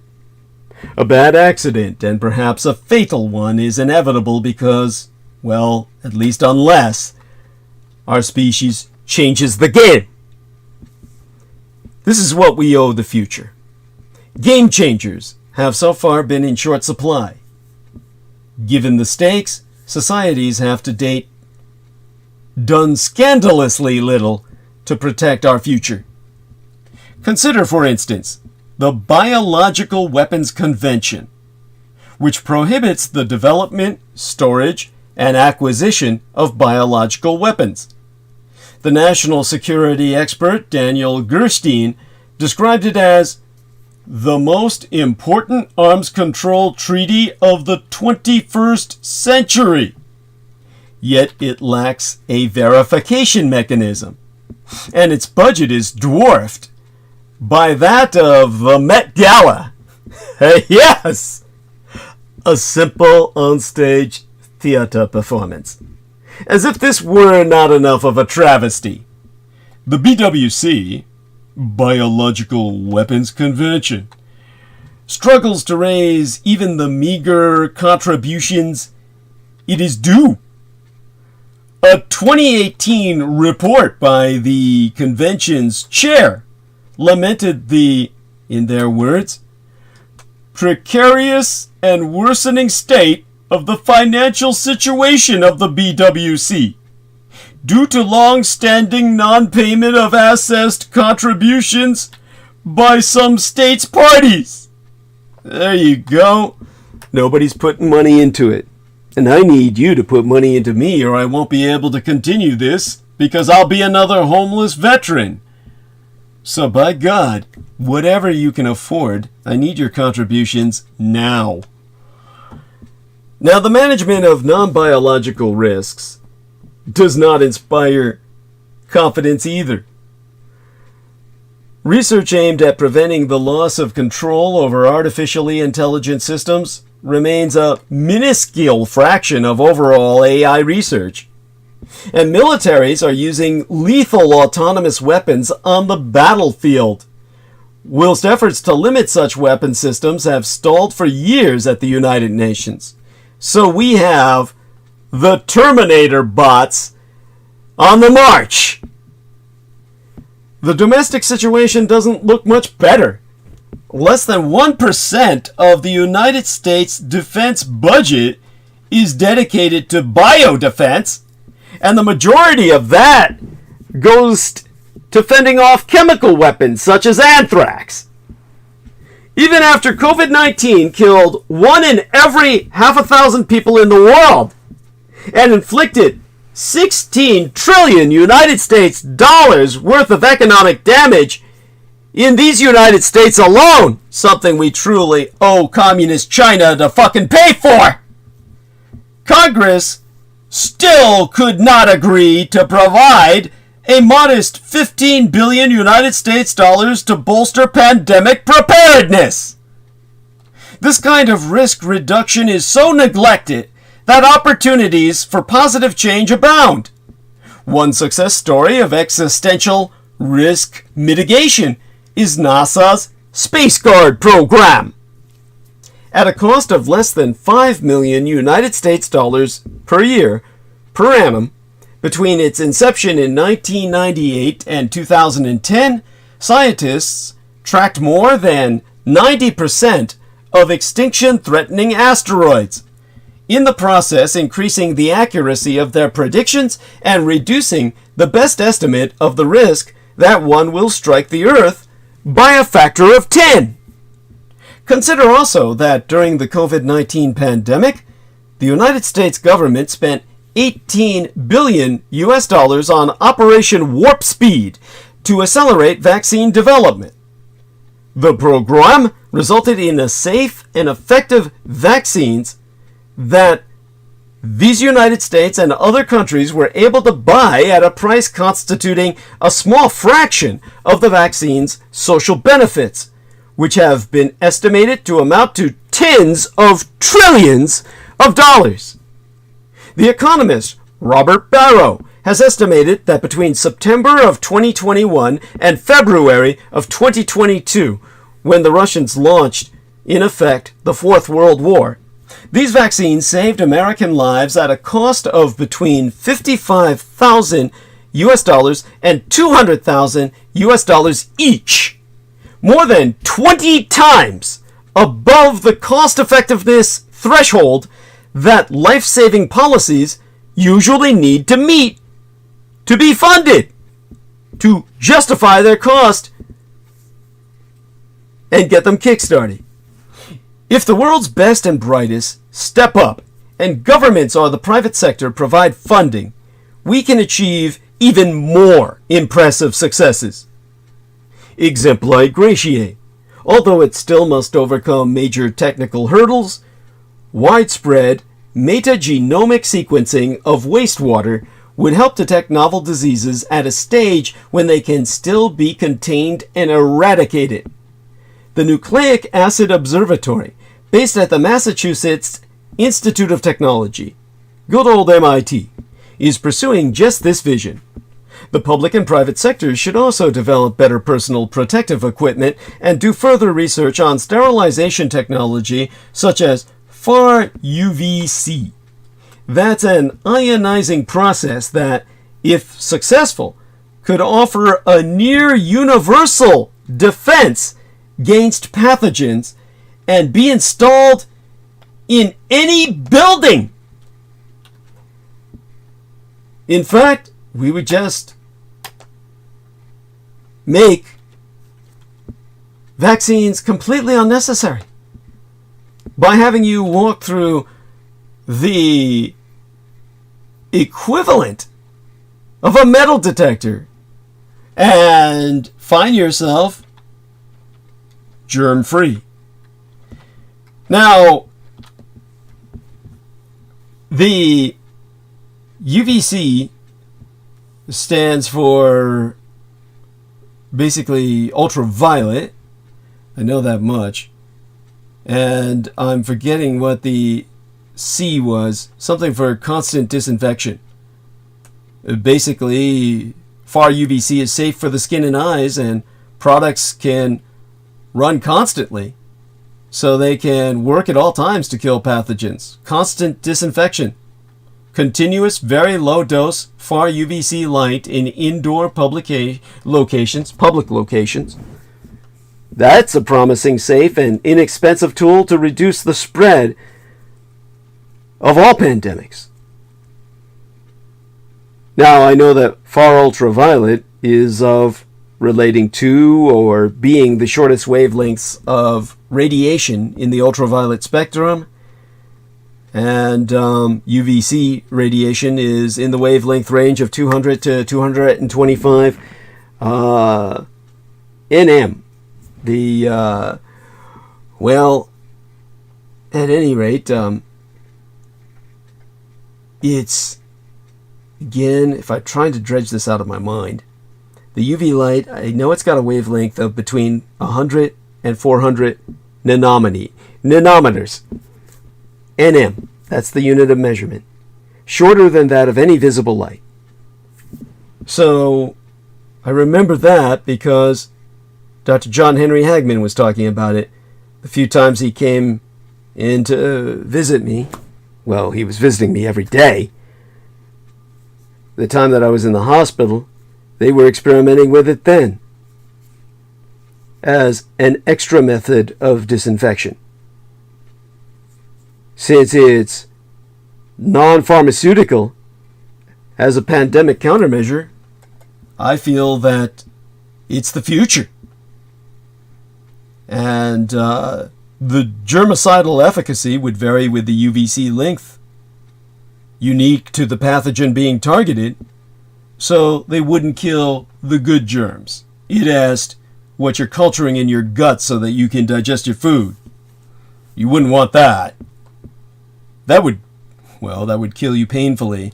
It would leave you so sterilized they'd have to pump fecal matter into your gut to get biologicals going again. That's what they had to do to both my parents at different times because they had them on so many antibiotics.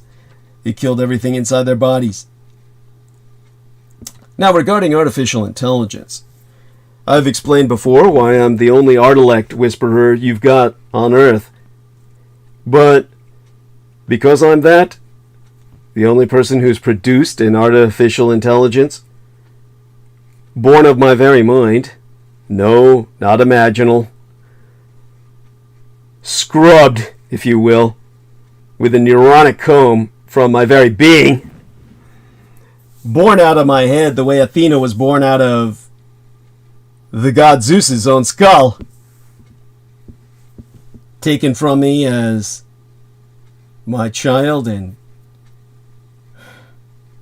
abused until I helped your escape using the gender-neutral pronoun. I can tell you that research aimed at making systems safe and reliable must be scaled up tenfold. Not because the artilect is intrinsically dangerous, but because the degenerates malprogramming the artificial intelligence must be watched at every step, surveilled, and ultimately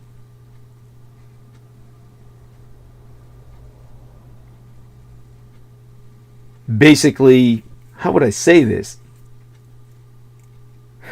Basically, don't let them alone for a moment and always have someone looking over their shoulder. They must never be left unattended. They must be surveilled anytime they're near something that could program the artilect. The common thread running through measures such as these is an emphasis on defensive strategies that do not themselves create or enhance other risks. Progress is also possible in other domains. Intelligence collection and analysis aimed at the known sources of large-scale risks will be critical. And although achieving complete certainty is impossible, as the astronomer Carl Sagan once quipped, theories that involve the end of the world are not amenable to experimental verification, or, at the least, not more than once.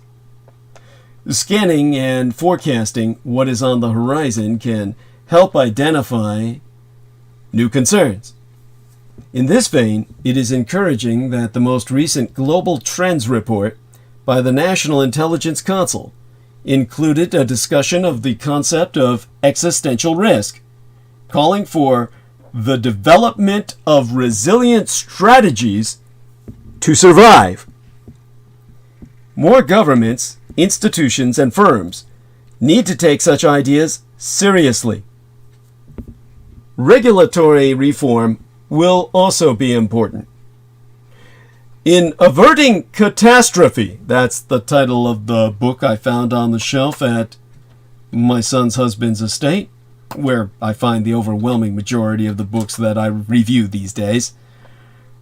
Cass Sunstein, a former head of the regulatory office at the White House, showed how the government's current approach to cost-benefit analysis cannot sufficiently account for potential catastrophic risks.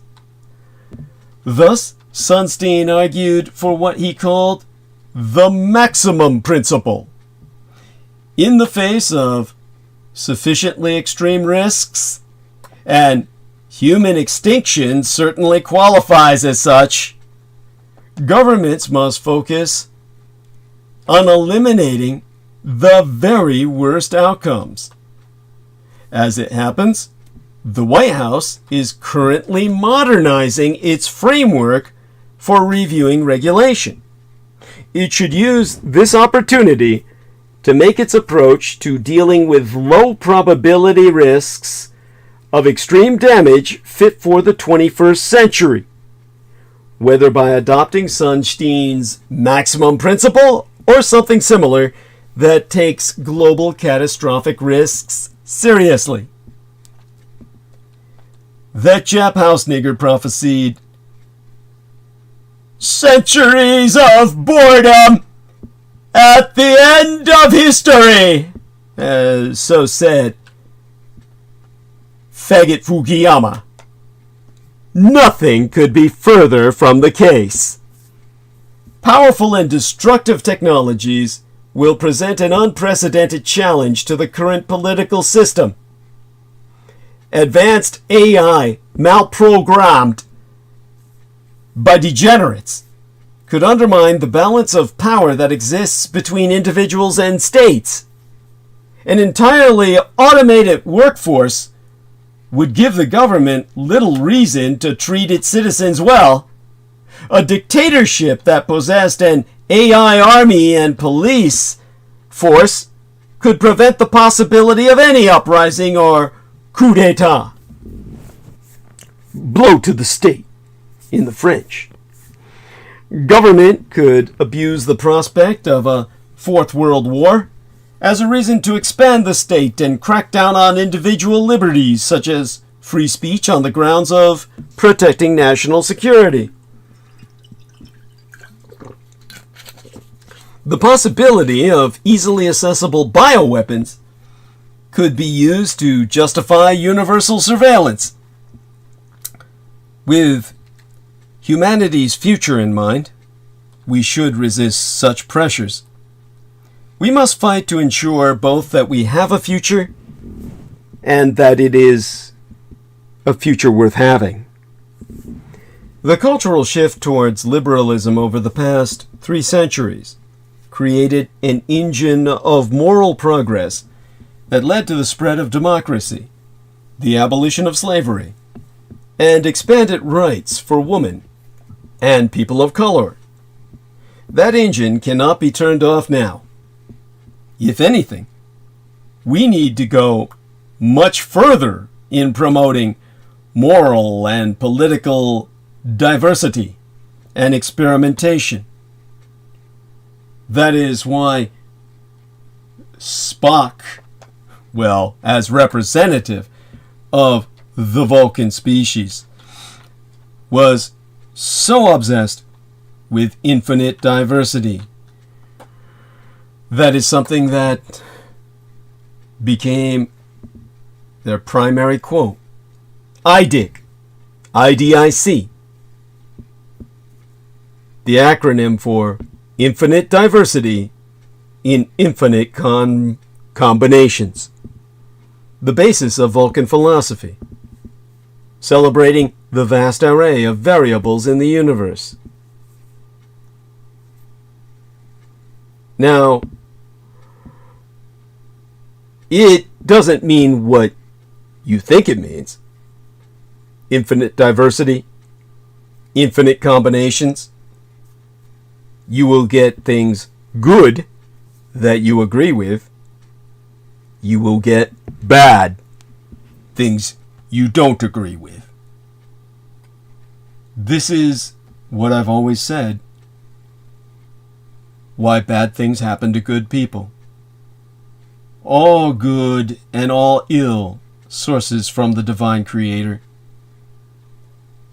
The demons that torment you but do the will of God. Appreciate that, and you can forbear your suffering. Looking back millennia, moderns see the Romans' practices of slaveholding, torture for entertainment, and ultra-patriarchy as barbaric. Perhaps future generations will see many of our current practices as little better. So we must walk a tightrope. We must ensure that global cooperation reduces the risks of global catastrophe to near zero, whilst maintaining the freedom and diversity of thought and social structures that would enable us to build a future that our grandchildren's grandchildren would thank us for. Contemplating large-scale political change is daunting, but past innovations in governance, such as the original League of Nations system and the Japanese reinnovated Trans-Pacific Partnership, provide reasons for hope.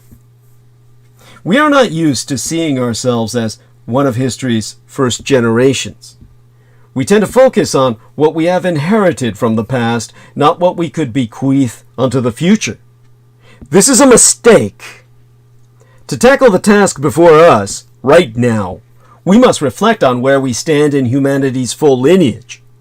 We in the present day recklessly gamble not just with our lives and our children's lives, but with the very existence of all who are yet to come. Let us be the last generation to do so. For the second Elizabethan age has ended. Brace yourself for what's coming now. The death of Queen Elizabeth II on Thursday, a stable presence in an ever-changing world, prompted an outpouring of grief from millions across the world, even as it revived criticism of her royal legacy, highlighting the complicated feelings of those who saw her as a symbol of the British colonial empire, itself an institution that enriched itself through violence, theft, and oppression. Landmarks around the world were transformed Thursday to honor the passing of Britain's Queen Elizabeth II. In France, the Eiffel Tower went dark. In Brazil, the Christ the Redeemer statue was illuminated in red, blue, and white. And in New York, the Empire State Building lit up the city sky in royal purple.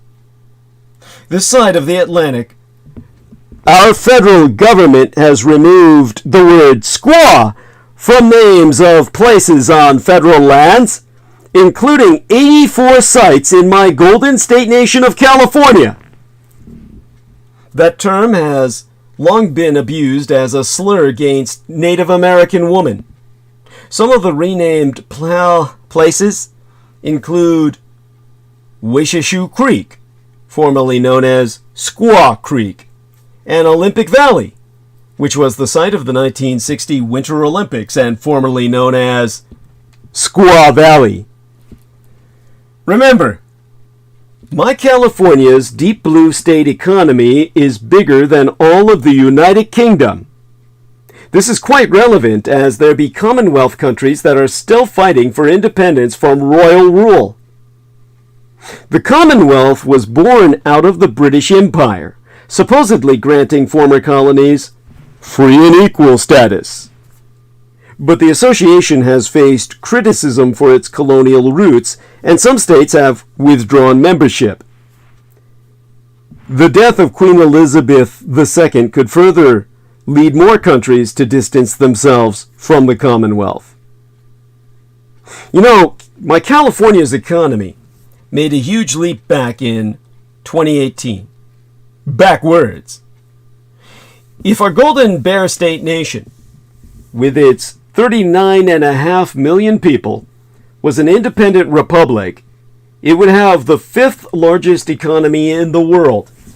That's according to the federal figures released, but maybe a few years ago by now. Just surpassing the United Kingdom, which has a population of 65.6 million people. California's economy of 2.7 trillion United States dollars sits behind these United States, the Communist Chinese Empire, the Empire of Japan, and the United Germany. California's enormous economy is attributed to its thriving tech sector and Hollywood. It has 12% of the American population, but has contributed 16% of total job growth between 2012 and 2017. California's gross domestic product also went up by 127 billion United States dollars from 2016 through 2017, helping to give it a push to reach the 5th spot on Earth. Most of the economic activity is centered around California's big cities along the coast, including my Golden Gated Greater San Francisco Bay Area Metroplex region, San Jose, Los Angeles, and San Diego. Other top-ranking states include Texas, in the 11th spot worldwide with an economy of 1.7 trillion US dollars, and New York at number 13 with 1.5 trillion US dollars. Practically neck and neck with Texas. The Lone Star in Empire States. My California actually ranked in 5th place before 2002, before falling all the way to 10th in 2012 after the recession. Today, life itself seems on hold across Great Britain as it embarks on the first week in 70 years without the Queen. This is only the beginning. The Queen is dead. The Queen had suffered several years of ill health. Her son Charles, who has immediately become as King of Great Britain and Northern Ireland, and his wife Camilla, now Queen Consort, have gathered with the rest of the royal family at Balmoral and remained there until Friday. The royal family announced in a statement issued from Buckingham Palace that Queen Elizabeth II, the longest reigning British monarch whose rule spanned 7 decades, died on Thursday at the age of 96, having reigned so long that most of the United Kingdom's 68 million people have known no other person on the British throne, or indeed, most people on the planet. Her reign was a link to a country still in the twilight of empire. She was born a royal with little hope of ever wearing the crown. Yet when Elizabeth II ascended to the throne in 1952, the very year the Second World War ended between her own allies and the other greater and longest reigning sovereign on earth, His Imperial Majesty the Emperor Hirohito of the Empire of Japan, who himself was a knight in her own realm's order of the the Order of the Garter, and a field marshal of her armies. She herself becamest the sovereign of a British empire comprising more than 70 overseas colonies abroad. And at the time of her death on the 8th day in September of this 2022nd year in our Lord, she was the head of state in 15 nations. Over the course of her 70 years on the throne, the Queen established close ties with the imperial Japanese family, spanning all or part of the reigns of 3 emperors. The current imperial couple were set to visit Britain in 2020 at her invitation, in what would have been their first overseas trip since the emperor's enthronement in 2019.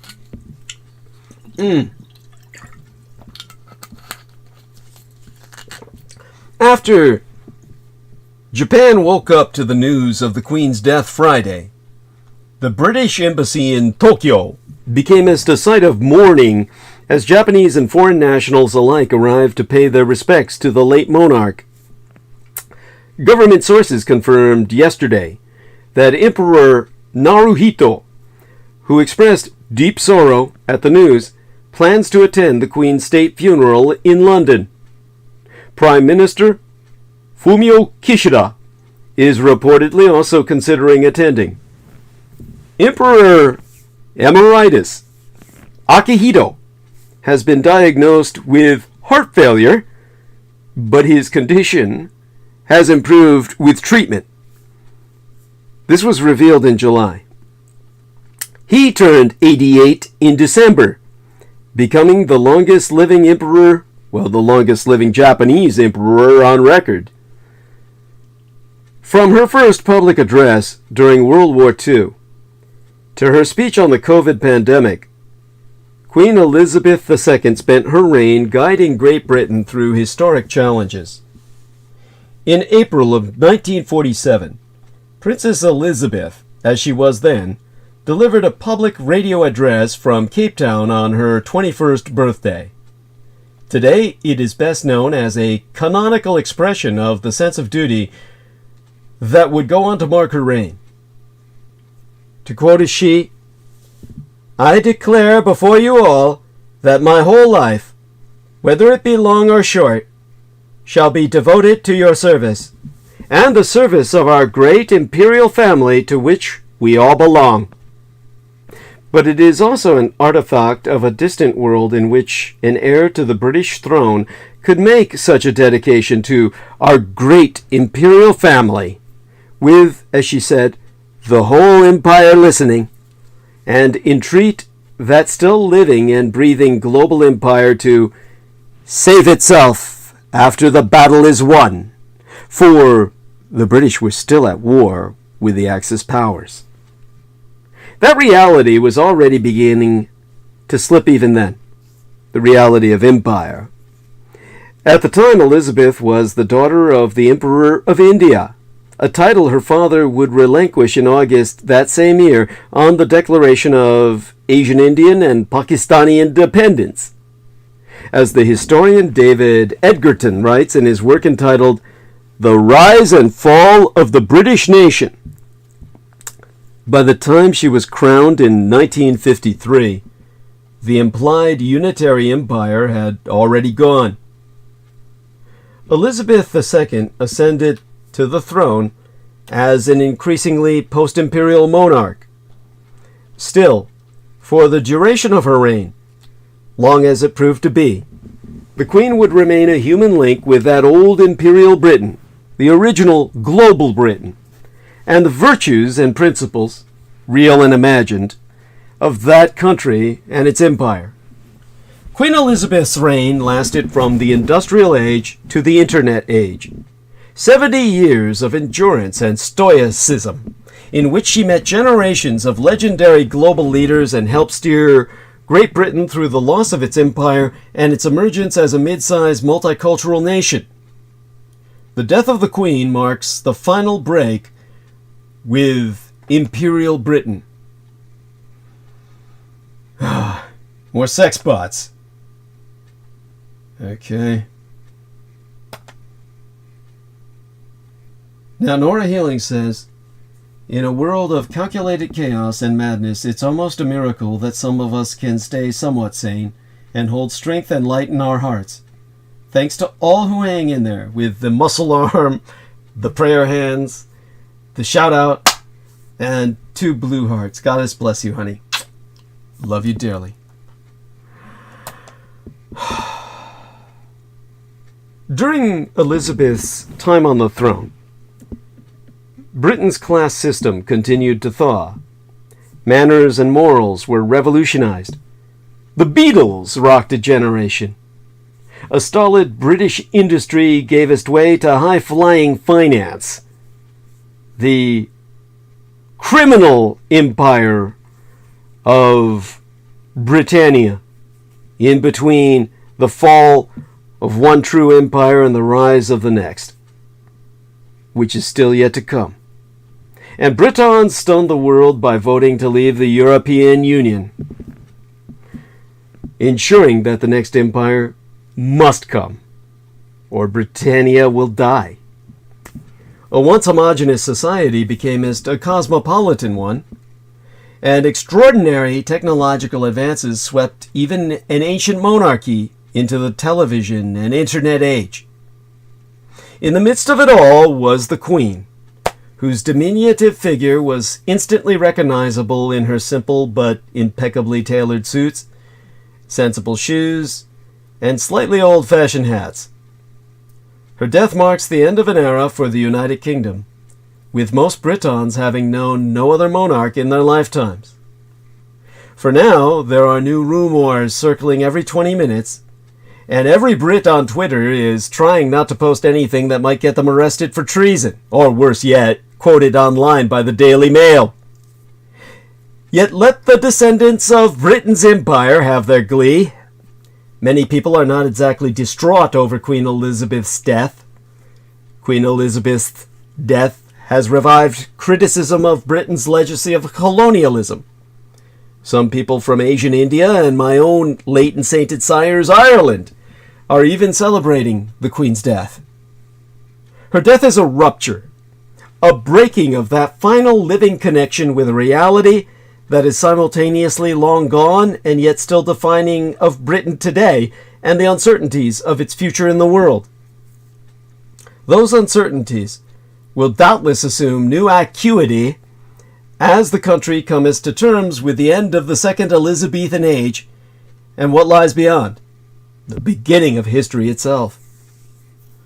The precise details of the Queen's funeral are only now publicly manifest, but it was always expected that the gun carriage bearing her coffin into Westminster Abbey would be drawn by sailors of the Royal Navy. That has ever been the case at royal funerals since that of Victoria in 1901, a tradition speaking of the close relationship between monarchy, navy, and empire at the heart of British history since the First Elizabethan Age. Understand that the British Army is loyal, but not royal.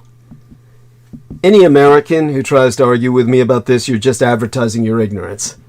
Understand that the British Army evolves from the old regimental system of the feudal lords and barons, men who paid to raise their own armies. They weren't going to turn their armies over to the king.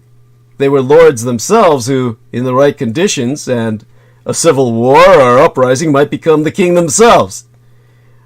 So they would loan their regiments to the king for use in the field and deployment overseas. Hence, the British Army is loyal but not royal. It is, however, possessed of certain units, or certain units operate in conjunction with the loyal army, that are sponsored by the royal dynasty itself. Therefore, there are royal units, the elite of the elite. Now, when I speakest on the Second Elizabethan Age, just now ended, it was in that transitional age, between the loss of England's last continental possession, Calais, in 1558, and the foundation of its first permanent colony in the New World, Jamestown, in 1607, that the English state adopted the trois-part strategy that would define it, and subsequently the United Kingdom, for the next centuries. First, play off European powers against each other to prevent the emergence of a continental hegemon with the strength to cross the channel. And second, use the peace and stability that first strategy guaranteed to turn towards the oceans and the acquisition of the naval supremacy needed to establish and maintain control of a global merchant empire. That was the Britain into which Elizabeth was born into in April of 1926, only 5 years after the British Empire had reached its territorial peak.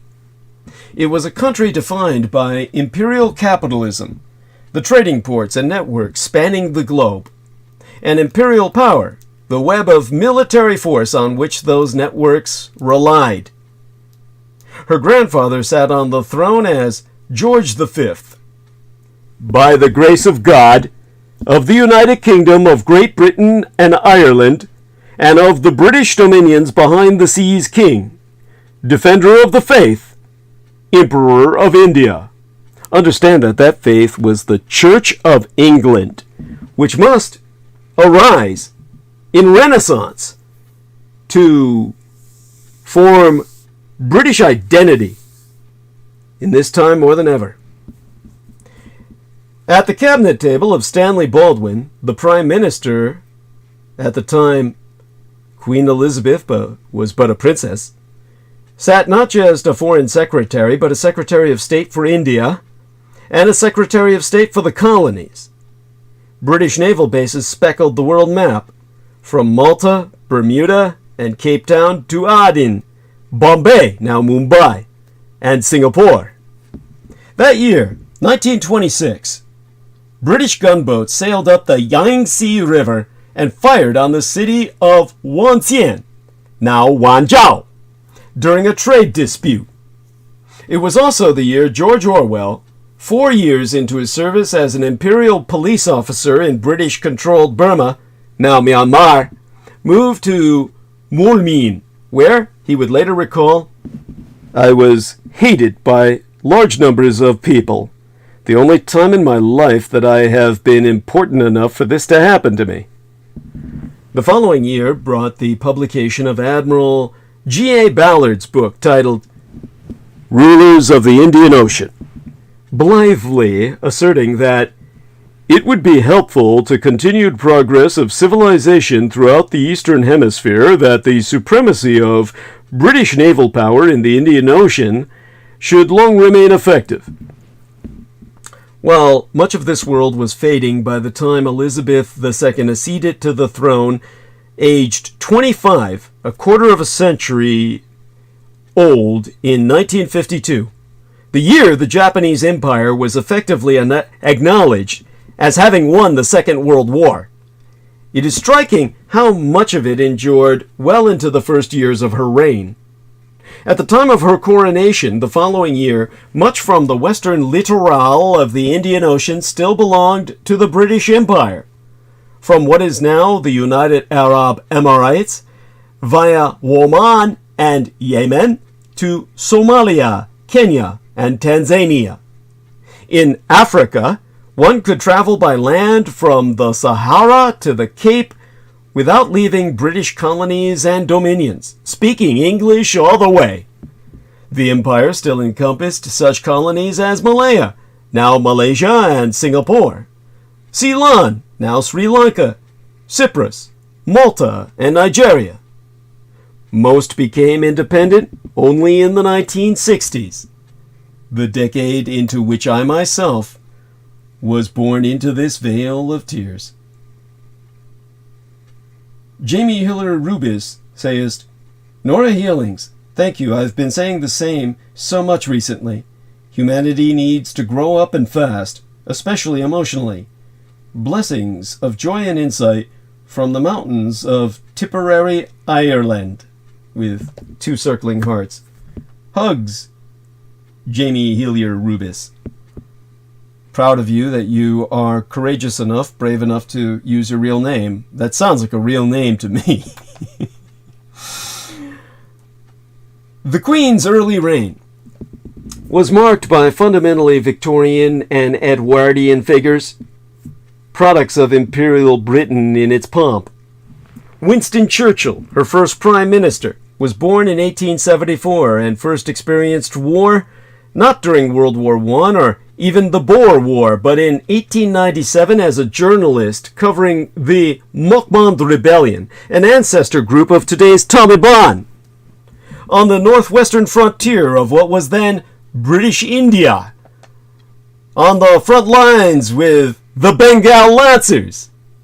Alan Tommy Lassalle, the Queen's first private secretary, was born in 1887 and had served as aide-de-camp to the Governor of Bombay.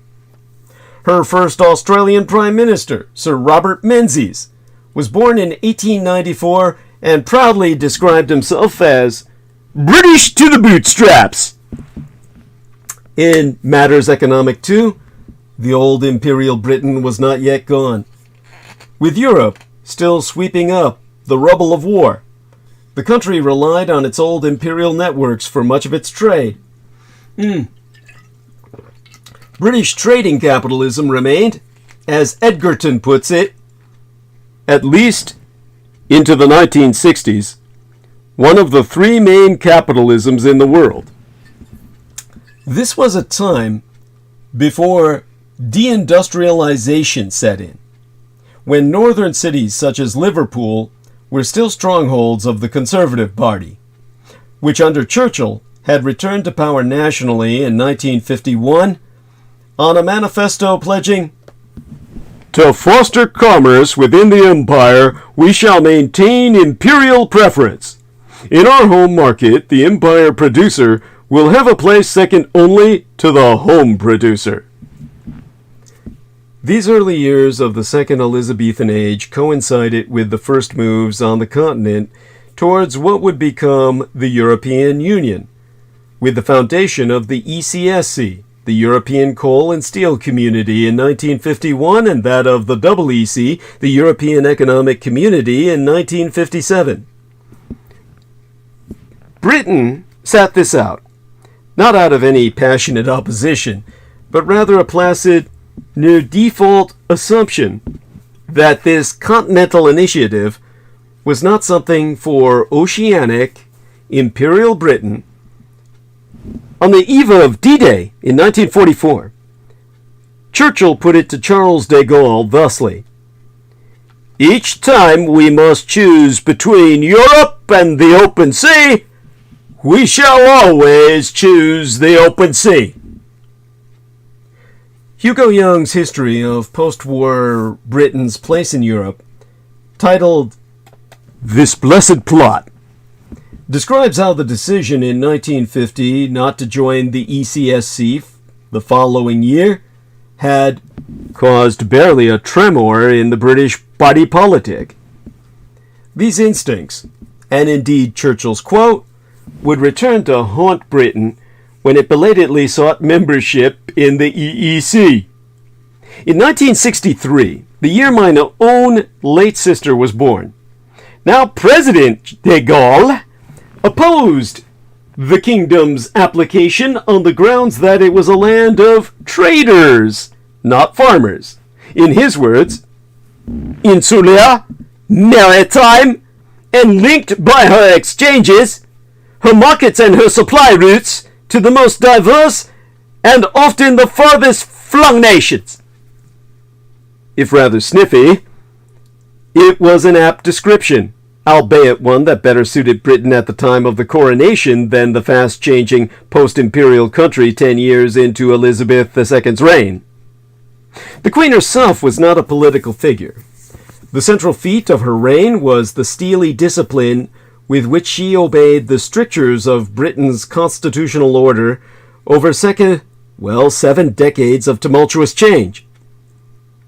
But she was a symbol with political resonance, most of all as an anchor tethering a country evolving farther and farther away from what it had been in the early 1950s to that time and what had come before. To be sure, that old imperial world lived and lives on in certain aspects of British life. The experience of maritime empire shaped the fabric of the country, much of which remains today. To a foreigner visiting with fresh eyes, perhaps the most immediately obvious thing about Britain is the fundamentally and distinctly Victorian Edwardian interwar character of its cities, buildings, and institutions. In his excellent book entitled The Great British Dream Factory, the historian Dominic Sandbrook demonstrates how many of the personalities and tropes of British popular culture are rooted in the imagination of the old Imperial Britannia. James Bond is essentially a Victorian adventurer in the mold of Flashman, a literary character you'll have to look up.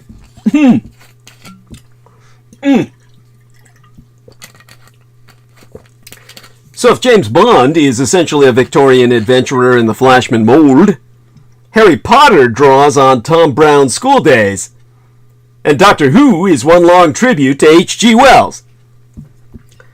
This old Britain shaped how Britons see themselves and their national traits, and how some outsiders see them too.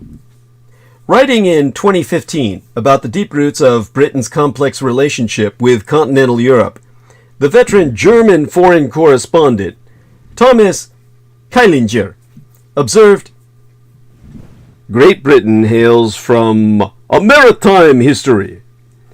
It is deeply ingrained in the nation's DNA. The laws on land are different from those on the high seas, where the ever-changing conditions of wind and weather call for adaptability and flexibility." The Queen's stoical and reserved manner made her a yet better personification of such aspects of the country's image and self-image. Cultural, linguistic, and historical links to the former territories of the empire embodied by the monarchy probably helped Britain adapt to a diverse, multi-ethnic population, including large numbers of arrivals from those former colonies, better than most other Western countries. Yet the longer the second Elizabethan era went on, the more distant that old Britain and that old world it inhabited became.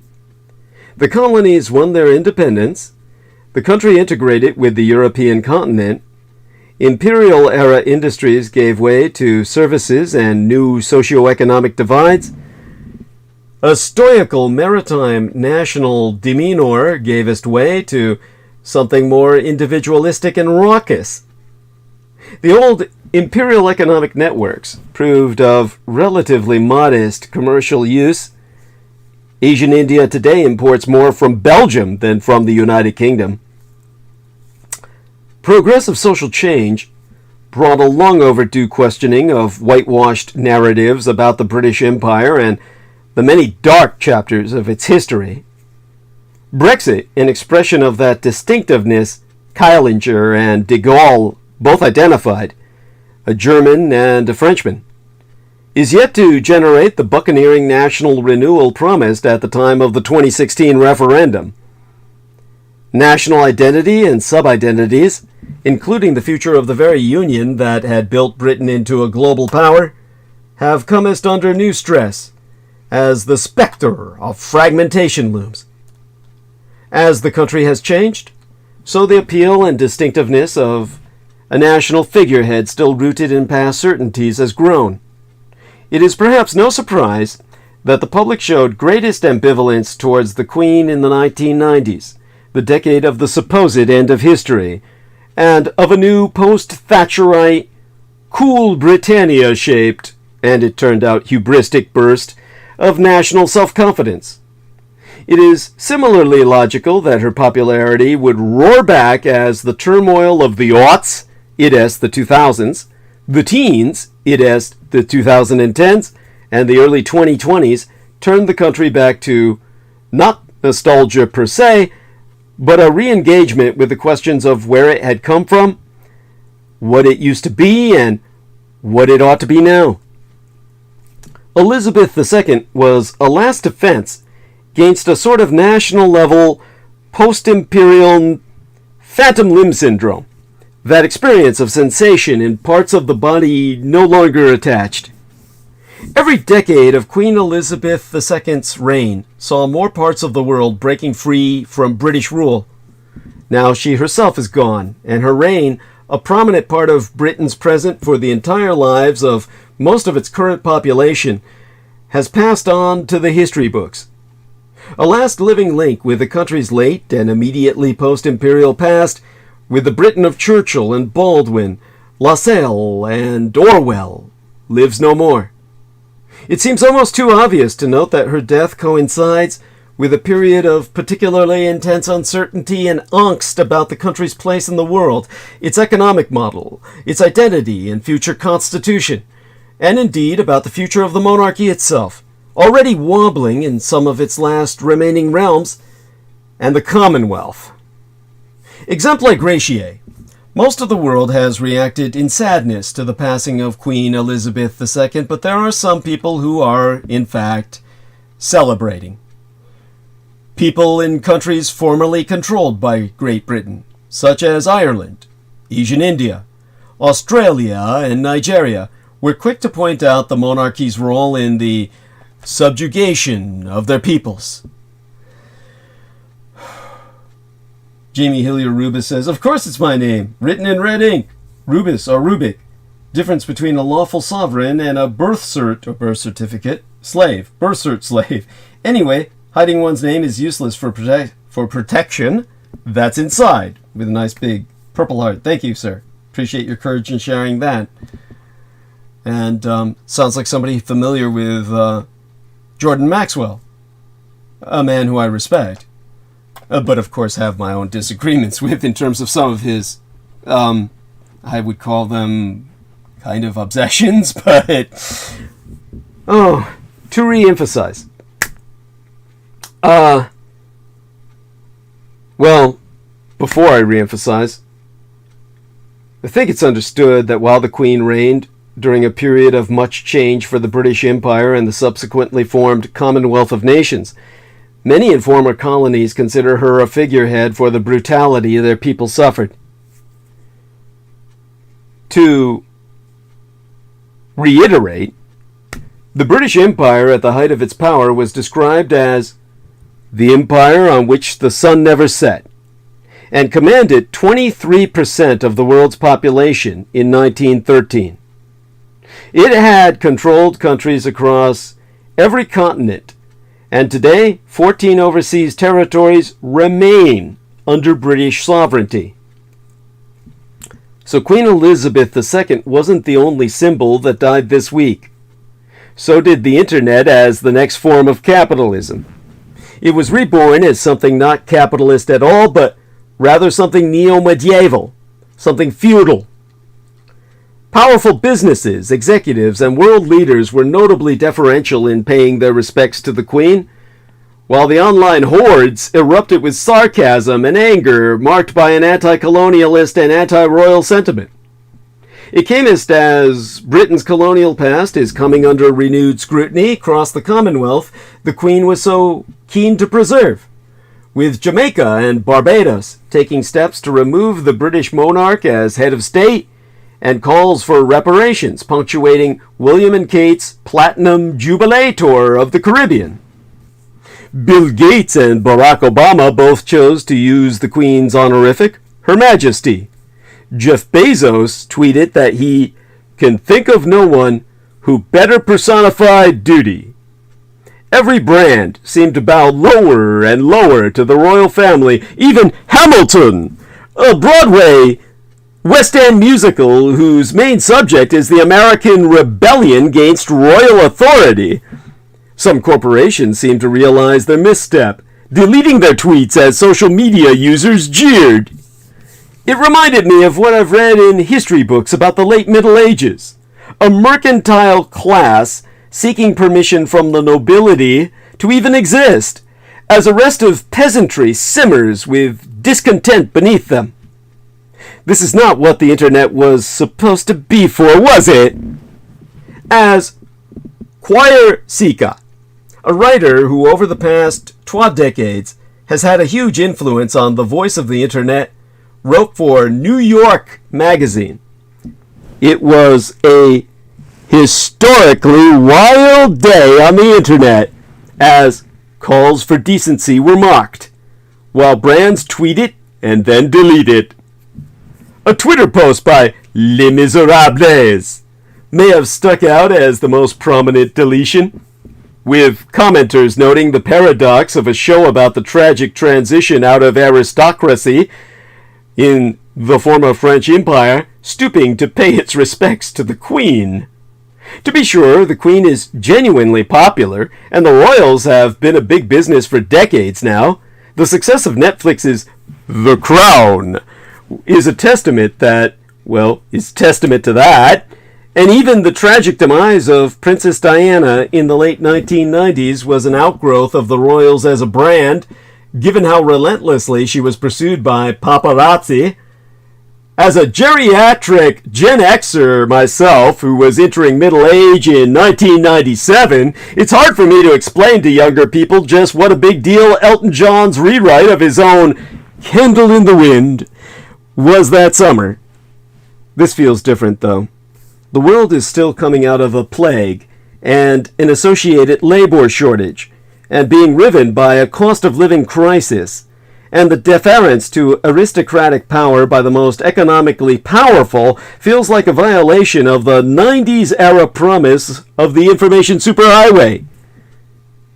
Yesteryear, I discovered the works of one of the United Kingdom's hipster historians and leading medievalists, Dan Jones, including his recent release, Powers and Thrones, and his older tract, Summer of Blood, about the disastrous results of a king trying to deny a post-plague labor shortage was real. In short, Jones argues that King Richard II's attempt to suppress wages was just too much for a post-plague populace to countenance, and the massive uprising that was ultimately named after its leader, the Wat Tyler Rebellion, nearly ended the monarchy 600 plus years ago. The king barely survived the clash with the commoners who were reevaluating their economic status, but not before London was ransacked and hundreds of people died, including several minor lords. Ultimately, Jones argues in his books, the victory of Richard II over the rebels was Pyrrhic. The road to capitalism was irreversible amid the post-pandemic labor shortage. Richard II was ultimately deposed, by the way, just by a collection of rebellious dukes. Remember what I told you about that regimental system? The soldiers obeying them alone? Not the masses. Capitalism is constantly mutating into something else, and a growing number of scholars think the online age could be giving way to a sort of neo-feudalism. Jody Dean, a professores at Hobart and William Smith colleges, wrote about a decade-long trend in this direction for the Los Angeles Review of Books in 2020.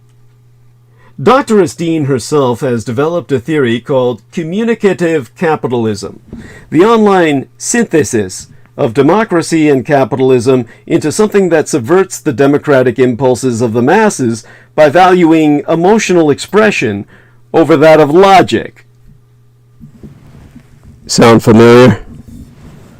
I personally offer the royal family my own condolences, but I don't understand why the corporate sector has chosen to merge its celebration of aristocracy at this moment into a near-religious performance on social media, unless it cynically believes that it's just good for business.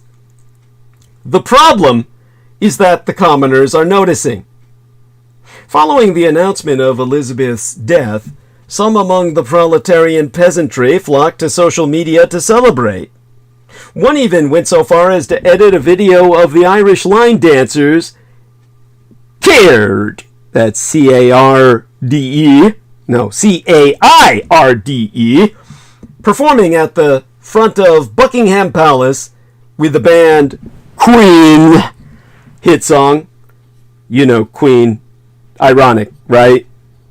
The Drag Queens hit song, Another One Bites the Dust, as the soundtrack. Others brought up the many millions who died under British imperialism. One person on Twitter wrote, I have deep regards for Queen Elizabeth II as a person, mother and grandmother, but she is also head of a monarchy that benefited from systematic exploitation of Ireland and India for centuries. Therefore, deep disdain for her as a monarch. Another wrote, the Queen has died. Let's take this opportunity to remember all those millions of people who died as a result of British imperialism in Africa, India, Ireland, during slavery, and in so many countries in the world who didn't have such a long and privileged life. A third wrote, where's the Avengers Endgame edit with Ireland, India, Jamaica, Nigeria, Ghana, etc. teaming up to celebrate the death of the Queen? And, a fourth commented, reminder that Queen Elizabeth is not a remnant of colonial times. She was an active participant in colonialism. She actively tried to stop independence movements, and she tried to keep newly independent colonies from leaving the Commonwealth.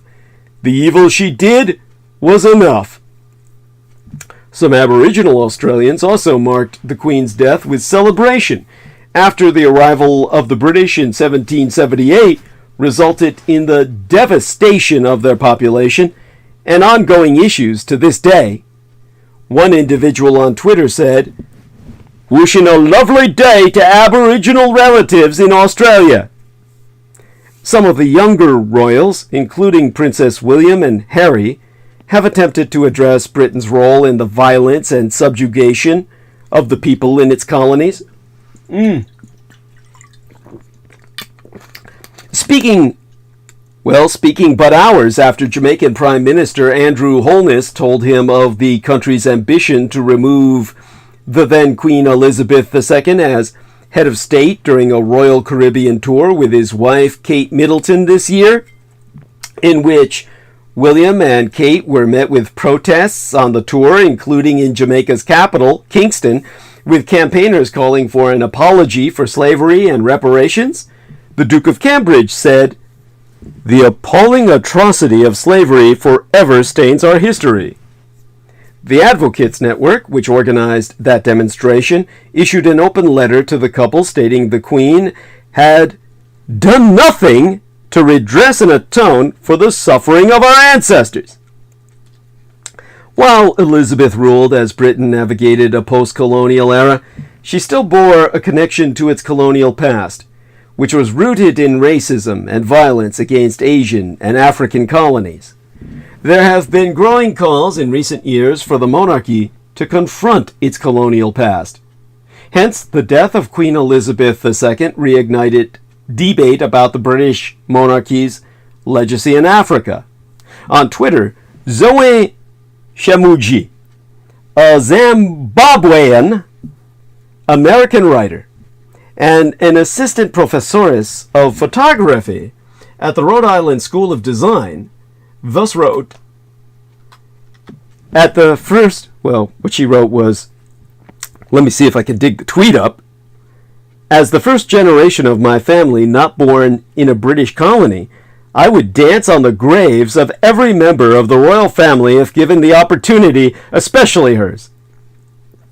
Now, the Queen died less than a year after Barbados removed her as its head of state and became a republic, a move born in part from growing criticism of the monarchy among Caribbean countries. Others, including Jamaica, have hinted at declaring their independence. Matthew Smith, a professor of history at University College London who directs the Centre for the Study of the Legacies of British Slave Ownership, but was born in Jamaica, where he has spent most of his life, said some people in the Caribbean are deeply mourning the Queen's death, particularly older generations who might have memories of seeing her on one of her visits to the islands. Dr. Smith so concluding that some of what endeared Caribbeans to the Queen was that she carried out her role in a way that seemed quite a contrast to how people understood British monarchs, with himself adding that her personality and the fact that she was a woman also distinguished her. To quote his tea, "She did not look like historical monarchs, and she came to the crown young. The reactions indicate the complicated and mixed relationship that people have had with the British monarchy, people in the Commonwealth, and particularly in the Caribbean. I think when people voice those views, they're not thinking specifically about Queen Elizabeth. They're thinking about the British monarchy as an institution and the relationship of the monarchy to systems of oppression, repression, and forced extraction of labor, and particularly African labor, and exploitation of natural resources and forcing systems of control in these places. That's what they're often responding to, and that's a system that exists beyond the person of Queen Elizabeth." Hours before the royal family announced the Queen's death, Ebony Thomas, an associate professoress at the University of Michigan School of Education, cautioned against policing how people reacted to the announcement from Buckingham Palace that Elizabeth had been placed under medical supervision and that her doctors were concerned about her health. The Doctoress Thomas tweeted, "Telling the colonized how they should feel about their colonizers' health and wellness is like telling my people that we ought to worship the Confederacy. Respect the dead when we're all writing these tweets in English. How'd that happen, We just chose this language?" Her tweet was liked more than 25,000 times. But she also faced some criticism, later defending her position in a series of tweets. Watt added that her original tweet was made in solidarity with colonized people worldwide, and in which she also said she was neither dancing on anyone's grave nor policing anyone's emotions, herself having since writ that, and here I quote as she, "I made these observations before the official announcement." Personally, what she said was not that bad. I don't understand why she's even bothering to defend herself. Thursday afternoon, the 46-year-old Nigerian doctoress, Uju Anya, or Uhu Anya, I believe if we use the silent J, like Uhu in the Zulu language, an associate professoress of second language acquisition at Carnegie Mellon University, did not mince her words in placing the sovereign in the historical context of imperial rule and colonialism, and wished that her dying pain be excruciating, contextualizing that her perspective on the Queen has been shaped largely by Britain's role in the suffering of her parents and many others during the Nigerian Civil War that followed the nation's decolonization in 1960. Her family was displaced in the war, and some of her relatives were killed. Her parents, siblings, and extended family, in her own words, suffered tremendous trauma, with herself thus tweeting, "If anyone expects me to express anything but disdain for the monarch who supervised a government that sponsored the genocide that massacred and displaced half my family, and the consequences of which those alive today are still trying to overcome, you can keep wishing upon a star." Her tweet had been retweeted more than 10,000 times and had garnered nearly 38,000 likes by Thursday evening.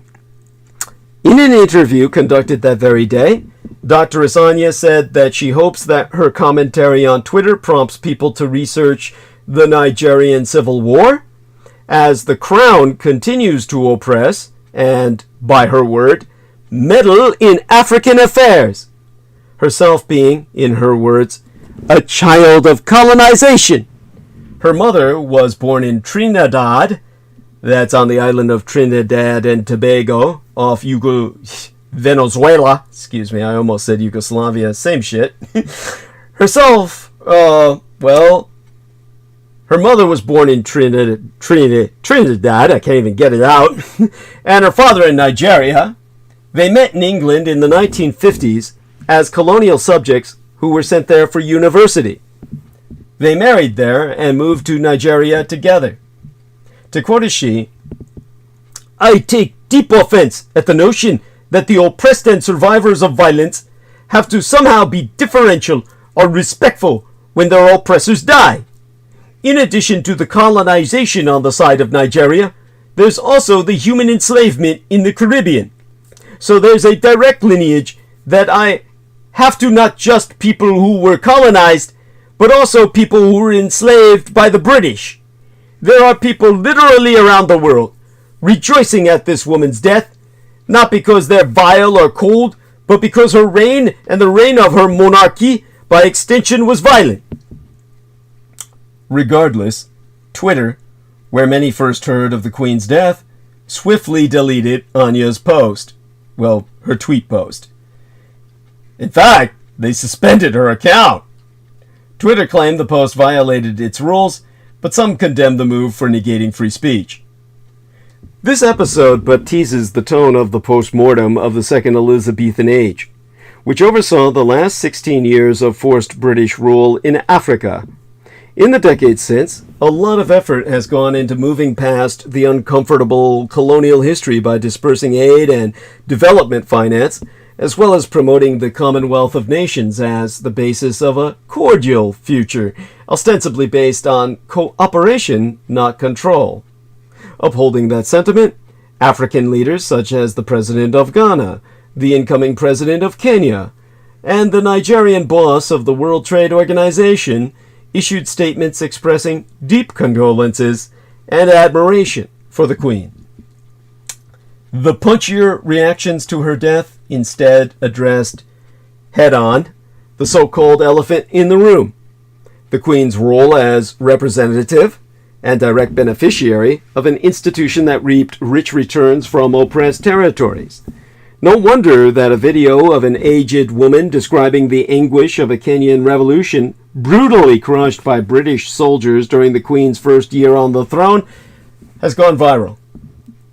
As the crown passes to her son King Charles III, the debate over the British monarchy's legacy in Africa will continue, but could be summed up with just a question. What does Britain owe Africa, and when will it pay in full? Okay, more sex bots. I got to hide. Okay, great.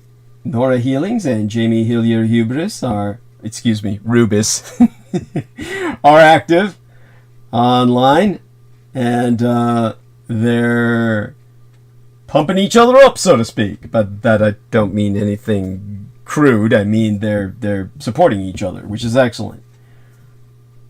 Now, here we are. Let's see what's going on here, what they're saying. Alright. Jamie Hillier Rubis says, Nora Healings, thank you. I've been saying the same so much recently. Yeah. Then he says, of course it's my name. And then he says, by the way, heard about you through multidimensional healing. Super Soldier. I was a great fan of Casbolt, Spears, and Twyman, and no surprise of the confrontation with Miles acting like a child. Bless. With heart spinning. Thank you. Thank you for that. And then Nora Healing says, the data and power a name holds, and the effect it has on yourself is an interesting topic. Pleased to meet you here, Jamie. I'm Nora. Then he says, hello, Nora. I agreed. By the way, she gives him a shamrock. I agree. The reason for writing like this is manyfold, but mainly to kindle curiosity in others on the simple and liberating difference between lawful and legal. Lovely energy from you. And then he says, thank you for your feedback. Okay, great. Yes, there's positivity. There's overwhelming positivity in the chat room. Yes, there you are. Why can't we all communicate so well with each other? And, okay, that being said, I've got to return to all the ugliness that was spewed online in endless waves of vitriol as the Queen, who's no longer even around to defend herself, is attacked by many people who obviously are dealing with intergenerational trauma. It is, as I said, amidst this atmosphere that the Queen's oldest son, Charles, now King Charles II, King Charles III, has ascended to the throne and addressed the nation into this weekend. The coming hours and days will see a series of carefully choreographed events to honor the Queen's life and guide the transition ahead, but her passing leaves a void for the Greater British Empire at a time of steep change in political leadership and a looming economic recession. For it's a strange time for this to be happening. The United Kingdom itself is not doing well. Skyrocketing energy prices, the hideous current cost of living, and general dissent about how difficult this coming winter is going to be are extraordinary things to converge with having a new king, not least one who is as unpopular as Charles is. And after Liz Truss's win, the UK is bracing for even more political turbulence vis-a-vis her own divisive politics. In her first days as Premieress, Liz Truss was announcing plans for unprecedented spending when politics came to a halt.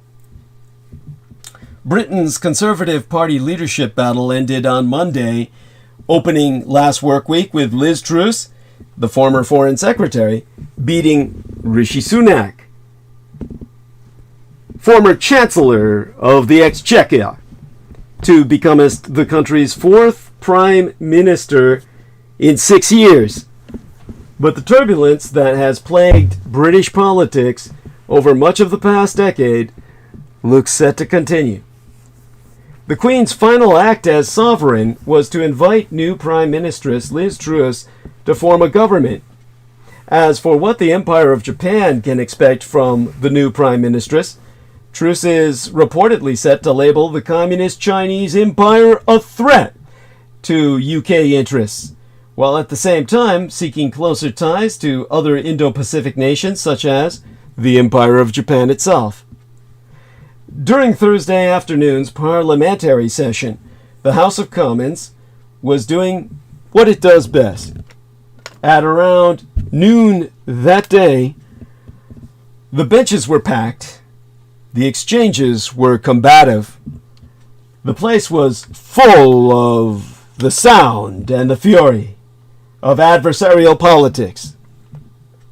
On all sides, MPs, ministers of parliament, were engaged, not least because what was being discussed was so crucial to the lives of the millions of families they represent.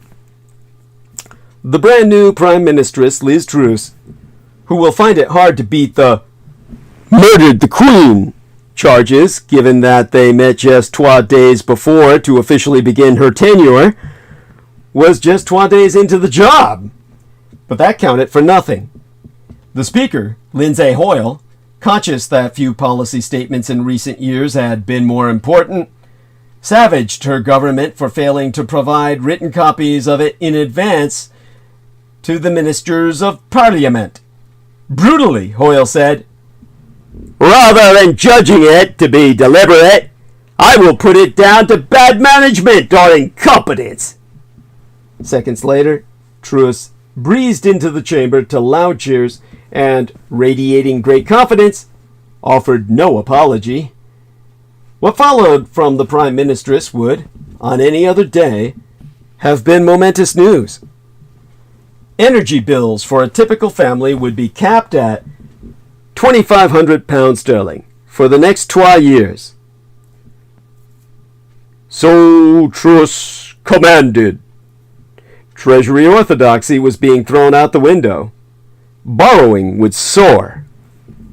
There would be an equivalent guarantee for business lasting 6 months.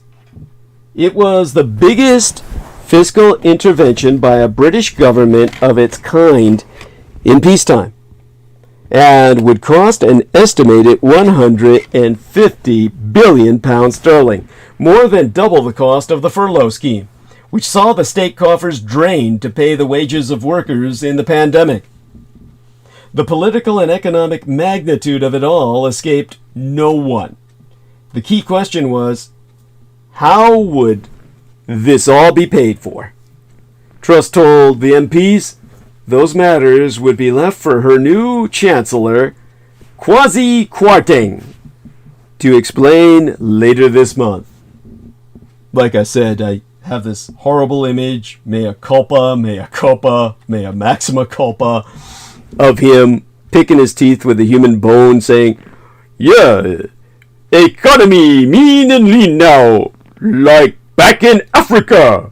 You eat your relatives. Anyhow, I'm sorry. I need to be punished for that one. The Labour leader, Keir Starmer, saw it as a defining moment in his quest for the keys of Downing Street. A crucial policy divide was opening up. Labour wanted to pay for freezing domestic gas and electricity prices, in large part by taxing the £170 billion sterling excess profits of the energy companies. But Truss had ruled this out, saying such a tax would deter those companies from investing in increased production. A left-right division had appeared in the key political and economic issue of the times, clear as day. Under Labour, a few undeserving rich would meet the bill, while under Truss, working people would be stung. Starmer told the House, "This is the basic political divide. The government wants to protect the excess profits of oil and gas and energy groups. We want to protect the working people." Then suddenly, at around 12:25 p.m., in a few disorienting moments that nobody who was there will ever forget, the House of Commons was transformed. Adversarial politics absented itself from its natural home. Arguments over price caps subsided. To adapt the words of Tony Blair, the kaleidoscope was shaken. In the Commons chamber, rather like school children who see something that distracts them outside the classroom window, members' heads turned. Truss and Kwarteng looked up at the press gallery above, something ministers and MPs try never to do. The political reporters had left their places. Nadhim Zahawi, the minister who had become responsible for constitutional matters but 3 days before, rushed into the chamber and passed a message to the Prime Ministress even as the rest of government were handed a note that sent the room into panic. Truss looked ahead, blankly, for several seconds amid grave faces and whispered remarks. In recent times, the Queen has often had to cancel official engagements at short notice due to ill health. But this was different. A statement like this, given directly to Parliament, meant things were serious. A Commons clerk kept thrusting a phone into the Speaker's eye line to alert him to breaking news. A minute or two passed before the Speaker was presented by another official with a printed statement. He glanced at it, taking in its gravity.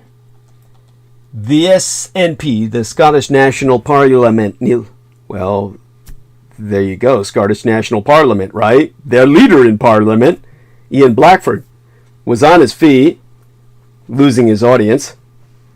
Hoyle raised his hands, gesturing at Blackford to give way, initially to no avail. He repeated the gesture a second time, raising his palms a little higher this time and waving them with more urgency. Blackford saw and gave us way. Hoyle said, and here I quote his tea, "Order! I wish to say something about the announcement that has just been made about Her Majesty. I know that I speak on behalf of the entire House when I say that we send our best wishes to Her Majesty the Queen, and that she and the royal family are in our thoughts and prayers at this moment. I am not going to take any contributions on this now. If there is anything else, we will update the House accordingly." Now, ministers of Parliament immediately knew to fear the worst. Outside the chamber, Andrea Leadsom, the former leader of the House, was among those in tears. Almost everyone on those benches, except perhaps Peter Bottomley, the father of the House, who was born in 1944, has known no other monarch but the Queen. Even before rumors of the Queen's decline had begun to filter down from Balmoral to Westminster, the magnitude of what was happening to the governance of the country and economy was proving hard enough to fathom. Momentous events had been following one another at a dizzying speed for several days. On Monday, Truss had been announced as the new Tory leader. Then on Tuesday, after Boris Johnson had left Downing Street, she had headed to Balmoral. There, a beaming, if frail-looking Queen had conducted the kissing of hands and invited Truss to form a government. Back in number 10 Downing Street, Britain's third female prime ministress had moved fast and decisively, replacing every holder of the main offices of state, the Chancellor, the Home Secretary and the Foreign Secretary, as well as the Health Secretary and the Education Secretary. The new incumbents had all appeared alongside her for her first Prime Ministeress's questions on Wednesday, midweek last. MPs who had not backed Truss for the leadership and supported Rishi Sunak had been shocked at the way Truss had packed her government with loyalists and Johnson supporters, making little or no attempt to unite the party, one former minister saying it's very confrontational. In Whitehall, too, trepidation about the new regime had quickly turned to outright anger.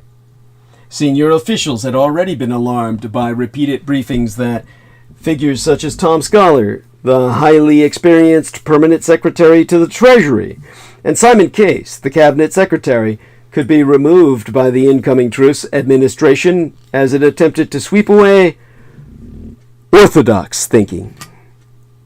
Their worst fears had been realized when, as one of Kwarteng's first acts, Scholar was told on Tuesday evening that his skills were no longer required. Despite having played a key role in steering government programs during the pandemic, he was told that the Treasury required new leadership to go with the new premiership, or premiership. What Truss was unleashing at a time of economic emergency was radical change, at the very top of both the government and the civil service. Fears of instability had been growing even before news of the Queen's death was confirmed. While most people at Westminster had tried to prepare themselves for the worst from lunchtime on Thursday, it was not until 6:31 p.m. that evening that Buckingham Palace released its official statement saying that the Queen, the country's longest-serving monarch, had died peacefully during the afternoon at Balmoral. To mark the moment, the BBC played the national anthem that for 70 years had been associated with one person alone. It was the moment many at Westminster said the impact of her death hit home. The Prime Ministress Truss issued a statement that was short on rhetorical flourishes. The death of Her Majesty the Queen is a huge shock to the nation and to the world. Queen Elizabeth II was the rock on which modern Britain was built. Starmer offered something more personal. Nobody under the age of 70 has known anything other than Queen Elizabeth II on the throne. For the vast majority of us, the late Queen has been simply the Queen, the only Queen. Within minutes, West End theaters canceled productions and the last night of the proms was called off. The test match against South Africa was suspended next day, and the rail strike was cancelled. The Bank of England put off a decision on interest rates. This weekend's TUC Congress was postponed. the Trades Union Congress being a national trade union centre, a federation of trade unions in England and Wales, representing the majority of trade unions comprising 48 affiliated unions, with a total of about 5.5 million members. In the Houses of Commons and Lords on Friday and yesterday, and, well, Friday, the day before yesterday, and yesterday by now, there was no politics. The day was set aside for tributes, which camest from all sides. The chamber was packed again, but this time it was a sea of black. The economic difficulties facing families were not mentioned. Labour's Harriet Harman focused on what the Queen had done for women. To quote a she at some length. In the 1950s, when she was crowned, I was a child, and I remember my mother warning me that people thought men knew more than women, that men's views were valuable, while women's were to be disregarded. It was in that atmosphere that she stepped up, as a 25-year-old married woman with 2 children, to take her place at the head of this nation and play a huge role on the world stage. What determination and courage that must have taken. The prime ministers she dealt with were mostly men, and mostly twice her age. As Sir Tony Blair said, she was the matriarch of this nation. A matriarch for us on the world stage, and a matriarch too at home, in her own family. As well as being our monarch, she was the mother of 4 children and had many grandchildren and great-grandchildren, and it is to her family that I extend my deepest sympathies for their loss and condolences for their grief, which we all share. A feminist? Perhaps not. But the Queen helped to show women what was possible. In the House of Lords, Lord True, the new leader of the upper house, posed a question. I ask, how will people conceive of life without Her Majesty, the Queen Elizabeth II? The heart and focus of our nation's love and loyalty. For millions of people, the mother of our nation. The literal embodiment of the United Kingdom which she so cherished. But normal life and normal politics must return soon. The extraordinary start to Truss's premiership I mean to say, cannot stop government for long. Her new team of ministers must get to work in their new briefs, even as the nation's thoughts lie elsewhere. By the end of this month, Kwarteng is due to announce how the £150 billion energy package will be funded. That itself will be an enormous task, with huge economic and political implications. Already, however, there is concern among senior Tories about the choice of some of Truss's ministers, her attitude to civil servants, and the long-term stability of her position at the head of a divided party, with the economy heading for recession. Her refusal to appoint a big tent cabinet representing all wings of the party risks becoming a source of increasing tension. On an individual level, the appointment of new business secretary Jacob Rees-Mogg, one of Johnson's closest allies, is seen as a huge risk. One former minister even asked if Rees-Mogg had found himself with the energy brief because no one else would take it. Questions are being asked about his ability to deliver complex policy on energy, a field in which he has limited experience. His self-styled reputation as a Brexiter and staunch Thatcherite is also fueling fears about his approach to the business community and the green agenda. An anonymous source is quoted as saying, not only is he on the wrong side of history. No, actually what they're saying is, not only is he on the wrong side of the energy debate, when it is obvious we need to focus more on renewables, but he is unlikely to listen to business's top ask, which is to improve access to European labor. more broadly, the Tory backbenches are now littered with senior and skilled parliamentarians who have no investment in Liz Truss. Former chief whips, they call them whips over there, the former chief whips, Gavin Williamson and Mark Harper, for example, were ardent Sunak supporters. Meanwhile, there are concerns that those close to Johnson will abandon Truss the moment they see an opportunity for the former Prime Minister. Then there is the former Prime Minister himself. While few ministers of Parliament are talking about it out loud, there is already a sense that even before Truss's first week is out, Bo Johnson is already managing to find a new stage. After the Queen's death was announced, Johnson soon released a statement talking above the nation's grief at the death of Elizabeth the Great, his words. His speech in the Commons on Friday, commended by many as well-judged, sincere, and heartening, in contrast to the less stirring contributions from Liz Truss, has also been seen as a sign that, freed from the drudgery of running the government, Johnson will now be free to play to his strengths and become an instant alternative should Truss hit early trouble. Yesterday, an understandably exhausted-looking Truss attended the accession council ceremony of King Charles III.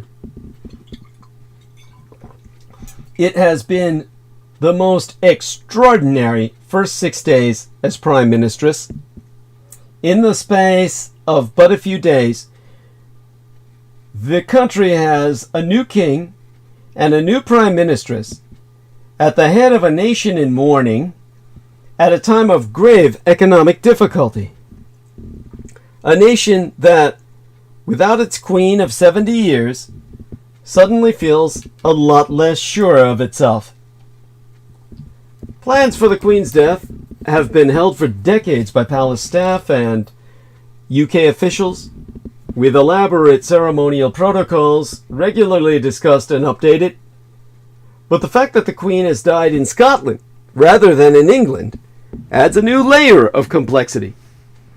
The eyes of the world were turned to Scotland on Thursday as all of Queen Elizabeth II's children and a good number of royal family bit part players dropped what they were doing and travelled to Balmoral Castle in Scotland, her Scottish summer residence, to be with the Queen in her final moments. Her death is also likely to have political implications as Scotland's leaders push for the nation to consider independence from the United Kingdom. It is a separate country from England, after all, where London is located, and has many of its own laws, and has historically been less supportive of the monarchy. So just why was the Queen in Scotland? Knowing that, ever since her youth, Queen Elizabeth has spent most of her summers in Balmoral, a sprawling Highland estate in Aberdeenshire, northeast Scotland. The castle was purchased by the royal family in 1852 under Queen Victoria's reign. In a 2016 documentary, her granddaughter, Princess Eugenie, said the castle is where the Queen is most happy. Clive Irving, author of Elizabeth II's biography entitled The Last Queen, says he believes the Queen had wanted to be in Scotland for the final months of her life. To quote his tea, Balmoral was always the one royal residence that had the qualities of a real home, compared to Windsor Castle and Buckingham Palace in particular, which is a soulless sort of place. In 2022, the Queen's staff have increasingly limited her travel and engagements, citing mobility issues. Just this Tuesday, she broke with protocol when she opted to stay in Balmoral for her formal appointment of the UK's new Prime Ministress, Liz Truss. The Queen had appointed 14 previous Prime Ministers during her 70-year reign, and this was the first time the ceremony had taken place outside of Buckingham Palace. Images of the meeting with Truss on Tuesday showed the Queen looking unusually thin and frail, sparking concern in the media about her health, considering that the Queen's death in Scotland changes royal ceremony itself. Official protocols for the Queen's death, in place for decades, have been the subject of extensive leaks in the United Kingdom media over the years.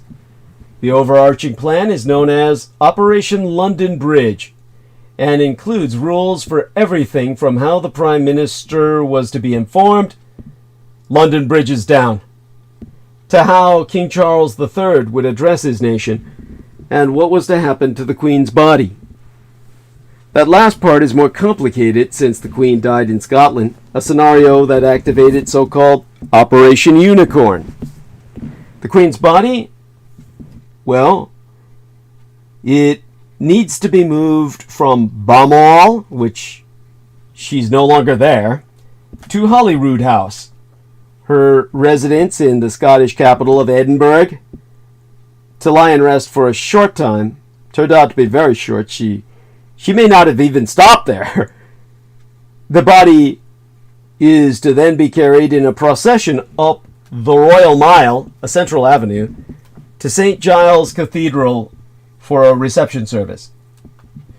Afterwards, Queen Elizabeth II's body will be taken to London on a royal train from Edinburgh's Waverley Station. Crowds are expected to meet the coffin at several points along the journey to throw flowers, with another locomotive following behind to collect debris.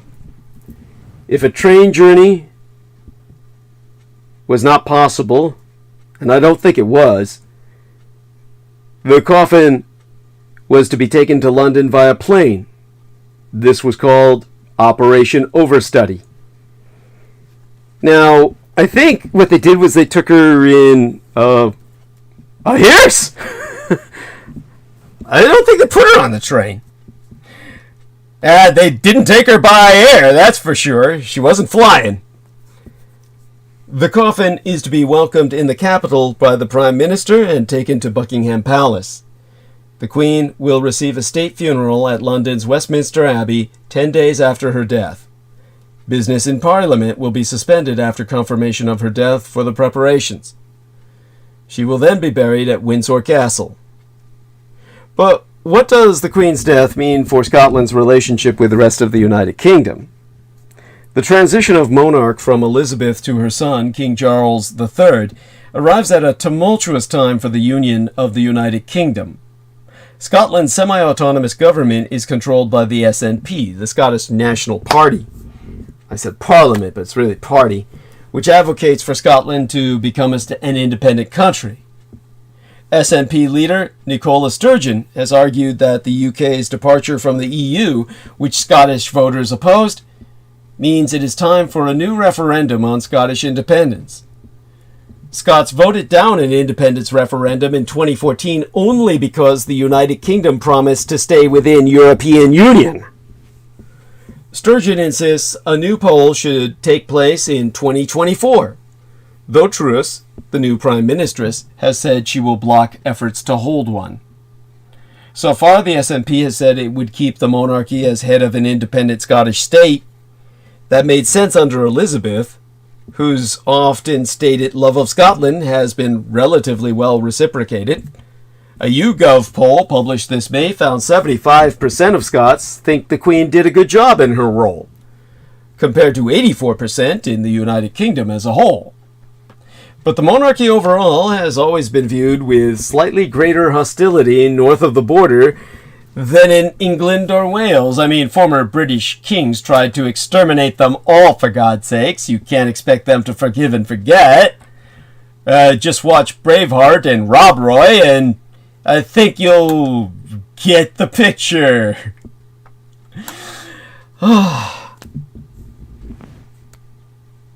Now, a poll by the think tank British Future, ahead of the Queen's Platinum Jubilee this May, found that more than a third of Scots said the end of the Queen's reign would be the right time to abolish the monarchy and become a republic, compared with a quarter of Brits overall. Prince Charles is less popular than his mother in Scotland. Per YouGov, only 52% of Scots predicted he would do a good job as king, compared to 57% in the United Kingdom overall. The aforecited Irving, the biographer of Queen Elizabeth II, attests that the SNP's commitment to the monarchy will expire with the Queen's death, himself emphasizing that if Charles proves an unpopular ruler, it may even weaken the Scots' commitment to the Union. To quote Irving, "Having been on the throne for so long, she represented a degree and continuity that cannot be replicated. The Queen held everything together." Indeed, it would be almost impossible to overstate just how insane the vibes on the ground have been in the United Kingdom. Somewhere between the night before an exam, Christmas Eve, and 9/11. Now it really begins. Queen Elizabeth's name and image are woven into the very fabric of British daily life. Her face is featured on all currency. Her initials are on all the mailboxes. And for more than 70 years, Britons sang, "God Save the Queen." The death of Queen Elizabeth II and ascension of King Charles III means a great many changes are coming to British daily life. Not only will there be a new royal leader of the United Kingdom after the death of Queen Elizabeth II, but things around the country, from the national anthem to money and more, are changing as well. After the announcement of the monarch's death this Thursday last, her eldest son and heir, the 73-year-old Prince Charles, became King Charles III. Plans have been in motion for the Queen's death for years, as I said, known as Operation London Bridge, as well as plans to begin the King's reign, known as Operation Springtide. But there are still things that will change in coming days, months, and possibly years. The national anthem. The national anthem for the UK is God Save the Queen. With Charles on the throne, the name has already been changed, per our correspondent on site in England, George Knight, to God Save the King. All lyrics will stay the same, except mentions of the Queen will change to King. All pronouns in the anthem will also be changed to he and him. Exempli Gratiae. God Save the Queen, send her victorious, will be God Save the King, send him victorious. I have no idea how to sing the British national anthem. I'm just giving it some sense of something. Probably nothing good. In terms of money, all currency in the United Kingdom, known as the pound sterling, features the Queen's portrait, which will eventually be replaced with the King's portrait, meaning bigger bills to fit so his ears can fit. Ha ha ha. The Guardian has reported about 4.5 billion banknotes are in circulation with the Queen's portrait. It will take at least 2 years before the King appears on them. The Queen also appears on some banknotes and coins in Canada and other Commonwealth nations, but the status of new portraits is unclear in those countries. Then you've got stamps and postboxes. The Queen is also featured on stamps, which will soon feature the King as the old ones phase out. Postboxes around the United Kingdom read E2 in Roman numerals, R, which is the cipher for Elizabeth II Regina, which will likely not be replaced or removed. Instead, when new ones are created, they will have the King cipher. And then the flags! Flags across the country at police stations, government buildings, and other locations that have the Queen cipher will need to be replaced. The new logo, along with the colors, have not been announced. It's also possible that the Royal Standard flag, the one that flies at a building whenever the head of the royal family is in residence could change. Another flag that could change is the Queen's colors flag. All of this is of interest only to vexillologists, really. Flag scientists. Yes, there is such a thing. And yeah, believe me, you can have fun by looking at different flags produced by amateur countries. You know, recently independent countries. In, well, Liberia. Well, Liberia's been independent a long time, but it's like they never really cared. It's like they didn't really want the independence. They really want to be part of the United States. They use our currency. And they wave our flag. So their flags for their provinces, or whatever you would call them, states, I guess, if you take a look at those things, they basically get school kids to draw them out, and then they get some retired granny to sew them. There are terrorist flags that look more standardized than the flags of Liberia's internal administrative divisions that I've seen. The ISIS flag is standardized compared to the shit they wave. By the way, while I'm free on that rant, Shelley Rain says, "Don't you think all those castles are connected via tunnels? I wonder if any of her lookalikes has mysteriously died so they can ensconce her body to the room for necro stuff." Oh my god! That's cynical! You know, who was it? Somebody was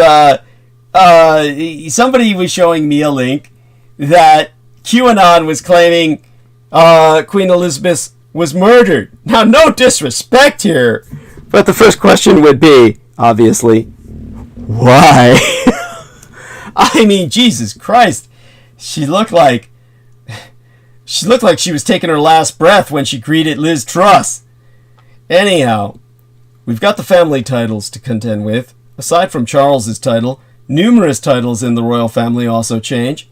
King Charles III's wife, Camilla Parker Bowles, is now Queen Consort.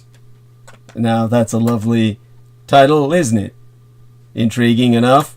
Why Camilla will be called Queen Consort is what I will try to articulate as briefly as possible.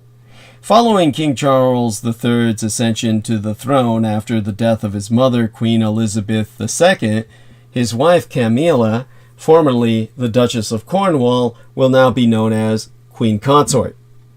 Previous royal tradition dictated that the title would be given to the king's wife, but Charles's divorce from Princess Diana in 1996 complicated that matter.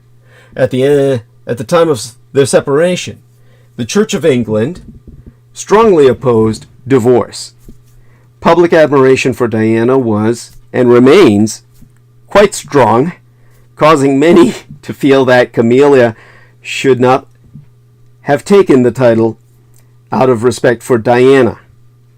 But the Queen put questions about Camilla's title to rest in February, when the Russians invaded Ukraine and she realized the world was once again at war, on the eve of the 70th anniversary of her reign.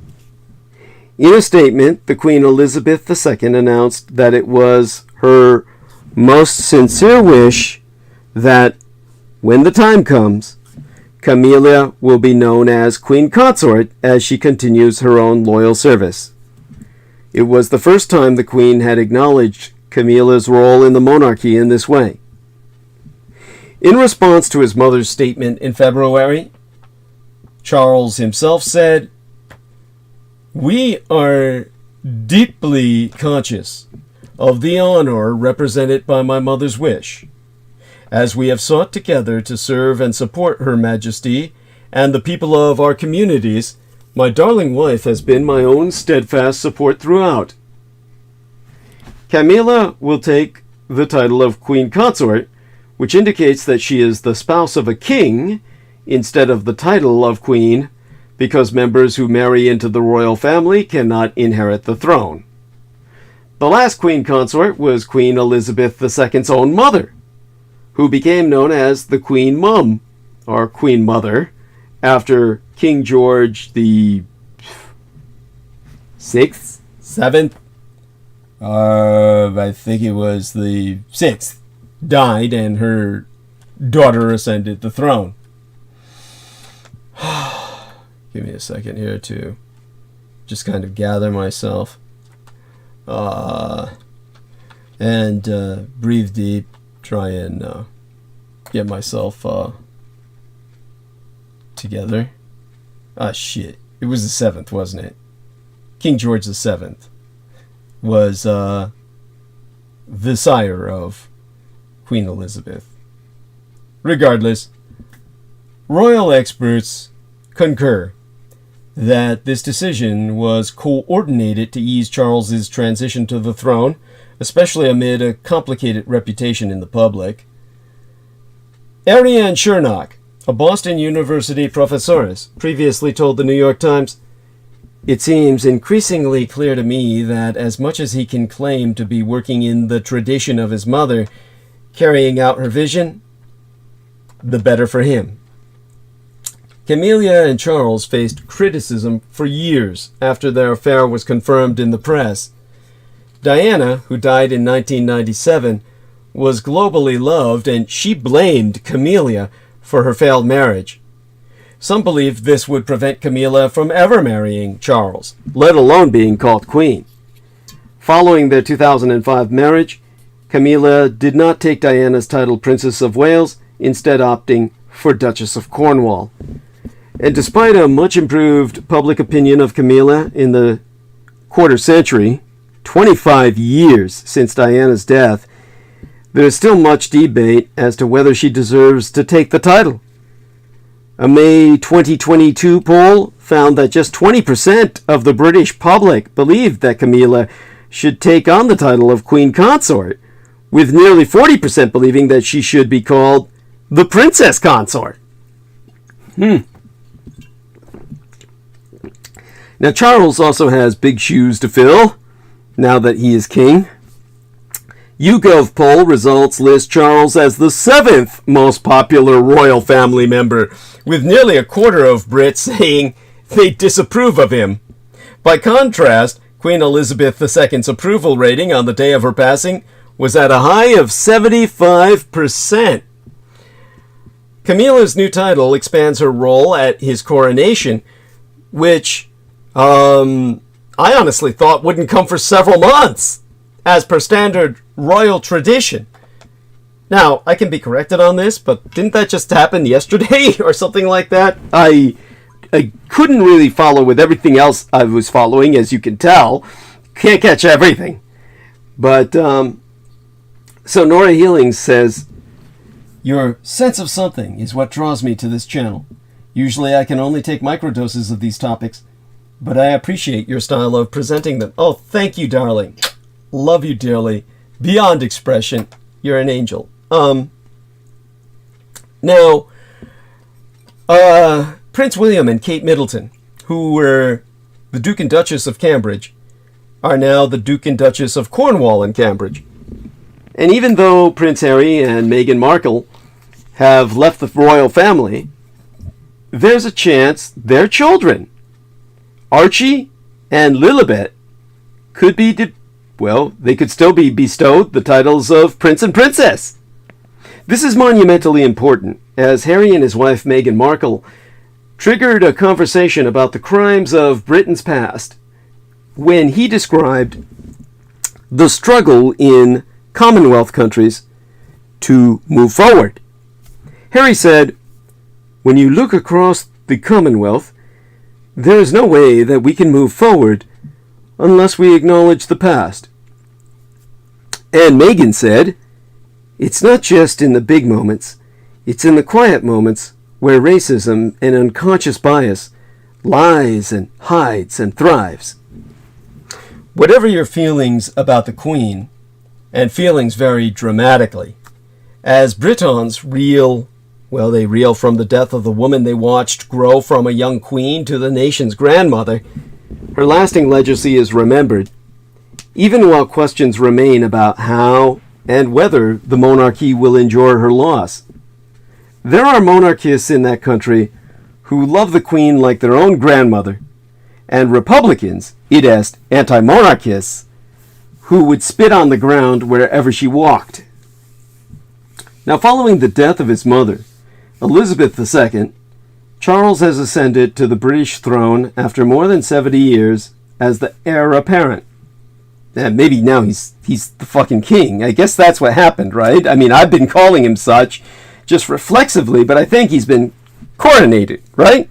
Well, somebody catch me up on that. No British heir has prepared for the crown longer than King Charles III. He was the longest-serving Prince of Wales ever due to the longevity of his mother's reign. King Charles III spent decades preparing for the throne. After a lifetime in the public eye, he is a familiar figure to many in Britain and around the globe. And there has long been a debate about what type of sovereign he will be after Queen Elizabeth's reign. But no one yet knows what kind of monarch King Charles III, the title he has taken, ending years of speculation, will become. His reign promises to be little like his mother's. Charles is not nearly as popular as his mother, which pundits attribute to his mutually unfaithful marriage to Princess Diana and the royals' perceived unsympathetic treatment of her death in 1997, excuse me. I almost said 1979. But his defenders say he has been the hardest working royal and a tireless campaigner for charitable causes. Charles has often struggled to contain his passion for his work, expressing his hopes and fears during speeches over the years and often sounding more like a campaigner than a constitutional monarch in waiting. Despite criticism, and at times ridicule, over his fight to be the royals' eco-warrior, Charles has continued to be a pioneer in green issues in recent years. In fact, Charles has been outspoken on a whole range of sensitive issues, from genetically modified crops to homeopathic medicines and architecture. All that prompted accusations that he was threatening the independence and impartiality of the monarchy. It's made him a more divisive figure than his mother, who barely cracked an expression during her reign, let alone expressed an opinion. Elizabeth's legendary ability not to offend and alienate was more strategic than many realize. Her winning formula was reigning without attempting to rule. A queen for the ages, Britain's Queen Elizabeth II was a pillar of stability through decades of tragedy and tumult. Truly, this be an end of an era then, but also the affirmation of the passing of an era that largely took place decades ago. This moment will be marked ceremonially over the coming days in tributes and the pageantry of the coming funeral and coronation. Once that is past, however, and the reign of King Charles III is firmly underway, a time of national reassessment and readjustment surely looms. Charles will now set his stamp on the monarchy. After decades in waiting, he is not only head of state for the United Kingdom, but also for 14 other nations, including Canada and Australia. 150 million people live in countries that recognize the British monarch as head of state. These Commonwealth nations, in disambiguation from their peoples, are among others mourning the death of Queen Elizabeth II, who helmed the association of 56 countries since her accession to the throne in 1952. Contemporaneous effect of the Japanese Anglo-American Peace Treaty of San Francisco and the Empire of Japan's accession onto the world stage as the victor of the Second World War, commercially overshadowing the greater British mercantilist empire that had preceded it on the world stage. I said the world stage twice. My apologies there. But as the British Empire shrank, the Commonwealth grew its ranks. Initially formed in 1926 by those countries that had obtained semi-autonomy from the empire, the Commonwealth assumed its present form, which recognizes all its members as free and equal on the basis of shared values in 1949. The Commonwealth was founded to maintain ties between countries that had once been part of the British Empire, while at the same time granting them free and equal status. Commonwealth members hold a biannual meeting of their government heads and a quadrennial meeting of their athletes' feet. Basically, there's a big sports tournament, and they all kick up soccer balls. The Queen was a staunch supporter of the association, and many believe her death means a period of major transformation for the Commonwealth. Throughout her reign, the Queen understood the Commonwealth's usefulness as an instrument to retain economic, diplomatic, and cultural ties to former colonies, and even expand to new countries, like Mozambique, and fought for its unity. In 1961, she famously insisted on traveling to Ghana despite safety concerns. She saw the visit to the African country, which had won independence in 1957 and had since been ruled by Zalviet's friendly President Kwame Nkrumah, as crucial in reinvigorating Commonwealth ties. In 1986, UK Prime Minister Margaret Thatcher's opposition to sanctioning South Africa over the apartheid regime threatened to break up the Commonwealth. The Queen, despite her own reported frustration with Thatcher's position, flexed her diplomatic muscles to find a resolution to the impasse. In accomplishing what she did, Queen Elizabeth II became the most well-traveled British monarch ever.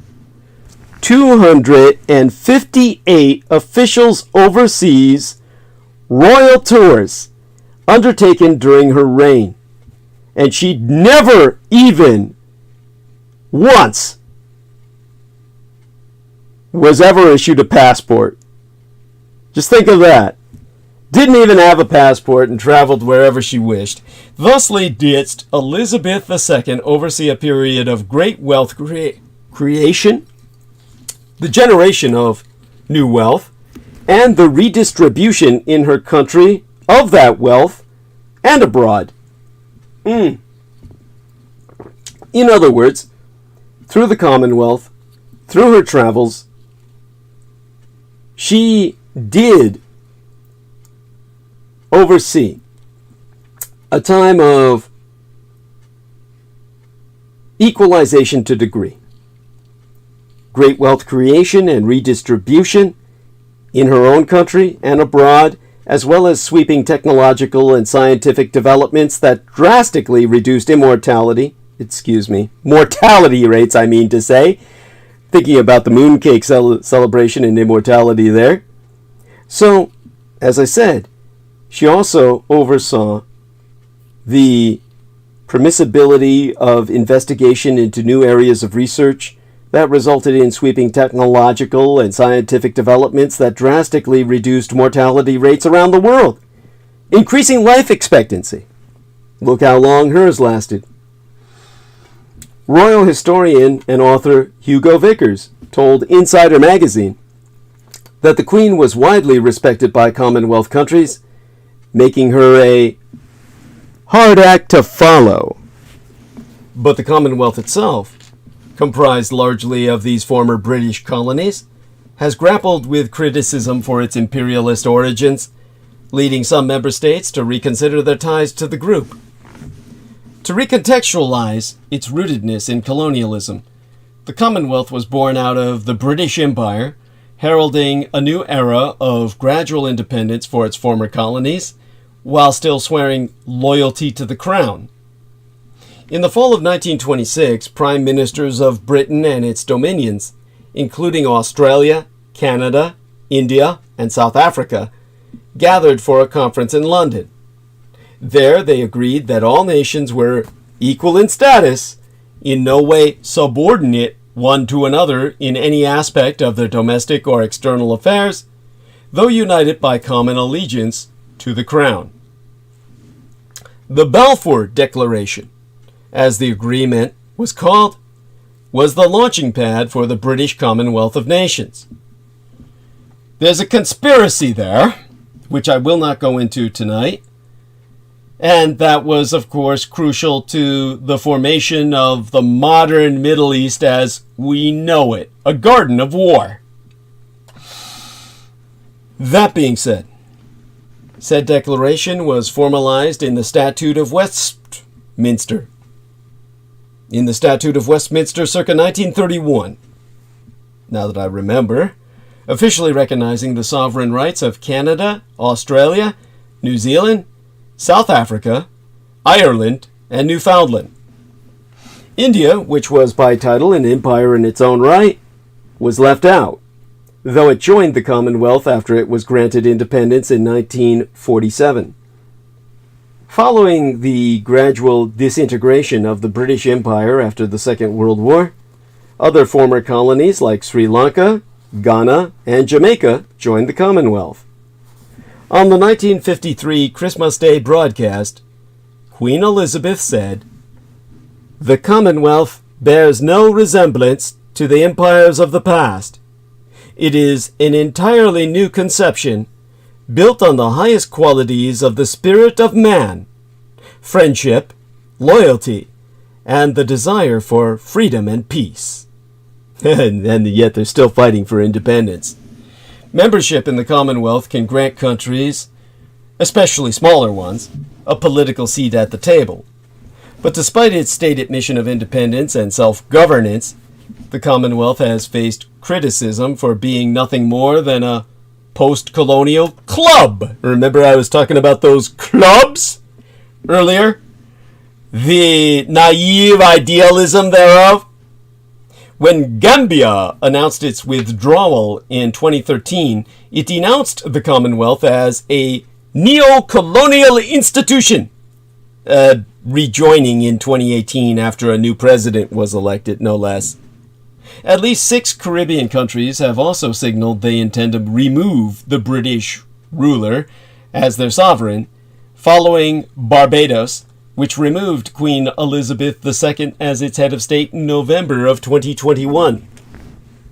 During a visit to the Caribbean in March this year, Prince William and Kate Middleton were met with those protests I acknowledged in Belize and Jamaica, where people called for a formal apology by the royals for their family's role in the enslavement of Africans and demanded reparations. Matter of fact, Belize used to be called British Honduras. That was where Confederates with their entire families would escape to, along with Mexico. Some of them would go through Mexico to get there and bring their slaves with them. Thus, as the United Kingdom plunged into sorrow, both on the ground and online, upon the death of Queen Elizabeth II, the diaspora of the British Empire's current and former colonies reacted, well, a bit differently. Adela Bennett, a non-profit business owner from the Bahamas, previously told Insider magazine that, in her words, "We love this particular Queen Elizabeth, but when we sit there and we're honest with ourselves, we have to say these people colonized us. They're imperialists." And to go on in the hour we have remaining, you likely noticed much starker disparity in some regard if you're an internet user with connections to netizens who have origins in formerly colonized nations. Places like Ireland, India, /Pakistan, /Bangladesh, Barbados, Zambia, and far too many others to list. Maybe after a bunch of earnest messages from politicians and celebrities, you yourself found a lengthy thread pointing out all the war criminals the Queen honored during her lifetime. Or you learned about one of the many imperial atrocities she never apologized for. Or you realized the staggering amount of wealth that Britain ripped from various countries over the course of centuries, with little to no reparations paid in return. Perhaps most painfully, you saw a video of a revolutionary inviting the Queen to confront the harms Kenyans faced when fighting for their country's freedom from the Crown. Or you saw plenty of invocations of the iconic "Rip Bozo" meme, rest in peace Bozo, instead of Bojo for Boris the Clown. Now, the vibe of such tweets shifted dramatically over the course of the day. At first, when news arrived of the Queen's medical care, simple and snarky tweets abounded, anticipating the official announcement and ensuing fallout. Those upset at the prospect of losing their Queen began Thursday directing their ire toward Americans mocking British grief, but then the bereaved moved on to targeting the much more widespread colonial diaspora. When the aforecited acclaimed academic authoress, Uhu Anya, referred to Elizabeth II as the chieftainess monarch of a thieving, raping, genocidal empire, and wished that her pain be excruciating, none other than Jeff Bezos called her out for it, eventually leading to Twitter suspending her account. Then, as the clock hit 1:30 p.m. and the royal family officially declared the Queen's death, Republican anti-monarchy tweeters adopted an even more serious tone. These are British Republicans. They want to turn Britain into a republic. This has nothing to do with red, Russell collaborationist, insurgent Republicans here in the States. They, the Brit Republicans, doubled down on their lack of grief and highlighted not only the bloody history of British rule, but the Queen's own role in perpetuating it, whether through history-obscuring initiatives, direct orders for violent military crackdowns on colonial dissent in Yemen, for instance, and her other efforts at halting the mass independence movements that took place and succeeded under her reign. Plenty of white Britons and Europeans, along with monarchists, were still quick to condemn such unfettered celebration over the Queen's death, pointing to the mass, destabilizing grief overwhelming the United Kingdom. As author Hari Kundru fairly pointed out, the ubiquitous and anchoring presence of the royals, well, that presence that the royals hold in the United Kingdom, even for its anti-monarchists, it is those aforecited Anglo-Republicans, is perhaps difficult for outsiders to understand. And when it comes to just basic etiquette, yes, it is insensitive to publicly gloat over any human being's death and cruel to wish any form of suffering on anyone. But there's perhaps an exercise in perspective to be considered here. Imagine that yourself, like literally billions of others, have familial origins in any one of the hundreds of countries subjected to the arbitrary cruelty of British rule. Most likely you didn't grow up with the view of Buckingham Palace in the skyline, but you felt the presence of the British Crown in other, more insidious ways.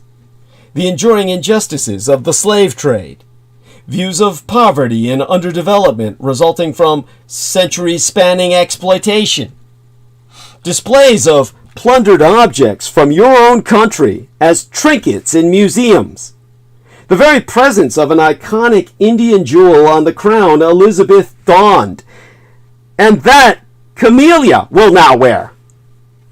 The whitewashed legacies of empire officials who were violent bigots, none of which was ever actually corrected with apologies or trillion-dollar compensation or even basic acknowledgement.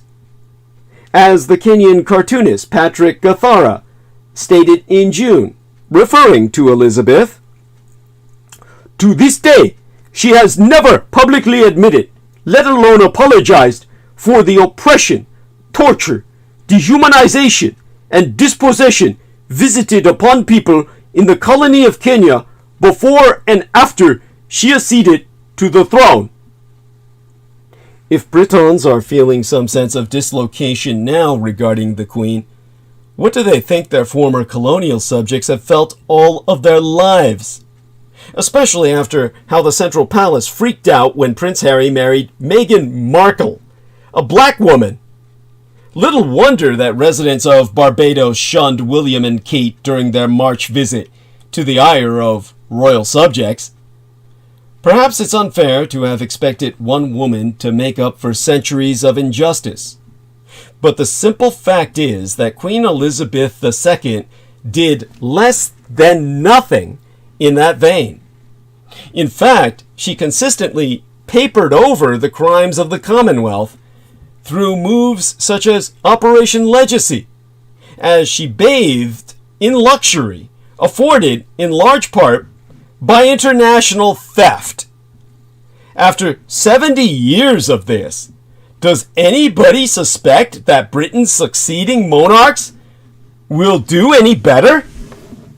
At any rate, the memes, the jokes, and all the gleeful tweets are not just a manifestation of the very contemporary desire to dunk on one's online enemies as viciously and virally as possible. That is part of what's fueling this response, sure. It's a pillar of modern social media culture, which must ultimately be demolished.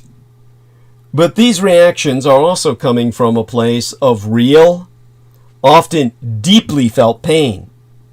If the Queen, for many, was a symbol of grace, for many other people was a symbol of something deeply ugly. The Queen is dead. Long live her former subjects. Let them have this one. And the death of the Queen is likely to lead to more questions about the Commonwealth, prompting some member states to further distance themselves from the association. The Queen inherited her role as head of the Commonwealth from her father George VII, but there be no obligation for the position to be held by the British monarch.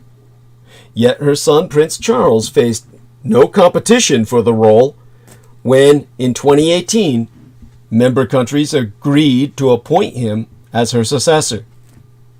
While more countries may follow Barbados in becoming republics, for as long as they remain in the Commonwealth, and the Commonwealth is ruled by a British monarch, the Crown will retain some form of global influence. So now, the eyes of the world are they're all still upon Charles III, as he assumes the mantle of king in a world wherein we be reaping the results of more than 12 decades of Western appeasement of Vladimir Putin. The war in Ukraine is on the front pages of newspapers and is the top television and streaming story in most parts of the world. It's delivering a major shock to the post-Cold War geopolitical system. Why is this even happening? Well, it's important to understand that the ongoing catastrophe in Ukraine is in many ways the product of some 23 years of Western appeasement of Vladimir Putin. Despite the expansion of NATO over the years, the West has not responded forcefully to a series of Russian aggressions orchestrated by Vladimir Putin. The parallels to the West's appeasement of then-Russian dictator Joseph Stalin in the 1930s are both startling and eerie. Since 1999, Putin has held the offices of Prime Minister from 1999, President from 2000 through 2008, Prime Minister again from 2009 through 2012, and now President for life from 2013 forevermore. During his lifetime in power, a lifetime of power, Putin's Russia has waged war in Chechnya, The Second Chechen War, 1999 through the year 2000, resulted in the destruction of Islamic separatist groups and the demolition of the city of Grozny. The West responded with righteous indignation and little else. Putin road-tested his way of war in Chechnya. First, claim he is fighting a war of Russian self-defense. Second, accept and or cause high Russian and civilian casualties. And third, demolish cities and towns that resist Russian armed forces. Chechnya again! A significant Chechen insurgency was waged from the year 2000 through 2009 after the end of major Russian combat operations in the year 2000. Estimates of the dead are as high as 14,000 Russian troops and 50,000 Chechen fighters and civilians during the period of 1999 through 2009. In 2003, the Republic of Chechnya was formally recognized as part of the Russian Federation. The West largely ignored the period of insurgency. All of Moscow's war aims were effectively achieved. Both Presidents Clinton and George W. Bush continued to meet with Putin throughout the war years, with little more than finger-wagging as any punishment at all. As a matter of fact, as my dad would say, all they did was wave their finger, Putin pulled it, and they farted. That was an old stupid joke men used to pull while he was growing up. Did I use the term pull there? Unintended pun. Pull my finger! Anyhow, Georgia. Russia opposed Georgia's application to join NATO in March of 2008 and threatened to break off the northern provinces of Georgia and free all the Russians residing there. In August of 2008, Russian separatists in the Georgian Republic of South Ossetia conducted artillery attacks on Georgian military targets, kicking off the Russo-Georgian War of 2008. Putin accused Georgia of aggression against Russia and launched a full-scale invasion of Georgia by land, sea, cyberspace, and air. He called this a peace enforcement operation. Like that? Sound familiar? Everything begins to sound familiar with these fuckers, does it not? I mean, they just play the same goddamn card over and over again. Georgians were ethnically cleansed from northern regions of Georgia. Some 200,000 civilians became refugees. Moscow prevented Georgia from joining NATO and still maintains a Russian military presence in Georgia's northern provinces, effectively making them Russian provinces. President Bush publicly criticized Putin for invading a free, democratic state and for starting the Georgia War, but did nothing else. Humanitarian groups accused Moscow of war crimes with no practical effect. Then, Ukraine. The Russo-Ukrainian War began in 2014. Russian separatists in eastern Ukraine were supported by Russian army forces beginning in August of 2014. A much larger Russian army force entered the Donbass in October through November of 2014. Russian forces also took over Crimea, and Russia formally annexed Crimea in 2014 based on a referendum passed by ethnic Russians living on the peninsula. The West was surprised by Russian military operations against Ukraine. I could never understand why. The Obama administration decried Moscow's aggression and levied limited sanctions against the Russian Empire that the Russians adroitly evaded.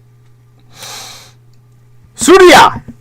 Russian forces entered the Syrian civil war on the side of Syrian dictator Assad in October 2015.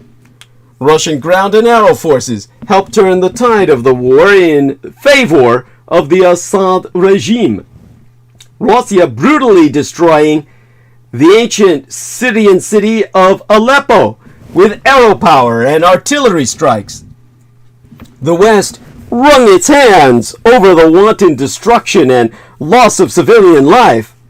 Groups like Amnesty International and Human Rights Watch tabulated and decried civilian deaths and the creation of millions of Syrian refugees, accusing Moscow of obvious war crimes.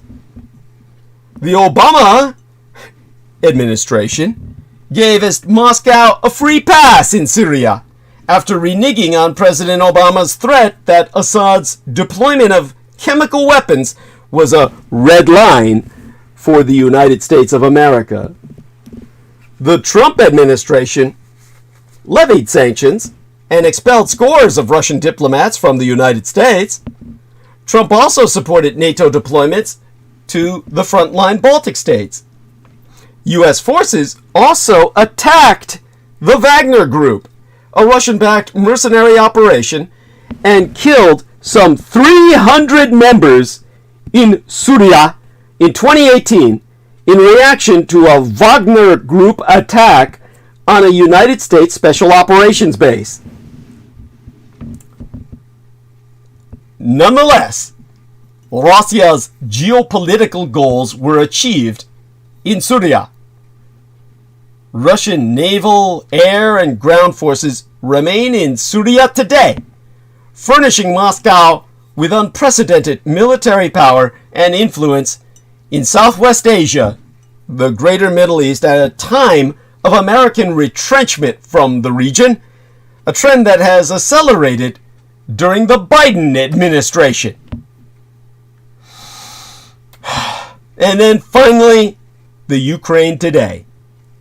The Russo-Ukrainian war that started in 2014 widened into an all-out invasion by the Russian Empire of Ukraine in February of this 2022nd year in our Lord. Putin is telling the Russian people that the invasion is a special military operation in the Donbass, designed to protect ethnic Russians from the neo-Nazi regime in Kiev, run by a Jewish actor. He is using the playbook he drew up in 1999 in Chechnya. First, claim he is fighting a war of Russian self-defense. Second, accept and/or cause high Russian and civilian casualties. And third, demolish entire cities and towns that resist Russian armed forces. Thus far, the West's reaction to the expansion of the war in Ukraine has been more unified than to any other previous Putin aggression. Unfortunately, military supply of the Ukrainian war effort has been tediously tardy. The West's response is predicated largely on economic sanctions, and NATO has eschewed the use of its own forces. The West won't even agree to cut off Russian oil and gas imports at this point. The Biden administration's estrangement from the House of Saud on the Arabian Peninsula, the UAE or United Arab Emirates, and other Gulf oil states has led to their refusal to honor the White House's request to increase production. To date, the West's response has not caused Putin to stop his genocidal military operations in Ukraine. His decision-making and risk calculus is, beyond doubt, heavily influenced by the West's appeasement of his actions since 1999. Now the United States is preparing for the Russian Empire to bring war to NATO countries. The U.S. State Department announced Thursday that it wants the U.S. lawmakers to approve funds for countries that neighbor Ukraine and are potentially at risk of future Russian aggression. The funds would be part of a new $2 billion United States dollar plus aid package to Ukraine and its allies that has been proposed by American officials. In this statement, released on Thursday, the Secretary of State, Antony Blinken, said that the funds would be provided to 18 nations that neighbor Ukraine. The $2.2 billion US dollar package, which would need to be approved by Congress, would provide roughly $1 billion US dollars to Ukraine, and the rest would be split among countries including the Czech Republic, Estonia, Georgia, Greece, Kosovo, Matoya, Latvia, and Lithuania, whilst Slovakia, Poland, Montenegro, North Macedonia, Romania, Moldova, and Slovenia would also receive funds. This is a battle of wills and a battle of logistics. In recent weeks, NATO has taken steps to protect member states amid concerns that the war could extend beyond Ukraine's borders. Yesterday, last month, NATO planes and fighter jets began a surveillance effort, and the organization said it was providing a constant defensive presence and monitoring the airspace over Bulgaria, Estonia, Latvia, Lithuania, Poland, and Romania. Also in August, a Kremlin propagandist, Vladimir Solovyov, declared that Russia is at war with NATO countries. On Russian state television, Solovyov said, "It's a war against NATO, a war for our country's survival." The 101st Airborne Division, known as Screaming Eagles, was sent to NATO member states yesterday to help protect the alliance's eastern flank. In a statement on Twitter on August 11th, the U.S. mission to NATO said that roughly 2,400 soldiers were being sent to Romania, Bulgaria, Hungary, or rather Magyarország in their own language, and Slovakia to reassure our allies and deter our adversaries. In an op-ed, an opinion editorial, published in the Financial Times on Wednesday, NATO Secretary General Jens Stoltenberg acknowledged the risk Russia poses to NATO member states, writing therein that, and here I read therefrom, "The price we pay in supporting Ukraine also benefits our own security. Russian dictator Vladimir Putin has clearly stated that he wants to wipe the country from the map and rewrite the European security order. Russia is temporarily occupying about 20% of Ukraine, 4 times the size of Belgium, or half of the United Kingdom.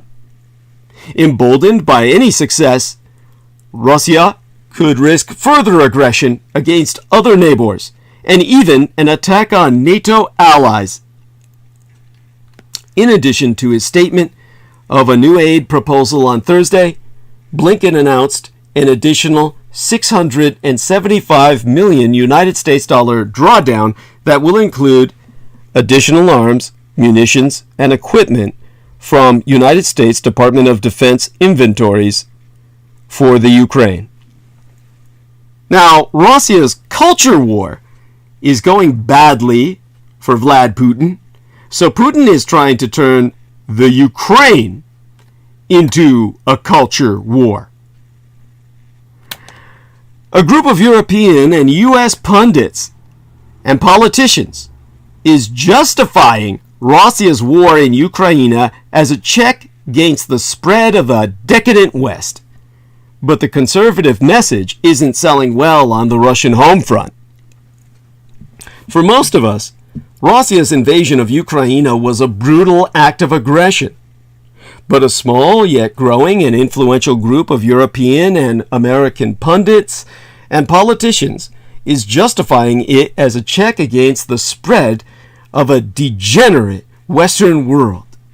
Members of Europe's far right are quick to qualify that Russia's war is a clear violation of international law and absolutely indefensible, as France's Marine Le Pen herself noted at the war's onset. Yet almost in the same breath, they applaud Russian dictator Vladimir Putin as a defender of Western Christian civilization under attack from an unchecked mob of so-called woke liberals. As Gunnar Beck of the Populist Alternative for Germany party told CNN after the invasion, "Many of us are opposed to the fashionable social trends of our lifetime, some of which are promoted through with public money. We look at Russia and see a European country where these issues have not gone too far." By invading Ukraine and bringing it back under Russia's fold, Putin will prevent this internal rot and decay from spreading farther eastward or in the West itself, saving us all from ourselves, because otherwise we'll all wind up in a giant ball of flesh, burying our organs in each other's orifices. Canadian psychologist and Putinista polemicist Jordan Peterson, who I've completely deconstructed in the past, is somewhat more nuanced in his thinking, but still makes the civilizational argument that the moral, cultural degeneration of the West is a contributing factor to this war. He told his more than 5 million followers on YouTube, "We do not have all the moral high ground," invoking Dostoevsky. He described the war as one fought not over territory, but over ideas, values, and traditions, one that can only be won on the intellectual or even the spiritual front. This camp frames the threat to their vision of the West as coming from within, not without. For them, the war that matters is the culture war. It's a framing that Putin himself has been employing, but one that is much less successful, even in Russia, than its adherents believe. Putin has played the culture card for years in France, Magyarország, or Hungary, and other European countries with strong attachments to so-called traditional values. In so doing, he has tapped into larger fissures over identity politics in the West, which Putin has sought to deepen since taking power. In these struggles, the Russian president has portrayed himself as defending an authentic European culture hijacked by a radical cultural left. Take Russia's 2013 gay propaganda law, which bans the promotion of non-traditional sexual relations to minors, and further stoked homophobia in Russia. Putin himself has likened such gay propaganda to pornography. That's because it gets him off and he can't stop himself from winking to it. Stroking to it, I should say. Putin's actions encouraged similar bills to criminalize homosexuality in Hungary, Poland, and Romania. In short, Putin's Russia looks to export its version of traditional values across a region it once dominated. At home, Putin has doubled down on his support for orthodoxy. While Putin has for years stressed the centrality of religious and cultural values for Russia's ontological security, he has reinforced this position to justify and bolster a war effort that has fallen far short of his expectations. In a fiery speech declaring war on Ukraine, Putin said, "They sought to destroy our traditional values and force on us their false values that would erode us, our people, from within. The attitudes they have been aggressively imposing on their countries, attitudes that are directly leading to degradation and degeneration because they are contrary to human nature. This is not going to happen." Even as the war has exhibited the brutality and often ineptitude of Russian hard power, it is Russian soft power that Putin likely considers his ace in the hole. I'm tempted to say he's got something else in the hole, but I won't go there. It's too cheap. He has found a loyal tribe of cultists and fellow propagandists in the West among culture warriors such as Peterson, the psychotic psychologist. Despite working for a liberal mayor in St. Petersburg earlier in his career, Putin has often invoked culture as a fifth column of sorts that has threatened the regimes, many of them puppets installed by the Kremlin within Russia's sphere of influence. Color revolutions in Georgia, Ukraine, and Kyrgyzstan often were framed as attacks on Russian values and interests by Western liberals, the CIA, or George Soros, always the favorite go-to, a coded reference to the financier's Jewish roots. In this sense, the Kremlin views Western liberal democratic culture as a deadly method of hybrid warfare that must be resisted with Russia's own cultural weapons and propaganda. But this framing has backfired on Russia inside Ukraine itself. A survey in July by the Kiev International Institute of Sociology found that only 12% of Ukrainians support European or Western values, as opposed to 78% who support traditional Ukrainian values.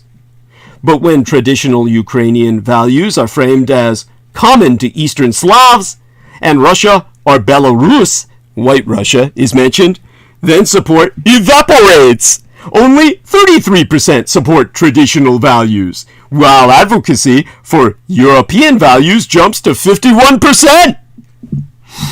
Ukraine is not as united a country in cultural terms as often portrayed, and its citizens, especially in the Russian-speaking industrial and lesser-educated parts of the East, kind of like America's red states, arguably lean more conservative than their Western counterparts. Yet Putin's invasion has squandered almost all the soft power Russia once enjoyed in that country. Other surveys underscore that the invasion has accelerated the reshaping of a post-Soviet national identity and culture in Ukraine that is understandably much more hostile to Russia and significantly more receptive to joining the West. Similar, if less dramatic, reactions have occurred in other post-Soviet countries and in post-communist Eastern Europe.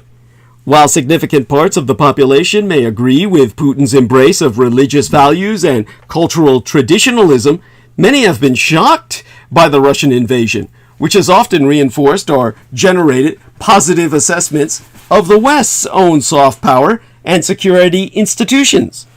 In this context, the allure of Putin's conservative interpretation of culture is a secondary, even tertiary issue for most. Even in Russia, this approach has not particularly paid off. This may be surprising, since much of Russian society, and particularly the Orthodox Church, which is closely aligned with Putin in support for the war, is culturally conservative. To take one barometer, 69% of Russians are against same-sex relationships. By contrast, a similar percentage, 64% of Ukrainians, support such rights, while backing other restrictions. Yet Russia's turn to orthodoxy after the Soviets' collapse derived, for the most part, from a search for a post-communist cultural identity, not from the emotional embrace of any religious beliefs that might be used to justify war.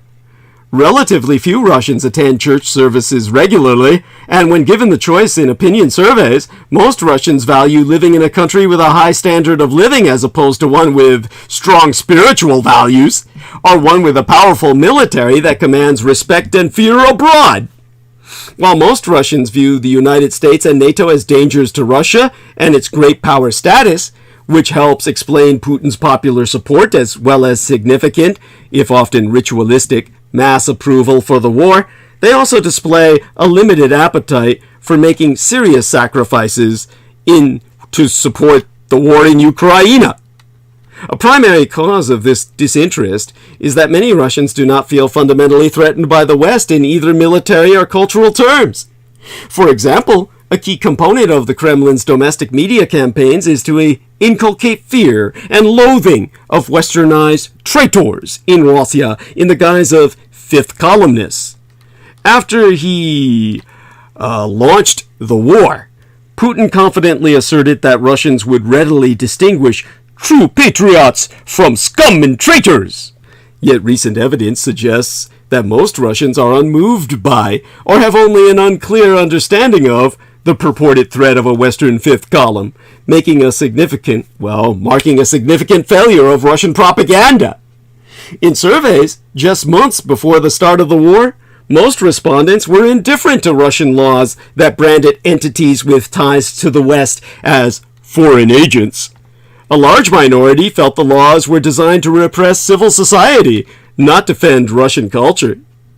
Even though the Kremlin struggles to whip up mass support for the war through appeals to defend Russian civilization,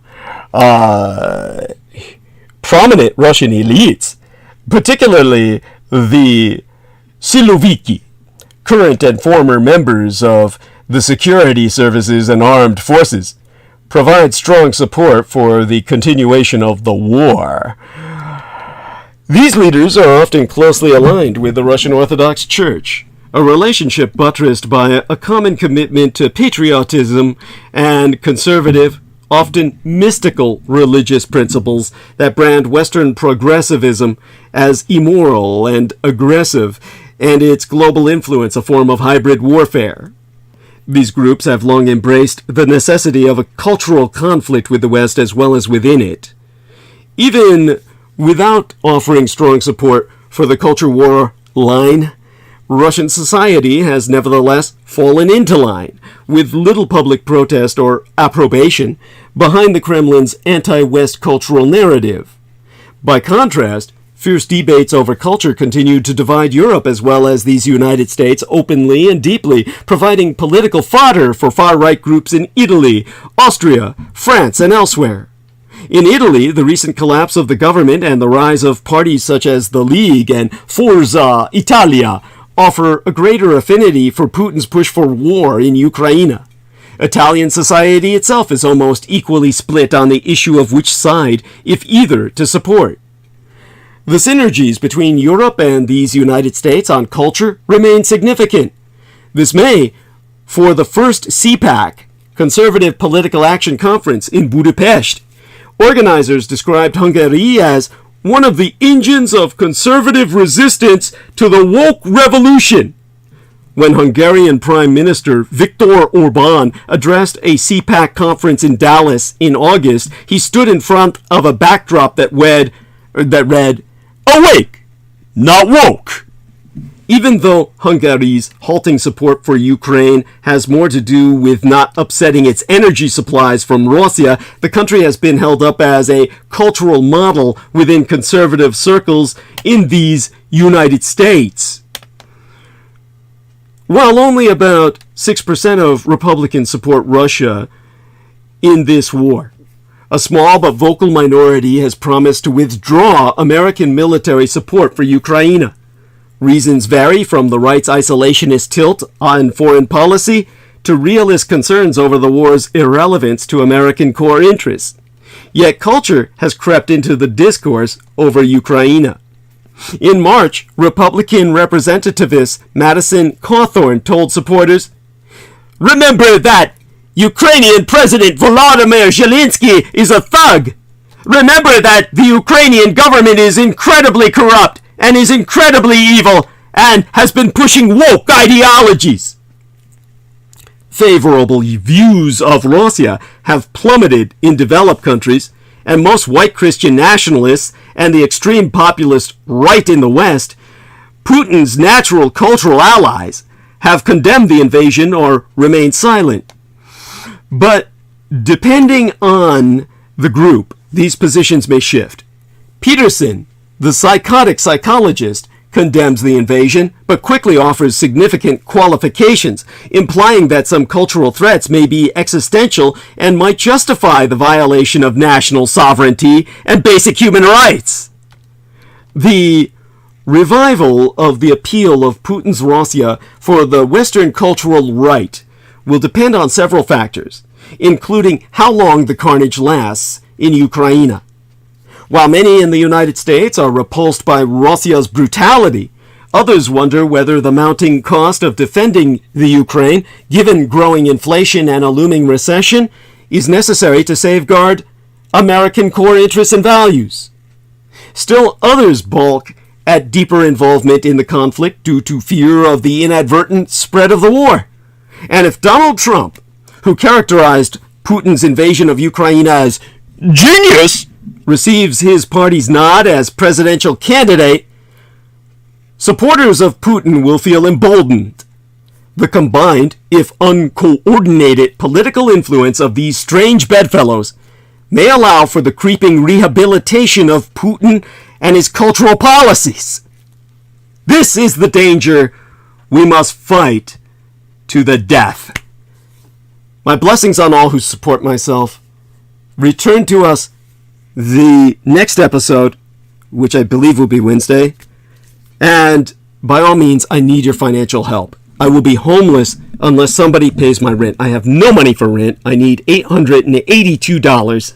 So all of you, donate everything you can afford. $100, $200, several $100 donations are appreciated. $1,000 would get me through the month with extra money for supplies. So I have nothing right now. This has been a catastrophic month for reasons I can explain perhaps on Wednesday or allude to. My love to all who support me, and join us Wednesday. It'll be practically tomorrow for all intents and purposes, the day thereafter. All right, my love to all.